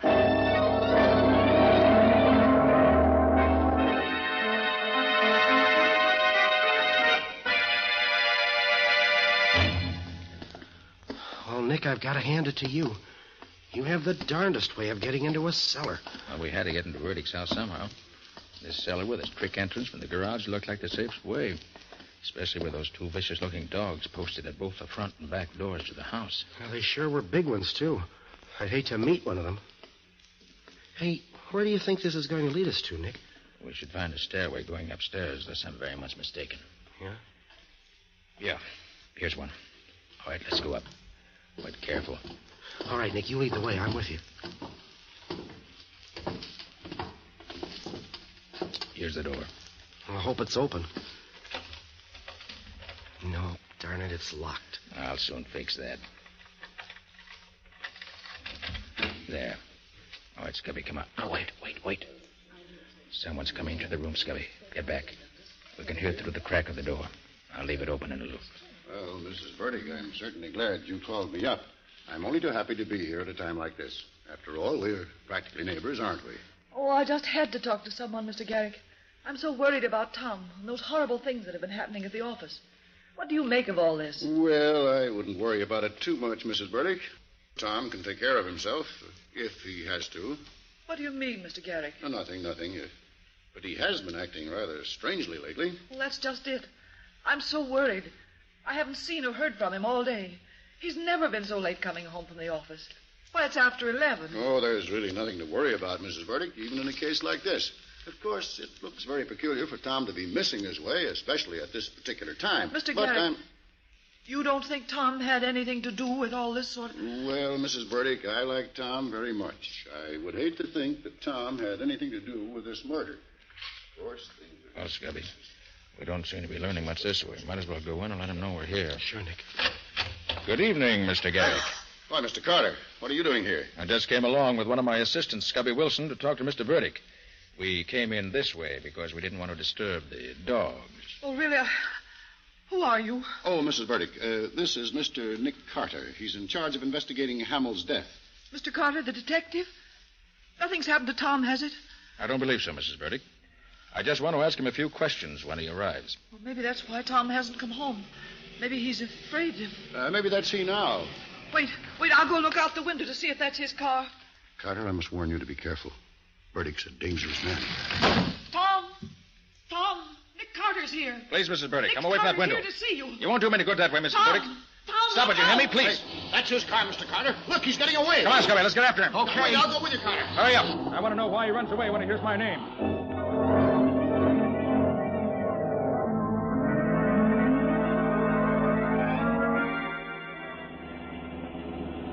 I hope this car of yours stays on the road, Carter. Don't worry about it, Mr. Garrick.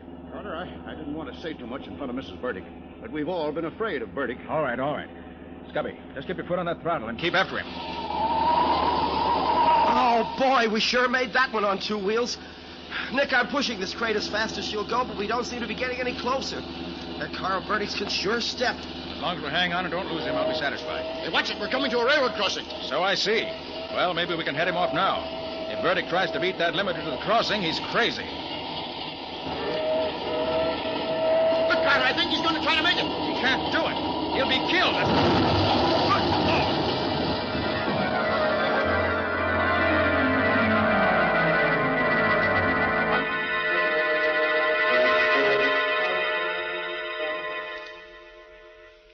Oh, Nick, that nurse that just came out of the operating room is signaling you. Oh, yes. She wants me to go into Burdick. You wait for me here, Scubby. Okay, Nick.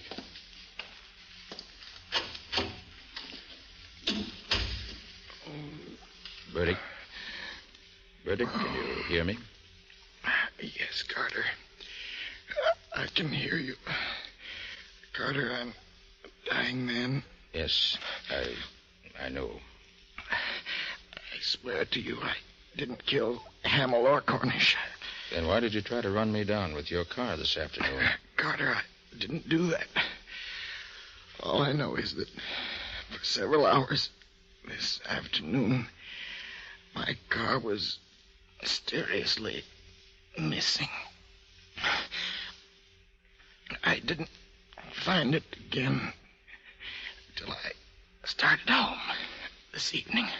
Burdick, why did you run away from your home tonight when your wife told you we were there? And how about the securities we found on you after the wreck? It wasn't you. It was securities. I took them so that... Yes, Burdick? Why did you take them? I took them so I could keep him from stealing them. Who? Burdick, who? Burdick, who's he? Carter. Front office. Bottom drawer of desk. Something will lead you to murder. Yes, Burdick? Who's the murderer? He's... Oh. Burdick. Burdick. Oh, poor chap. If you'd spoken sooner, you might have lived longer.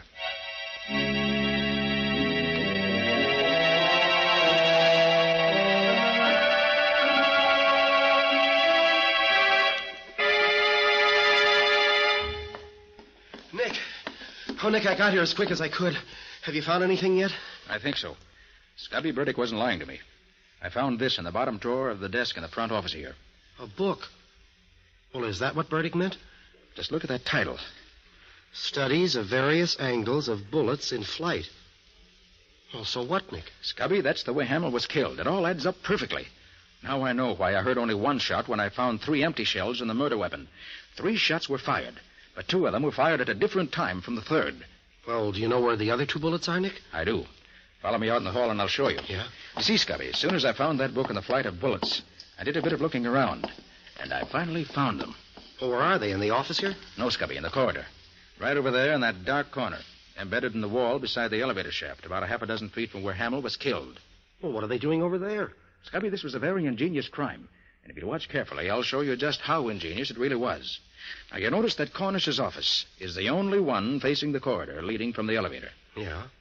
So what? Well, in order to shoot someone coming down the hall, the murderer, if he were in any office but Cornish's, would have to step from his office out into this corridor and be seen, right? Yeah, right. But our murderer was very clever. I got the answer when I located the book, and when I found these embedded in the wall beside the elevator shaft. The 2 missing bullets. Right. Well, hey, they're all banged up. Precisely, just like the murder bullet. And that's what gave me the answer. You see, Scubby, Yeah. the murderer never left his office. He stood inside the front office, the one around the corner, on the lower leg of the L-shaped corridor, and aimed at that steel pillar built into the wall over there.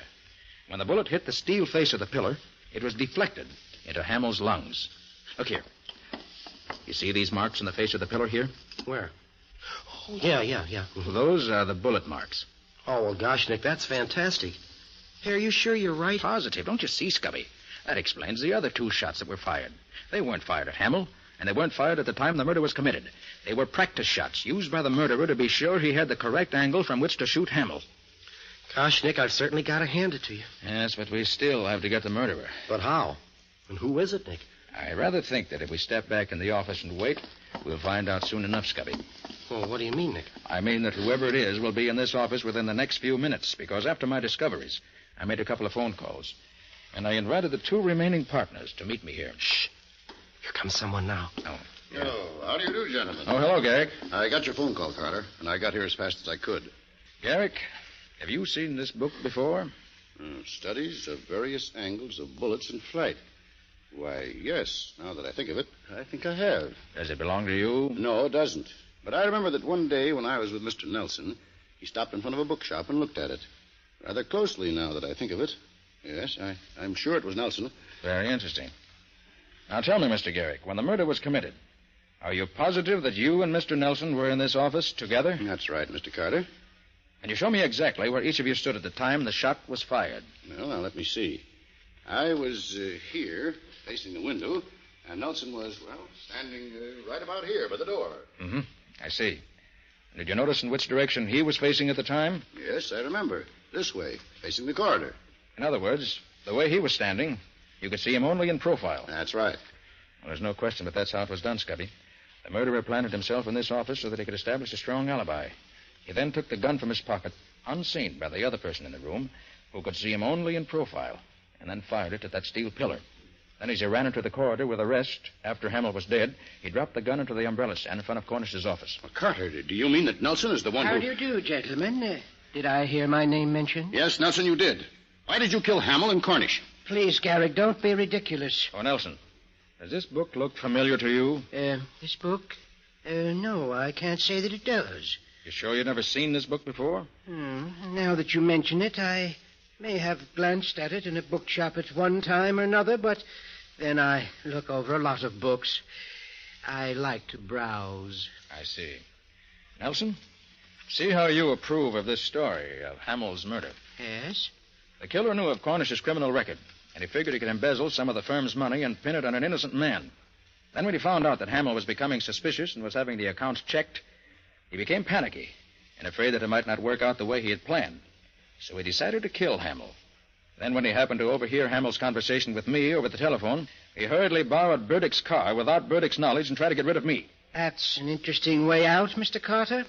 Have you also a theory as to who the killer is? I have. By the process of elimination, it has to be either you or Mr. Garrick or an unknown. And I've already proved that I didn't do it. It must have been an unknown then, Mr. Carter. I certainly didn't kill Hamill. I had nothing to do with the murder. When the shot was fired, I was right here in this room with Mr. Garrick. He can testify to that. He has already, Mr. Nelson. In fact, Mr. Carter, I was standing right here facing the window when the shot was fired. Oh, no. That's where I was, Mr. Carter. Standing there at the window. Now, please, Garrick. Please, now, gentlemen, please. I... You don't have to argue about it.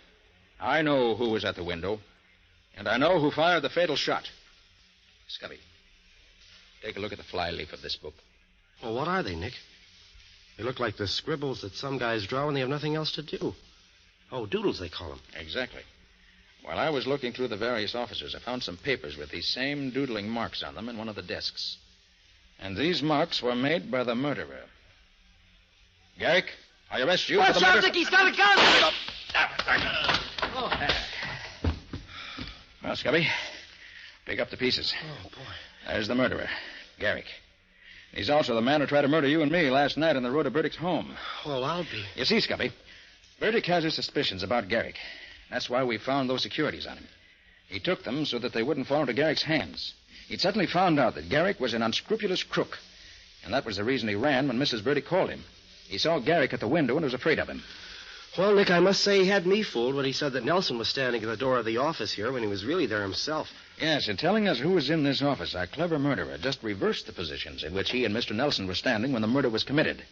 But once I saw the marks on that flyleaf, I knew who stood where.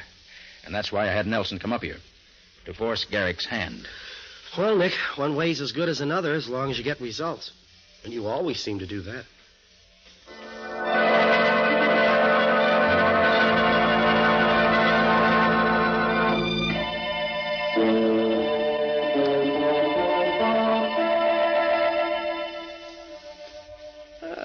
So you finally decided to come back, did you? Yes, Patsy, it's all over.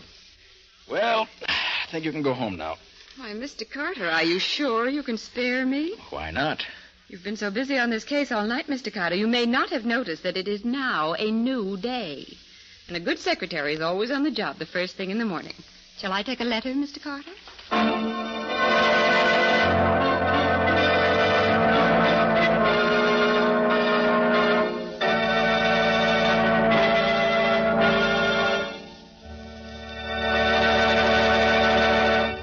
This was another strange experience of Nick Carter, Master Detective, called An Angle on Murder, or Nick Carter and the Mystery of the Mutilated Bullet.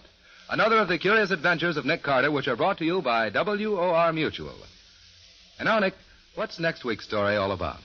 Well, when this case was first brought to me, it seemed so routine and uninteresting that I practically turned it down. But it was far from routine once you got into it, wasn't it, Nick? Yes, indeed.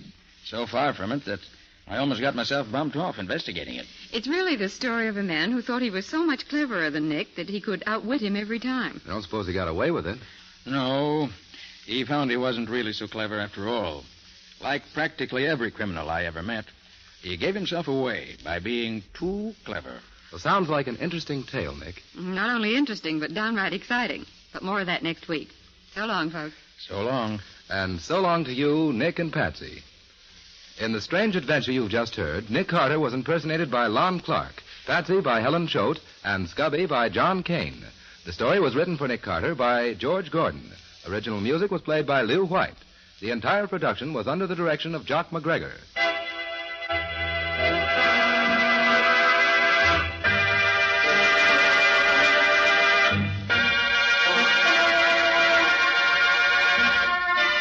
Next week, listen to another curious experience of Nick Carter entitled The Body on the Slab, or Nick Carter and the Mystery of the Missing Husband.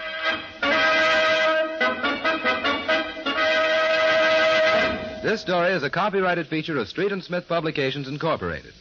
Beginning Wednesday, November 3rd, The Return of Nick Carter, which is produced in the studios of WOR, will be broadcast over most of these stations on Wednesday evenings at 8:30 Eastern Wartime. Remember the new time, Wednesdays at 8:30 Eastern Wartime, beginning Wednesday, November 3rd. This is Mutual.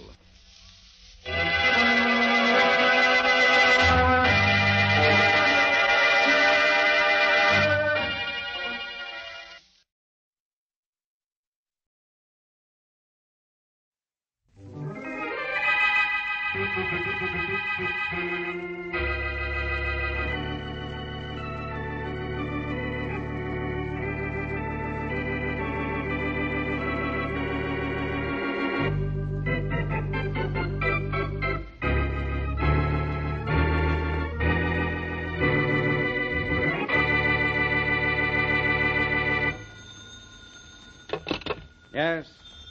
600 on Calabash and a Ford. Check. Yeah? Yeah. About 200 on Wise Guy on the first. Yep. And Tommy G Okay. the third at Meadow. Round Down. robin, 150 on Mystic Yes. the second. Yeah, I Last got on the you. five. 1,000 on Howard and the eighth to show. Got it. Check. Okay, Right. 50 on Mallow and the 200 on Calabash and a four, right. I got it. Another 100 on Yep. Mystic 500 on Tearaway and a fifth. Yeah. About time you guys noticed me. Hey, Carl. Guy at the door has a gun. It's a stick-up. I'm asking a gun usually means a stick-up, boys. Don't any of you move till I say it's okay. Keep those hands up in the air. I'll accept you. Me? Yeah, you. Take the money on that table. Brush it into the sack. Come on, hurry. Better do as he says. You're telling me. Hurry it up. Come on. Must be 10,000 there. Sucker money, huh?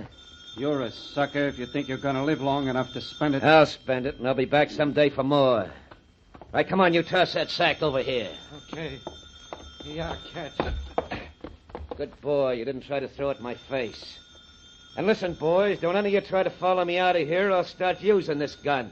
Tough guy, aren't you? All you mugs think you're tough when you got a gun in your hands. Sorry to disappoint you, boys, but I have a reputation for being a gentleman, not a mug. Maybe I ought to tell you who I am. So you know I mean it when I say the first guy to follow me out of here, the first to stop a slug. Yeah. Give us your name, address, and telephone number. We'll give you a tip on a horse someday. Well, I'm just telling you so you'll know I'll keep my promise about shooting if any of you guys get cute. Here. I'm Boston Blackie.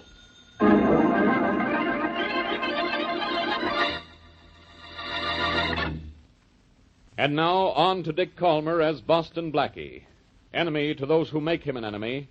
Friend to those who have no friend.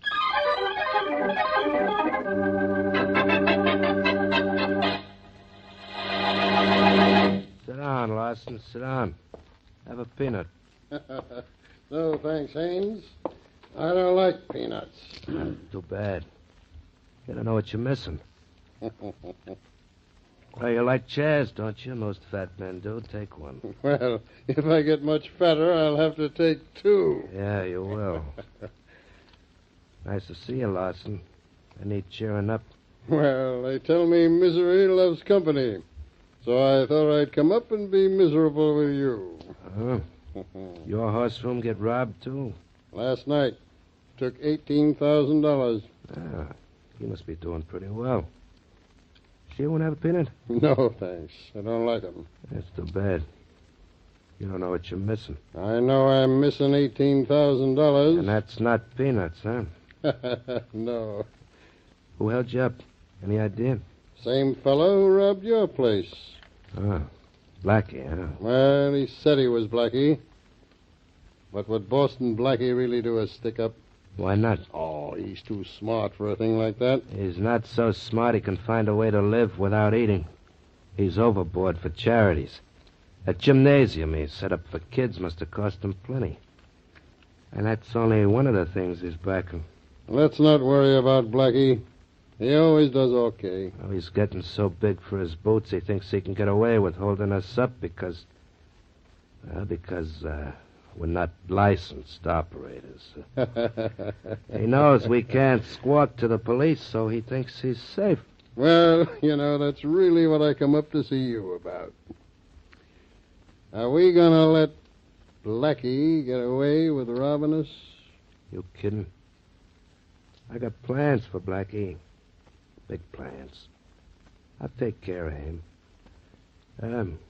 Really ought to try a peanut. No. You don't know what you're missing.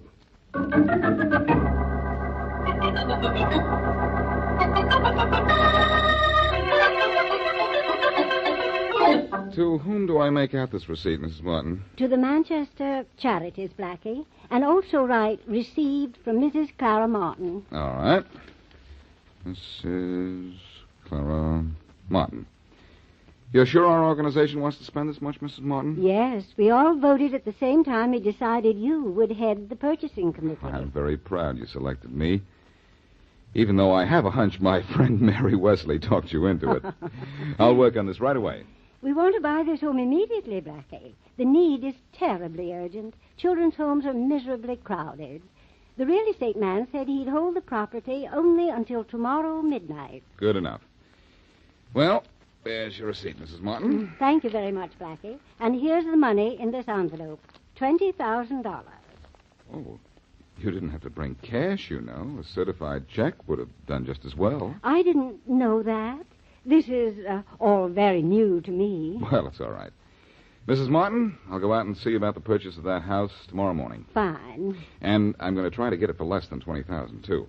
I'll phone you tomorrow and let you know how I make out with the real estate agent. Thank you. I'll be waiting to hear from you.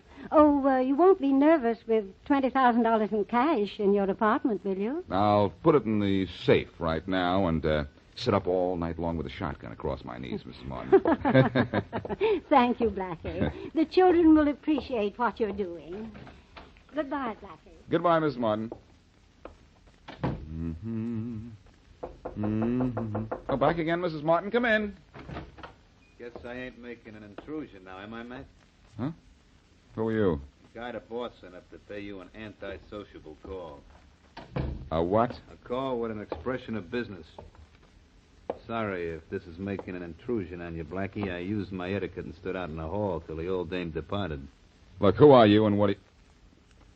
Oh. I might have known. With every face like yours, there's a gun. Only the gun is always prettier. Sure am sorry to do this to you, Blackie. I know it ain't polite to point, especially a gun. But a guy's got to make a livelihood. And... Never mind the apologies. What do you want? First, I want to offer you a little friendly tip. The boss don't like the idea of you cutting in on his profits, and especially in such a crude manner. That's interesting. It's of great importance to the length of your longevity, Blackie. Oh? The boss says you ain't flashing no rod in any of his wagering establishments anymore, or else you ain't living anymore. Hey, now, wait a minute. I hate What do you... to talk to you like this, Blackie, but I'm only working for a livelihood and imparting to you the boss's sentiments. And I'm also taking everything you got to sort of teach you a lesson. Look, you don't think... Don't me, Blackie.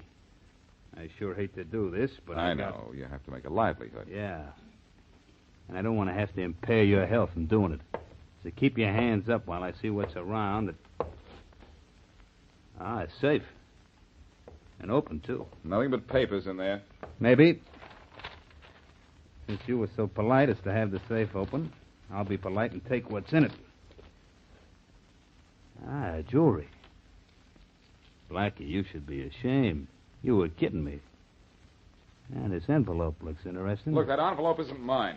And what's in it is... Money. United States currency. Thanks, Blackie. You're extremely generous. Look, take everything else in the apartment, but leave that envelope. That's charity money, and it doesn't belong to me. That's right. It belongs to my boss now. You take that money now, and I'm going to... Blackie, don't get angry. I don't want to be harsh with you. So let you be likewise with me. So long, Blackie. Wait a minute. I'm warning you. If you take that money, I'm going to... Blackie, be nice. Haven't I been nice and polite to you?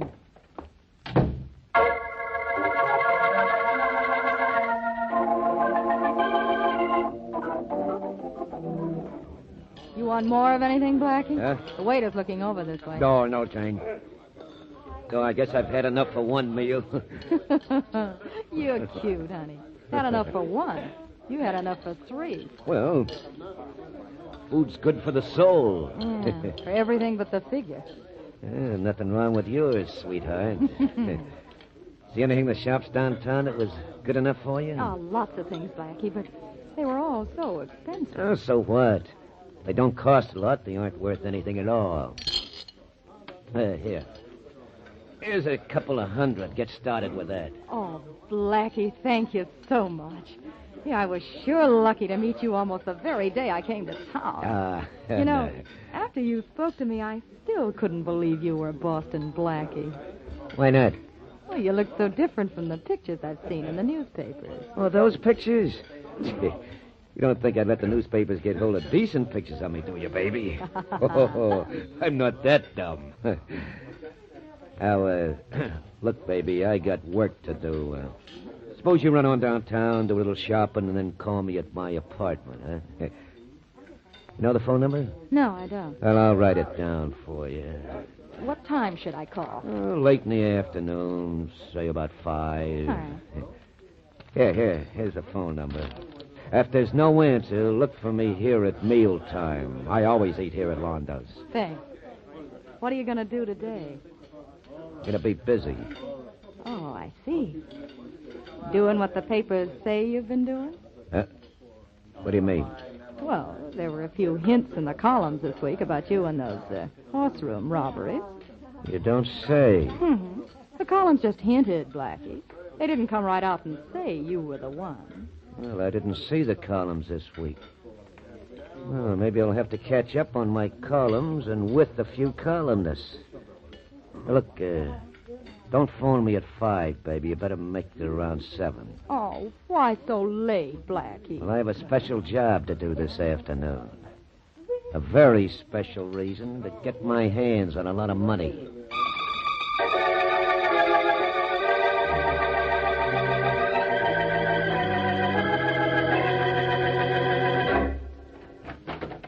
The teletype says there's been a horse room holdup, Sergeant. Yes, Inspector Faraday. That's why I phoned you. The flash came in a minute ago, and the details are coming in now. Yeah? There's something about Boston Blackie. Blackie, huh? And he yelled he was robbed last night. What does the teletype say? Never mind, I'll read it. It says, betting room, 1119 Elm Street. Robbed at 3:18 this afternoon by masked and armed bandit who got away with an undetermined amount of cash after killing Joey Hester, bookmaker, of same address. The killer escaped, but his identity is known. Before the killing, he boasted that he was Boston Blackie. I can't believe it, Inspector Faraday. You can't, and I don't want to. Well, there's something crazy here. Blackie himself was robbed last night, wasn't he? So he said. And when he said he wanted help, I believed him and had the Detective Bureau investigate. Oh, there's the end of the dispatch, Inspector. It's the end of more than that, Sergeant. I see what's happened. Blackie couldn't wait for the police to find the man who robbed him. That was charity money he lost, $20,000 of it. So he couldn't wait for us to find it. He had to go out and try to get it back by himself. And Blackie really did hold up that bookmaker's. Yeah, and killed that bookie.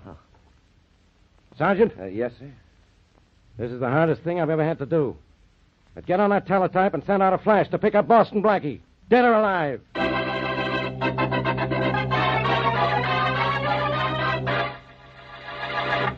And now, back to Boston Blackie.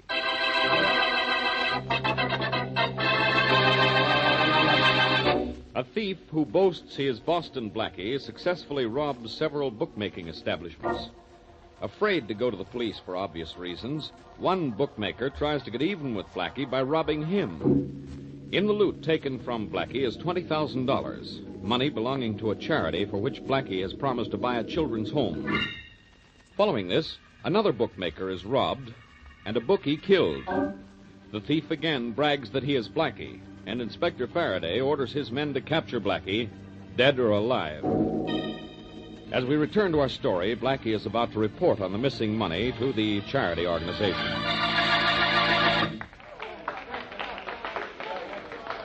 And now, ladies and gentlemen, here is a report on the purchase of the Manchester Charities Building by Mr. Boston Blackie. One moment, please. One moment. As you know, Boston Blackie has been doing charity work of all kinds on his own, for a great number of years. Now I want him to acquaint you with the work he has done for us. Mr. Boston Blackie. Thank you. Thank you, Mrs. Martin, and ladies and gentlemen. You were generous to give me credit for my interest in charity, but you all know that Mrs. Martin gave me $20,000 of this organization's money with which I was to buy a place for homeless children. And you did it too, didn't you, Blackie? No, I'm sorry to have to report that I haven't purchased the property. Blackie, why haven't you bought the home? The man said he had to have the money by midnight tonight. Wasn't the $20,000 enough? It was quite enough, Mrs. Martin, but I didn't have the money. But I have a receipt proving I gave it to you. You did give it to me, Mrs. Martin. I don't deny that. But I don't have the money. It was stolen. But, Blackie, the police... The police, Mrs. Martin, don't believe it was stolen from me, I'm sure. In fact, they have other ideas about me. But I have until midnight to buy that house, and I'll have the money by then. Well, you'd better, or we'll be forced to turn you over to the police. Don't bother, Mrs. Martin. If I don't recover that money and buy that house, I'll turn myself over to the police.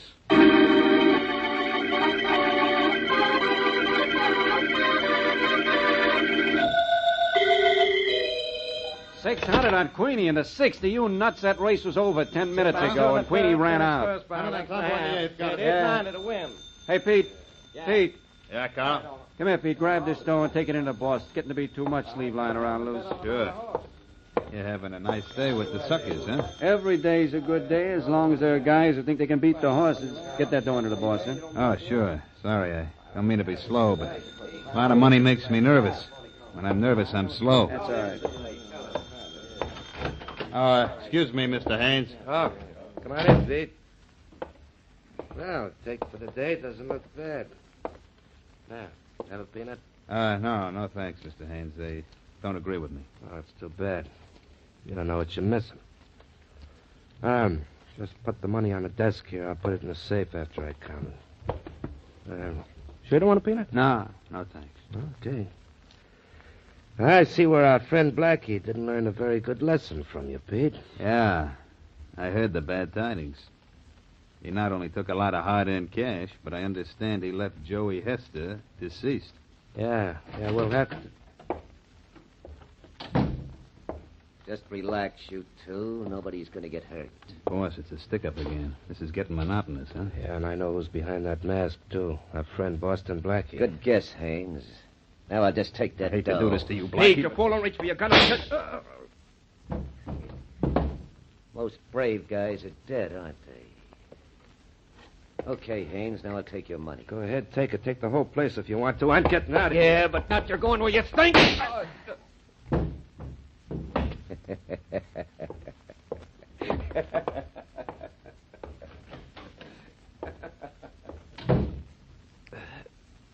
The phone.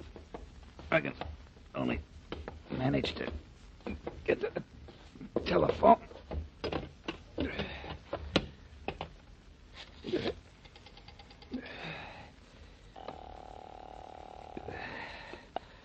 Operator? Get me the police. One moment, please.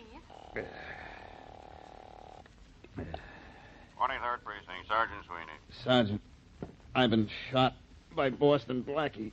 Hello. And all my Hello. life I Hello. tried to be so nice and polite to everybody, too.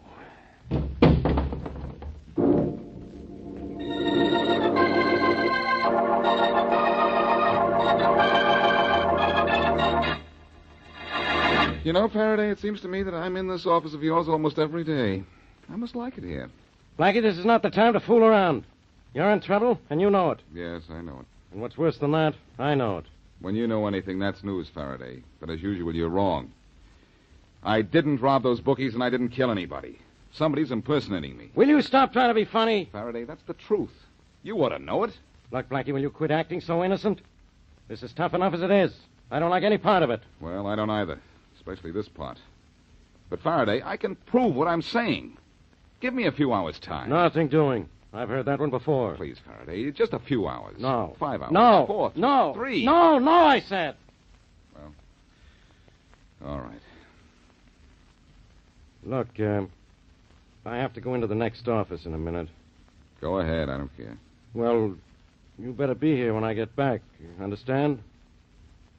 Yeah. I understand. Yeah, and I want you to understand this, too. If you're not here when I get back, don't forget I can pick you up in, say, 2 hours. And what's more, I will.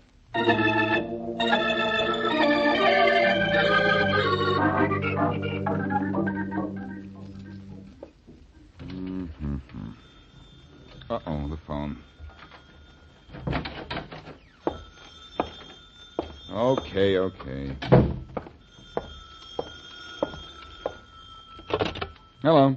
Hello, Blackie. Yes? This is Jane. Who? Jane Powers. You told me to call you at 7. I did? Blackie, what's the matter with you? Don't you remember? Well, so much has happened today that I, who'd you say this was? Jane. Oh, Jane. Well, why didn't you say so? I did. You did? Yes. Well, the connection must have been bad. I didn't hear you. I was hoping you'd call. Well, you asked me to. Oh, that's right, I did. Well, I'm glad you remembered something. Yeah, it was a funny thing about that paper with your phone number on it, though. The one you gave me in the restaurant today. Uh-huh. I thought I wasn't going to be able to call you. Why not? I lost the piece of paper, but I got your number from information. Wasn't I smart? Oh, I'm getting pretty smart myself. Where can I meet you? Well, do you think it's safe for us to meet? I mean, with the police and... Well, it isn't safe for me to go wandering around the streets, but I'm not far from the public library. Will it be safe for us to meet there? Yes, if we don't meet in the reading room. Tell you what, I'll meet you on the west side of the library between the second and third partition. All right. At what time? Between 8 and 9. Between the second and third partition.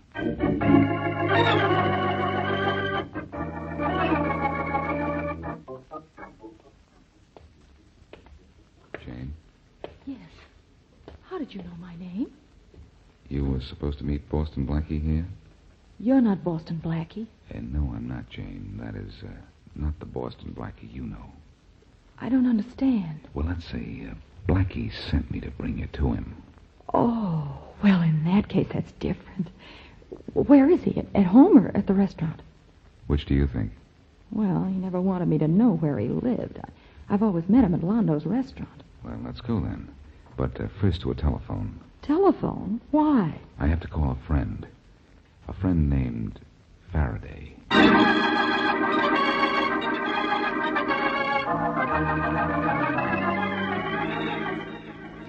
There's your Boston Blackie. It's an improvement. He always eats in this restaurant. He's the man sitting at that second table there by the wall. How did I ever get mixed up like this? Never mind. You stay here with Faraday, Jane, like a good girl, and nothing will happen to you, just as we promised. Okay. Blackie, are you sure you want to go over there and grab that guy alone? I've got the place surrounded by cops. But, I have a personal interest in this guy, Faraday.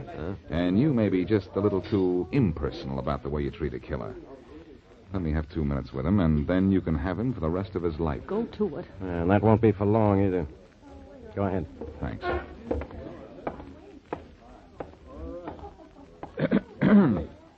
Mind if I sit down at your table? No, go ahead. Thanks. Rather crowded in here, isn't it? Is it? Yeah. You know, your face is rather familiar.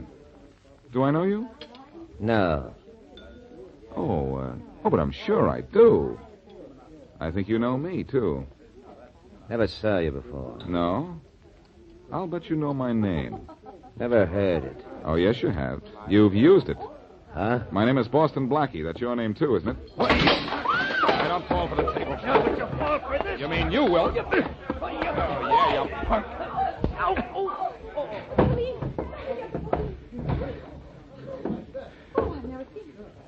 Come on and get him, Faraday. Okay. Everything he has is yours, with the exception of a few dollars, I imagine. Yeah. I think he ought to pay his check, even though he's checked out.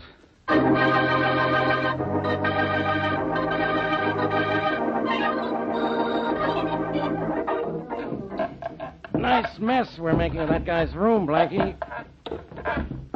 think he told the truth when he said the loot was stashed here? Yep, Faraday. And here it is. All of it? Yeah, we'll have to count it. It'll take hours to do it.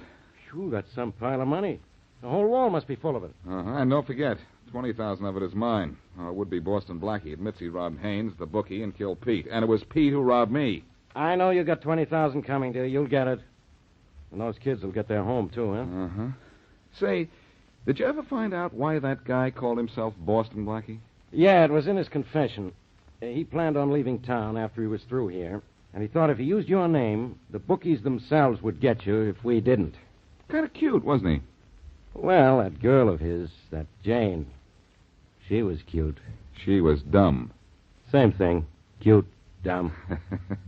Oh, I wouldn't say that, Faraday. You wouldn't? No. For instance, you're not cute.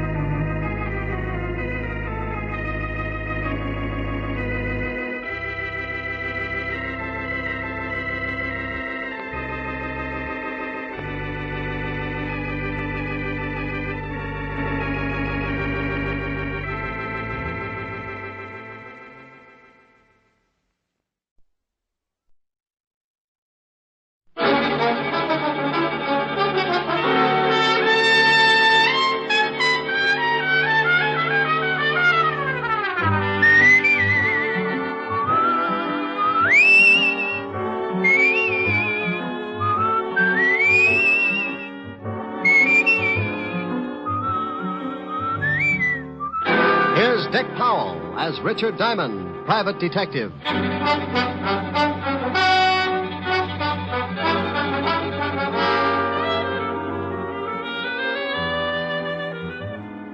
Hello there.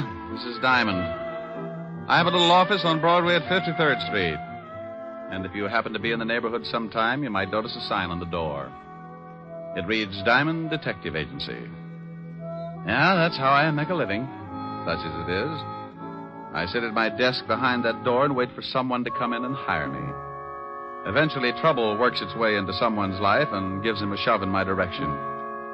He tells me about it, and I listen with the attitude of a father confessor. When he's done, I dry my eyes and tell him what I think. What I think really doesn't matter, because it's just a shortcut to $100 a day in expenses. Sure, you can hire a guy for less money, but when I work, it's for a price I figure I'm worth. It's got to be that way because sometimes the work's a little dirty, and I have to swallow a lot of pride. I get mixed up in everything from simple divorce to muscle-bound homicide, and when trouble can't find me a client, it starts working on yours truly, and I wind up in a corner. I guess trouble figured I was just about due for a squeeze play because one night last week, 2 lifers in the state pen started working me into their plans.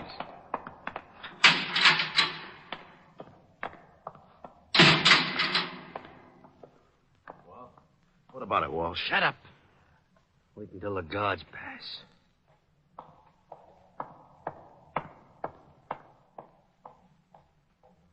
Okay. Drag out the cards like we was playing. Sure. Is it set for the night? Yeah. I got the car and everything. Yeah. We'll head for Florida and get across to Cuba. Oh, I'd be glad to get out of this 3 lousy years. Yeah, I got 8 behind me. I used every minute figuring how I'm going to take care of a guy. Oh, Walsh, you're not going to start that again? Forget it. Be glad you're getting out. You knock off that guy and you'll never make it to Cuba. Now, look, I figured this whole thing out. I paid out a lot of dough just to make it come off. And when it does, I'm going to kill an ex-cop. And you're going to help me. Me? Yeah. Unless you want to rot here. Oh, you're out of your mind.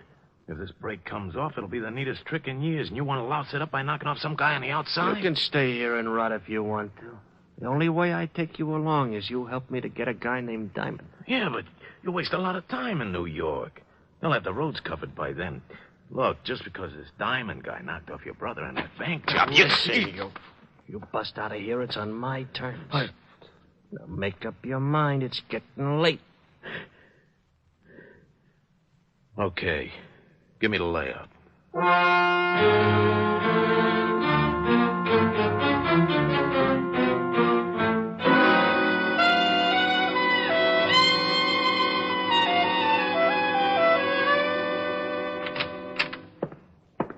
Yeah, what is it, Otis? We just got a call, Lieutenant. 2 prisoners busted out of Sing Sing, killed 2 guards. Who are they? Big time. Bob Wells and Charles Walsh. Charles Walsh? Yeah, lifer. I know. Diamond helped send him up before I took over this department. Otis, get Diamond on the phone. Diamond? Yeah, Diamond. Who'd you think I meant? Little Red Riding Hood? Yeah, Lieutenant. Oh, Diamond, Otis. Bring me my bicarbonate, Otis. Someday I'm going to get good and sore. What did you say? Nothing.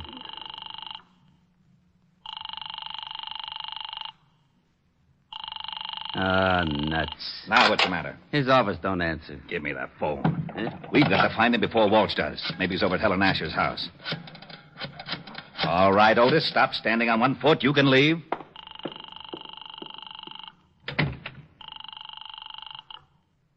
Miss Asher's residence? Hello, Francis. This is Lieutenant Levinson. Is Diamond there?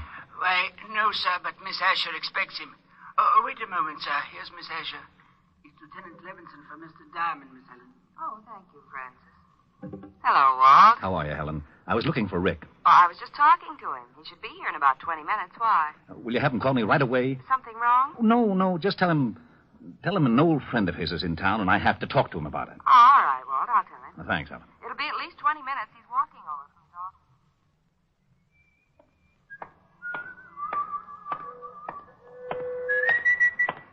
Okay, Diamond, hold it right there. Start walking over to that sedan. Don't you know it's not polite to point? Look, laughing boy, I got a big gun in my pocket. Well, I'm proud of you. I thought it was a crossbow. Get moving. Okay. I'd never seen him before. He was a tall guy with a scar on his chin. He walked me over to the sedan and opened the door.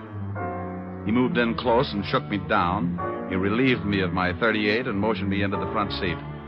I slid in, and he started to follow, so I kept one leg out in front of me and kicked him in the face. I couldn't get enough leverage to cool him, but it gave me enough time to get out the other door and start making like a miler. I looked over my shoulder and saw him climb out holding a bloody nose. I knew he wouldn't take a shot unless he got close enough to make it count, so when he started after me, I ducked into the subway. I found a dime and went through the turnstile. A train was getting ready to pull out, so I pushed my way on just as the gunner came down the stairs. He said he wasn't happy to see me go. He didn't even wave goodbye. Wait a minute, you! Wait! Oh, nuts. My nose got away from me. What do I call like that?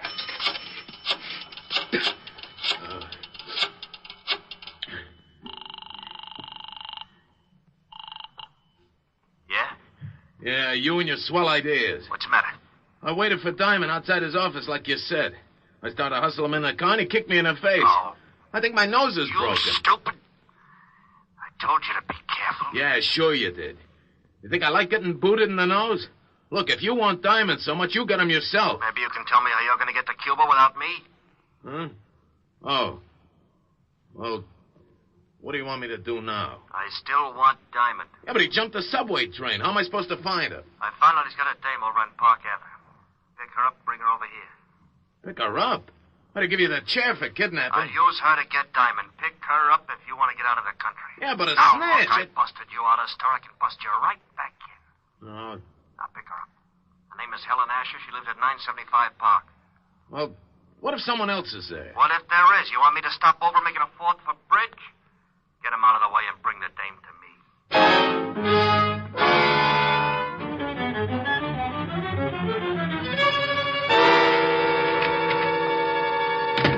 Hello, Otis. Well, Diamond. Lieutenant's been looking all over the city for you. I bet you've been a nervous wreck. I wouldn't care if you fell off the George Washington Bridge, Shamus. Why, Otis? And after all, we've been to each other. Nuts. You better go on in and see the lieutenant. Sure. Hey, Sergeant. Yeah? When are you going to get some new shoes? If yours turn up any more in front, you'll have to ski to work. Hello, Walt. Rick, we've been looking all over for you. Why don't you cops get on the job? It's getting so it isn't safe for a citizen to walk the streets at high noon. What are you yakking about? Well, I leave my office to go to see Helen, and some goon tries to hold me up. Well, you're lucky you didn't get it right then. Do you know who busted out of jail last night? Go on, scare me. Charles Walsh. He swore if he ever did bust out, he'd get you. Wow. That explains something. Why, what happened? This character tries to hustle me into a car, so I shoved my foot in his face and beat it into a subway. But it wasn't Walsh. Might have been Bob Wells. He busted out with him. I can tell you in a minute. Got a file on him? Sure. Otis, bring in the file on Bob Wells. By the way, Lieutenant. Oh, Walt, do you mind if I use your phone? No, go ahead. I better call Helen. Tell her I'm going to be a little late. Well, I just talked to her and asked her to have you call.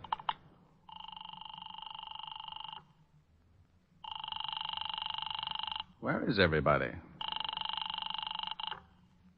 Yes? Francis? Oh, Mr. Diamond, please hurry over here. Something's happened to Miss Asher. What are you talking about? Miss Asher's been kidnapped. What? Yes, sir. A man came in and made Miss Asher go down to his car at the point of a gun. He also hit me over the head. Was he a tall man with a scar on his chin? Yes, sir. That's right. We'll be right over. Walt, I think the guy that tried to push me around has kidnapped Helen. Oh, no. They pulled a gun on her and slugged Francis. We better get over there. Now, if Charles Walsh is loose and he's trying to get me, then snatching Helen is a sure way to get me to come around. Hey, where's that file on Bob Wells? Wait a minute. Otis. Yeah, Lieutenant. Haven't you got that file on Wells yet? Yes, sir. Just bringing it in. Well, step on it. Otis is bringing it in. Yeah, Lieutenant. Let me see it. Hey, now, wait a minute. Oh, shut up, Otis. This is the guy, all right. He's the one who tried to pick me up. May I take one of these pictures, Walt? Sure, but what are you going to do? I'll see if I can find him. You go on over and talk to Francis. See if this is the same guy who took Helen. I'm going to go down to Skid Row and talk to a wise old owl who knows about things like this. I got out of the 5th Precinct in a hurry and grabbed a cab for Skid Row. I knew an old deadbeat down there who had a line on every crook in the underworld. And there was just a chance he could tell me where Bob Wells was hiding out. His name was Wilbur Truitt, and he hung out in a shabby dive called the Parrot.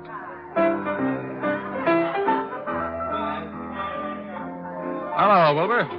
What? Egad, you at the piano, strike up a chorus of My Buddy, for the wandering boy has returned. Look, Wilbur. I would rise and bow from the waist as befits the occasion, but I fear that some sterno I accidentally came in contact with has rusted my spine, and I am forced to remain in a sitting position. I haven't got time to listen to the routine, Wilbur. I'm looking for someone. Here, take a look at this picture. Ever see this guy? Unless I have my morning constitutional, Buck, I can bring nothing into focus but a large bottle and a straw. Oh, waiter. Waiter, give me a bottle. You have arrived in the nick of time. I get that wonderful warm glow when you ask for a whole bottle. A snap comparison would be that of a happy mother smiling blissfully at a nursing babe. Okay, Wilbur, now tell me, do you know this man? One sip of strength, and I shall have the eyes of a carrot-stuffed feline.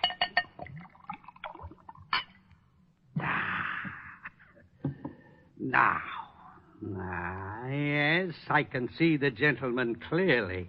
In fact, my vision has so greatly improved it begins to take on the functions of an X-ray. For instance, I can readily perceive that the man in question is addicted to false stimulants, and his low brow and squinty eyes tell me that he is indeed a person of some doubtful character.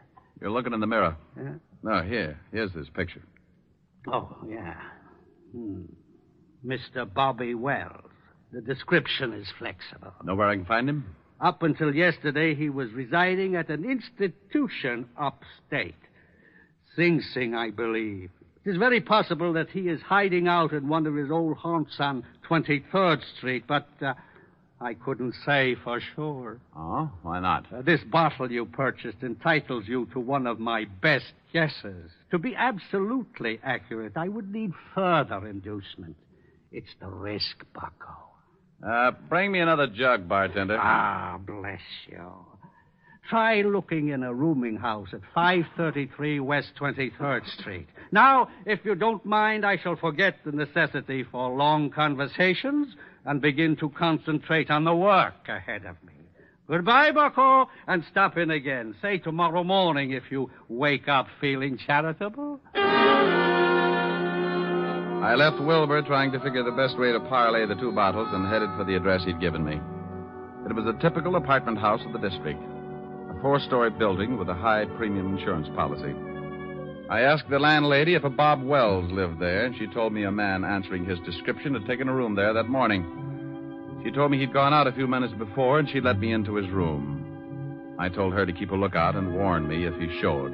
Then I started looking. I tore the place apart, but I didn't come up with a thing. I spotted the phone and started to call Walt, and that's when I saw it. A pad lying by the base of the phone with a heavy imprint left from the writing on the top sheet. I pulled an old trick. I took a pencil and rubbed the lead lightly over the imprint, and up came one telephone number. I dialed it and waited. Weinberg's Delicatessen. Oh, is Bob Wells there? Oh? Bob Wells. Never heard of him. Thanks. Well, it's like that. 1 minute you think you got a lead hot enough to melt your change purse, and the next you find yourself looking like a tree surgeon in Death Valley. But in my business, it takes a conventional 3 to strike you out.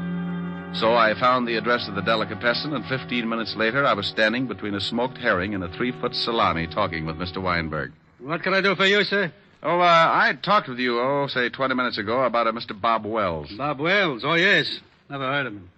Take a look at this picture. Maybe you know the face and not the name. It's familiar. Yes, I think I've seen him somewhere. Think hard now. This is important. Are you a policeman? Detective. Oh. How about it? Oh, yeah. So long as you're a cop, sure, I remember him. He came to my store last night. I remember because I had already closed and he kept pounding on the door. Finally, I let him in. He was very rude. He bought a lot of groceries, but very rude. Have you seen him again? Sure, he came in this morning about lox and bagels. Stell Road. Where's your phone? In the back. Has this Mr. Wells done something? He left Sing Sing without saying goodbye to the warden. Now, look, I'm going in the back and use your phone. If Wells happens to come in while I'm back there, stall him and come back and tip me off. I'll do my best. But he better not be rude.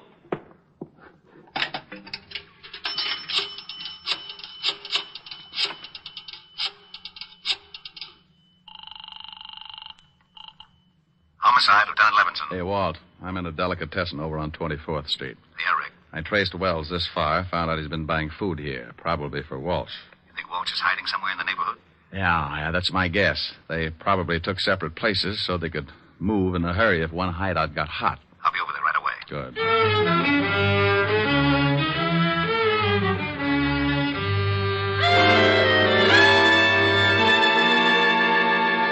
yourself comfortable, honey, but no yelling, or I'll have to stuff up that pretty mouth. I don't understand this. Why did you kidnap me? I've been having a hard time getting in touch with your boyfriend, Diamond. Figure if his girl's in trouble, he'll come looking. I don't have a boyfriend. Sure. Play it straight. But you watch. Tonight I call your butler and tell him we got you. If Diamond wants you alive, he comes to a spot I got picked out. And he comes alone. I don't know any Diamond. Ain't she cute, Bobby? Yeah, cute. Want me to fix her so she forgets how to lie? No, I don't care if she claims Diamond's her uncle. Go on down to Delicatessen and get some food. I'm getting hungry. Okay. But I still think we ought to be getting out of town. In 1 hour, I call this dame's house. At 12 o'clock, I meet Diamond in the park. Then we get out. Why do you want to see this Diamond? Oh, we're old friends, baby. He sent me up for life. And he shot my kid brother full of holes. I just want to see that Diamond gets everything that's coming to him. You talk too much. You've got some bad habits yourself. Now get that food. And if you're too lazy to walk downstairs, I'll show you a shortcut. 3 floors, straight down. You can jump for it. Okay.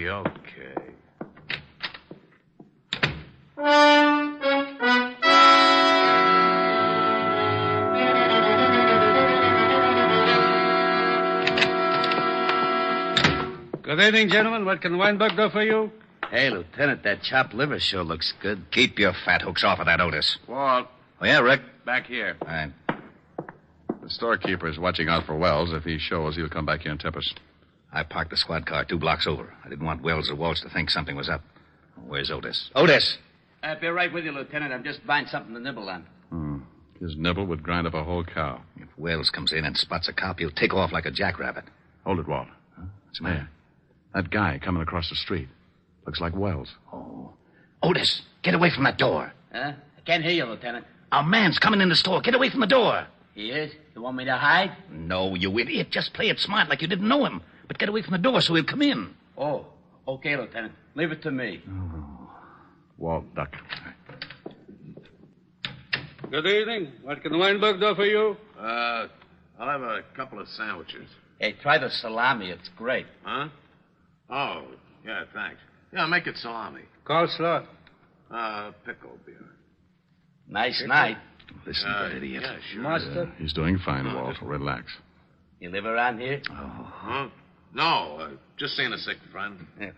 Maybe that salami ain't such a good idea if your friend's sick. You know, I had an uncle with ulcers. He couldn't touch the stuff. It's too much garlic. Ketchup? No. My friend's got a cold. Oh, well, then I don't guess it'll hurt him. But, you know, the best thing for a cold is good mustard plaster. And now you take the Here's plaster. your sandwiches, sir. 60 cents. 60? Yeah. Thanks. Hope your friend gets better. Yeah. Yeah, come on. How did I do, Lieutenant? Well, one thing is sure. He thought you were too stupid to recognize him. Can you still see him, Rick? Yeah, he crossed the street and he's starting to walk west. I'll tell him. He knows you. Good.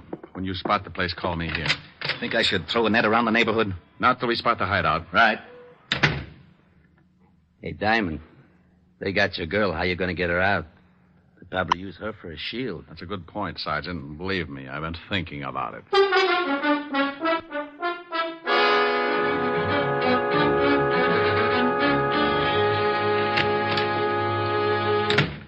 Here's the sandwiches. Swell. Hey, you only got 2. Oh, there was a cop in the delicatessen. A cop? Yeah, big stupid one. Listen, I told him I'm getting food for a sick friend, see, and he starts giving me all kinds of You sure you weren't tailed? Tailed? No, who tailed me? Cop stayed in the delicatessen. Okay. Here, honey. Have a sandwich. I'm not hungry. Oh. Suit yourself. Here, Bobby. Oh, thanks. Hey, when are you going to put in that call to this dame's butler? Right after we eat. Then we go to the park and wait for Mr. Diamond.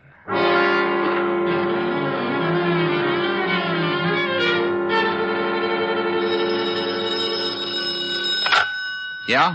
I'm in a drugstore across from the building that Wells went in. It's about a block away. Nifty drug. Block west on your side of the street. I'll wait inside. We'll be right down. Come on, Otis. The lieutenant hasn't spotted. Okay. Thanks for the bagel, Whitebreak. That's all right, officer. Come back again when you can pay for it. Come on, Otis. Move your big feet. Okay.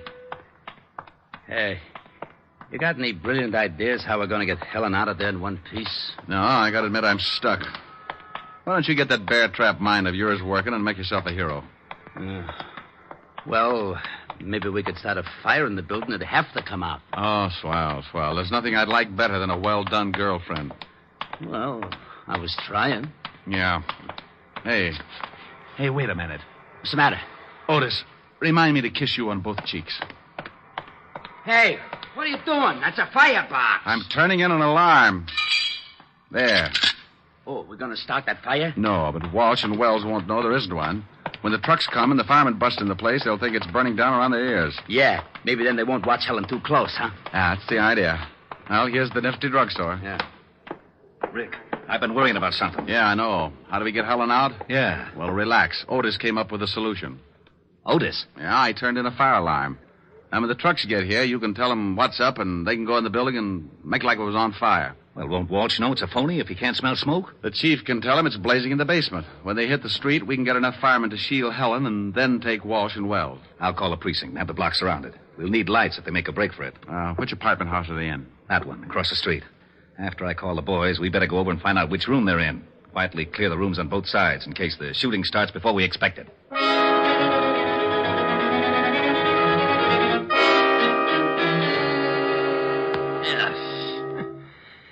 Garlic upsets my stomach. How about that claw? Yeah, right. What's your phone number, baby? It's in the book. Oh, she gonna be trouble, Bobby? He wants your number. Now, come on, we ain't got all night. All right. Evergreen 54308. Oh, that's better. Gotta be more careful, Bobby. Your lip's bleeding. Yeah. Hey, Walsh, what's that? Sirens. Maybe that's the cops. If somebody tailed you, I told you I wasn't tailed. Wait, I'll go see. It's fire trucks. They're coming down the block. I don't smell no smoke. Hey, they're pulling up in front of this building. The joint must be on fire. Let's get out of here. Oh, maybe it's the building next to us. No, they're bringing the hoses right in front of the door of this joint. I'm getting out. Sit still. Maybe it ain't a big one. We can't go busting out in the street. Well, maybe it ain't a big one, but if it is, I don't want to end up like a pound of spare ribs. Shut her up. Why, you... All right, now, come on. Hey, what's that? Yeah, what is it? Fire department, we're back here from the building. What are we going to do with the dame? Shove her in that closet. Just a minute. We'll be right with you. Hurry up. There's a fire in the basement. It's nearing a gas main. The whole place may go up any second. Did you hear that? Yeah, step on it. Okay. You better step on it down these stairs. We can find our way. Hey, there's a couple of prowl cars. Yeah. Separate. We'll meet at the other place. Okay, Walsh, that's far enough. It's the Shamus. Get him, Walsh. Don't reach for it, Walsh. I owe you something, Diamond. You all right, Rick? Yeah, Walt. He's a worse shot than his brother. Where's Wells? He made a break for it, but he won't get through. All right, Wells. You can't get through. Drop your gun. You won't take me, copper! Well, that's that. What about Walsh? He's pretty dead. Come on, I want to find out what happened to Helen.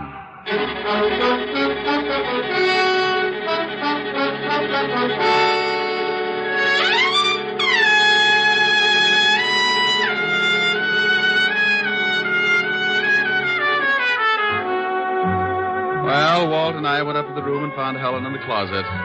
We took her downstairs, and she cried a little on my shoulder. I like that. Makes me feel so protective. Walt cleaned things up and dropped Helen and me off at her place. An hour later, Helen got back to normal, and we relaxed on the couch and forgot about Wells and Walsh. How do you feel now, baby? Better. Want to get Francis to fix some dinner for you? Oh, no, I'm not very hungry. You can have some if you want. No. Want to play some canasta or something? But you always said it was a bad 200 game. Yeah, it is. Well, I forgot my jacks. Silly. Want a neck? Ooh, what you said. Come here. No. Helen. No, I'm mad. Mad? What for? Because those two thugs ruined a wonderful evening. What's the matter? Want me to go? Oh, you idiot, of course not. I had a big surprise planned. You did? Yes. Believe it or not, I had 2 wonderful seats for South Pacific, and now it's too late to go.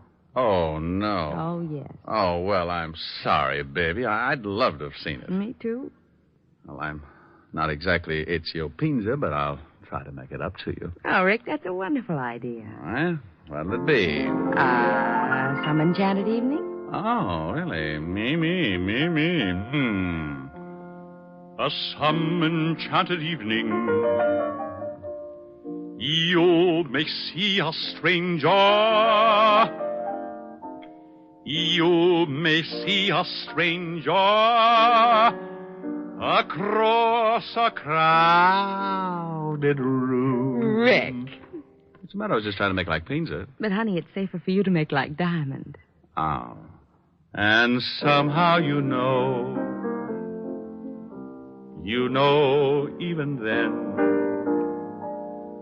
that somewhere you'll see her again and again. Oh, you're not Pinza, but it's wonderful. Thanks. Some enchanted evening, someone may be laughing.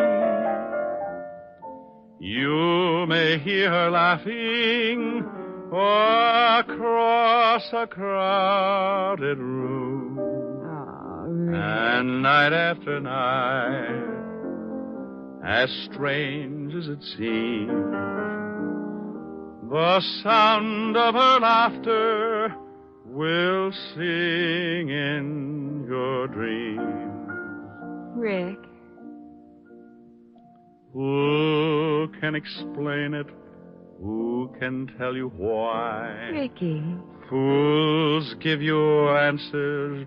Wise men never try. Oh, Rick. Oh, honey, what's the matter? I was just falling in love with myself. Come here. You never let me finish. Do you mind? Oh, well, no. And I'm sure Mr. Pinza doesn't either.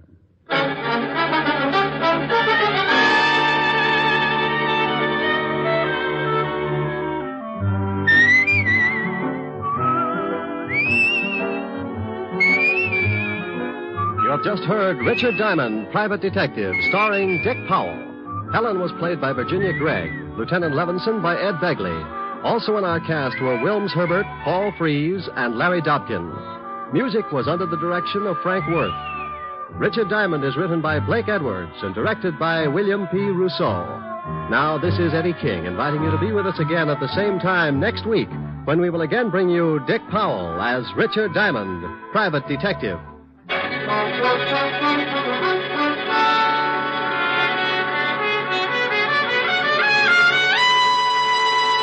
This program has come to you from Hollywood. This is NBC, the national broadcasting company.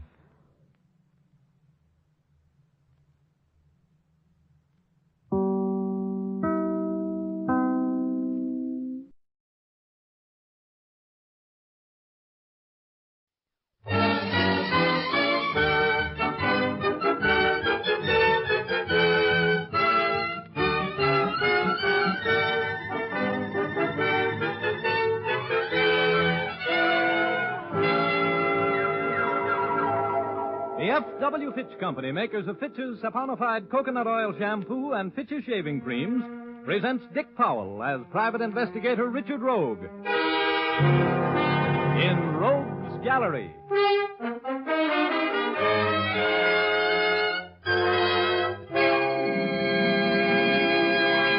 Rogue speaking.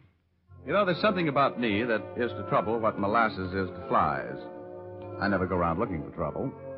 Trouble goes around looking for me.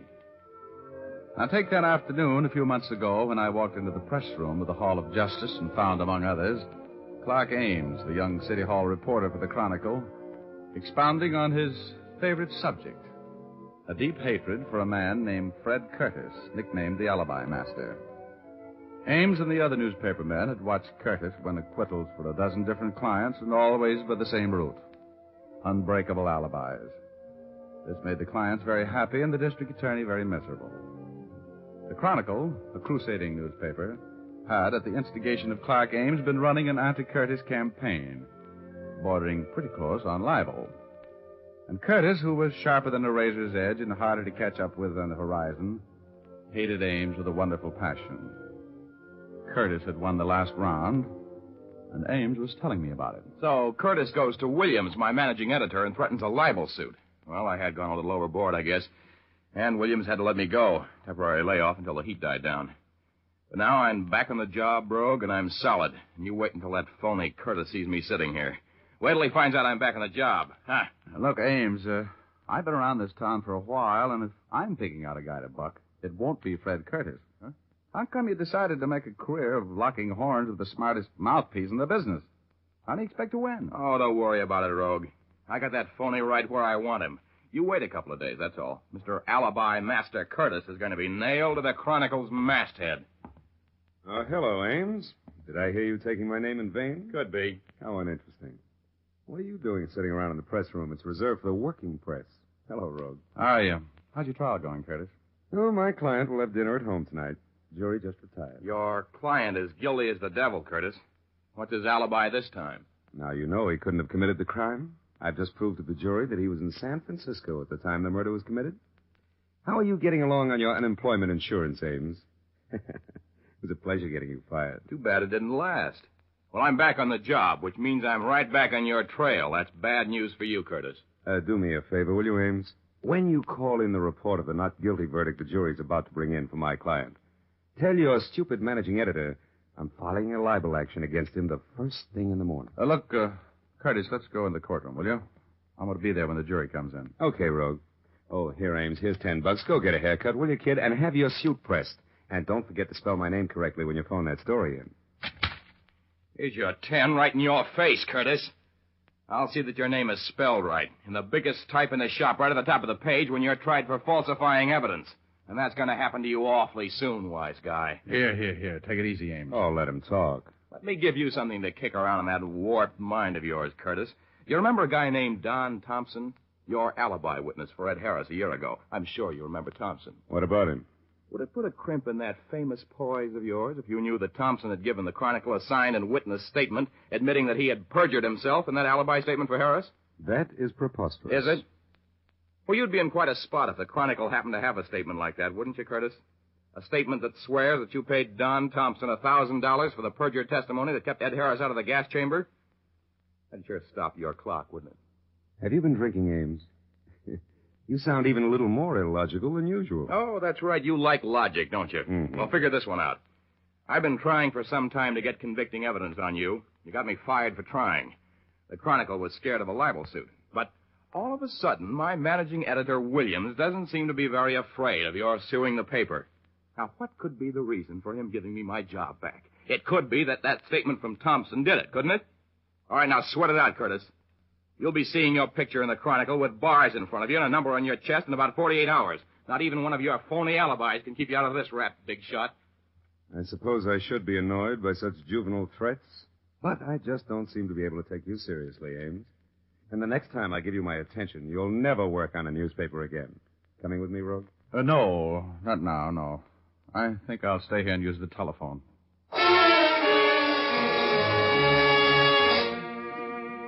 You could see and feel the hate that hung in the air in that press room like a cloud of poison gas after Fred Curtis left.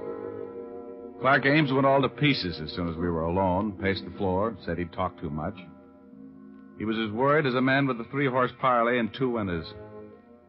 Pretty soon, though, he left, and I used the telephone to call a couple of girls I know. They weren't home. I was about to give up and go to dinner by myself when I turned around and saw Betty Callahan standing there behind me, looking like $1 million, which is a nice figure, which is what she has, if you know what I mean. Betty had a funny little quizzical smile on her face. Hello, Richard. What's the matter? Aren't you having any luck? Well, honey, I was just going to call you. You mean that if Alice isn't home and Liza doesn't answer, I'm next in line? Oh, now, you know better than that. You're always first on my list. Remember, Richard, I was standing here when you were phoning. Sure. I was just trying to get a substitute, that's all. Uh-huh. Well, what do you want? The names of some girls and a few phone numbers? Now, don't look at me like that, Betty. The only reason I was calling those other girls was because I couldn't find you. Well, I'll forgive you if you'll take me to dinner and then to the theater to see Tallulah Bankhead. Oh, my goodness, you have such expensive taste. Oh, really, my dear man. I have something infinitely better. I have 2 passes for the show. Well, good. I've got 2 passes for a drive-in. Come on, I want to see if I can walk through that door without eating the jam off of it. I'm hungry. So am I. That's the only reason you have a date with me tonight, Richard. Well, then come on. All through that hamburger, I kept dividing my thoughts between how such a little girl could eat so much food and that scene in the press room at the Hall of Justice. I knew Fred Curtis for what he really was, cold-blooded and completely ruthless. I remembered that look in his eyes as he left the press room. A little puzzlement, a little fear, and a great deal of malice. Even if nobody else believed the story Ames told, I was sure that Curtis more than half believed it. And that meant trouble for somebody. Betty and I finished our dinner at last, and in spite of everything she could eat, I still had money enough to pay for it and a cab to the theater. We were just back in our seats after the second act intermission when I heard my name being paged. If Richard Rogue is in the audience, will he please report to the lobby? Mr. Richard Rogue, please report to the lobby. Isn't that a sort of obvious piece of publicity, Richard? How the devil did anybody know I was here? You better go see what's so important. But you hurry back. I'll be right back, baby.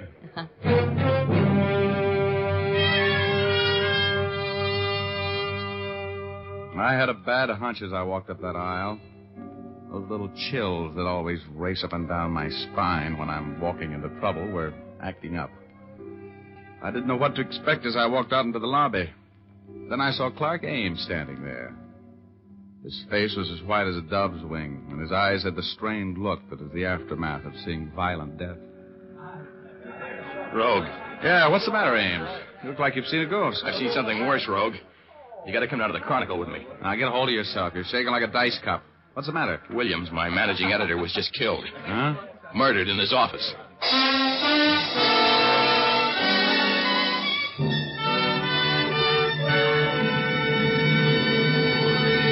Well, that's the beginning of our story. We'll continue in just a moment, but first, here's Jim Doyle. Romance and soft feminine glamour are back in style. Women are taking off the bandanas they donned in war plants and are again letting their hair reflect moonbeams and stardust. That's why Fitch's saponified coconut oil shampoo is in more demand now than ever. Because Fitch's saponified shampoo brings out the radiant beauty of your hair.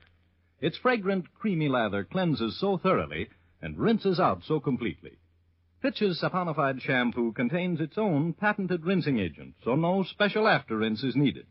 And best of all, you can wash your hair as often as you like with Fitch's saponified shampoo, and it will never become dry or harsh-feeling. That's because this shampoo is made from pure, natural oils that keep your hair ever soft and lustrous. Ask for Fitch's saponified shampoo the next time you're at your beauty shop, or buy an economical bottle at your drug or toilet goods counter. And now we return to Dick Powell as Private Investigator Richard Rogue in Rogue's Gallery.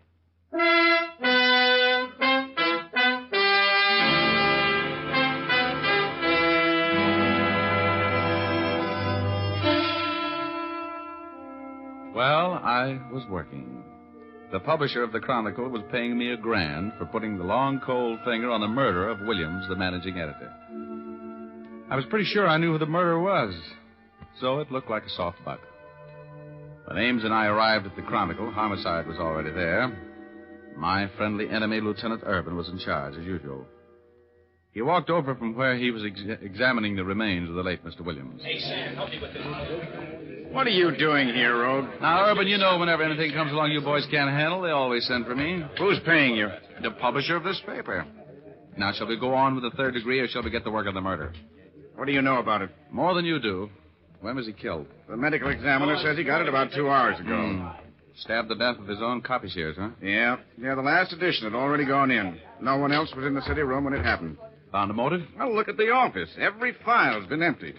The murderer was looking for something, Rogie. Yeah, I wonder if he found it. You wouldn't know what it was, would you? Yeah, I might. I might at that. I heard the Chronicle had a signed confession from Don Thompson. We're going to run it tomorrow. Now, what was Thompson's confession? Come on, Rogue. You might as well give me all of it. Well, it seemed Thompson was confessing that he had been paid quite a sum of money for a job of perjury by Fred Curtis, commonly known as the alibi master. In words of one syllable, so you can understand it, Urban, Thompson sold the Chronicle information which would have put Curtis away for about 10 years. Curtis, eh? Well, looks like this is going to be a simple case. Could be, yes. Hey, Ames, you know where Williams kept that Thompson confession? It was in the top drawer of this file. It's gone. Uh-huh. Well, I guess that settles that, Urban. That's too easy. Curtis knows every trick in the book. Hello, Urban. May I come in? Yeah. We were just talking about you, Curtis. You're very welcome. I figured I would be. Why did you kill him, Curtis? You knew you'd be the number one on the suspect parade. Oh, that's not very smart, Rogue. If I had killed him, I would have been much more clever about it. I wasn't within 100 miles of here when he was killed. Well, that sounds familiar. I know I'm wasting my time asking this, Curtis, but you can prove that alibi, can't you? Of course. I was on my ranch in Antelope Valley when I heard over the radio that Williams had been killed. I suppose my friend Rogue has told you of the fantastic story a drunken reporter named Ames was shouting in the press room at the Hall of Justice today. Yeah, I told him. He knows all about it. Oh, incidentally, Thompson's little composition is missing. The man who killed Williams lifted it. Very convenient for you, wasn't it, Curtis? Convenient? Oh, there never was such a confession. There couldn't have been. Because there wasn't the slightest background of truth for the wild tale Ames told today. Okay, Curtis. We'll let you know what we think of the story after we've checked your alibi. You were on your ranch in Antelope Valley when you heard the report of Williams' death. Yes. That's about 100 miles from here, right? Approximately. As soon as I heard the report of the death, I knew I would be a suspect. So I started to town. I stopped in a bar in Palmdale for a drink on the way in and then came directly to the Chronicle office without stopping. My car's at the curb now in front of the building. Ryan, check those alibis. Oh, they'll check, Lieutenant. I'm sure they will. The alibi master would never slip up on his own alibi. That's right. I'm sorry to disappoint you, Rogue. And I'm sorry to be disappointed, Curtis.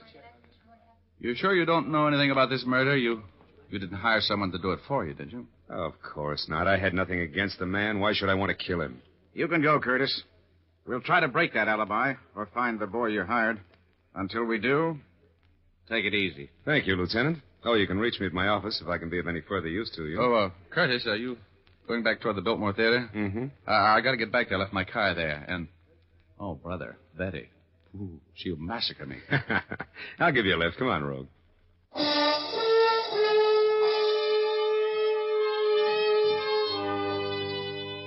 This Curtis guy was strictly the deluxe type. His car was a long, sleek black job a few sizes smaller than the Queen Mary, but with approximately the same amount of power. We got in. Curtis turned on the ignition, and the gas gauge swept clear across to full. Curtis had said he drove directly from the bar in Palmdale to the Chronicle office without stopping. About 70 miles. Mr. Curtis's carefully planned alibi was not so carefully planned. I was enjoying a short ride with a murderer. He saw my eyes on the gasoline gauge, followed them with his own, and then put his hand in his coat pocket. I knew there was a gun in it. As we drove away from the curb, I picked up a copy of the Chronicle, which had been lying in the seat beside me. I thought perhaps if I could hide my thoughts a little better, if I pretended a great nonchalance for no part of which I felt.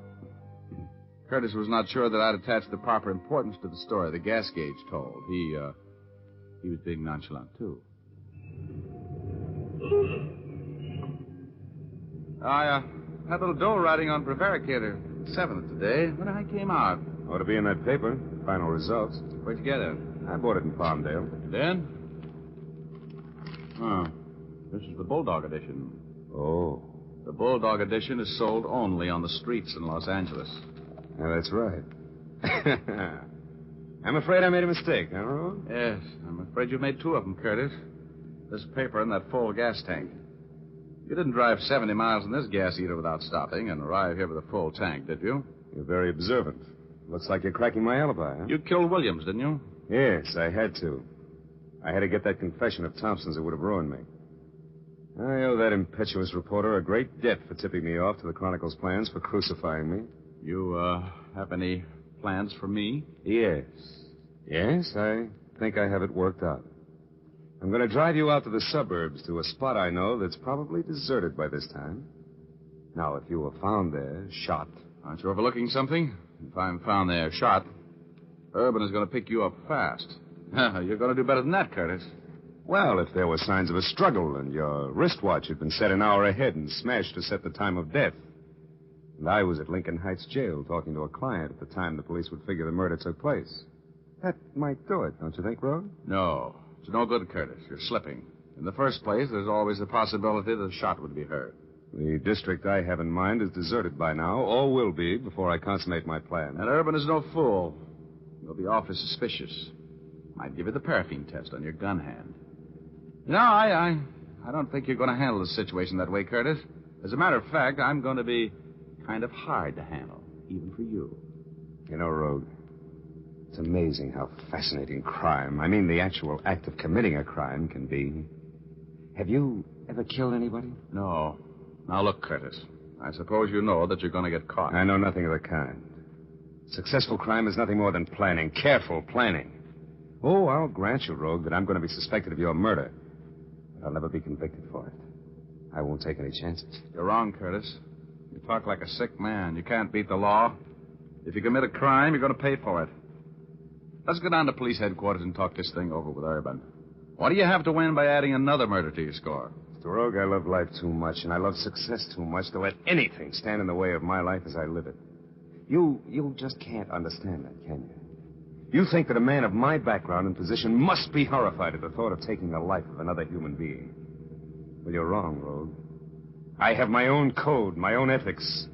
You know and I know hundreds of reputable businessmen in this town who spend their days and nights, their lives, grasping for money, for power over the lives of more and more people. Yeah. Well, when one of them wrecks another man's life for his business, it amounts to a victory, which is celebrated by the wrecker at his club that evening. If the victim commits suicide, and he often does, they're sorry. That's all. It's just business. What are you trying to prove, Curtis? I'm explaining why I killed Williams. Why I have to make sure that you and the knowledge you have of my affairs are disposed of. It's a matter of business, Rogue. No, you're crazier than a coot. You know that, Curtis. You're not talking like a rational person. You're going to pay for this crime. Don't move. Put your hands back in your lap. I think you know that I won't hesitate to kill you here on the road if it becomes necessary. Set your watch up an hour. 1 hour, Mr. Rogue. Okay. You got a new plan? Yeah. We're on the outskirts of town. I'm going to stop the car when I come to an advantageous place. Then I'm going to knock you unconscious with a tire iron, smash your watch, throw you onto the road, and run over you. To all appearances, your murder will be the result of a hit-and-run accident. I will have an alibi which will make it impossible for me to have been in the vicinity at the time of the accident. That, I think, is a perfect plan. It's full of holes. In the first place, Urban will check the tread on your tires, and in the second, he'll never fall for that smashed watch trick. You'll never get away with it, Curtis. You've been buying up juries and alibis and evidence for so long that you forgot that they're honest people. People who can't be bought. Urban's one of them. He'll stay with you until he gets you for killing me, Curtis. Now, you'll have to come up with a much cleverer scheme than what you've thought of so far. Maybe you're right, Rogue. What are you doing? What I'm going to do now, Mr. Rogue, won't need any alibi. Look out, you fool. Curtis! Curtis, give me that wheel. Sit back there, Rogue. Get your foot off that accelerator. You're going to hit. Turn that wheel. Give me that wheel, Curtis. Goodbye, Mr. Rogue. Let go of that wheel. Let go or I'll shoot.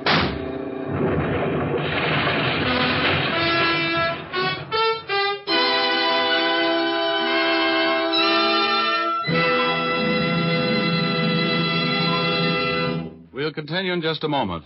But now, here's Jim Doyle. Time is a valuable thing these days, and no man wants to spend any more of it than possible on shaving. So you busy men who want to cut down on your shaving time, use Fitch's No Brush Shaving Cream. This swell cream gives you a close, comfortable shave in a hurry. It's an expert blend of 3 important shaving ingredients. These ingredients enable your razor to fairly sail along without nicking or scraping. The creamy, non-greasy texture of Fitch's No Brush saves you time, too, for it won't clog your razor or the drain. And with all your speed in shaving, you'll find that Fitch's No Brush leaves your face feeling smooth and cool. You men who prefer a lather cream will find Fitch's Brush Cream also gives quick, comfortable shaves. It makes lots of rich lather that stays moist all during the shave, then rinses off easily. Both Fitch's Brush and Fitch's No Brush shaving creams come in generous 25 and 50-cent sizes. For shaving speed and shaving ease, switch to Fitch.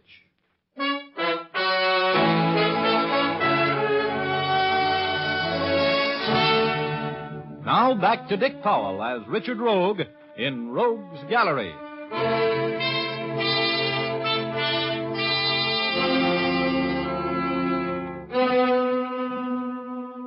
When I saw what that madman Curtis was going to do, I knew I had nothing to lose. He had that big, powerful car wide open and heading straight for a stone wall. I tried to grab the wheel and turn it. He fired at me just as we crashed into the wall. I only remembered turning the wheel enough to deflect the shock a little. And then I was on cloud number 8. Hugo was there, waiting for me. Hello, Chief. You had a close call there.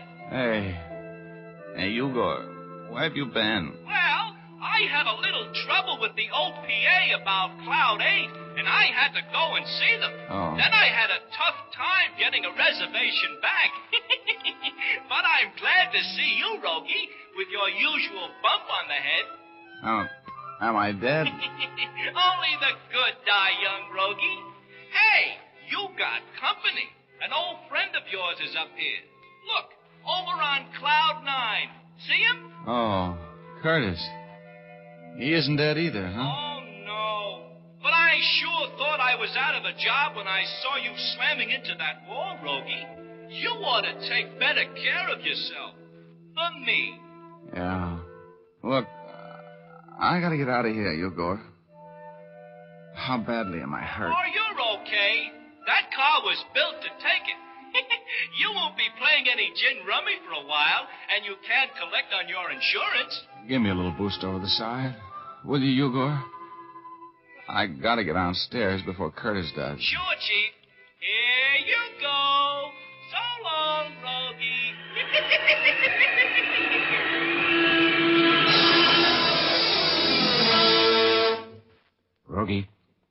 Rogie. Hello, Irvin. Fancy meeting you here. Receiving hospital? Yeah. What have you been up to? What were you trying to do? Kill yourself? No. Is Curtis here? Yeah. Now, I'll ask the questions. What happened? How badly is Curtis hurt? Leg broken, that's all. He's still unconscious. Look, Irvin, he killed Williams. He tried to kill me. He admitted it, eh? Yeah, after I caught a couple of flaws in his alibi. You got enough dope on him to make it stick? I don't know. It would be my word against his. But I got an idea. An idea that might cinch the deal. Every once in a while, you do have a good one. Get the chief surgeon over here, will you? I'm going to need his help. Okay. Here. Lie down there. I don't want anything to happen to you, Rogie. I was worried about you. You're such a pest, I'd miss you like the devil. I'll get the doc.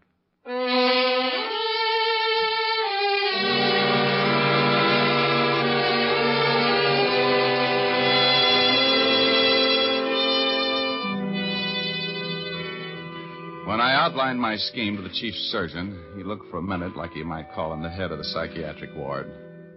But with Urban's help, I finally got him to agree to play it my way. He bandaged Curtis from head to foot, put constricting straps across his chest, and cinched him down like a saddle on an outlaw horse. Then they put him in an oxygen tent and brought him out of shock. Urban pulled out all of the stops as he stood by the side of the hospital bed and talked to the murderer like a father. Curtis, can you hear me? Yes. Who is it? Lieutenant Urban. Did the doctor give you the bad news yet? Yeah. Crushed chest.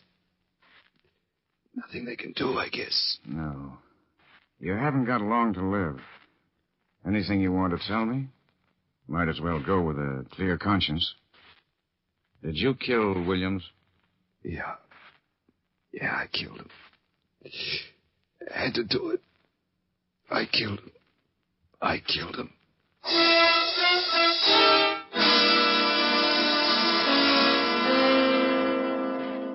Well, that was the end of the case.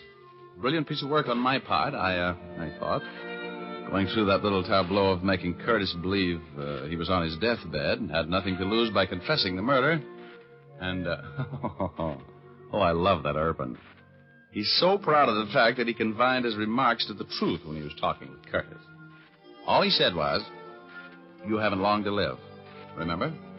That was true enough. Curtis was executed a few months later, which proves that the theory about perfect crimes is as foolish as a sure way to beat roulette. And, Betty, well, I left her in a theater when I started out on this case. It cost me about, just about what I made, $1,000 to get her over her peeve, so I broke about even on the deal. Oh, well, you know the old saying, a fool and his money are some party. You know what I mean?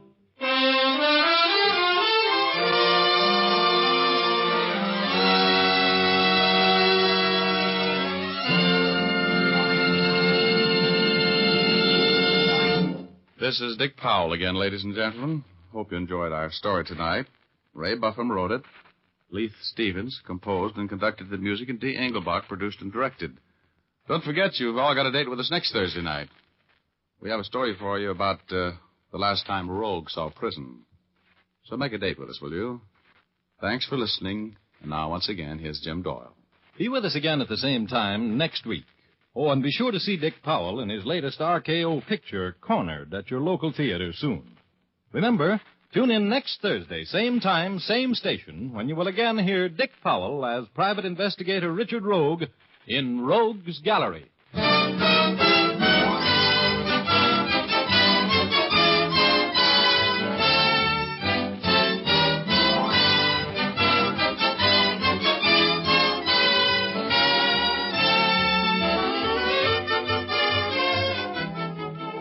Remember, if dandruff is your problem, ask for Fitch's Dandruff Remover Shampoo. It's the only shampoo made whose guarantee to remove dandruff is backed by one of the world's largest insurance firms. No other shampoo can make this statement. Ask for Fitch's Dandruff Remover Shampoo at your drug or toilet goods counter, beauty or barber shop. Fitch is spelled F-I-T-C-H.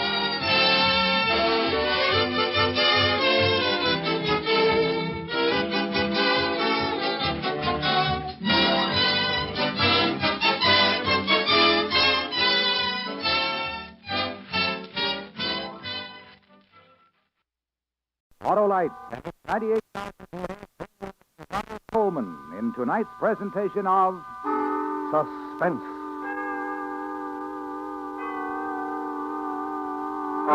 Tonight, Autolite brings to life one of the most famous detectives in literature as we dramatize E.C. Bentley's classic novel of deduction, Trent's Last Case. Our star, Mr. Ronald Coleman. Say, Hap, would you hand me that spark plug, please? No, the other one. Thanks. Well, they both look alike to me, Harlow. Well, they do look alike, Hap, but there's a big difference. This one is ignition engineered. That means it's built by Autolite, the people who really know spark plugs. What makes you say that, Harlow? Why, Autolite makes complete electrical systems specified as original equipment on many leading makes of our finest cars. That means that Autolite engineers specialize in ignition. And because spark plugs are the very heart of a car's ignition system, they just naturally design spark plugs to give you the smoothest performance money can buy. I guess I better be mighty sure I get only ignition-engineered Autolite spark plugs from now on. Eh, Harlow? Right, Hap, because when you have ignition-engineered Autolite spark plugs in your car, truck, or tractor, you have the finest spark plugs money can buy. So, friends, be sure you get the very best by insisting on standard or resistor type ignition-engineered Autolite spark plugs. They're world famous for quality and performance, and they're made by the world's largest independent manufacturer of automotive electrical equipment. And remember, from bumper to tail light, you're always right with Autolite. And now, Autolite presents E.C. Bentley's Trent's Last Case, starring Mr. Ronald Coleman, hoping once again to keep you in suspense.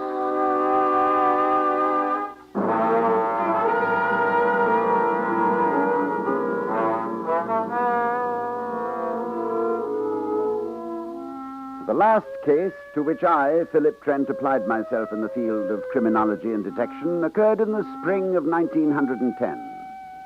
I must acknowledge that the intricacies of the crime were worthy of the brain of Sigsbee Manderson. This colossus among financial giants had manipulated power and wealth in every corner of the world. He centralized industries of continental scope, smashed families and fortunes, and along with each dollar, he accumulated an enemy.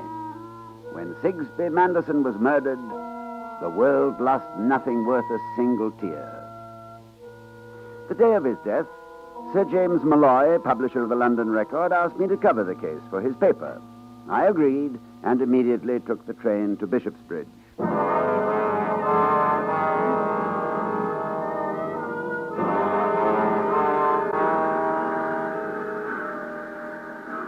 Friends? Philip Trent? Wait for an old man. Why, Mr. Couples, by all that's miraculous. How are you? Breathless, Philip, breathless. I expected you'd be down to Bishopsbridge to write about the murder. Well, that's rather a colorless way of stating it. I should prefer to put it that I have come down in the character of avenger of blood. To hunt down the guilty and vindicate the honor of society. Families waited on at their private residences. Famous turned your head. This tragic affair will not blend well with your lightheartedness. Ah, now, Mr. Couples, you have more than a bystander's interest in the case. I have indeed. Come now, you didn't do the great man in. Oh. Mabel Manderson is my niece, and there are some things you will learn which may prejudice you. I wanted you to hear them from me so your good judgment would not be impaired by gossip or malicious tongues. Good. So you can walk to the Manderson place with me. Oh, much too far to walk. I'll take you in my motor car. Oh, now. You will go slowly, won't you? Oh, very slowly. There, you get in. I'll crank the engine.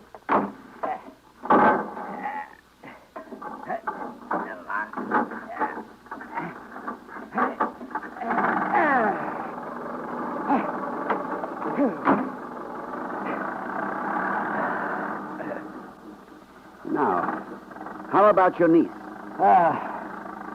My niece had been married to Manderson for 5 years. They got along rather well, despite the difference in their ages.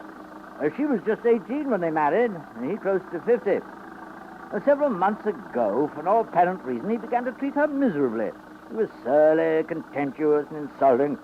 When she could bear it no longer, she turned to me. I offered to speak to him, demand an explanation for his outrageous behavior. Why didn't she speak to him herself? Mabel is a most gentle and even-tempered person. She wanted to avoid a bitter squabble. A rare woman, indeed. I tried to see Manderson for a week. When I finally did catch up with him, I was doubly angry for his shabby treatment of his wife and for avoiding me. And did you get any satisfaction? He refused to discuss the matter.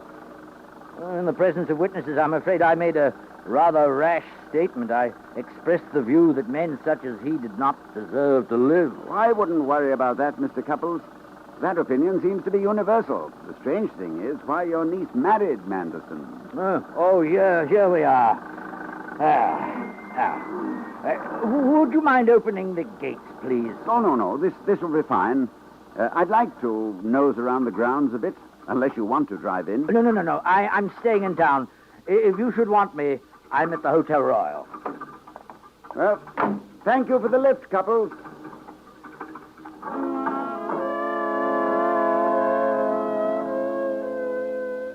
I passed through the gates and walked the path between tall walls of hedges. A gap in this green wall took me to a gravel track that led to the small gardener's cottage. Someone was poking about as though looking for something. My approach startled the fellow. This is private property. What are you doing here? My name is Trent. And you? John Marlowe. Oh, yes. Secretary to Mr. Manderson, I believe. You seem to have lost something. Perhaps I can help you look. No, I was just hoping I could find something here. Something that the murderer may have dropped. This is where Manderson's body was found. Ah. And have you found anything? No, I really didn't expect to. I've just been so... Upset? Bereaved? Devastated by the master's death? Frankly, no. I'm limp, that's all. I've been up all night, driving. Haven't had any sleep. You You should do your driving during the day. Mr. Manderson had sent me on an urgent errand to Southampton just before he was killed. Oh, then you weren't around when the deed was done. I have accounted for myself to Inspector Murch. But now that your employment here has come to an abrupt end, do you plan on leaving Bishopsbridge? Mrs. Manderson has asked me to stay to clear up various papers and loose ends. Oh, well, then I shall see you about. You shall. Mr. Trent, I would like to offer a suggestion. Snoop around if you must, but leave Mrs. Manderson alone. I've already heard that she is a most fragile creature. But have no worries, Mr. Marlowe. I am gentle as a bird.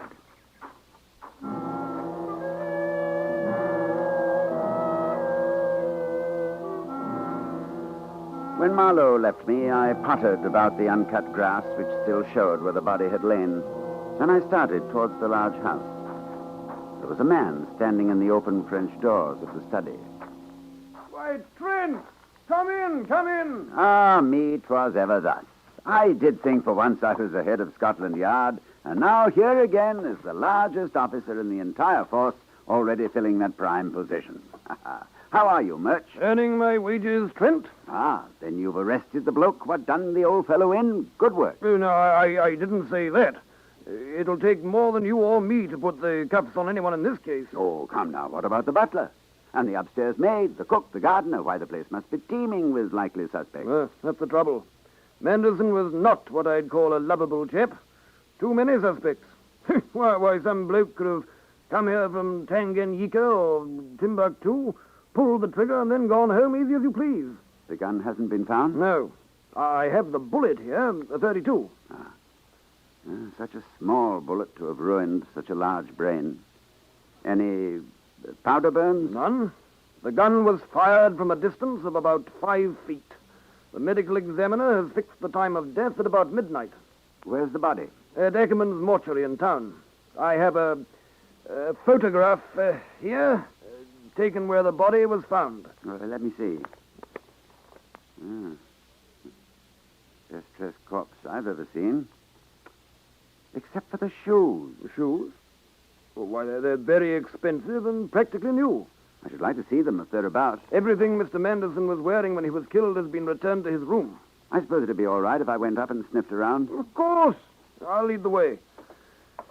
I've gone over everything thoroughly. I don't know why you're so interested in the shoes. Murch, don't you think it rather strange that Manderson was dressed meticulously when he was shot? Hair parted neatly, tie in place, waistcoat completely buttoned. Yet the laces of the shoes were untied. Oh, perhaps his feet bothered him. Now, I have terrible pain. Could robbery have come into it, do you think?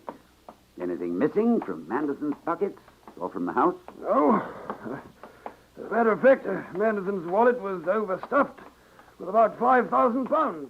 That's more than pocket money, even for a millionaire. There was also a pouch of valuable uncut diamonds in one of his pockets. No, robbery is certainly out. This is Manderson's room here. Uncut diamonds, eh? Has anyone guessed at their value? About £10,000. Well, good heavens. Don't you think diamonds are worth that much? Yes, but I'm more impressed by the array of shoes in this wardrobe. Why, there must be 50 pairs if there's one. Aha, this is what I want. How could you tell that those were the shoes Manderson wore last night? Well, look here. There's a tear near the tongue. Well, as I said, they must have been a bit tight for him. Now, why would he, with 50 pairs to choose from, select the one pair that pinched? You know how it is. I've become attached to an old bathrobe. Much too tight for me. Yet I favor it over a new one that the wife gave me on my birthday. It's odd. Very odd. Murch, I wonder if we could have a look at Marlowe's room now. Certainly. It's just down the hall. But Marlowe's in the clear. He left at 11 last night, an hour before Manderson was killed. He got to the Bedford Hotel in Southampton at 6:30. Couldn't possibly have made the drive in less than 7.5 hours. What was the errand Manderson sent him on? He was to meet a Mr. Harris and give him a package. Some big secret business affair of Manderson's, I imagine. And Marlowe delivered the package and returned to Bishopsbridge? He returned without making the delivery. Harris didn't appear. You You might at least knock before intruding. Oh, I'm sorry, Marlowe. I thought the room was unoccupied. No offense, Mr. Marlowe. Friend here is working on the case. You might call this visit official police business. I've told you all I can. If you don't mind, I'd like to nap. Marlowe, when you first went to work for Manderson, did he require a graduate of Oxford? All he wanted was a capable secretary. But you were at Oxford. I was. Marvelous place, Oxford. Gave us a great school and a fine style of shoe. By the way, Marlowe, what size shoe do you wear? Inspector, if you don't remove this gentleman, I shall report this to the authorities. Oh, come off it, Mr. Marlowe. Let's indulge Mr. Trent in a question or two. I wear size 10C. Thank you. Thank you. Marlowe, have you any idea what was in that package for Mr. Harris? No. Where is it now? A messenger came for it this morning. Do you have any idea who this Mr. Harris may be? Have you ever met him? No. Mr. Manderson had many private business arrangements about which I was kept in the dark. I was his secretary, not a business partner. Isn't it rather odd that an American would hire an English secretary? Well, not at all. Mabel... Mrs. Manderson is English. That is why Mr. Manderson lived in England a good part of the time. He wanted his wife to feel at home among her own people. And I assume you did your part in that regard. I beg your pardon? I beg yours, Marlowe. Well, take your nap and pleasant dreams.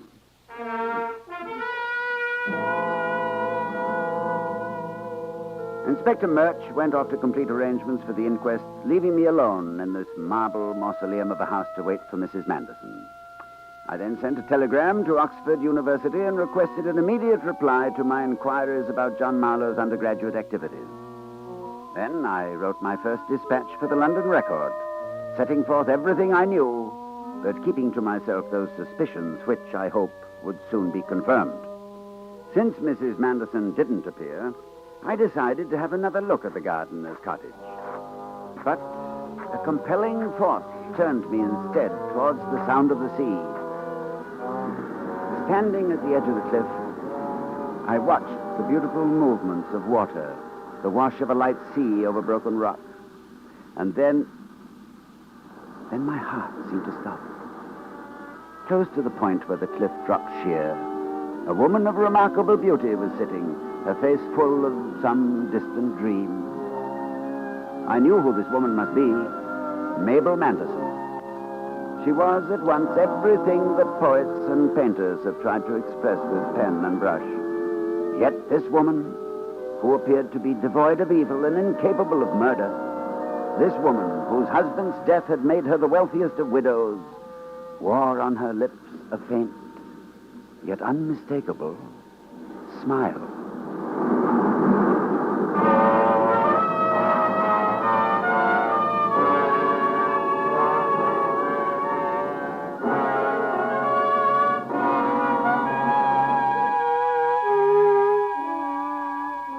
Autolite is bringing you Mr. Ronald Coleman in E.C. Bentley's Trent's Last Case. Tonight's presentation in radio's outstanding theater of thrills, Suspense.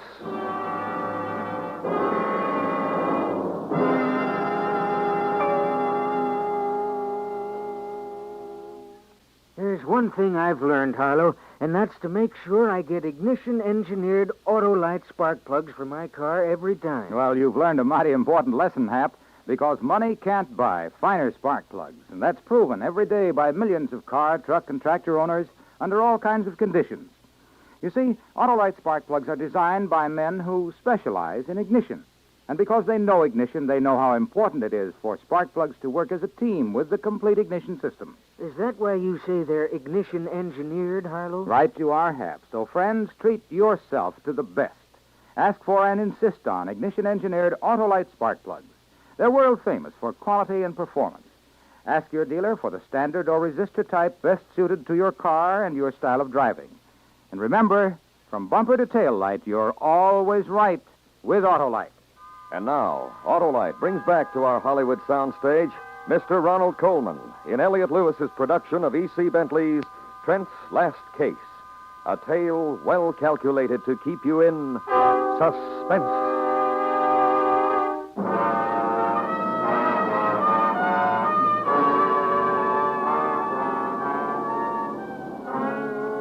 To continue my narration of the peculiar circumstances surrounding the death of Sigsbee Manderson, the last case to which I, Philip Trent, applied myself, the sight of Mrs. Manderson at her sanctuary on the cliff had a most unsettling effect on me.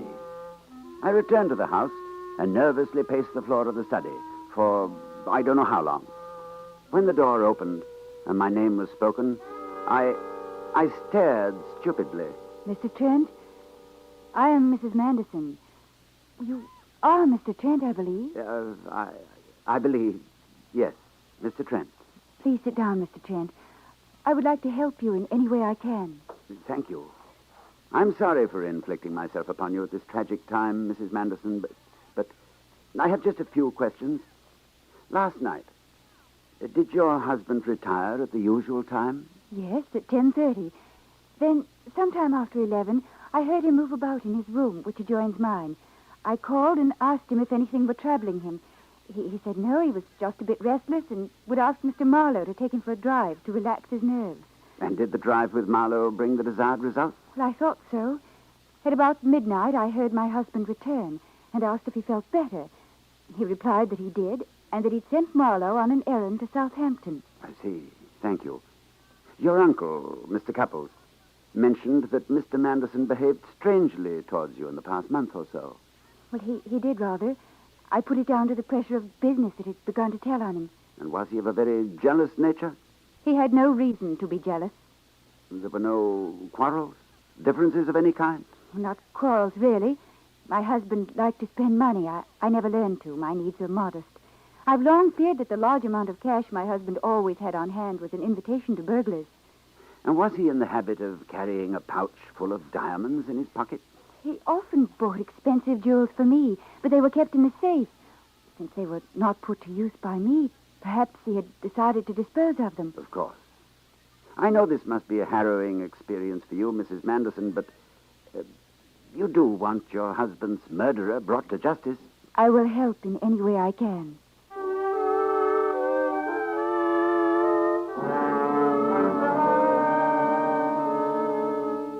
I didn't think I would learn anything by attending the inquest, so while it was being held, I strolled to the telegraph office.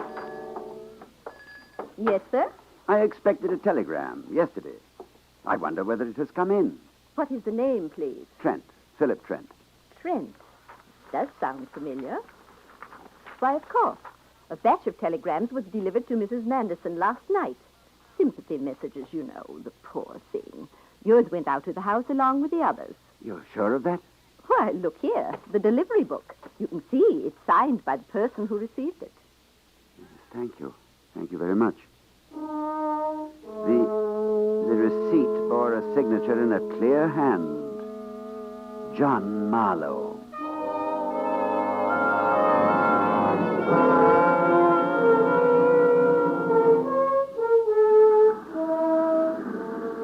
I found myself at the cliff again, and each crashing wave was like a hammer blow on my heart. I was certain of the contents of the telegram. Only one thing was not clear, and that was a motive. And each time the answer tried to insinuate itself into my mind, I consciously pushed it away. I could no longer look at the case impersonally. After the first sight of Mrs. Manderson sitting on this very rock while she gazed at the sea, I knew that she could be motive enough, innocent or not, for any deed, good or bad. This came for you last night. What? Why, you in the habit of skulking up on people? Why, I almost lost my footing. Be more careful. It's a long way down. Well, what are you waiting for? Surely you don't expect me to thank you for withholding my telegram since last night? You weren't here. You didn't expect me to chase over the countryside looking for you. All right. Thank you. I imagine you'll be leaving Bishopsbridge, Trent. The inquest jury returned a verdict of murder by persons unknown. Inspector Murch believes the crime was committed by a crank. You're a veritable storehouse of information, Marlowe. And now, if you'll excuse me. When Marlowe left me, I tore open the telegram. Response to your inquiry, John Marlowe, member of Dramatic Society. Excellent in roles calling for disguise and vocal impersonations. I knew what I had to do. and I approached my task with the deepest pain and gloom. Mr. Trent, I didn't realize you'd come in. Forgive my playing. The piano is my only release. No, please continue. Aren't you feeling well? Perhaps some brandy. No, thank you, Mrs. Manderson. I've written the story of this case and addressed it to the publisher of the record. It's all here in this envelope. It contains certain things which I have concluded about your husband's death. Oh? Things not suspected by anyone else. Mrs. Manderson, I am not free to suppress this evidence on a mere whim. I want the truth. Are you asking me if I perjured myself at the inquest? Since I have a passion for truth, I do not attend inquests. But you knew why your husband changed his attitude towards you in the month or so preceding his death? What have you found out? I want you to tell me. All right. He knew that I was weary of life with him. The constant parties, business conferences, scheming, complicated plans for amalgamations, corporations, which went on constantly. I couldn't ask him to pass the butter at dinner without getting the latest market prices on that commodity. I refused to attend his dinners. I wouldn't play hostess any longer at his dull parties. That is why his attitude changed. There was no talk of divorce? None. Did you plan to continue living with him? Why do you ask me that? I know that your husband became contemptuous of you because of John Marlowe. There, you have the envelope. Send it to the record or withhold it as you choose. I'm done with this. This is my last case. I watched her trembling hands tear open the envelope and extract the story. The story that told how Marlowe had shot Manderson at 11 o'clock, had impersonated him at midnight, had worn the dead man's shoes to cover up his own footprints, and had been in such haste that he neglected to tie the laces when he returned them to the feet of the murdered man. I dared not guess how deeply Mrs. Manderson was involved in the plot, besides being the motive for it. I wanted to be done with the affair and get as far away as possible from the woman who now stood so near to me. I can't send this off, Mr. Trent. I'm sure you have good reason. The best. You are wrong. Impossible. I can prove that Marlowe masqueraded as your husband. Oh, listen, please. My husband sent Marlowe off to see a man who never existed. In the package addressed to the mythical Mr. Harris was my husband's wallet with 5,000 pounds and the pouch of diamonds. He intended only to wound himself and then have Mr. Marlowe arrested for theft and attempted murder. Like you, my husband suspected there was something between Marlowe and me. There never was. Oh, Mrs. Manderson. When Marlowe started to drive off, he heard the shot and drove back. My husband was dead, a suicide. He realized then what my husband had planned. He replaced the wallet and diamonds in the pockets, then borrowed the shoes for reasons you guessed. They were torn because Marlowe's feet were a little too large for them. But you said you had seen Manderson at midnight. I said I had heard his voice. Marlowe's a good impersonator. He was trying to protect himself and me. Now, Mrs. Manderson, I couldn't have been that far from the solution. You were even further away, Trent. Why, Couples. Manderson was not a suicide. What? I killed him. This is too ridiculous. I was out walking that night. I saw Marlowe drive off. Then I came upon Manderson just as he was about to shoot himself. I tried to stop him. We struggled. And during the struggle, the gun went off accidentally. How could I have been so wrong? I think I know why. Your talents must be better suited to reporting than the detective business. My dear Mrs. Manderson, I couldn't agree with you more. This, I vow, shall be Trent's last case.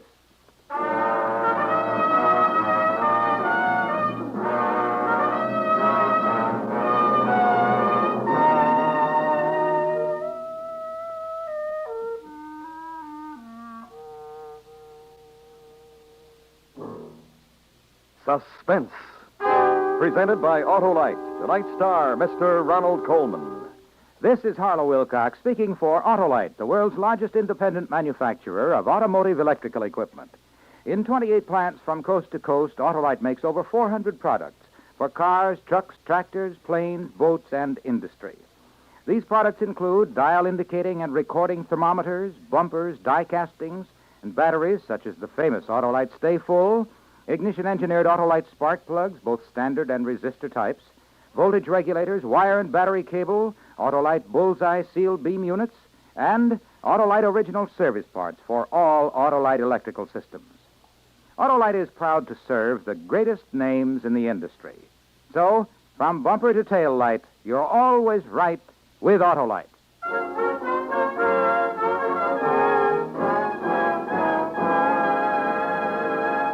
Next week, we combine fact and fiction. The fact, the murder of Mary Cecilia Rogers. The fiction, Edgar Allan Poe's solution of that crime. The mystery of Marie Roget. Our star, Mr. Cornell Wilde. That's next week on Suspense. Suspense is produced and directed by Elliot Lewis, with music composed by Lucian Morowick and conducted by Lud Gluskin. E.C. Bentley's Trent's Last Case was adapted for Suspense by Oliver Gard. Featured in tonight's cast were Ellen Morgan, Joseph Kearns, Richard Peel, Gloria Ann Simpson, and William Johnstone. And remember next week, Mr. Cornell Wilde in Edgar Allan Poe's The Mystery of Marie Roget. You can buy Autolite standard or resistor type spark plugs, Autolite original service parts, and Autolite Stay Full batteries at your neighborhood Autolite dealers. Switch to Autolite. Good night. This is the CBS Radio Network.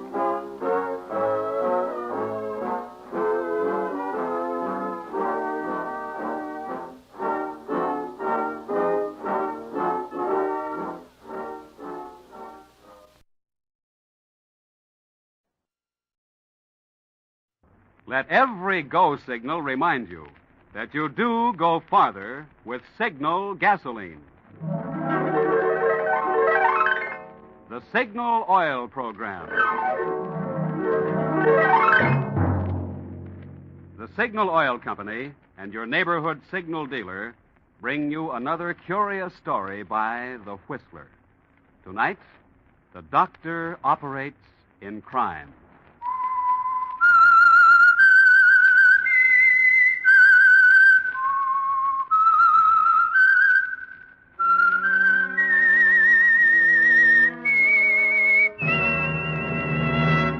I am the Whistler, and I know many things, for I walk by night. I know many strange tales, many secrets hidden in the hearts of men and women who have stepped into the shadows. Presently I'll tell you of nameless terrors of which they dare not speak.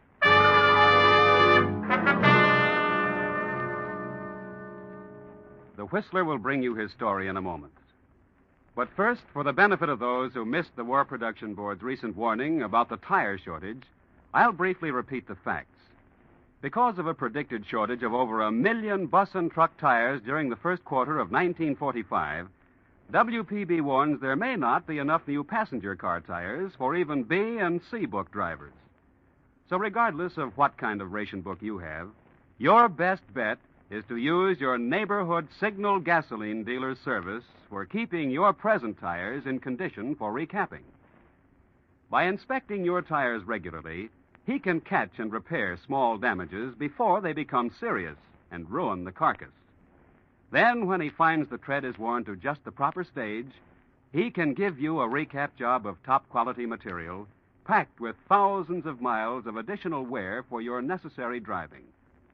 However, if you have a new tire certificate, Signal dealers still have fresh, new synthetic tires to help keep you rolling for the duration.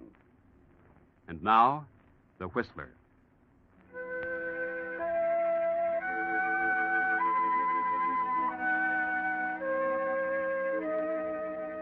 From the street, it looks innocent. Just a plain, ordinary two-story dwelling. There's a sign over the entranceway. It says Dr. Julius J. Weber. Just that, nothing more. A dark, lean man, his coat buttoned tightly, his hat brim pulled low, turns into the entrance, pauses a moment, then pushes a button and opens the door. Is this the doctor's office? Sign just said ring and come in. Can I help you? Hey, you're a cutie. What's your name? What did you want to see the doctor about? Me. I want to see him about me. Your name, please. Make it anything you like. I'm afraid I must have your real name. Why? Perhaps you'd better see another doctor. Oh, no. Dr. J. Weber's the guy I want. I'm sorry. No, don't get on your high horse. Angelo's the name. Anthony Angelo. Anthony Angelo. Tony to you. I don't quite know when the doctor... Oh, no. Oh, excuse me, I did not... This is Mr. Anthony Angelo, Doctor. Hiya, Doc. How do you do? Have I any more appointments this afternoon? No, this is man important, Doc. Angelo. Seems to me I've heard the name before. Yeah. I've been getting lots of publicity, especially lately. That's why I want to see you. Come inside. Nurse, bring along your book. Hey, this is confidential. You are at liberty to take your business elsewhere. Everybody's touchy around here. Okay. Let her come along. Come in. You may sit here, please. That's it. Now, who recommended me to you? Guy by the name of James. So? Friend of yours? I wouldn't say that. Maybe he did me a good turn. Perhaps. You did some work for him, didn't you? Have you seen him lately? Not for 5-6 months. Then how did he manage to recommend me? Well, it wasn't personal. Grapevine gets around. What would you like me to do for you? I want the works. How badly? Pretty bad. I'm hot as a firecracker, and I don't think things will cool off this time. You want a complete job of plastic surgery, then, huh? You're the doctor. Anything you say goes. I'm glad we understand each other. What kind of face would you like? Huh? You mean I could pick my own? With certain limitations. I can change the color of your eyes and hair. I can change the contour of your face, reshape your nose, change the way you walk. Way I walk? I can take every birthmark or scar off your body and replace them with others as, well, other portions of your body. Permanent? Yes, permanently. I will extract every tooth in your mouth and replace them with plates. Well, what for? My choppers don't show. They're a positive means of identification. Yeah, that's right. Anything else? Yes, your fingerprints. I will remove them. Huh? I will get you shoes which will increase your height and change your gait. Kind of thorough, ain't you, Doc? I have to be. Will you get the camera, nurse, please? Yes, Doctor. Camera, what for? I need various photographs of you for study before I operate. I don't want it. I must insist. I never had a picture of me taken yet. You're going to have one now. You're quite a one, Dr. Weber. How much is all this going to cost me? We can come to terms on that, I believe. And where's this operation going to be performed? In my surgery.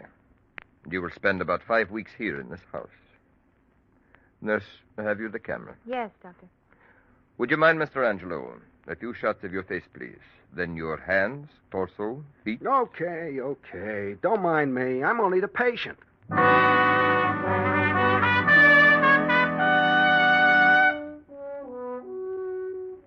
This is a big job you've taken on yourself, Dr. Weber.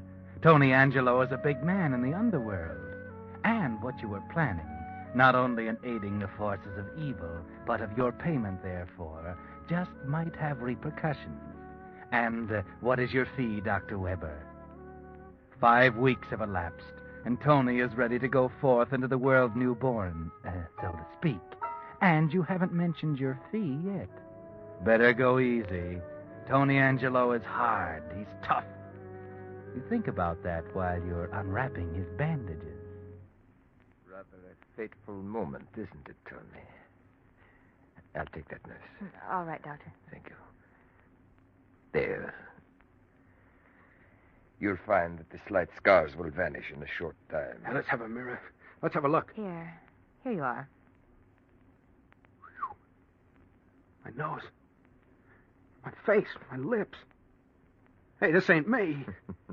You may go, nurse. Yes, Doctor. Here, look at my eyes. They're gray. And my hair and eyebrows. Doc, you're a marvel. It's worth whatever you ask. How much do I owe you? Sit down, Tony.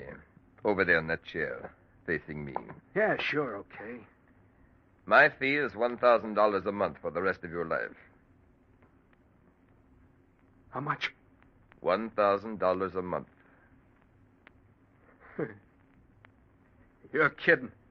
Levity is the furthest thought from my mind at the moment. I can't pay that much. Yes, you can. And you had better. I was afraid of something like this. Okay, I'm listening. There's nothing to tell. My fee is $1,000 a month for the rest of your life. The completeness of my job works for me as well as for you. I'm satisfied you're going to live for a long time. How do you know I got that much money to pay on the line? You have. You've been investigated. I know what each of my patients can pay. There's a sweet racket you have, Dr. Weber. I am bringing it to a very successful conclusion. You are my last patient. I am now assured of an income for the rest of my life, which will permit me to live in luxury. You mean with my 1,000, you have enough? That's right. And if you have any ideas of not paying, forget them.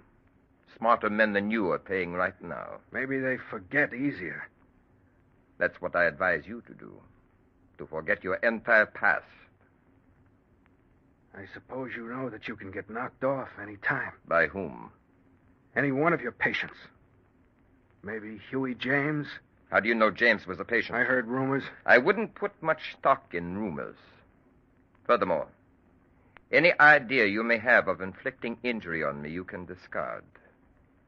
If I am absent 12 consecutive hours without notification at certain places, a complete file of documentary evidence is presented at the office of the district attorney.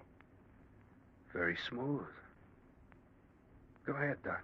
And if by the 10th day of each month your payment is not in this office, complete evidence on you is sent to the DA. That sounds like blackmail. Call it whatever you wish. I'm only ensuring your payment. In case you're in doubt as to the extent of my evidence, I'll enumerate the things which makes my insurance the best in the world. I'm listening. I have a complete set of your former fingerprints and of the impressions made by your fingers now. I have photographs of you before the operation, and while you have been sitting in that chair, 36 shots have been made through that aperture in the wall directly behind me. What? Yes, right there. So, Tony, get rid of any idea that my plan is not foolproof. It is. There is nothing you can do. Nothing. Smooth. Pretty smooth. It's better than that. It's perfect. And the reason it's perfect is because I am winding it up now. You are my last case. You know, I ain't got the foggiest idea what to do about it yet. But I'll think it over. You do that. In the meantime, keep sending those checks regularly, huh? I'm through here now, huh? That's right. You can leave. If anything bothers you, come back. But please make it soon, because I'll probably be taking a trip. Okay, Doc. I'll be seeing you. Good luck, Tony. Oh, Mr. Angelo. I got a new name, sister. Sucker. By the way, are you in with that guy's racket? Here is your wallet, Mr. Angelo. Will you let us know what name to use in place of Angelo? Yeah, sure. You're a cutie, you know. You cutting into the doc's melon? I am the doctor's wife, Mr. Angelo. Oh. Goodbye, Mr. Angelo. Goodbye, nurse. For now.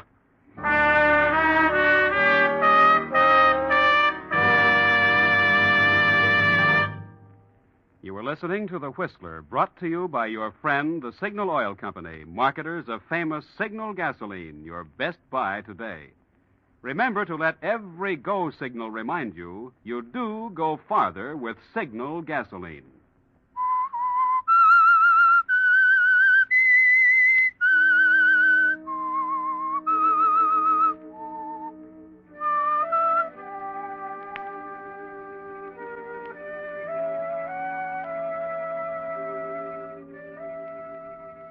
Well, that's a neat little racket Dr. Weber has, isn't it, Tony? He has you so tied up you can't possibly wiggle out of it, can you?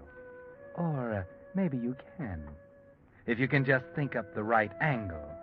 Maybe if you can track down some of the others and compare notes, then you may be able to pick up a clue, find out something that the good doctor forgot. They'll cooperate with you.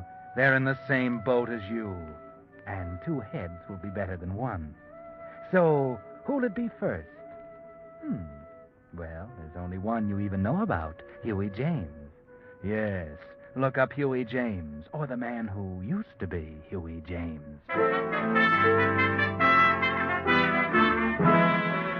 Huey James? Haven't seen him.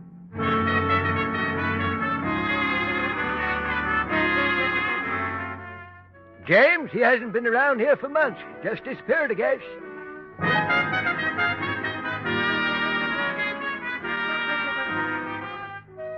I heard he got his face lifted, and as far as I know, ain't nobody seen him since. Don't even know what he looks like now.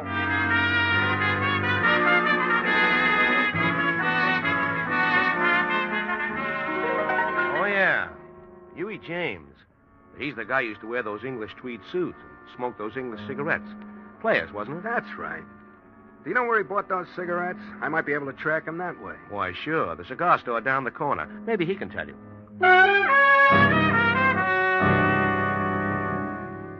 Yeah, now you're getting somewhere, Angelo. Try the cigar store. You're using your head now. Do you have any Players cigarettes? No, Oh, now, wait a minute. Players, huh? Yeah, here. I do have 1 pack left here in the drawer. Thanks.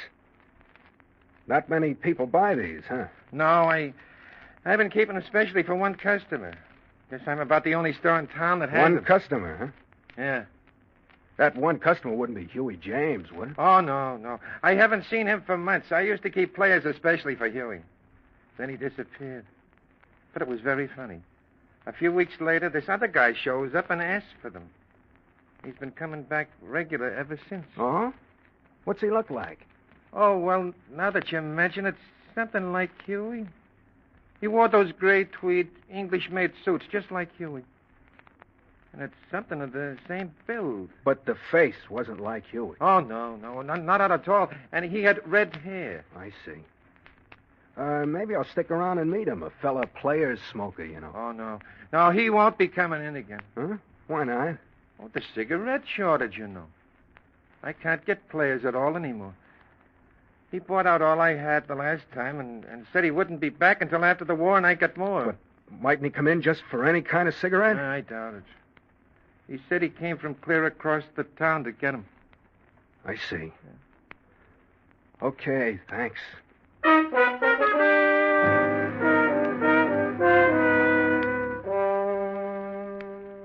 Too bad, Angelo.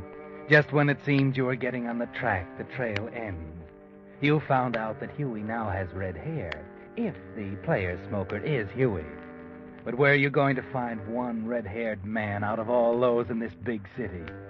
You try everything you can think of, but the trail leads nowhere. And the date of your first payment to Dr. Weber is approaching fast.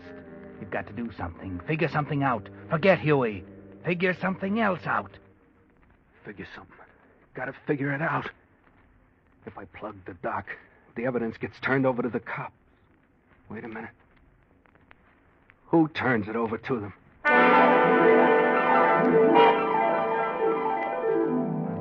That's right, Angelo. Now you're thinking again. Who does turn the evidence of your transformation over to the police? If you can get to that guy, get him and destroy the evidence, your worries are over. Slowly, a plan takes form in your mind. Could it work? Could it? Maybe. And it's worth a chance. You can't just sit and pay $1,000 a month all your life, now, can you? Oh, Mr. Angelo. Hello, sister. What are you doing back here? Something wrong? Don't you feel well? I feel okay, sister. I want to see the doc. But what about? He's very busy. I know, but he'll see me. I got something for him. Oh? Oh, yes. You're early with it, aren't you? Well, that's good. A lot better than being late, isn't it? Yeah. That's just what I figured. Is he in there? Yes, you may go in. Okay. Maybe you better come along. You might want to take some more of them notes. Oh? Very well. Well, Mr. Angelo. Mr. Angelo says he has something for you, Doctor. You're very prompt, aren't you, Mr. Angelo? I got something for you, Dr. Weber, but it's not what you think. I got a surprise. A surprise? Yeah.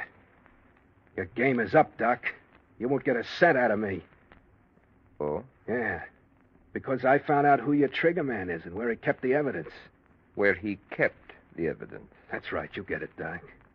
The evidence ain't there anymore, so you got nothing on me. Now, if I decide I ain't going to pay, there's nothing you can do about it. I see.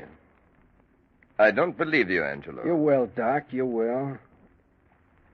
Now I'll be running along. It's been very pleasant to make your acquaintance. See you later, sweetheart.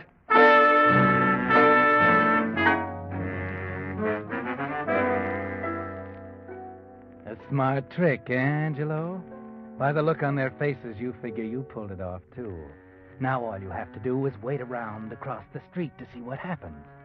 If they take the bait, one of them is sure to go see about that evidence, and they'll lead you right to it. And you don't have long to wait. It's only a few minutes before the doc comes out and hails a taxi. You're in one right behind him, and you tail him clear across town. You follow him into a swank-looking apartment. It's easy. He's an amateur at this game, and you're an expert. You take the stairs. He takes the elevator. And you're ahead of him all the way. When he gets off at the 5th floor, you're standing in the stairwell watching. He knocks on a door. And while you're both waiting, you think how neatly your trick worked. He's led you right to the evidence. Then the door opens and you get a shock. Yes, you get a shock because the man who opened the door to Weber wore a gray English tweed suit and had red hair. And you know without anyone telling you, it was Huey James.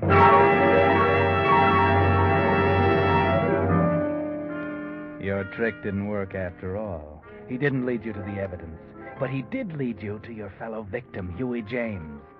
Now's your chance, Angelo. You've got them together. You've got Weber trapped there. And with Huey's help, you should be able to worm the truth out of him. Go ahead, Angelo. Go on in and start talking.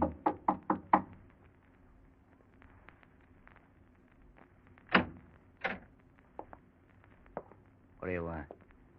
I see by your door plate you called Mr. Peterson. Yeah, what of it? I'm called Becker. I want to talk with you. I'm busy now. It's all right. You needn't worry, Huey. I'm okay. My name's not Huey. Yes, it is. It's not Peterson any more than mine's Becker. I got something to say you'll want to hear. Maybe Dr. Weber won't. Oh. Maybe you better come in. Yeah. I thought you'd see it my way. Thanks. Seems you two have met. Yes, we have. So your information was a trick to try to get me to give away my information, wasn't it, Angelo? Never mind about that. You did me a favor. I've been looking for this guy for weeks. Now that I found him, you're on your last legs, Doc. Angelo, I warn you. You're playing with fire. You can't scare me now, Doc. Once Huey and I get working together, we'll break up your racket, okay? Hey, what is this? Would you mind letting me in on what you're talking about? I'll tell you, Huey. You and I are in the same boat. This guy's blackmailing us for our shirt, his payment for the operations he gave us. If we can get that evidence he's got cached away somewhere and destroy it, we're free. He's got nothing on us.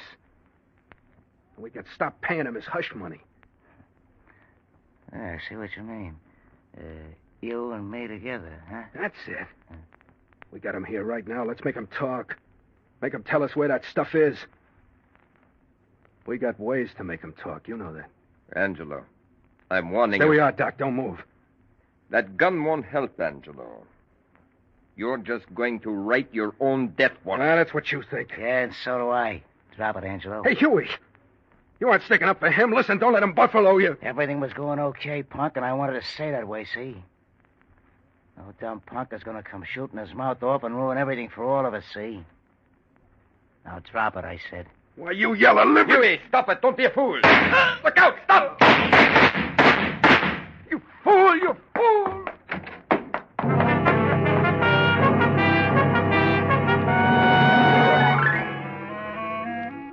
Take it easy, Angelo. Take it easy. You got a couple of slugs where they do the most harm. And there's Huey James lying over there. And you can tell from here he's dead. Your bullets did that. You're a fool, Angelo. You came here to get Huey on your side. Instead, you end up by shooting it out with him, bumping him off, and maybe getting bumped off yourself. Better get out of here while you can still walk, before the cops come. Weber, the doc got away. Here's the door. Get out. Hurry! Hurry!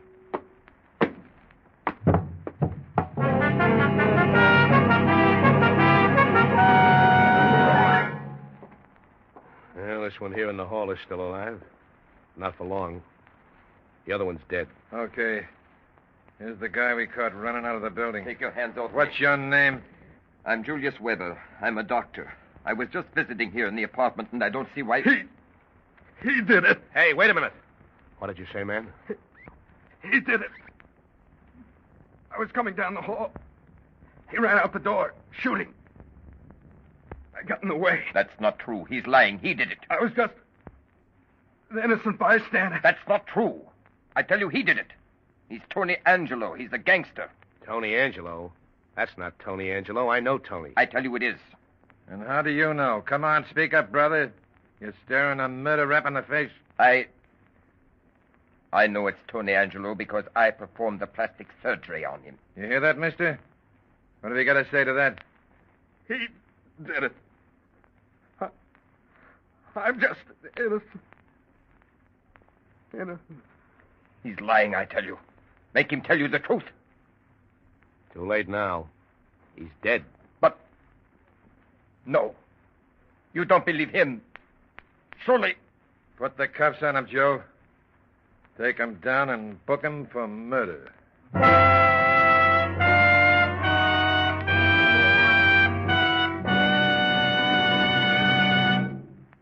The Whistler will return in just a moment with a strange ending of tonight's story. Meantime, let's consider for a moment the very important subject of how many miles you're getting per ration gallon of the gasoline you're using. Perhaps you're among the 98% of drivers who don't know the answer to that question. Then here's a point well worth remembering. For years, more and more Western drivers who keep close track of their gasoline mileage have been switching to Signal, the famous Go Farther gasoline. And what's more important, the switch to Signal has actually increased since gas rationing. And here's why. Although certain gasoline ingredients have gone to war, Signal standards of quality still guarantee you the very finest gasoline that can be made today. And Signal still places the emphasis on mileage. Naturally, no company today can promise you the same performance you found in pre-war gasoline. And we can only hint at the brilliantly improved Signal gasoline you'll be able to buy after victory is won. But what you're interested in today is getting the most possible miles from every ration coupon. And for that job, you'll find Signal Go Farther gasoline your best buy today. And now, back to the Whistler.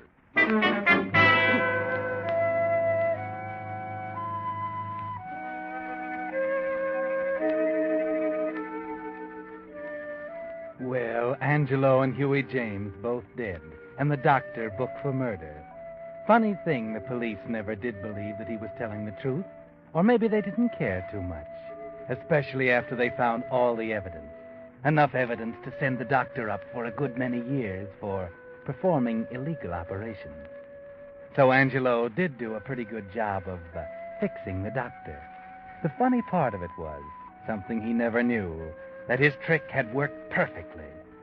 Yes, the doctor had taken the bait, because the police found the doctor's evidence in Huey James' apartment. It seems Huey was really the brains behind the racket. After he'd had his face remodeled by Dr. Weber, he'd persuaded the doctor that they could run a nice racket, with Huey taking the lion's share of it. You see, blackmail works both ways. Huey has as much on the doctor as the doctor had on him. It was very neat, until Angelo came along. The moral of the story is, of course, that a doctor who operates in crime may expect to run his practice into the ground. 6 feet into the ground.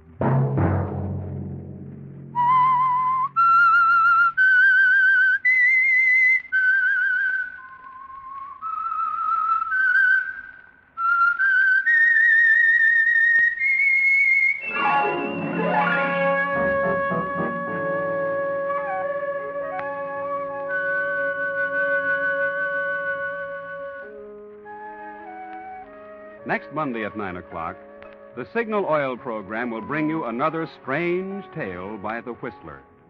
The Signal Oil program is broadcast for your entertainment by the Signal Oil Company, marketers of Signal's famous Go Farther gasoline and motor oil, and by your neighborhood Signal Oil dealer, who is at your service daily to keep your car running for the duration. The Signal Oil program, produced and directed by George W. Allen, with story by Selig Lester and Merwin Gerard, and music by Wilbur Hatch, is transmitted to our troops overseas by the Armed Forces Radio Service. Bob Anderson speaking for your friend, the Signal Oil Company, and suggesting once again that you let every go signal remind you that you do go farther with Signal gasoline. This is CBS, the Columbia Broadcasting System.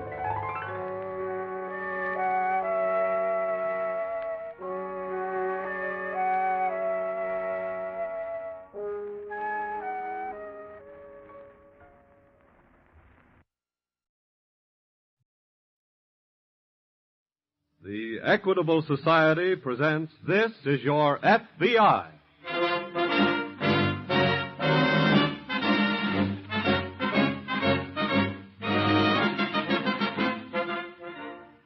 This is Your FBI, an official broadcast from the files of the Federal Bureau of Investigation, presented as a public service by the Equitable Life Assurance Society of the United States and the Equitable Society's representative in your community.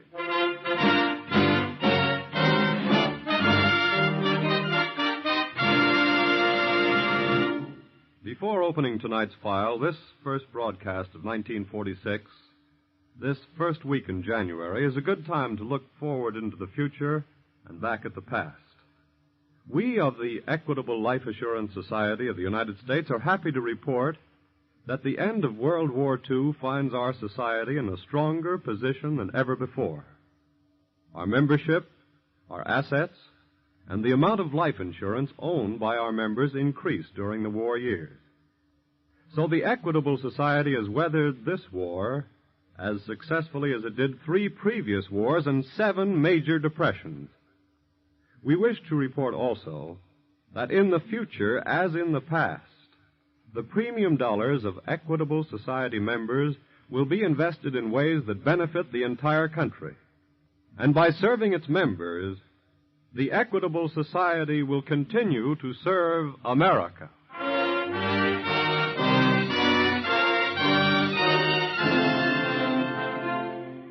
Tonight's file, Crime in the Roaring Twenties.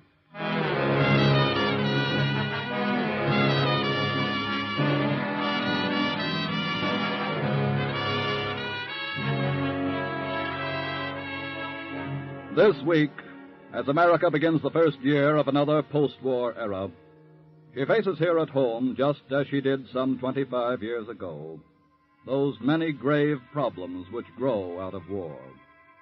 But of them all, none is a greater menace to the right of American citizens to life, liberty, and the pursuit of happiness than that problem which is splashing more and more black ink across the front pages of our newspapers every day: crime.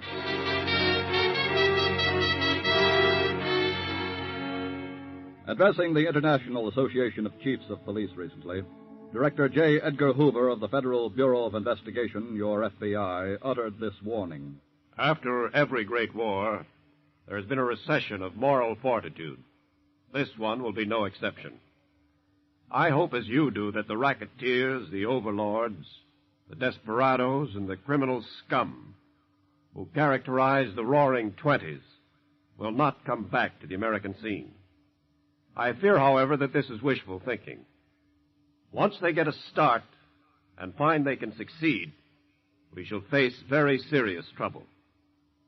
It is the delinquent youngster of the war years who is now graduating into the ranks of seasoned criminals. They are now becoming the postgraduates of crime and are committing the more despicable offenses.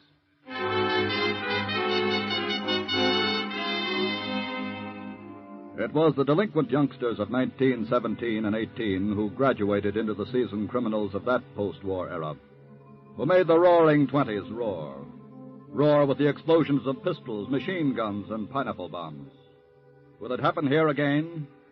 This is how it happened then. This is how one delinquent youngster of 1917 became a postgraduate of crime in the roaring 20s. In a cellar room of the Black Cat Club, a roadhouse just outside a large Midwestern city, the slot machines and dice games, as usual, were taking more than giving. While upstairs on the main floor, the young hip blast set were drinking bootleg liquor in dim corners and dancing the black bottom to a pasty-faced orchestra. Presently, young Red Martin and two companions sweep into the room and take over a booth in a corner. Hey, waiter. Yeah? Give these guys a setup and bring me a Coke, will you? Okay. What's with the Coke? Why don't you take a real drink, Red? None of that rot gut for me, pal. You can't make dough out of it, and ulcers, too. And I'm going to make dough out of it. Yeah? How do you mean? Tell you all about it in a minute. Hey, look. Yeah? Couple of dames over there making a big play. Forget 'em. I'll show you something with real class. Where? That blonde. Huh? There she goes now, toward the back. Hey. That's for me, fellas. Are you kidding, Red? You know who that is? That's Legs Miller's dame. I know. Guy that runs this joint? Yeah. Look, stupid. Don't you know who Legs Miller really is? Yeah, I know. He does a little bootlegging. A little? He ain't in the pint and quart business. He runs the stuff by the truckload. Yeah? Sure. And he's the guy I'm here to do business with. Are you kidding, Red? Where's your setup, boys? Your Coke, Red. Okay, say, tell Casey I want to see him. Sure. Now, before this Casey gets here, I want to tell you guys something. Okay. Up to now, we've just been playing a nickel and dime rackets. It's time we graduated. How? We'll hook up with a gang like Legs Miller's, make some real dough, and if we're smart, we'll have our own business before you know it, okay? Well, gee, Red, What's the matter, you yellow? No, of course not, You want to see me, Red? Yeah. What about? You know what about, Casey. Yeah, but Legs ain't... Don't give me that, he's here. I saw his dame go back a minute ago. Look, Red, the guy is busy. I want to see him, now. Okay, kid. Come on. Stick right here, boys. I'll be back with a deal.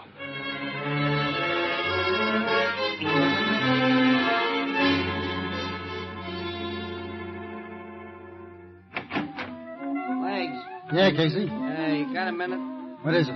I got a guy here. Wants to talk to you. Okay.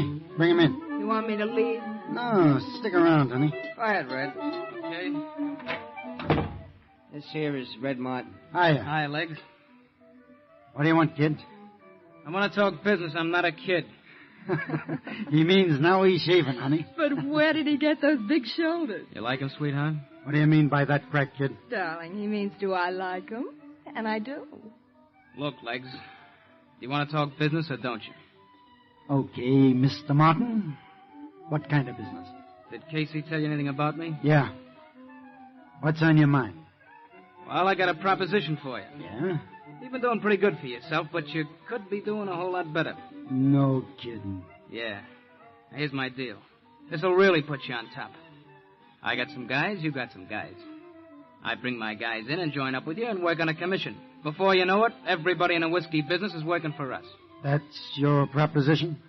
Yeah. How's it sound to you? Casey. Huh? Bounce this bum. Wait a minute. I said bounce him. Keep away from me. I'll walk out of here under my own power. But I want you to remember something, Legs. Next time you and me get together, it'll be you that gets the bounce. What? And your dame here will get to stick around and try out these big shoulders. Boy, you... What happened, Red? Did you make a deal? No. But I made a promise. So let's get started on it. What are we going to do? First, we're going to get lots of power on wheels somewhere. Come on.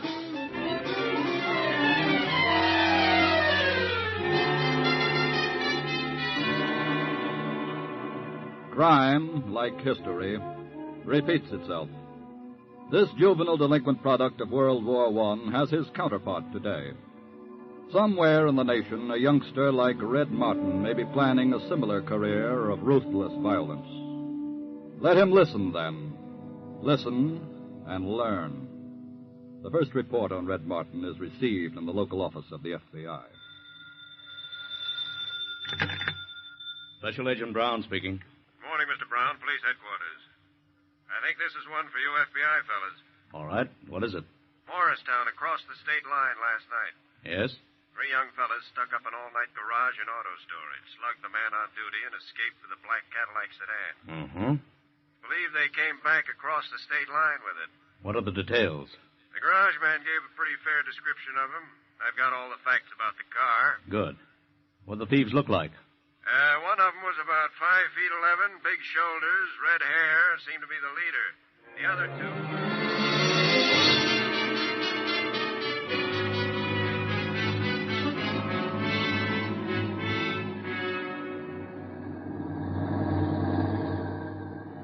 Give me a light, will you, Casey? You better wait. We gotta stop for this railroad crossing, you know. Don't worry. I ain't taking no chances with a load of legs booze. Well, looks clear to me. Give me that light before I Okay, put your hands up and get out of that. What is it? Hey, what's the idea? Shut up and get out of there quick. They ain't fooling, Casey. We better haul out. Yeah. Go ahead, kid. Right. This is for not moving when I told you. Drag him over to the ditch, Al, quick. Okay. You know where to drive the truck, Joe. Get at it. Sure. Casey, I guess we better rough you up a little, too, so everything will look on the up and up for you when your pal comes out of it. Okay. And you better not ride the next load we knock off. Legs might start wondering. Just tip me off about it. Right. Hey, you know something? What? Knocking off this truck makes me and Legs partners after all.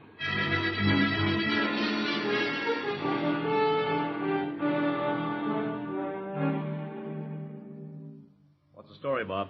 It's the Cadillac we're looking for, all right. And I've got some fingerprints. They abandoned it right at the scene of the hijacking? Yes. The watchman at the crossing who saw it take place said one hijacker drove off with a truck. And while he was calling the police, the other two disappeared on the run down the tracks. What about the 2 men in the truck? He was sure one of them was slugged. But by the time he made the call and got over there wasn't a sign of anybody or anything but the Cadillac. Since the victims didn't bother to report to the police, that tells what was in the truck. Liquor.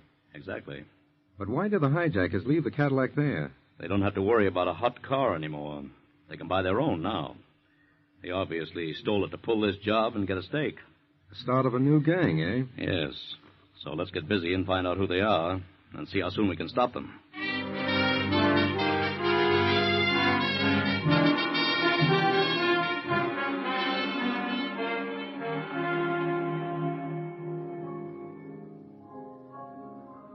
Hiya, Red. Oh, hiya, Joe. I've been looking all over for you. What's the matter? Huh? Nothing. I just thought we might get a couple of dames and go dancing. I'm a scratch. Why? I already got a date. Oh, yeah? With who? Legs Miller's dame. Huh? Yeah, I sent word to her. I told her I'd be here. Oh, you did, huh? What makes you think she'll come? She'll come. You know, can mean plenty of trouble, Red. This kind of trouble I like. Yeah, but if Legs finds Wait a out... minute. Huh? She's coming in the door. Blow, will you? Okay, but take it easy, will you, Red? Hello, Shoulders. Hi, honey. Sit down. Thanks. You want a drink? No. Okay. How's Legs? He's all right. Did you, tell him you were coming here? Now, what do you think? Well, he's got to know sooner or later. What do you mean? About us. You're wonderful. That's right. What about us? We're in business, baby. Just like that, huh? Look, I had this figured months ago. And when I got ready for you, that's when I sent you the word. Really? Yeah. You see, there was a lot of things I had to do along the way. Get cars, which I got. Get dough, which I got. And now you. Which you ain't got. Don't be a sucker, baby. I'm your kind of guy. How do you figure that? You hear that music? Hear what the guy is playing? Yeah. That's my favorite song. That's why he's playing it. See the box there? Yes? It's loaded with them orchids. Your favorite flower. And I got an order in with the jeweler for a ruby ring. That's your favorite rock. How did you know all this? I done research on you, honey. Now you see what I mean? I'm your kind of guy. You're forgetting something, Red. What's that? Legs. What about him? He's going to have something to say about this. I figured that too, honey. You know something? I'm going to give him a chance to say it. Got to pay a call on Mr. Legs Miller tomorrow night.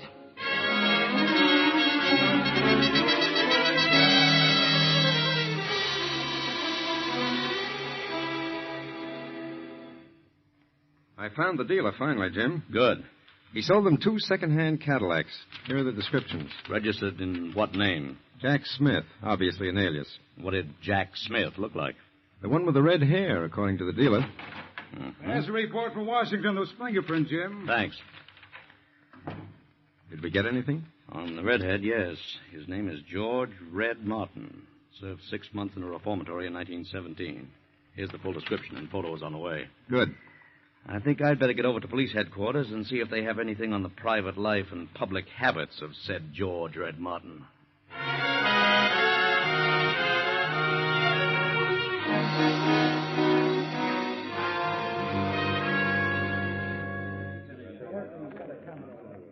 All right, you guys, listen to me a minute, will you? Now, here's what I figure we do.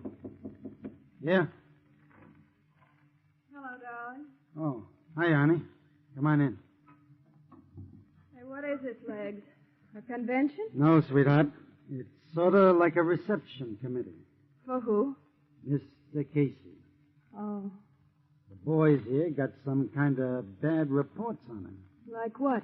He's been hanging around with that punk Red Martin, which just about accounts for a lot of that liquor we've been losing lately. Yeah? Hiya, Legs. Come on in, Casey. Okay. What is this, meeting or something? Yeah. A real important meeting. It's about you. What do you mean? Where have you been tonight? Oh, I was just down collecting a little dough I had riding on an egg. Why? Let's see the dough. Oh, sure. Here, Get up. Oh, wait a minute, Legs. What's the matter with you? The horse's name was Red Martin, wasn't it? Red Martin. I don't know what you're talking... Okay, boys. Pick him up. Take him out for a little ride. Now, wait a minute, Legs. Give me a chance, will you? Get him out of here, quick. All right, get him in the air, everybody. Cover him, boys. First one he makes a move for his heater gets a belly full of this. Hiya, honey. Hello, Red. Legs, this is what I told you would happen, remember? Yeah? I want all you guys to listen to me. I'm in it, I'm taking over. Any you don't want to play ball with me, line up against the wall, and I'll check you off right now. Okay, then you're working for me. Hey, you come just in time, Red. Casey, get over there with Legs. What? I said get over there. Oh, sure, but what's the idea? There ain't going to be any double crosses in my outfit. Huh? You double-cross Legs, you might double-cross me. Now take it, both of you. Oh, all right, wait a minute.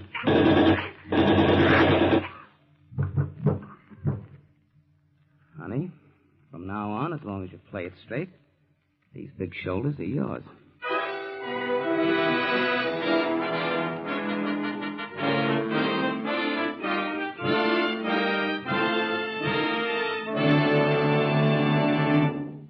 Now, for a moment, let's talk about another kind of youngster. The kind of clean-cut American boy in a typical American home who is going to be one of America's worthwhile citizens.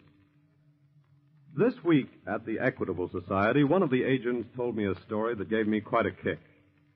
It seems that when he got home the other evening, his young son, Jimmy, aged 8, was chewing candy. Well, like fathers everywhere, he said, "Don't eat that candy now, Jimmy. You'll spoil your dinner. Where'd you get the candy anyway?" "Fred gave it to me," said Jimmy. "His father's in the candy business, and he brings home samples." "Say, Dad, why don't you ever bring home some life insurance samples?" Well, Jimmy's dad tried to explain. "Look, son," he said, "life insurance isn't like candy. Candy is something you can see and feel and touch and taste right now. But life insurance, well, now let's suppose that Fred's dad should die.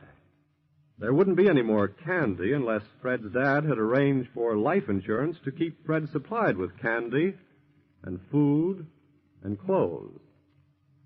Well, Jimmy thought a minute, and then he said, I get it. Life insurance is candy for when the samples run out. Candy for when the samples run out. That's something to think about. Life insurance is candy for future delivery, security for tomorrow. Well, thinking about that makes us of the Equitable Life Assurance Society of the United States feel pretty happy about the work we do. There's a real satisfaction in being in a business like this. You see, we always know that what we're doing today will benefit boys like Jimmy and millions of other young Americans far, far into the future. Yes, this week and every week for more than 86 years, the Equitable Society has been building security for you, your home, and your country. And now back to the file on crime in the Roaring Twenties.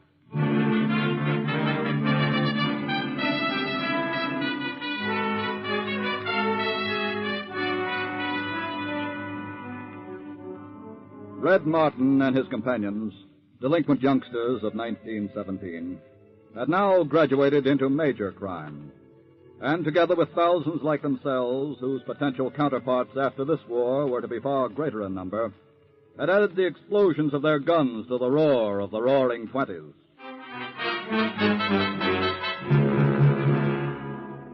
It is now some 30 or 40 minutes after Red Martin's blazing Tommy gun put him on the little throne which had been occupied by the man called Legs Miller. The murdered man has been discovered. The police notified. They, the special agents of the FBI, are now viewing the bodies. That's Legs, all right. The other one I've heard him call Casey. Who did it, waiter, do you know? Let me answer that, officer. It was Red Martin, wasn't it, waiter? Well, It's Red Martin and his gang who've been knocking off Legs Miller's trucks. Is that right? I've seen Casey and Red Martin together. But why did Casey get it? I guess Martin doesn't want any double crosses on his staff. Find anything, officer? Couple of slugs on the floor that went clear through him. I'd like to have them for a lab check, if you don't mind. Here you are. Obviously, Martin doesn't intend to do business here. No, he'll probably set up a new headquarters. Waiter. Yes, sir. Did Legs Miller have a girlfriend? Yes, sir. Is this her picture on the desk here? Yes, sir. With all my love, Honey. That's what she was called. We're taking this picture along, too, officer. All right, Sprout. I guess we can go now. And let's keep our fingers crossed. This picture could be the clue to the whereabouts of Red Martin. Assuming you mean that when Red Martin takes over, he takes everything over. Right.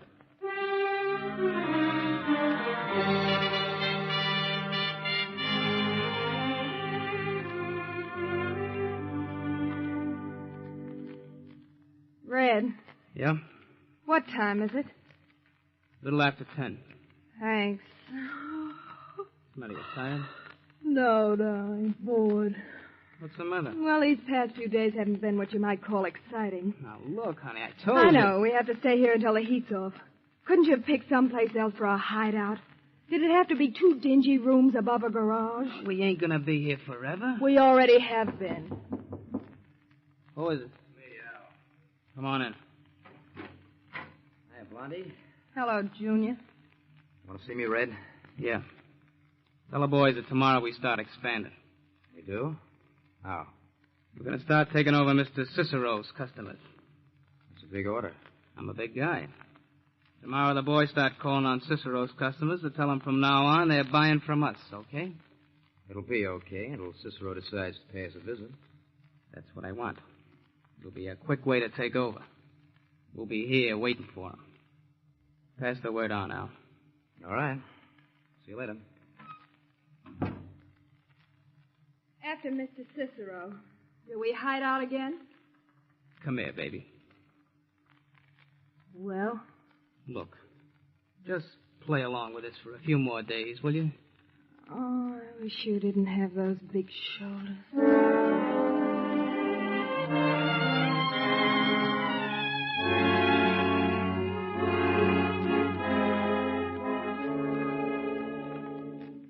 What luck, Bob?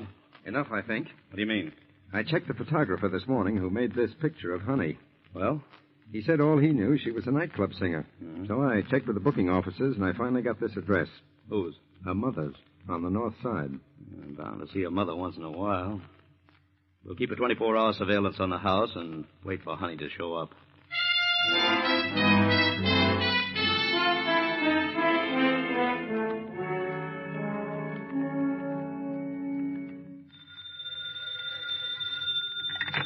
Brown speaking.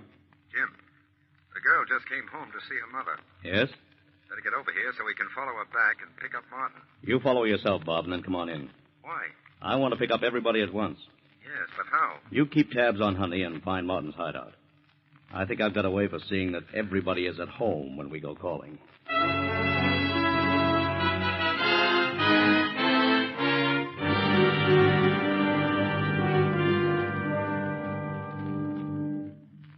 Joe? Yeah? Stand over there by the window. Right. Al, find yourself by the door. Okay. And don't take any chances. Have your rods on that door when she opens. And, honey, Yes, darling. for the 10th time, go on back home to your mother's. Nothing doing. I'm staying here. Look, baby, that was Cicero that called and said he was coming over, not a magazine salesman. Cicero. I'm not afraid of Cicero. So I suppose you like his shoulders, too. Darling. Okay, then get out of line of that door anyway. Hey, Red. Yeah. They're here. How many? 3 cars full. Get set for anything. They'll be upstairs any minute. But they won't all come up here. Never mind what stays downstairs. Just take care of what comes in that door. That's all we have to... Listen, Red. Only one guy coming up. Yeah. Must be Cicero himself. Gonna try talking first, I guess. Can we let him have it when he comes in? I'll take care of him.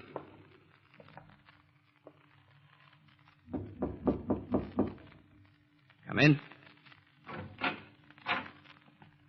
Evening. That's not Cicero. Hey, who are you, pal? I'm Special Agent Brown of the FBI. FBI? You better get out of here. There might be a lot of shooting in a minute. There'll be an awful lot if any of you starts at Martin. Those are FBI agents down there, and they're ready to blast you to kingdom come. But Cicero... I'm afraid I'm guilty of impersonating Cicero, Mr. Martin. What? We just wanted to show you how easily you boys can be taken over, that's all. Now, drop your guns and file quietly downstairs. We'll go to headquarters and arrange futures for one and all.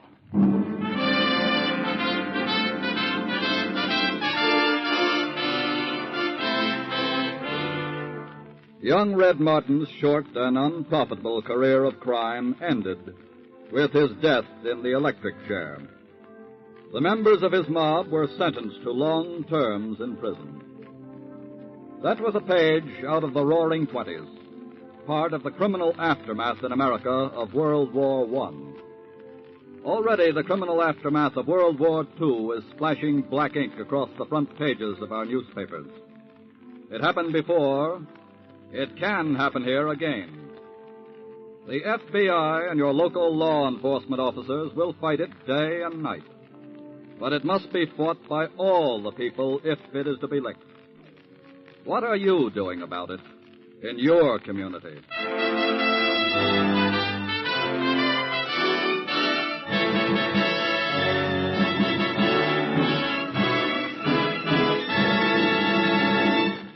Before we tell you about next week's case from the files of the FBI, a word about a man worth knowing. To the FBI, America looks for national security. And to the Equitable Society, 3.25 million Americans look for the financial security of life insurance. These 3.25 million people are the sole owners of the Equitable Society. Because, you see, the moment they purchased life insurance through an Equitable Society agent, they became part owners of this great mutual organization. Yes, like your FBI, the Equitable Society representative in your community is constantly working for the security of you, your home, and your country.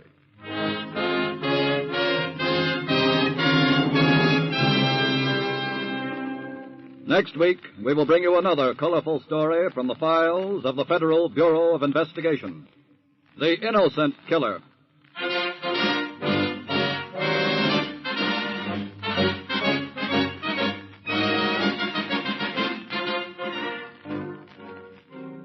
The incidents used in tonight's Equitable Society's broadcast are taken from the files of the Federal Bureau of Investigation. The role of J. Edgar Hoover was impersonated, but all other names used are fictitious, and any similarity thereof to the names of persons living or dead is accidental. Tonight, the music was under the direction of Frederick Steiner, the author was Frank Ferries, and your narrator was Dean Carlton. This is Your FBI is a Jerry Devine production. And now this is Carl Frank speaking for the Equitable Life Assurance Society of the United States and the Equitable Society's representative in your community, and inviting you to tune in again next week at this same time for This is Your FBI.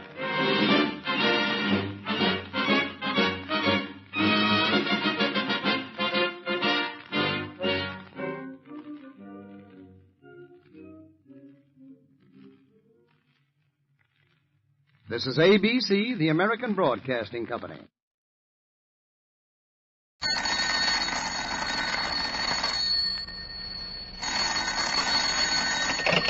Hello. I hope I haven't kept you waiting. Yes, this is the Crime Club. I'm the librarian. Death never doubles. Yes, we have that story for you. Come right over.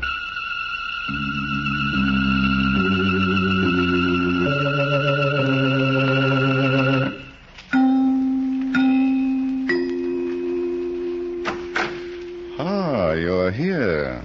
Good. Take the easy chair by the window. Comfortable? The manuscript is on this shelf. Here it is. Death Never Doubles. The very exciting story of a past present that had no future. Let's look at it under the reading lamp. It was early evening, and Peter Woods, a young lawyer, was in his apartment getting dressed for his appointment with Hilda Ryan, his fiancée. He was not expecting a phone call, but when it came, he answered it as if it meant nothing at all. Then, 5 minutes and countless palpitations later... Oh, sure, Mr. Jackson. Don't worry, Mr. Jackson. I'll be there. Yes, I know. Not later than 7:45. Yes, I got the address. 1052 West 52nd Street. All right, Mr. Jackson. Thanks very much. Bye. Wow. Oh, boy, I'm lucky. I'll say I'm lucky. This is my lucky day. Oh.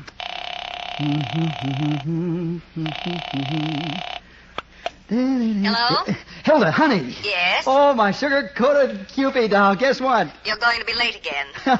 You're drunk. I'm delirious. I just fell into a pot of gold. Did you say gold? Uh-huh. Mr. Jackson just phoned me. Steve Jackson. Who's he? Oh, I don't know. He's going to do a big operation and he needs a lawyer. He promised me $5,000. $5,000? Who recommended him to you? Nobody. Just picked my name right out of the phone book. Uh-huh. Oh, what's the matter? Oh, nothing. Now, you know I've gotten several clients that way. Did they pay you $5,000 fees? Oh, Hilda, now look, I know it's a lot, but it isn't fantastic. After all. Yes, honey. After all, he may be a nut with a bolt loose. He sounded perfectly all right to me. So do you, when you're not listening. What time will you pick me up? What? Oh, well, honey, I'm afraid I can't make it tonight. Mr. Jackson? Yeah, 7:45. And I gotta be on time. Of course. Would he mind if you brought your secretary along? Now, what's the idea, Hilda? You know I haven't got one. Oh, but you have, darling. An amanuensis from now on, who's going to keep an eye on her man.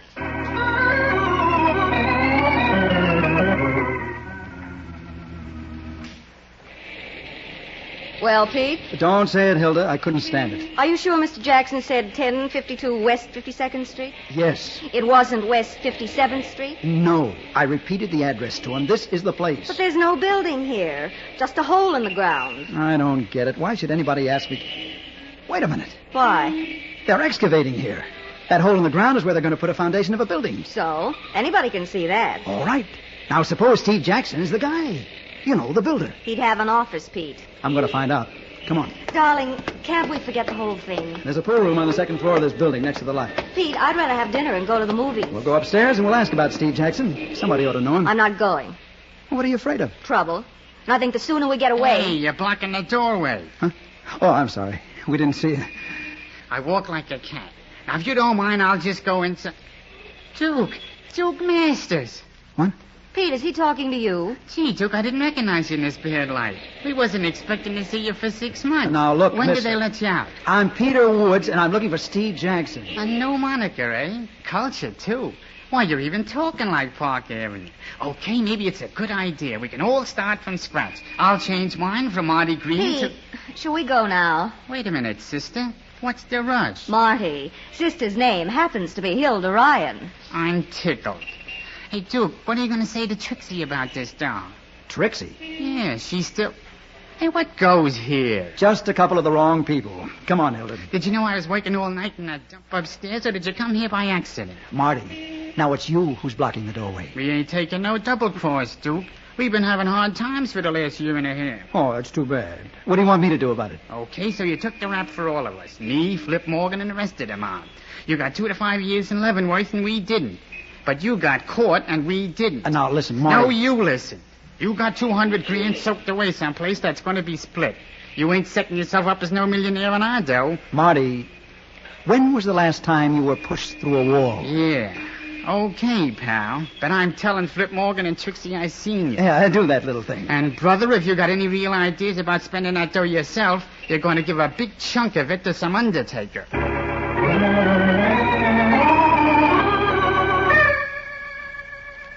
Stop flipping that coin. You're driving me crazy. Well, what are you so nervous about, Trixie? I'm not nervous. All right.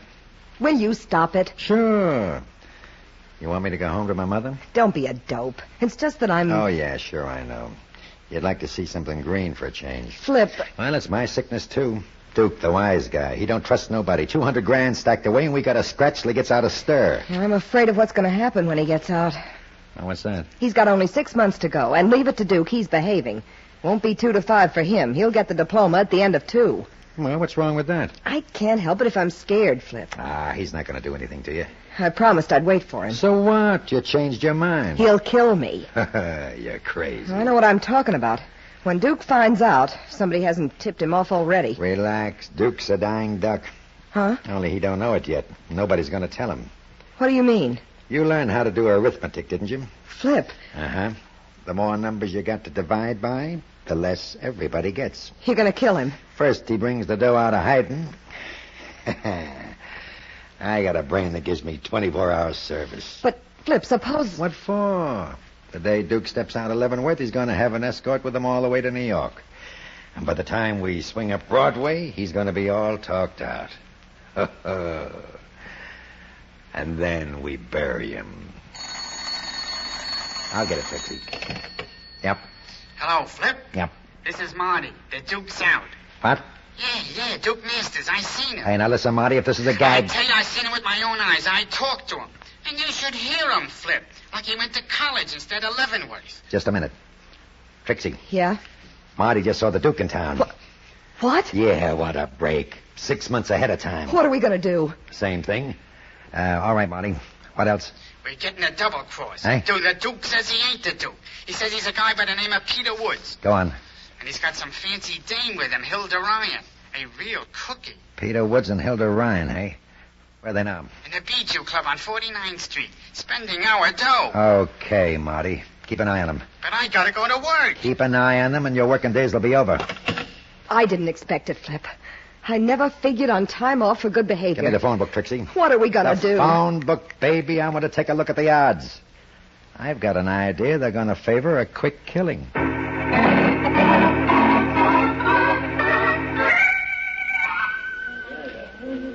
I can't help it, Pete. I've got to say I told you so. Yeah. Going haywire because somebody picked your name out of the phone book and offered you $5,000. Couldn't you smell a plot? Can I help it if I look like Duke Masters? You're a lawyer. You're supposed to be smart. Hilda, you see any gangsters around? And that name, Steve Jackson. Yeah, it sure sounds like a phony. And now... Oh, well, I'm going to the powder room. All right. And then you're going to take me to the movies. All right. I'll be back in a minute. I missed you, Duke. Huh? Why didn't you let me know you were coming home? Now listen, Miss, whatever your name is, I want you and your gang to get one thing straight. I'm not Duke Masters. So I heard. Is it on account of that girl? Now, I'm warning you, if you don't leave me alone... What'll you do? Scream? Huh? Yeah, it shoots. The restaurant's full of people. There's nothing safer than a crowd. You ought to know that, Duke. Yeah. When you and the boys stuck up that mail truck, there was a big crowd all around. Didn't keep you from getting the money, did it? Oh, now listen, you got me all wrong. It won't keep me from pulling the trigger. I've got my identification card. Look, if you give me until tomorrow, I'll get you my birth certificate. Why the double cross, Duke? What's the use? Is it because you heard some stories about me and Flip Morgan? I never even heard it. They're not true. I said I'd wait for you, and I've been waiting. I don't care what anybody's been telling you. I've been on the level with you. Sure, I believe everything you say. Oh, Duke. Duke. But let's keep it strictly impersonal. Okay, I can wait until we're alone. Listen, Duke, I got an idea. That $200,000. If you don't want to split it with the gang... Why, Trixie. By the way, that's your name, isn't it? You'd rather be a clown, huh? Maybe we better go now. Where to? Your apartment. The one I never saw. Are you serious? You don't hear me laughing, do you? But I can't leave now. Hilda wouldn't understand. Duke, did you ever see such a cute little gun? A few minutes ago. It disappears in the palm of my hand, see? Trixie. Are you ready? No, and I'm not willing either. I'll overlook it, Duke. As long as you're able.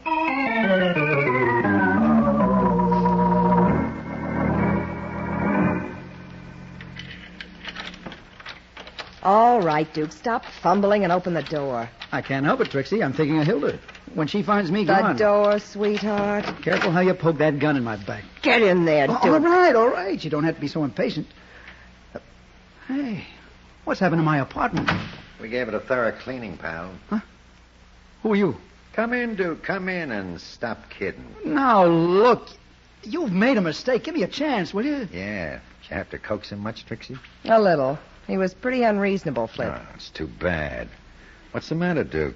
Don't you want to meet your old friends again? I never saw you before in my life. I've never been to prison, and I've never been in any holdup. His memory's still bad, Trixie. It's awful. We might have to give him a treatment, huh? Remember the boys, Duke?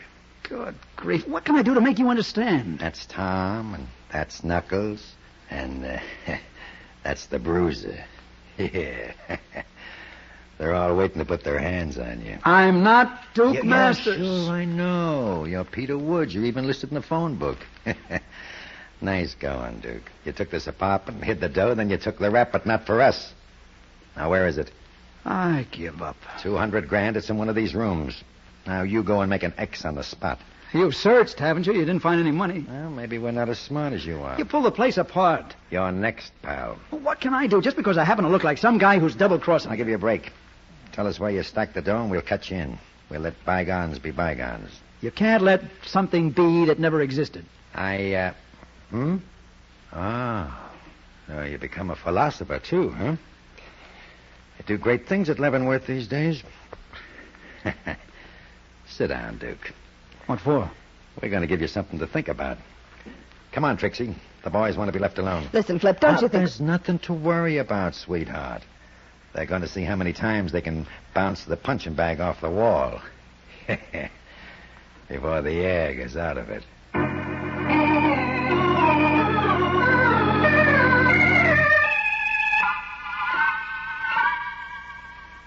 Don't move, honey. Don't move, she says. As if I could. Oh, if I could only get my hands on the men who did this to you. It's no use, Hilda. I'll have to leave town. Oh, Pete, how could they have beaten you up like this? Your face. Sorry about that, lady. Huh? I'm not Duke Masters. No, Mr. Woods. I am. You... Why, Yeah, you... I know how you feel. It's tough. You got born with the wrong face. But it's not only the face. It's... You're not human, Duke. Okay. Maybe you'll change your mind when I pay you off. What? You mean you're going to... After all you've done to me already? I promised you $5,000, didn't I? What? Hilda! I know, Pete. That's Steve Jackson. Yeah. I hope you'll excuse the masquerade. It had to be done that way. Are you trying to make us understand? I don't want you to consider me a bad guy, lady. When I got expelled from Leavenworth last week, I never thought my luck was going to change, but it did. So did mine. A couple of days ago, I spotted Marty Green going into a pool room on West 52nd Street. I found out he works there. He was always a second-story mug. You ought to know your friends, Duke. Yeah, I know him. Well, yesterday was my big day. I was walking along Madison Avenue when who should I see coming out of an office building? You, Pete. So I followed you all day, my head spinning with ideas. It's too bad it didn't spin Shut right up, off. lady, and let me talk to my lawyer. I'm not your lawyer, Duke. Don't kid yourself. You're either my lawyer or you're going to be my corpse. Well, that doesn't give me much choice, does it? Doesn't give you any. Would you like to know how I got your name? I'm sure you're going to tell me. The doorman of this house gave it to me. I walked in and he says, "Good afternoon, Mr. Woods." What was I going to do? Well, I did it. I went right to a phone book and looked up Mr. Woods at this address until I found one with a Peter in front. That was you, pal. Duke, you're almost as smart as the devil. Smarter, Cookie. I get what I go after. But what do you want? You got $200,000. No, Pete. What? I had it.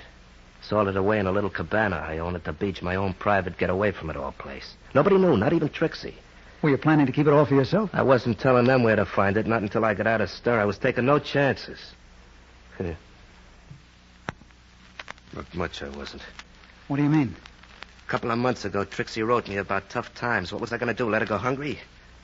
So I told her to take a few grand and keep a trap shut about the rest, but she took the pile. And she never wrote again. Naturally. She's been too busy flipping with Morgan. She's double-crossing him, too. All right. You don't have to get mad at me.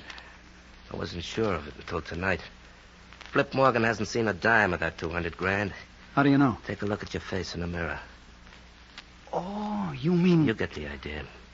I see. Well, Duke, as your lawyer, my advice to you is to go to... Pete.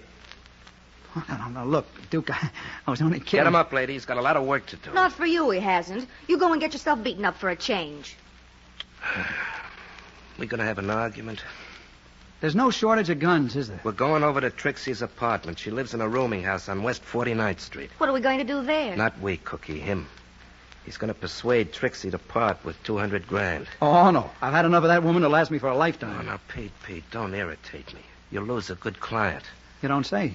That ought to kill me for sure. Yeah, for sure. All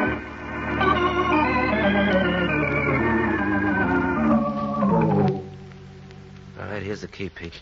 Don't we knock first? Oh, you'll never get to first base with Trixie, being formal. But suppose That's she's... her tough luck. Go ahead. All right. But tell that gun to be gentleman with his pine. I got to live with it. Duke, why don't you go in there? You're not afraid of Trixie, are you? Not if she's alone, chicken. Oh, so Pete's going to find out. Back in Leavenworth, we used to call that strategy. Pete? It's no use, Hilda. Well, here I come again, fellas. Trixie! Trixie! Pete, Duke, we Put can't on your old brass knuckles with the corkscrew buckles, and then we'll have a little... Holy smoke. Duke, Hilda. What's the matter, Pete? Flip Morgan. Is he dead? Nobody could look like that and be alive. He was shot. Say, Duke, did you know about this? Well, hey, don't lock us in here. Well, what do you know? He did.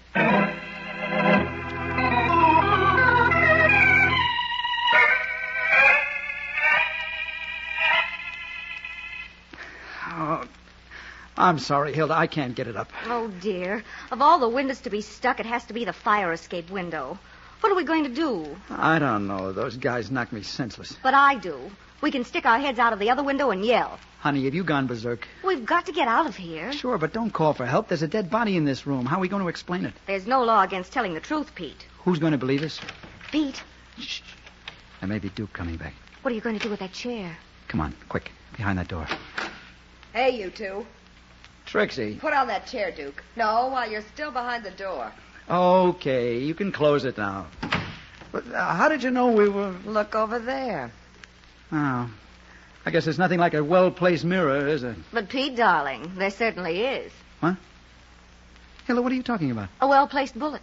Have you forgotten? You know, in that corner. Flip. Never again, Trixie. Flip has flopped. You killed him, Duke. You and the dame. Now, wait a minute. Let her rave, Pete. You sent me a phony telegram to get me out of here. Said you had something to talk to me about. I thought you wanted to make up. How did you get around Flip? He didn't see the wire. I read it in the hall. I told him I had... Hey, since when do I have to answer your questions? Where's the telegram, Trixie? I threw it away. I wasn't going to keep any messages from you to me. Uh-huh. I thought it was on the level, Duke. I was ready to go back to you anytime you wanted me. But you don't want me. You killed Flip and you were waiting behind that door to brain me with a chair. We thought you were Duke. He was here. Sure. You're still Peter Woods. You'll kill us one at a time, and then you've got 200 grand and no partners. Well, it's not working, Duke. Not this trip. Duke says you have the money. Did you hear what I said? I'm not even listening. Well, what are you going to do? I'm calling the cops. You're through, Duke. All right. Call them. Let's sit down, Hilda. I don't mind. It'll be a pleasure to see a blue uniform. No, never mind, operator. What's the matter, Trixie? Cold feet? Duke, how was Flip Morgan killed? He was shot. Right through the heart. You know, Trixie. Don't you, dear? And you were going to let me... You didn't even try to... Hey, I'm getting out of here. Wait a minute, Trixie. No. I guess she means no, Pete. Yes. Well, let's call the police. They always like to be told when a murder's been committed.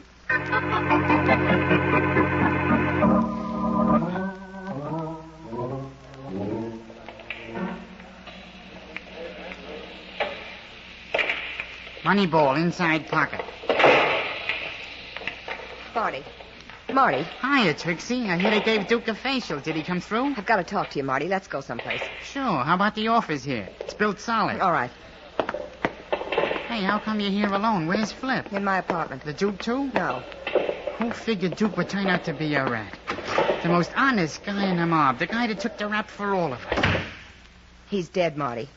What's that? Who's dead? Flip. Oh, you're kidding, Trixie. Then go see for yourself. Flip's in my apartment with a bullet in his chest. So that's how Duke's going to hold on to that. He would have killed me, too, but I wasn't there. Listen, Marty, we made a big mistake tonight. That man we thought was Duke Masters... What do you mean, thought? He isn't. What?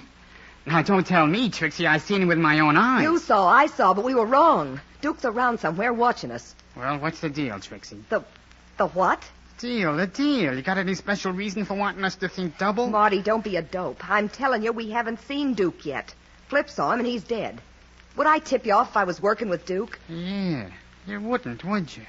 But what makes you so sure about the other guy? When I came back to my apartment, he was there with his girlfriend.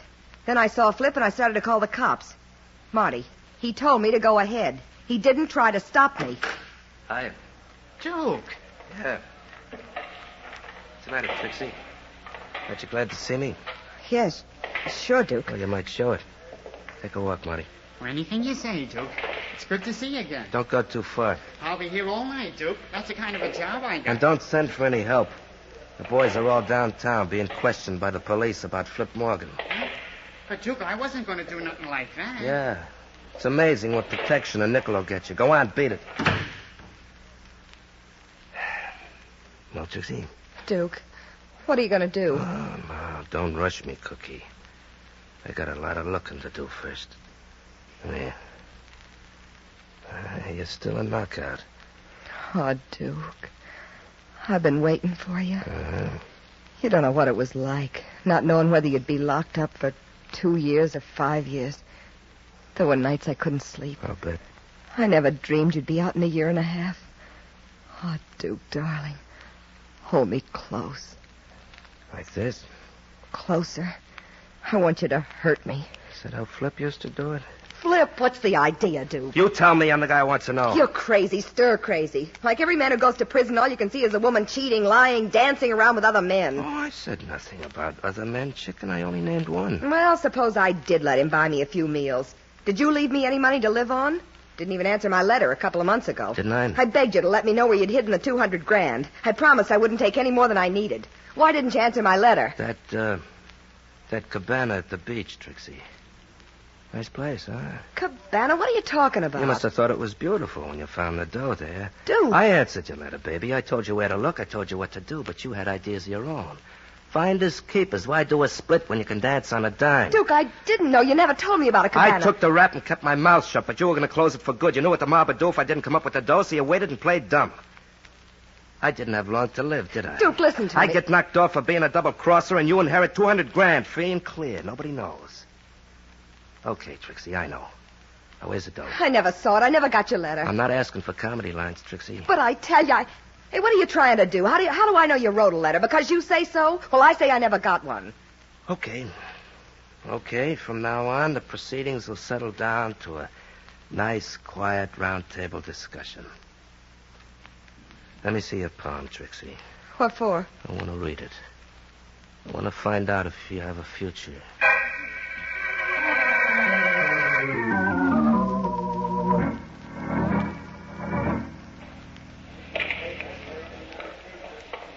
Okay, buddy, you take table 6. Table 6 ready? Hello, Marty. Remember us? Huh? Sure. Gee, Mr. Woods, I'm sorry we topped you for Skull and Bones, but you know, an honest mistake. That's quite all right now, Marty. As long as Pete can be himself again. We ain't going to bother him no more, lady. What brings you here? Want to shoot some pool? We're looking for Trixie. Oh, you're out of luck. Isn't she here? I left her and the Duke in the office about an hour ago. You know, a long time no see. Are they still in there? What do you think? Come on, Hilda. Hey, wait a minute. You'd better leave him alone, Mr. Woods. The Duke gets awful mad. He won't hit me, Marty. It'll be almost like hitting himself. Now, take my advice and be smart. Now, don't... I tried to stop him, Duke, but they... Save your breath, Marty. You're talking into a vacuum. Pete. Yeah. Strangled with a piece of cord. Holy smoke. Close that door, Marty. Sure. We don't want no riot. Marty, you said the Duke was in here, too. Well, I didn't see him go out. If he had gone out, would you have seen him? Well, sure. I was out front all the time, near the door, where the counter is. Well, then, how did he get out of here? How? That's an open window, ain't it? Wide open. You mean Duke jumped out of there? We didn't have to jump, lady. This is the second floor. He could have dropped down. It's only about 12 feet. Is it? No, I can drop down from that window myself. You work here nights, don't you? Yeah. So what? Take a look out that window. Something's been happening next door. Next door? There's an open lot. There was, Marty. Now there's a great big hole in it, about 30 feet. What? For the foundation of a new building. 30 feet? Mm-hmm. Steam shovels work during the day. You see Duke's body down there? Oh, I didn't see nothing. It's too dark. If Duke went out that window, he should still be down there. Want to take a trip? Not with you, mister. Pete! Don't be alarmed, Hilda. I've been facing guns all night. How's it feel to be rich, Marty? Great. And I'm going to stay rich, see? That 200 grand is mine. I worked for it. 1 hold-up and 2 murders. So what? Duke's going to take the rap. It's no secret he used to be nuts about Trixie. It's no secret she was double-crossing him with Flip. Marty, how'd you get the money? I watched the mails at Trixie's house. I don't trust nobody. You watched the mails? For almost a year and a half. Trixie lived in a rooming house. The mail used to be left on the table in the front hall. And then, one day, a couple of months ago... Yeah, the payoff. A letter that told where Duke hid the dough. And it said, don't tell a mob. I was in. You're smart, Marty. Yeah, but who are you going to tell it to? Marty, hasn't anybody told you that shooting makes a lot of noise? I got that figured out, too. Turn on that radio, pal, loud. Oh, hey! Different now, Marty. You just learned one thing. Never take your eyes off a moving target. Drop that gun. Drop it, or I'll twist your arm out of shape. Now, you weasel. There. Why, Pete, you knocked him out with one punch. Let me catch my breath. Phew. You're a bright girl, Hilda. You took an awful chance screaming that way. I had to, darling. It was now or never. And I figured if it had to be never, why not now? Oh, no, don't faint now, Hilda. I need you. Hilda! Hilda?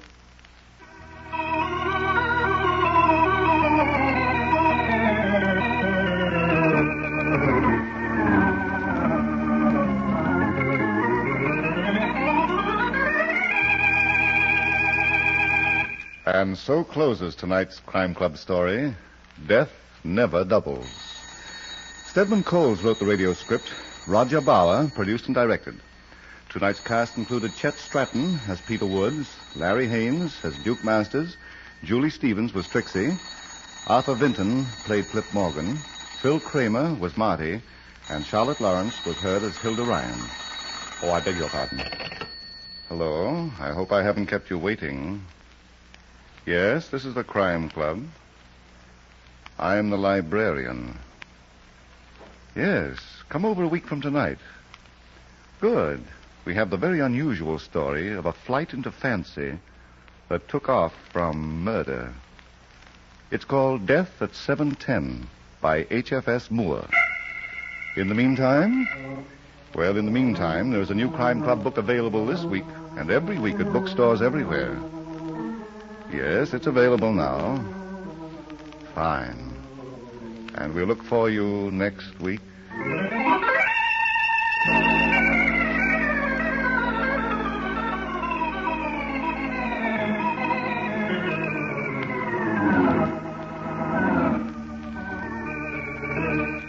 This program came from New York. This is the world's largest network, the Mutual Broadcasting System.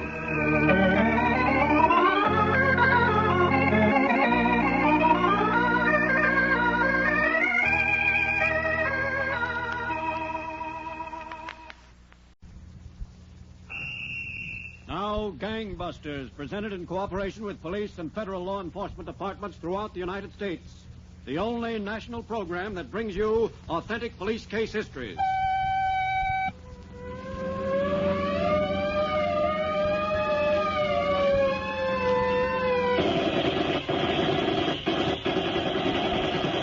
Tonight, Gangbusters presents the case of the appointment with death. When a courageous policewoman waited for a deadly killer whom police didn't even know.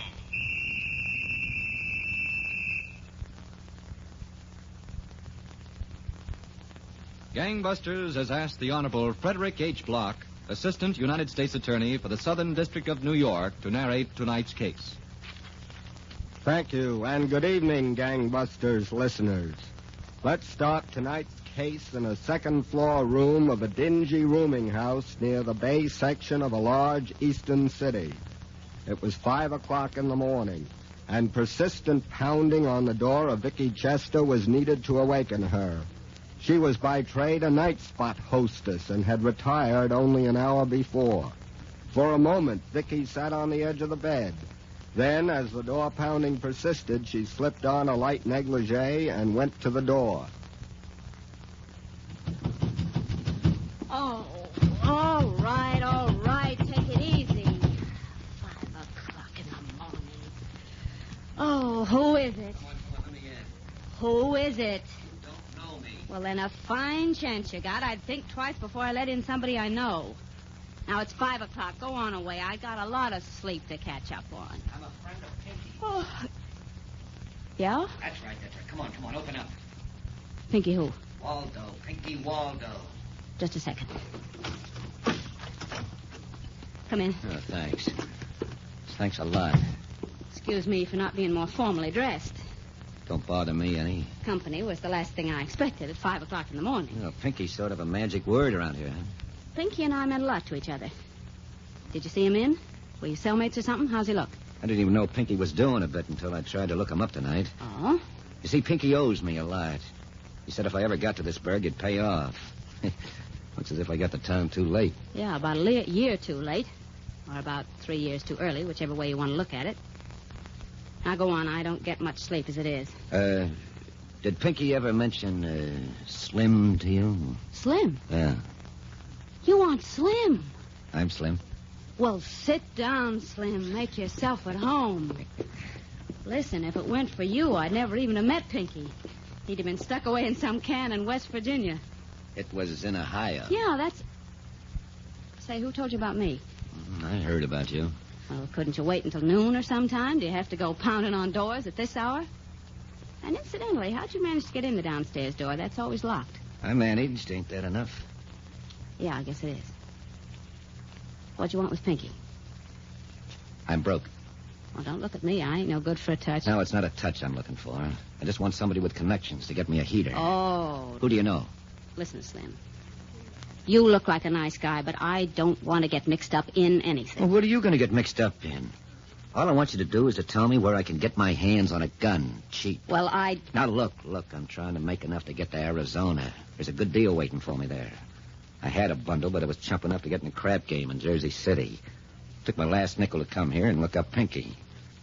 Well, Pinky can't do you no good now, not from where he's sitting. No, but you can. Come on, now, how about it? Where can I get my hands on a gun? All right, okay. I work at a joint called The Barrel over on... Yeah, I know. I was there. It was closed. Well, they got laws about closing, you know. What about the heater? You come around to The Barrel about 10 o'clock tonight. There's a guy I'll introduce you to. He can take care of me? If I recommend you, yeah. Good. You know, you ain't bad looking, you know. I don't want to waste any time. How long you going to be around here, Slim? Not any longer than I can help it. Oh, yeah.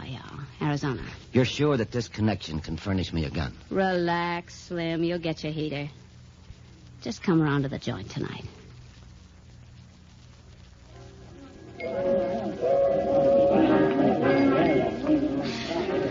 Listen, Vicky, I got no more dough to spend on drinks. Where is this clown? You're always in a hurry, Slim. Sit still. He'll be here. You're sure that he can take care of what I want? You'll get to Arizona. Don't... Uh-huh. Didn't I tell you to have patience? There he is. Him? Yeah, him. You don't look much like an operator. Well, what do you care how he looks as long as he's got the goods? Wait till I give him the... Oh, he spotted me. Here he comes. When I give you the high sign, blow. Listen, you don't have to tell me. I don't want to get involved in any deal. Oh, Vicky. How goes it? Selling lots of rot gut for the house? I sell my share. Jack, Slim. Aye. Sit down, Jack. Thanks. My feet are killing me. Jack, Yeah? Slim's a friend of Pinky's. Ah, you don't say. I do say. Well, any friend of Pinky's a friend of mine. Put it there, Slim. Slim's got some business for you, Jack. What can I do for you? Look, boys. You'll excuse me. The boss is getting peeved, my sitting at one table so long. Yeah, go ahead, kid. And thanks. For what? For a lot of things. Okay. I'll float around later. Nice girl, that Vicky. Sweet as they come. We could talk about that all night. Not me. Early to bed, early to rise. It's my motto. What can I do for you, Slim? I want a heater. Cheap. Cheap? You heard me. What I got was all hard to come by. Well, what have you got? Anything you want. I aim to please. What, for around $20? $20? Yeah, that's all I'm going to spend. Well, I got an old beat-up Colt 38 special. It ain't much good. I'll take it. I wouldn't recommend it to my worst enemy. I said I'll take it. Okay. The customer's always right. That's what you always say, huh? Always. When do you want it? Right now. Let's go. You're in an awful hurry. Slim, ain't that right? Yeah, that's right. Now, where's the gun? Gotta make me some dough beginning tonight. Why rush? Haste makes waste. Why don't we have a drink on it? Come on. Let's get the gun. Okay. You're the doctor.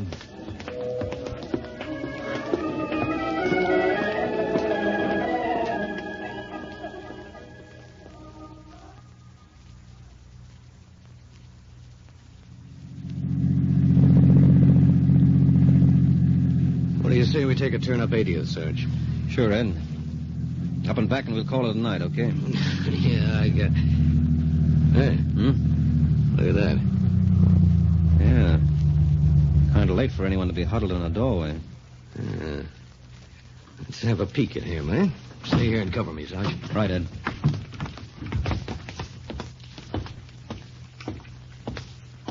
Hey, buddy.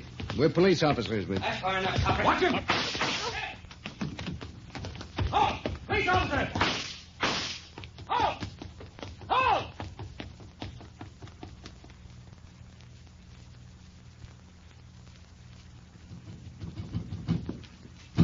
All right. Take it easy. Yeah, what do you want? It's me, Slim. Open up. Oh. How many times do I have to tell you? 5 o'clock in the morning, I'm asleep like all these... Yeah. I was in the neighborhood, Vicky. Well, it's a fine reason. Well, I'm in a jam. I want to stay here a few hours. What kind of a jam? The worst kind. Believe me. Oh, well, then, look, you better get out of here. I can't go out on the street. Not right now. Now, listen, Slim, Pinky or no Pinky, enough's enough. I don't want trouble. What kind of trouble can you get keeping me here a few hours? Well, I don't know. What kind? What do you say we sit down? All right, why not? I guess you'll be leaving for Arizona a lot quicker now, huh? What makes you think so? Well, you get a gun, you get in trouble. The worst kind of trouble. Suppose we forget about my trouble. Okay, Slim. I hate trouble anyway. Come here, Vicky. Oh, Slim. Well. What do you think Pinky'll have to say about that? Who cares? Let him say anything he likes. So, Gangbusters listeners, as police were searching the neighborhood for the killer, the murderer, John Slim Patterson, had found a place to hide for a few hours. As he enjoyed the company of one woman, he had no idea another would be called upon to play an important part in bringing this case to a conclusion. As the search began and the alarm spread, Sergeant Earl Howard was standing in the corridor at the hospital, where the detective's body was taken.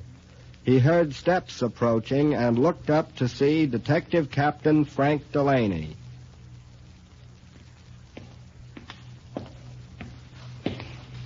Hello, Sergeant.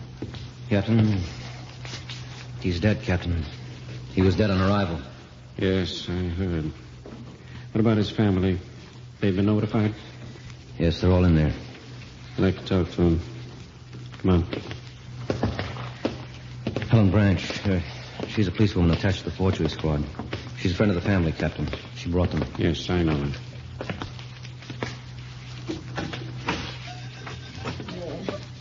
Maybe it'd be best if I took you back home. There's nothing you can do here. Oh, excuse me, dear.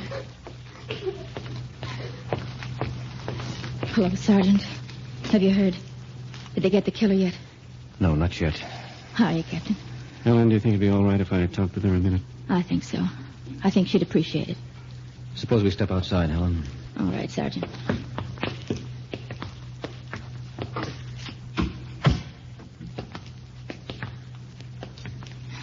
That's an awful thing. For them to wake her in the middle of the night. For them to tell her husband's dead. Yes, I can imagine. Every time he went out on duty, she was afraid it would happen. For years, every day she was afraid. Now she doesn't have to be afraid anymore. Look, Helen, when you go back in, would you tell her we're doing everything we can to get the killer? I wish I could be assigned to it. I wish I could do something. It's going to be a tough job. If there's ever anything I can do, call on me. Promise you'll call on me, Sergeant. All right, Helen. I promise.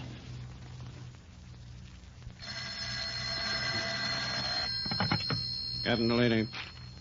Oh, yes. What does it look like? Was that so? Come in, Sergeant. That old, huh? Okay, if you run anything else, give me a call. Hello, Captain. Sit down, Sergeant. Thanks. That was a report of the bullet that killed Ed.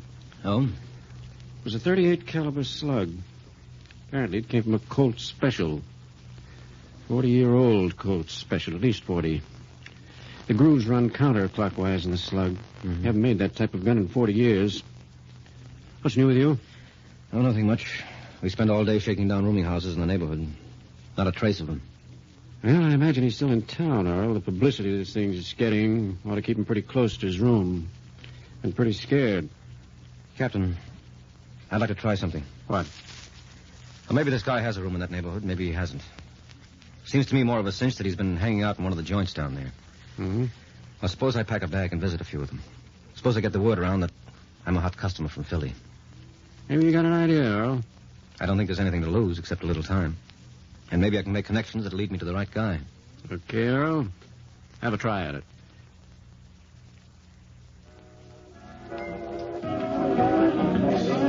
And like I was saying, boys, what's another drink? You buy me a drink, Hey, and I'll Vicky. be... what? Telephone. Oh, okay. Excuse me, will you, fellas? Yeah, sure. Go on back. Oh, hiya, Jack. Not over and sit down, Vicky. Once you meet a guy. I got a call on the phone right now. I'll be right back. Okay, but don't forget. Telephone. Some guys ought to know better than call you up during working hours.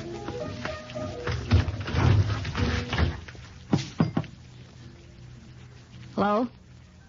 Vicky, Yeah. Who is this? Slim. Slim, I thought you'd be halfway to Arizona by now. Well, I decided to stick around till things cool off. Look, Vicky, I gotta see you. Listen, Pinky won't be a friend of yours if he finds out what's been going on. Forget about Pinky.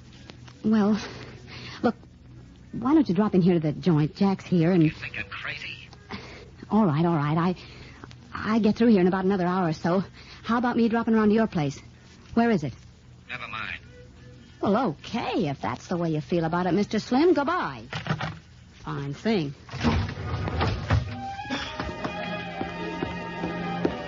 Hey, Vicky, come on. I'll buy you a drink. I'll see you later. Hey, Jack. You know who... Sit down, Vicky. Who's your friend here? This is Earl, Chester Earl. Glad to see you. He's hot out of Philly. He's a friend of Big Jake. Is that so? Hotter than a $2 pistol. Listen, I wouldn't go shouting it all over the joint. Now, look, Jack, the guys in Philly said you could help me get a room. I can't go lugging the suitcase all over town. I told you I'll help you get a room. You know of any place, Vicky? I don't know of any place. Jack, you know who that was on the phone? Oh. Slim. Slim. I thought he'd be in Arizona by now. Well, the operator didn't say nothing about long distance. Hey, you're not going to be like this guy Slim, are you, Earl? I do the guy a favor and he gets himself all jammed up. Jack. What's the matter? I didn't do him a favor? If you call making some dough off a guy a favor. How much could I make? You wouldn't give me more than 20 for the gun. Oh, let's talk about something else. Yeah, room for me, for instance. Hey, maybe we can get him Slim's room. Slim's leaving for Arizona. Well, I don't know where Slim's staying. Ah, come on, Vicky. Don't kid your Uncle Jack. You've been seeing Slim. I don't know where he lives. What do you want from me? It ain't the way I heard it. I don't care how you heard it. Look, this ain't getting me anyplace. The guy's hot around town, Earl. He's got a deal out in Arizona. He wants to get out as quick as he can. If she'll open up and tell me where he is, I'll fix it. I told you, I don't know. Okay, I can't sit around all night with a suitcase. Listen, I can't do you no good. If I could, I would. I can't. Well, what do you say we all take a ride downtown? I can't go nowheres. I don't get off for another hour. And what am I doing in your troubles anyway? Find your own room. Oh, you don't get it, Vicky. This is a pinch. I'm a police officer. What? I don't want any disturbance. Come on, both of you. Listen, I didn't do nothing. What do you want me for? I'm as innocent as a newborn babe. Let's just go downtown and get it all straightened out. Straighten it out. All right.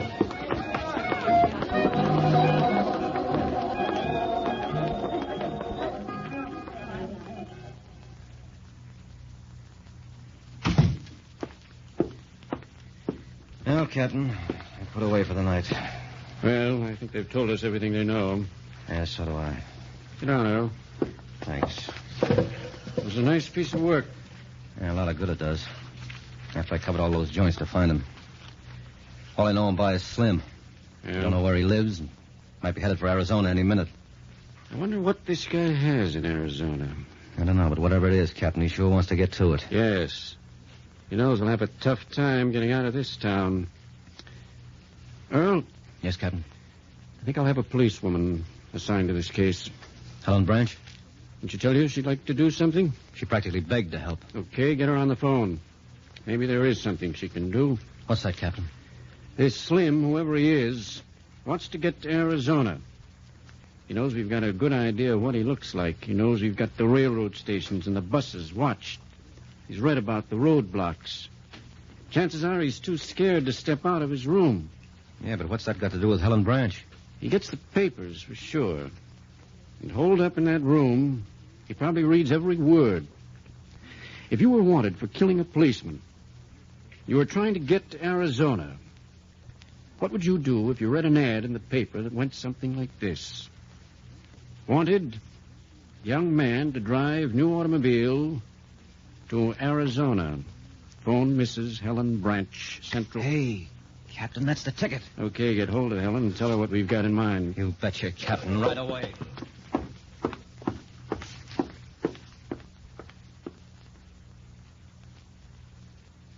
What do you think, Sergeant? You think he didn't see the ad? Maybe, Helen. It was in this morning's paper. If he hasn't seen it by now... Well, I guess it's too much to hope for. And you know how it is in this business. You got to wait and wait and then wait some more. And if nothing comes of the idea, we try something else. And you think it's no use? Well, we'll let the ad run tomorrow, too. If that... That's it. All right, now, take it easy. I will. If it's him, hand it like we planned. All right. Okay, pick it up.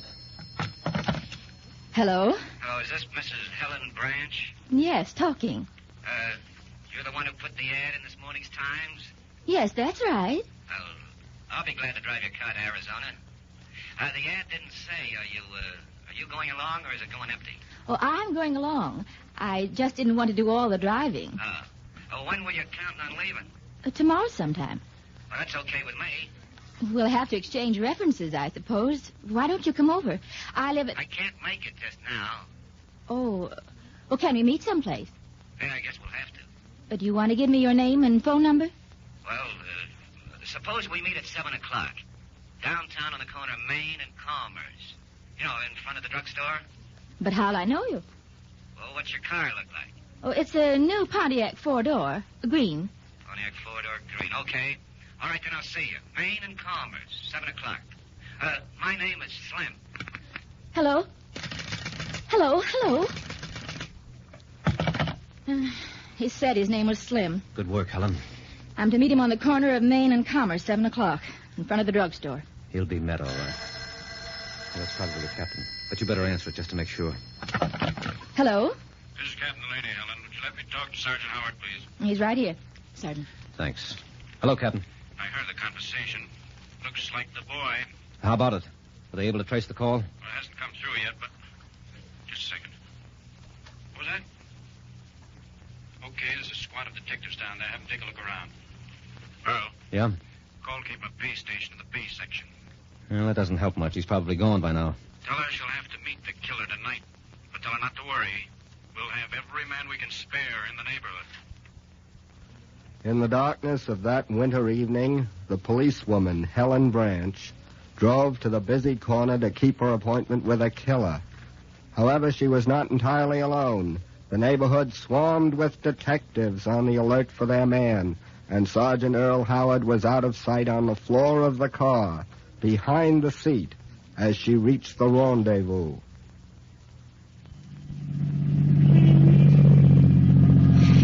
We're lucky. There's a parking space. All right, pull in. Now turn off the motor. I don't see him, Sergeant. Well, if he's here, he'll take a little time to look around.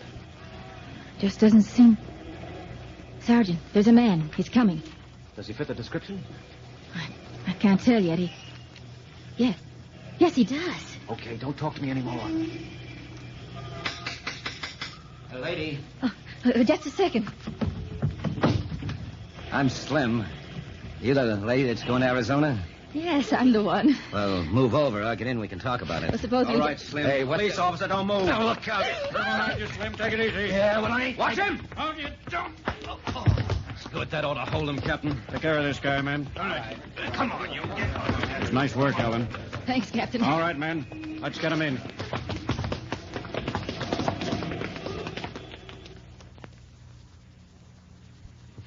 That, gangbusters listeners, was exactly how this killer was apprehended. He was tried for the crime of first-degree murder and sentenced to death. The man who sold him the gun, an almost equal menace to society, is now serving a life term as an habitual criminal. Well, thank you, Assistant United States Attorney Frederick H. Block, for this enlightening case history. And gangbusters, congratulations to all the detectives who participated in the investigation and to the brave policewoman who was of such great assistance in trapping this murderer.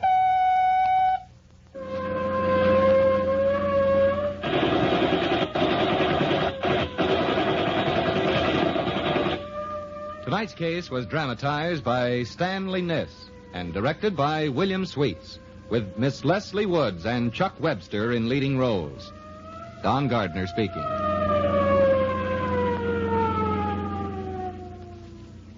Time now for Rocky Jordan.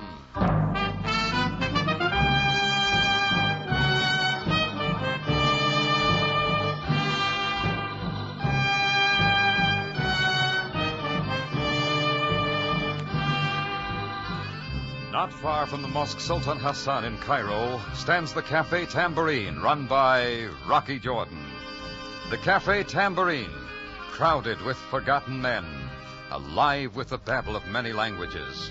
For this is Cairo, where modern adventure and intrigue unfold against a backdrop of antiquity. Tonight's story, Portrait of Rocky.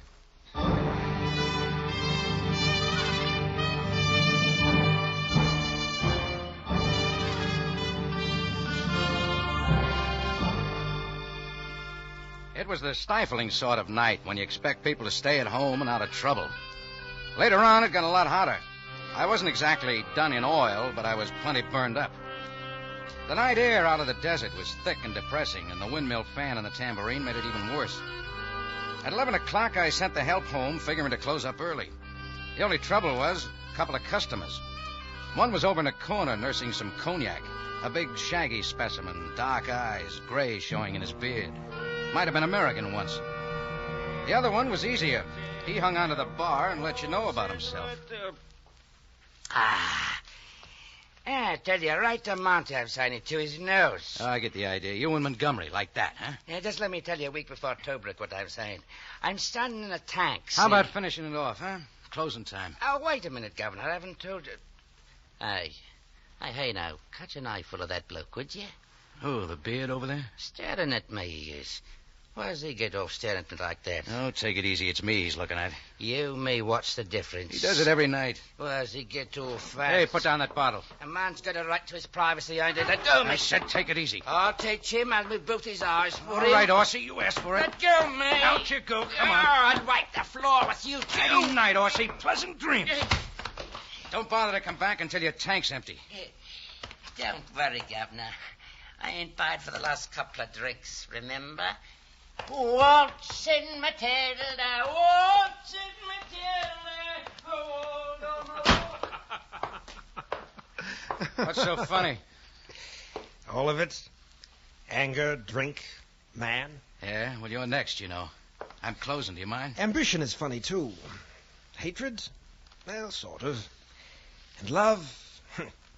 That's the most humorous of all. Look, philosopher. Sit down, Jordan. Have a nightcap with me. Thanks. I'm having a cold shower alone. Just a friendly little cognac. You know, friendship isn't so funny. Look, pal, what's it all about? Who is he? The Australian? Yes. You heard him, a buddy of Montgomery's. Tell me, Jordan. I told you I don't know. No, you don't, do you? Now, let me lock up, huh? Jordan, would you like to make 10 pounds? That's all I have. How? Find out about him. Uh-uh. Please, Jordan, I need your help. I must find out. You tell me why? I wish I could tell you, Mr. Jordan. It's just a feeling. That man, I don't know. Then skip it. Doesn't make sense anyway. The guy's been in here once, and you've been in 3 or 4 times. Only every night you stare at me. Oh, that. You have a face, that's all. Don't most people? Most people only have license plates. Here, I'll show you. Pencil. You know, there's something in your eyes that belongs to you. One ear's a little larger. Now, that's it. You're an artist, huh? You draw pictures of everybody you meet? A mouth that's for chewing instead of advertising. Yes, I'm an artist. Jeffrey James. Jeffrey, not Jesse. But you've never heard of me, have you? Well, don't let it worry you. Renoir, Michelangelo, and Rembrandt, that's all I know. Here, keep it. A souvenir. Ah, it's not bad. You sure you won't reconsider about checking on the Australian? I don't like trouble unless I know what it is. Yeah. You're smarter than I thought you were, Jordan. Thanks for the picture, Mr. James. Yes. Good night.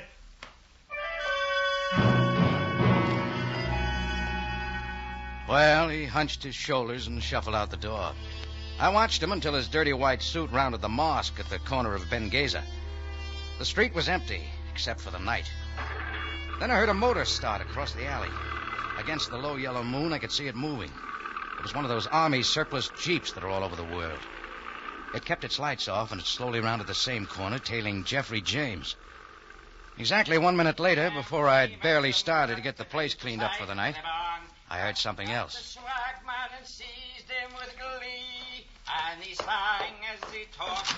Hey, Australia. Where? Still open for business, eh, Governor? Come in here, will you? I want to talk. Ain't that a coincidence now? There was something I forgot to say myself. Huh? Well, it figured I made my mistake when I thought he was drunk. He wasn't. Neither were his brass knuckles. I came floating back to life maybe half an hour later. I was alone on the floor. The door was open, and all the bugs in Egypt were holding a filibuster around the bar light. Everything else seemed to be okay. Nothing was missing. The cash register was still full. I still had my wallet. Yeah, nothing was missing except one thing. That pencil sketch the artist had drawn. The pencil sketch of me. I'd been rolled before for a wallet or a wristwatch, but never so someone could steal a pencil sketch of me by some down-and-out artist. But I never did like getting rolled, no matter what the reason. Well, I finally got my cold shower and tried for some sleep. I was awakened way too early by someone banging on the front door of the Tambourine. It was Captain Sam Sabaya, Cairo police. Good morning, Jordan. Sam, I'm not entertaining. What's the idea? A small matter. Yeah, let's save it till later. One moment. A beggar saw a man in your cafe last night. That unusual? An Australian talking to you at the bar. Sure, name's Bertie. Short, shifty eyes, seersucker suit. Why? Your memory's rather sharp, Jordan. Ought to be. Got a little noisy. I threw him out. A few minutes later, he came back with some brass knuckles. I took the count. And you did not notify the police? You want me to call you every time somebody gets rough in my cafe? Jordan, this is more serious than you think. The man you call Bertie was just found back of the tambourine. He's dead. What'd you find on him, Sam? Very little. Why? Did he take something from you last night? No money. Only a picture. What kind of a picture? A pencil sketch of me. Of you, Jordan? Are you suggesting that a picture of you is motivation for murder? All I'm saying is he knocked me out, took it from me, and it's gone now. Well, perhaps when this Bertie sobered up and got another look at your picture... Okay, have your laugh, Sam. But think about it. I have much more important things to occupy my mind. Come on, Jordan. We had a look at Bertie. That didn't help my morning any. And Sam kept asking the same questions that always kept leading back to the missing pencil sketch of me. So when Sam left, I decided to dig a little. The artist, Jeffrey James, figured to be information pleased, so I tried to run him down. A couple of art stores knew nothing about him, so I put in a phone call to somebody named Tuga Bey, Egyptian art critic on one of the newspapers. Yes, this is Tuga Bey. I'm trying to locate a guy named Jeffrey James. He's a... Jeffrey James. I'm afraid I do not know. He's an artist. Oh, that James. An artist, you say? Bad. No style. Look, I'll read about it in your column. All I want to know is where he lives. Well, he used to have a studio at number 16, Street of Many Moses, but I don't know. Thanks. I didn't have any trouble finding it. It was down a dusty, narrow street full of flies and herb smells and peddlers. And up some outside steps to the top floor of number 16, Street of Many Moses, a peddler was doing a sales job and a very sleek young lady standing in the doorway. Madame, wait. Do not shut the door. I have the samples, many samples. Please, no, go Brushes, postcards, neckties, snake balls. Take your foot out of the door. Sample for every human need. Oh, Effendi, for you too, a man, I sell something. No, I'm not buying. Brushes I got. Oh, careful, my foot is still there. You heard the lady. Brush. Effendi. Go on, Imshi, beat it. Oh, but Effendi, if you will but look at sample. Thank you, sir. Skip it. Now you go away, too, please. I want to come in. No, please, no. I'm looking for Mr. James. So? I'm Rocky Jordan. I'd like to see him. But your name means nothing to me. Mr. James is not here. Where is he? And the studio is so dirty. It's so poor. That's all right. He told me he wasn't selling like Renoir. He said what? Oh, never mind. Oh, wait. You know... Wait, I must cover the paintings. What's the matter with them? Only that they're of me. You're his model? Yes. Oh. This morning, I came to work on time, but how do I know I can trust you? Well, you don't, but he says I got a nice face. Yes, I can see that for myself. Come on, tell me. What is it? This morning, I found a note. I have it here. Jeannie, I'll not need you this morning. I may never need you again. Stay here. You'll hear from me once more. Well? His bed wasn't slept in. What do you know about him? I've been modeling for Mr. James for almost a year, but I know so little about him. He's such a strange man, so alone, so tragic. Yeah, he thinks he's a failure. But he's got some friends, some enemies, something. No, there's just me. I'm like a daughter to him. A guy in a Jeep and an Australian. You ever seen them? Why, no, I don't think so. Okay, then I'll call the police. The police? No. Why not? Well, if something's wrong, don't you understand? It would only be worse for him. I see, all right. I see nothing. Please, for my sake, have faith in him. I just need you to help, Rocky. Well, what's your suggestion? Wait with me, please. It's only hot outside. You could draw the blinds to the window, and it's cool here. I'm not so bad to wait with, am I? Some other time, sister. I'll see you later. Hey, you toothbrush. Effendi, get away, Effendi, get away. Keyhole boy, huh? Yes. Look at what you are looking at. The rod, artillery, pistoliver. Listen, brush boy. Brushes? Oh, a disguise, Effendi. Now we are vamoosing before she sees us. Okay, quit shoving. Hurry, please. This way, Effendi. This way for a little ride with me. Oh, so that's it. You drive a Jeep. All the modern appliances, Effendi. In, please. In. Where are we going? You do not ask questions. This is a caper. You know all the words, don't you? On the shortwave radio, I am listening to Sam Spade. I know my stuff. So beware. Now I heard everything. Permit me to present myself. Ali Ben Sheamus. Sheamus?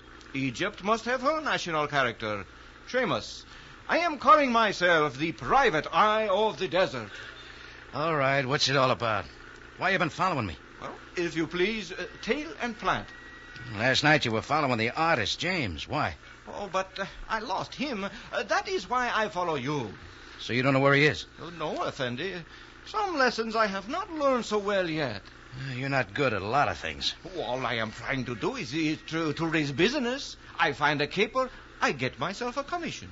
Doing what? Well, that is the only thing I do not know. Look, Buster, spit out the sand. Who hired you? Where you taking me?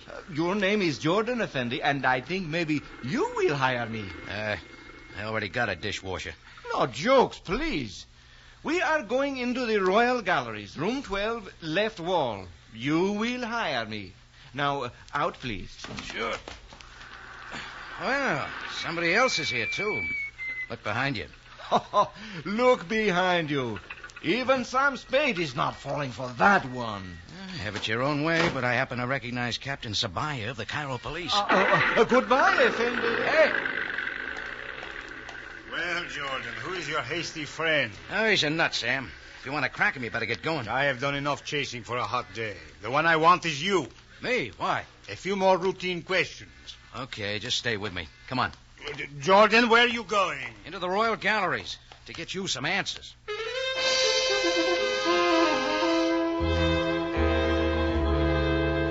I grabbed Sam's arm and pulled him into the Royal Galleries. It was all crazy, but I had to take a look at what had been in the Sheamus's mind. He'd said room 12, left wall. I found it all right. It wasn't the same sketch Jeffrey James had drawn last night.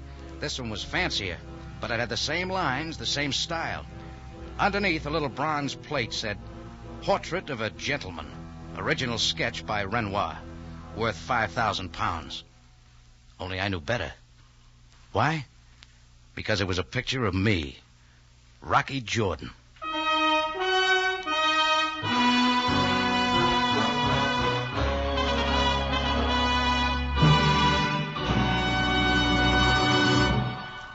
You are listening to Portrait of Rocky, tonight's adventure with Rocky Jordan. Today we salute San Francisco's CBS station on the occasion of the change of the call letters from KQW to KCBS. For the best entertainment on the air, for the nation's favorite personalities, remember it is now KCBS at 740 on the radio dial in San Francisco and the Bay Area.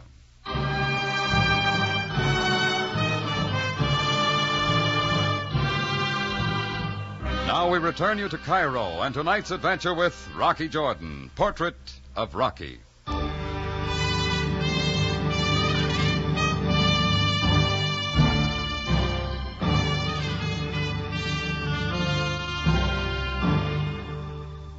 Well, there I was, framed very nicely in the art gallery.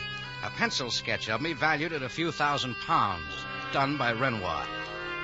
Well, somebody had themselves a deal, selling phony pictures by old art masters and collecting a fancy buck for them. But who? The artist who drew them? The Australian who stole the sketch from me and ended up dead? The model, or Ali Ben Sheamus? There are a lot of people in the play, but as we stood there in front of the picture in the gallery, Sam Sabaya kept looking at me, because he was interested in finding a murderer.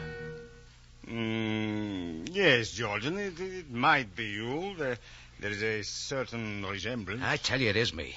If you could see that fast sketch James did of me last night. But art is not one of my specialties, Jordan. Murder is. Now, who killed the Australian? Oh, how should I know? How should anyone else know? I will search for the others you speak of, but I would not want to lose you, Jordan. Look, Sam, look here at the nose. The ears, one's bigger, see? What are you trying to prove, Jordan? That this artist you wanted to help is some kind of a forger, a crook? That's the hard part. Well, anyway, Jordan, it is not likely the Royal Gallery would accept a fraud, is it? This Renoir is on loan from Mrs. Baldwin Wentworth. She's very important, very skillful, very rich. Okay, I'll see her myself. Why, Jordan? I am the police. Don't you understand? It's my face. She can look at my face. Yes, your face. The police can hardly protect her from that.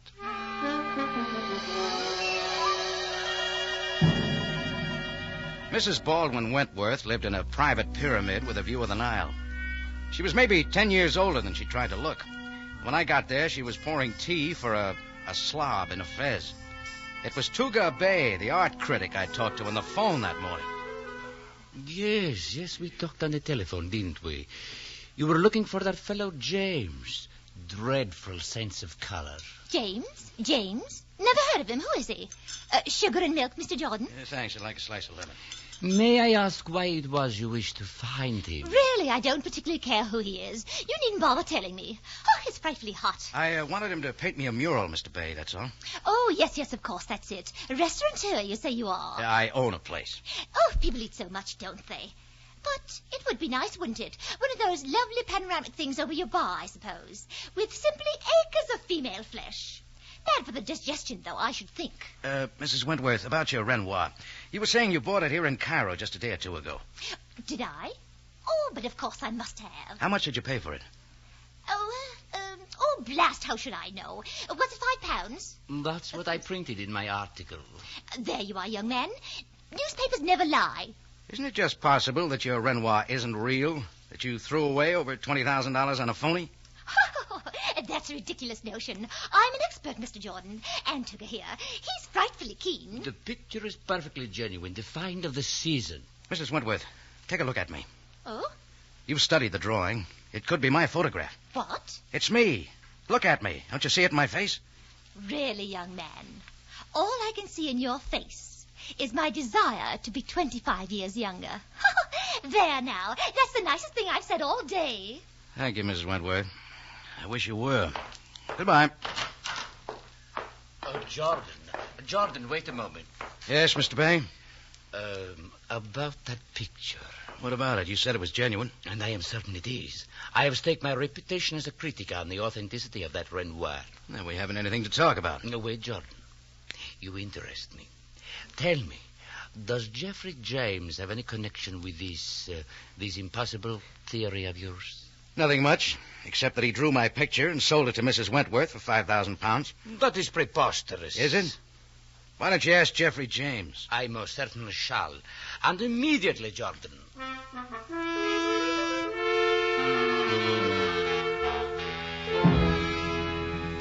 Tuga Bay moved out fast. And next I went looking for the agent who'd sold the Renoir. Only he'd taken off the day before to visit the Louvre in Paris. I got around, talked to a lot of people, but they all thought I was nuts. And an hour later, I began to think so myself. I headed back for the Tambourine about sunset. Was just crossing the street in front of my place when a little Jeep whirled around the corner, and I jumped for the curb. Oh, Effendi Jordan, I find you. Ollie, the Seamus. Where you been? Well, that I have come to tell you.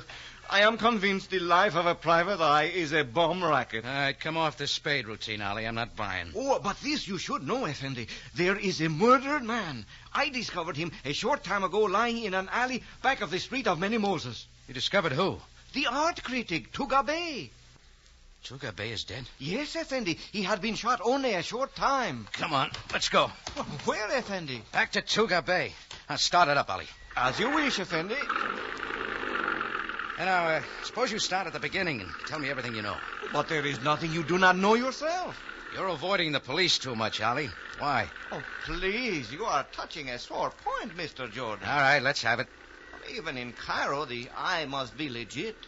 Oh, no license? Natural intelligence, they admit I have. But I am handicapped. How so? Mirror vision. Say that again. Oh, please, it is not good for my ego.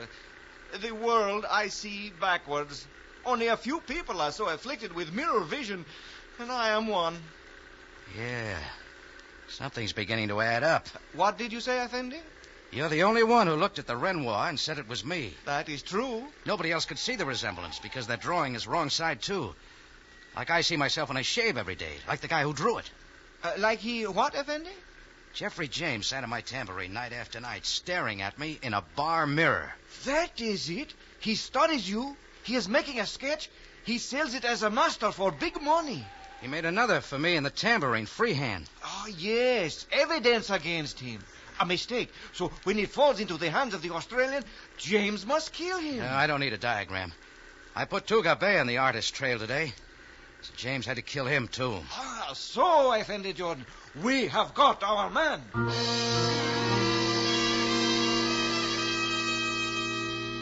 Ollie Ben Seamus parked his jeep a couple of blocks from where he discovered the body of Tuga Bay.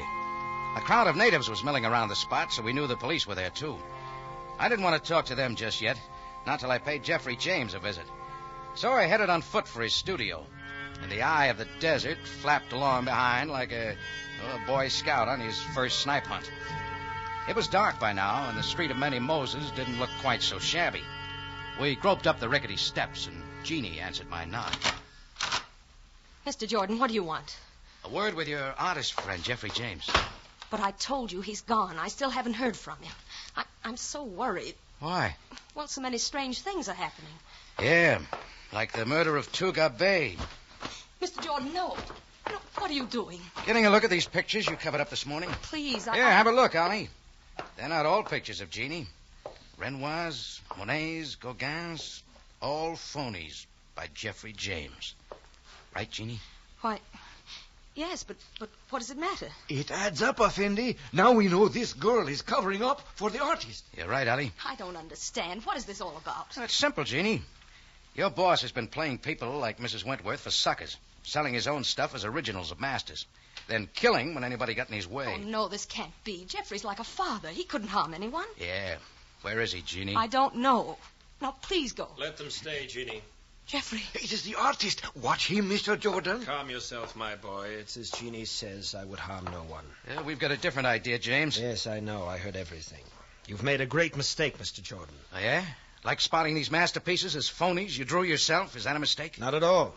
For many years I've known that I wasn't a creator. So what better could I do than imitate the work of great artists? Sure, then sell them as originals. Mr. Jordan, do you think I would represent my feeble efforts as the work of masters? There's a picture hanging in the Royal Gallery says you would. One moment. Let me show you something. What is this, Effendi? Just watch him, Ollie. We'll move this Renoir over under the light. Now, with my mat knife, I will scrape off the name of Renoir. Now, step over here, Mr. Jordan. Read what is underneath. Imitation of Renoir by Jeffrey James, 1947. Now you realize I couldn't possibly have represented the sketch as anything but my own. Oh, you're clear, Jeffrey. Sorry I didn't get it right the first time. So, Mr. Jordan, why don't we forget this whole affair? That's not so easy. Somebody sold that picture hanging in the Royal Galleries as a genuine article, and 2 people were killed because of it. The police want to know why. Are the police necessary? Yeah. Very well, Mr. Jordan. Let us go to them.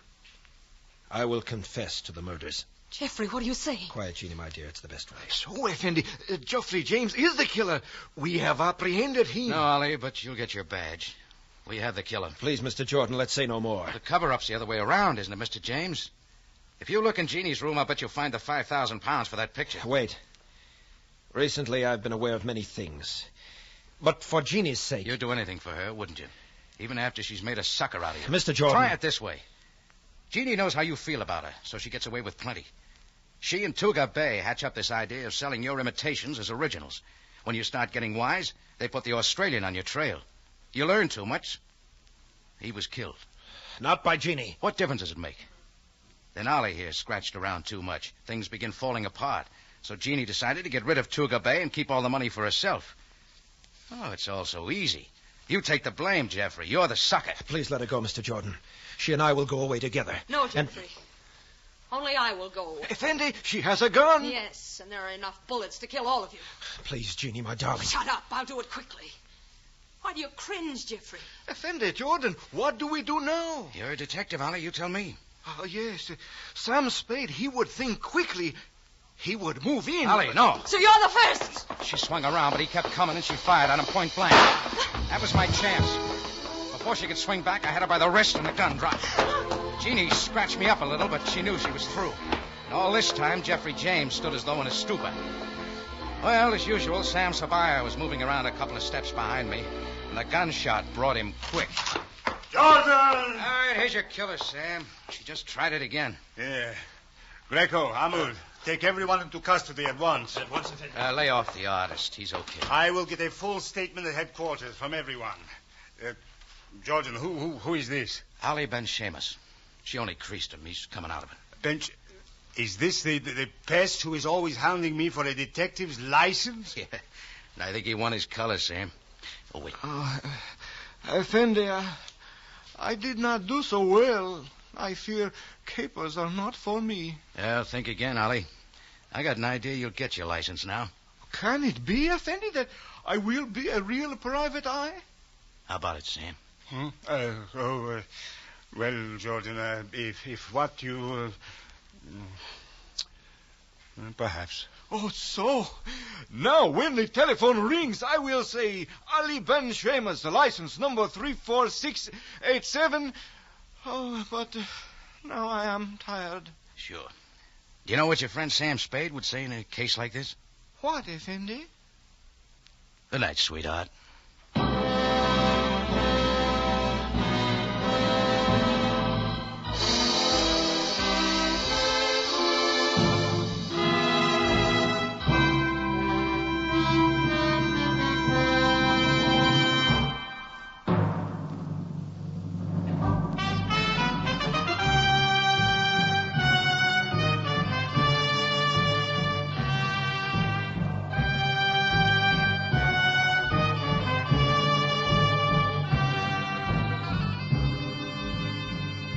It's CBS again at this same time next week for another story of adventure and intrigue when we take you back to Cairo and the Cafe Tambourine run by Rocky Jordan. Jack Moyles plays the title role, with tonight's story by Jackson Gillis and edited by Gomer Cool and Larry Roman. Rocky Jordan is produced and directed by Cliff Howell with original music by Richard Arundt. Larry Thor speaking. This is CBS, the Columbia Broadcasting System.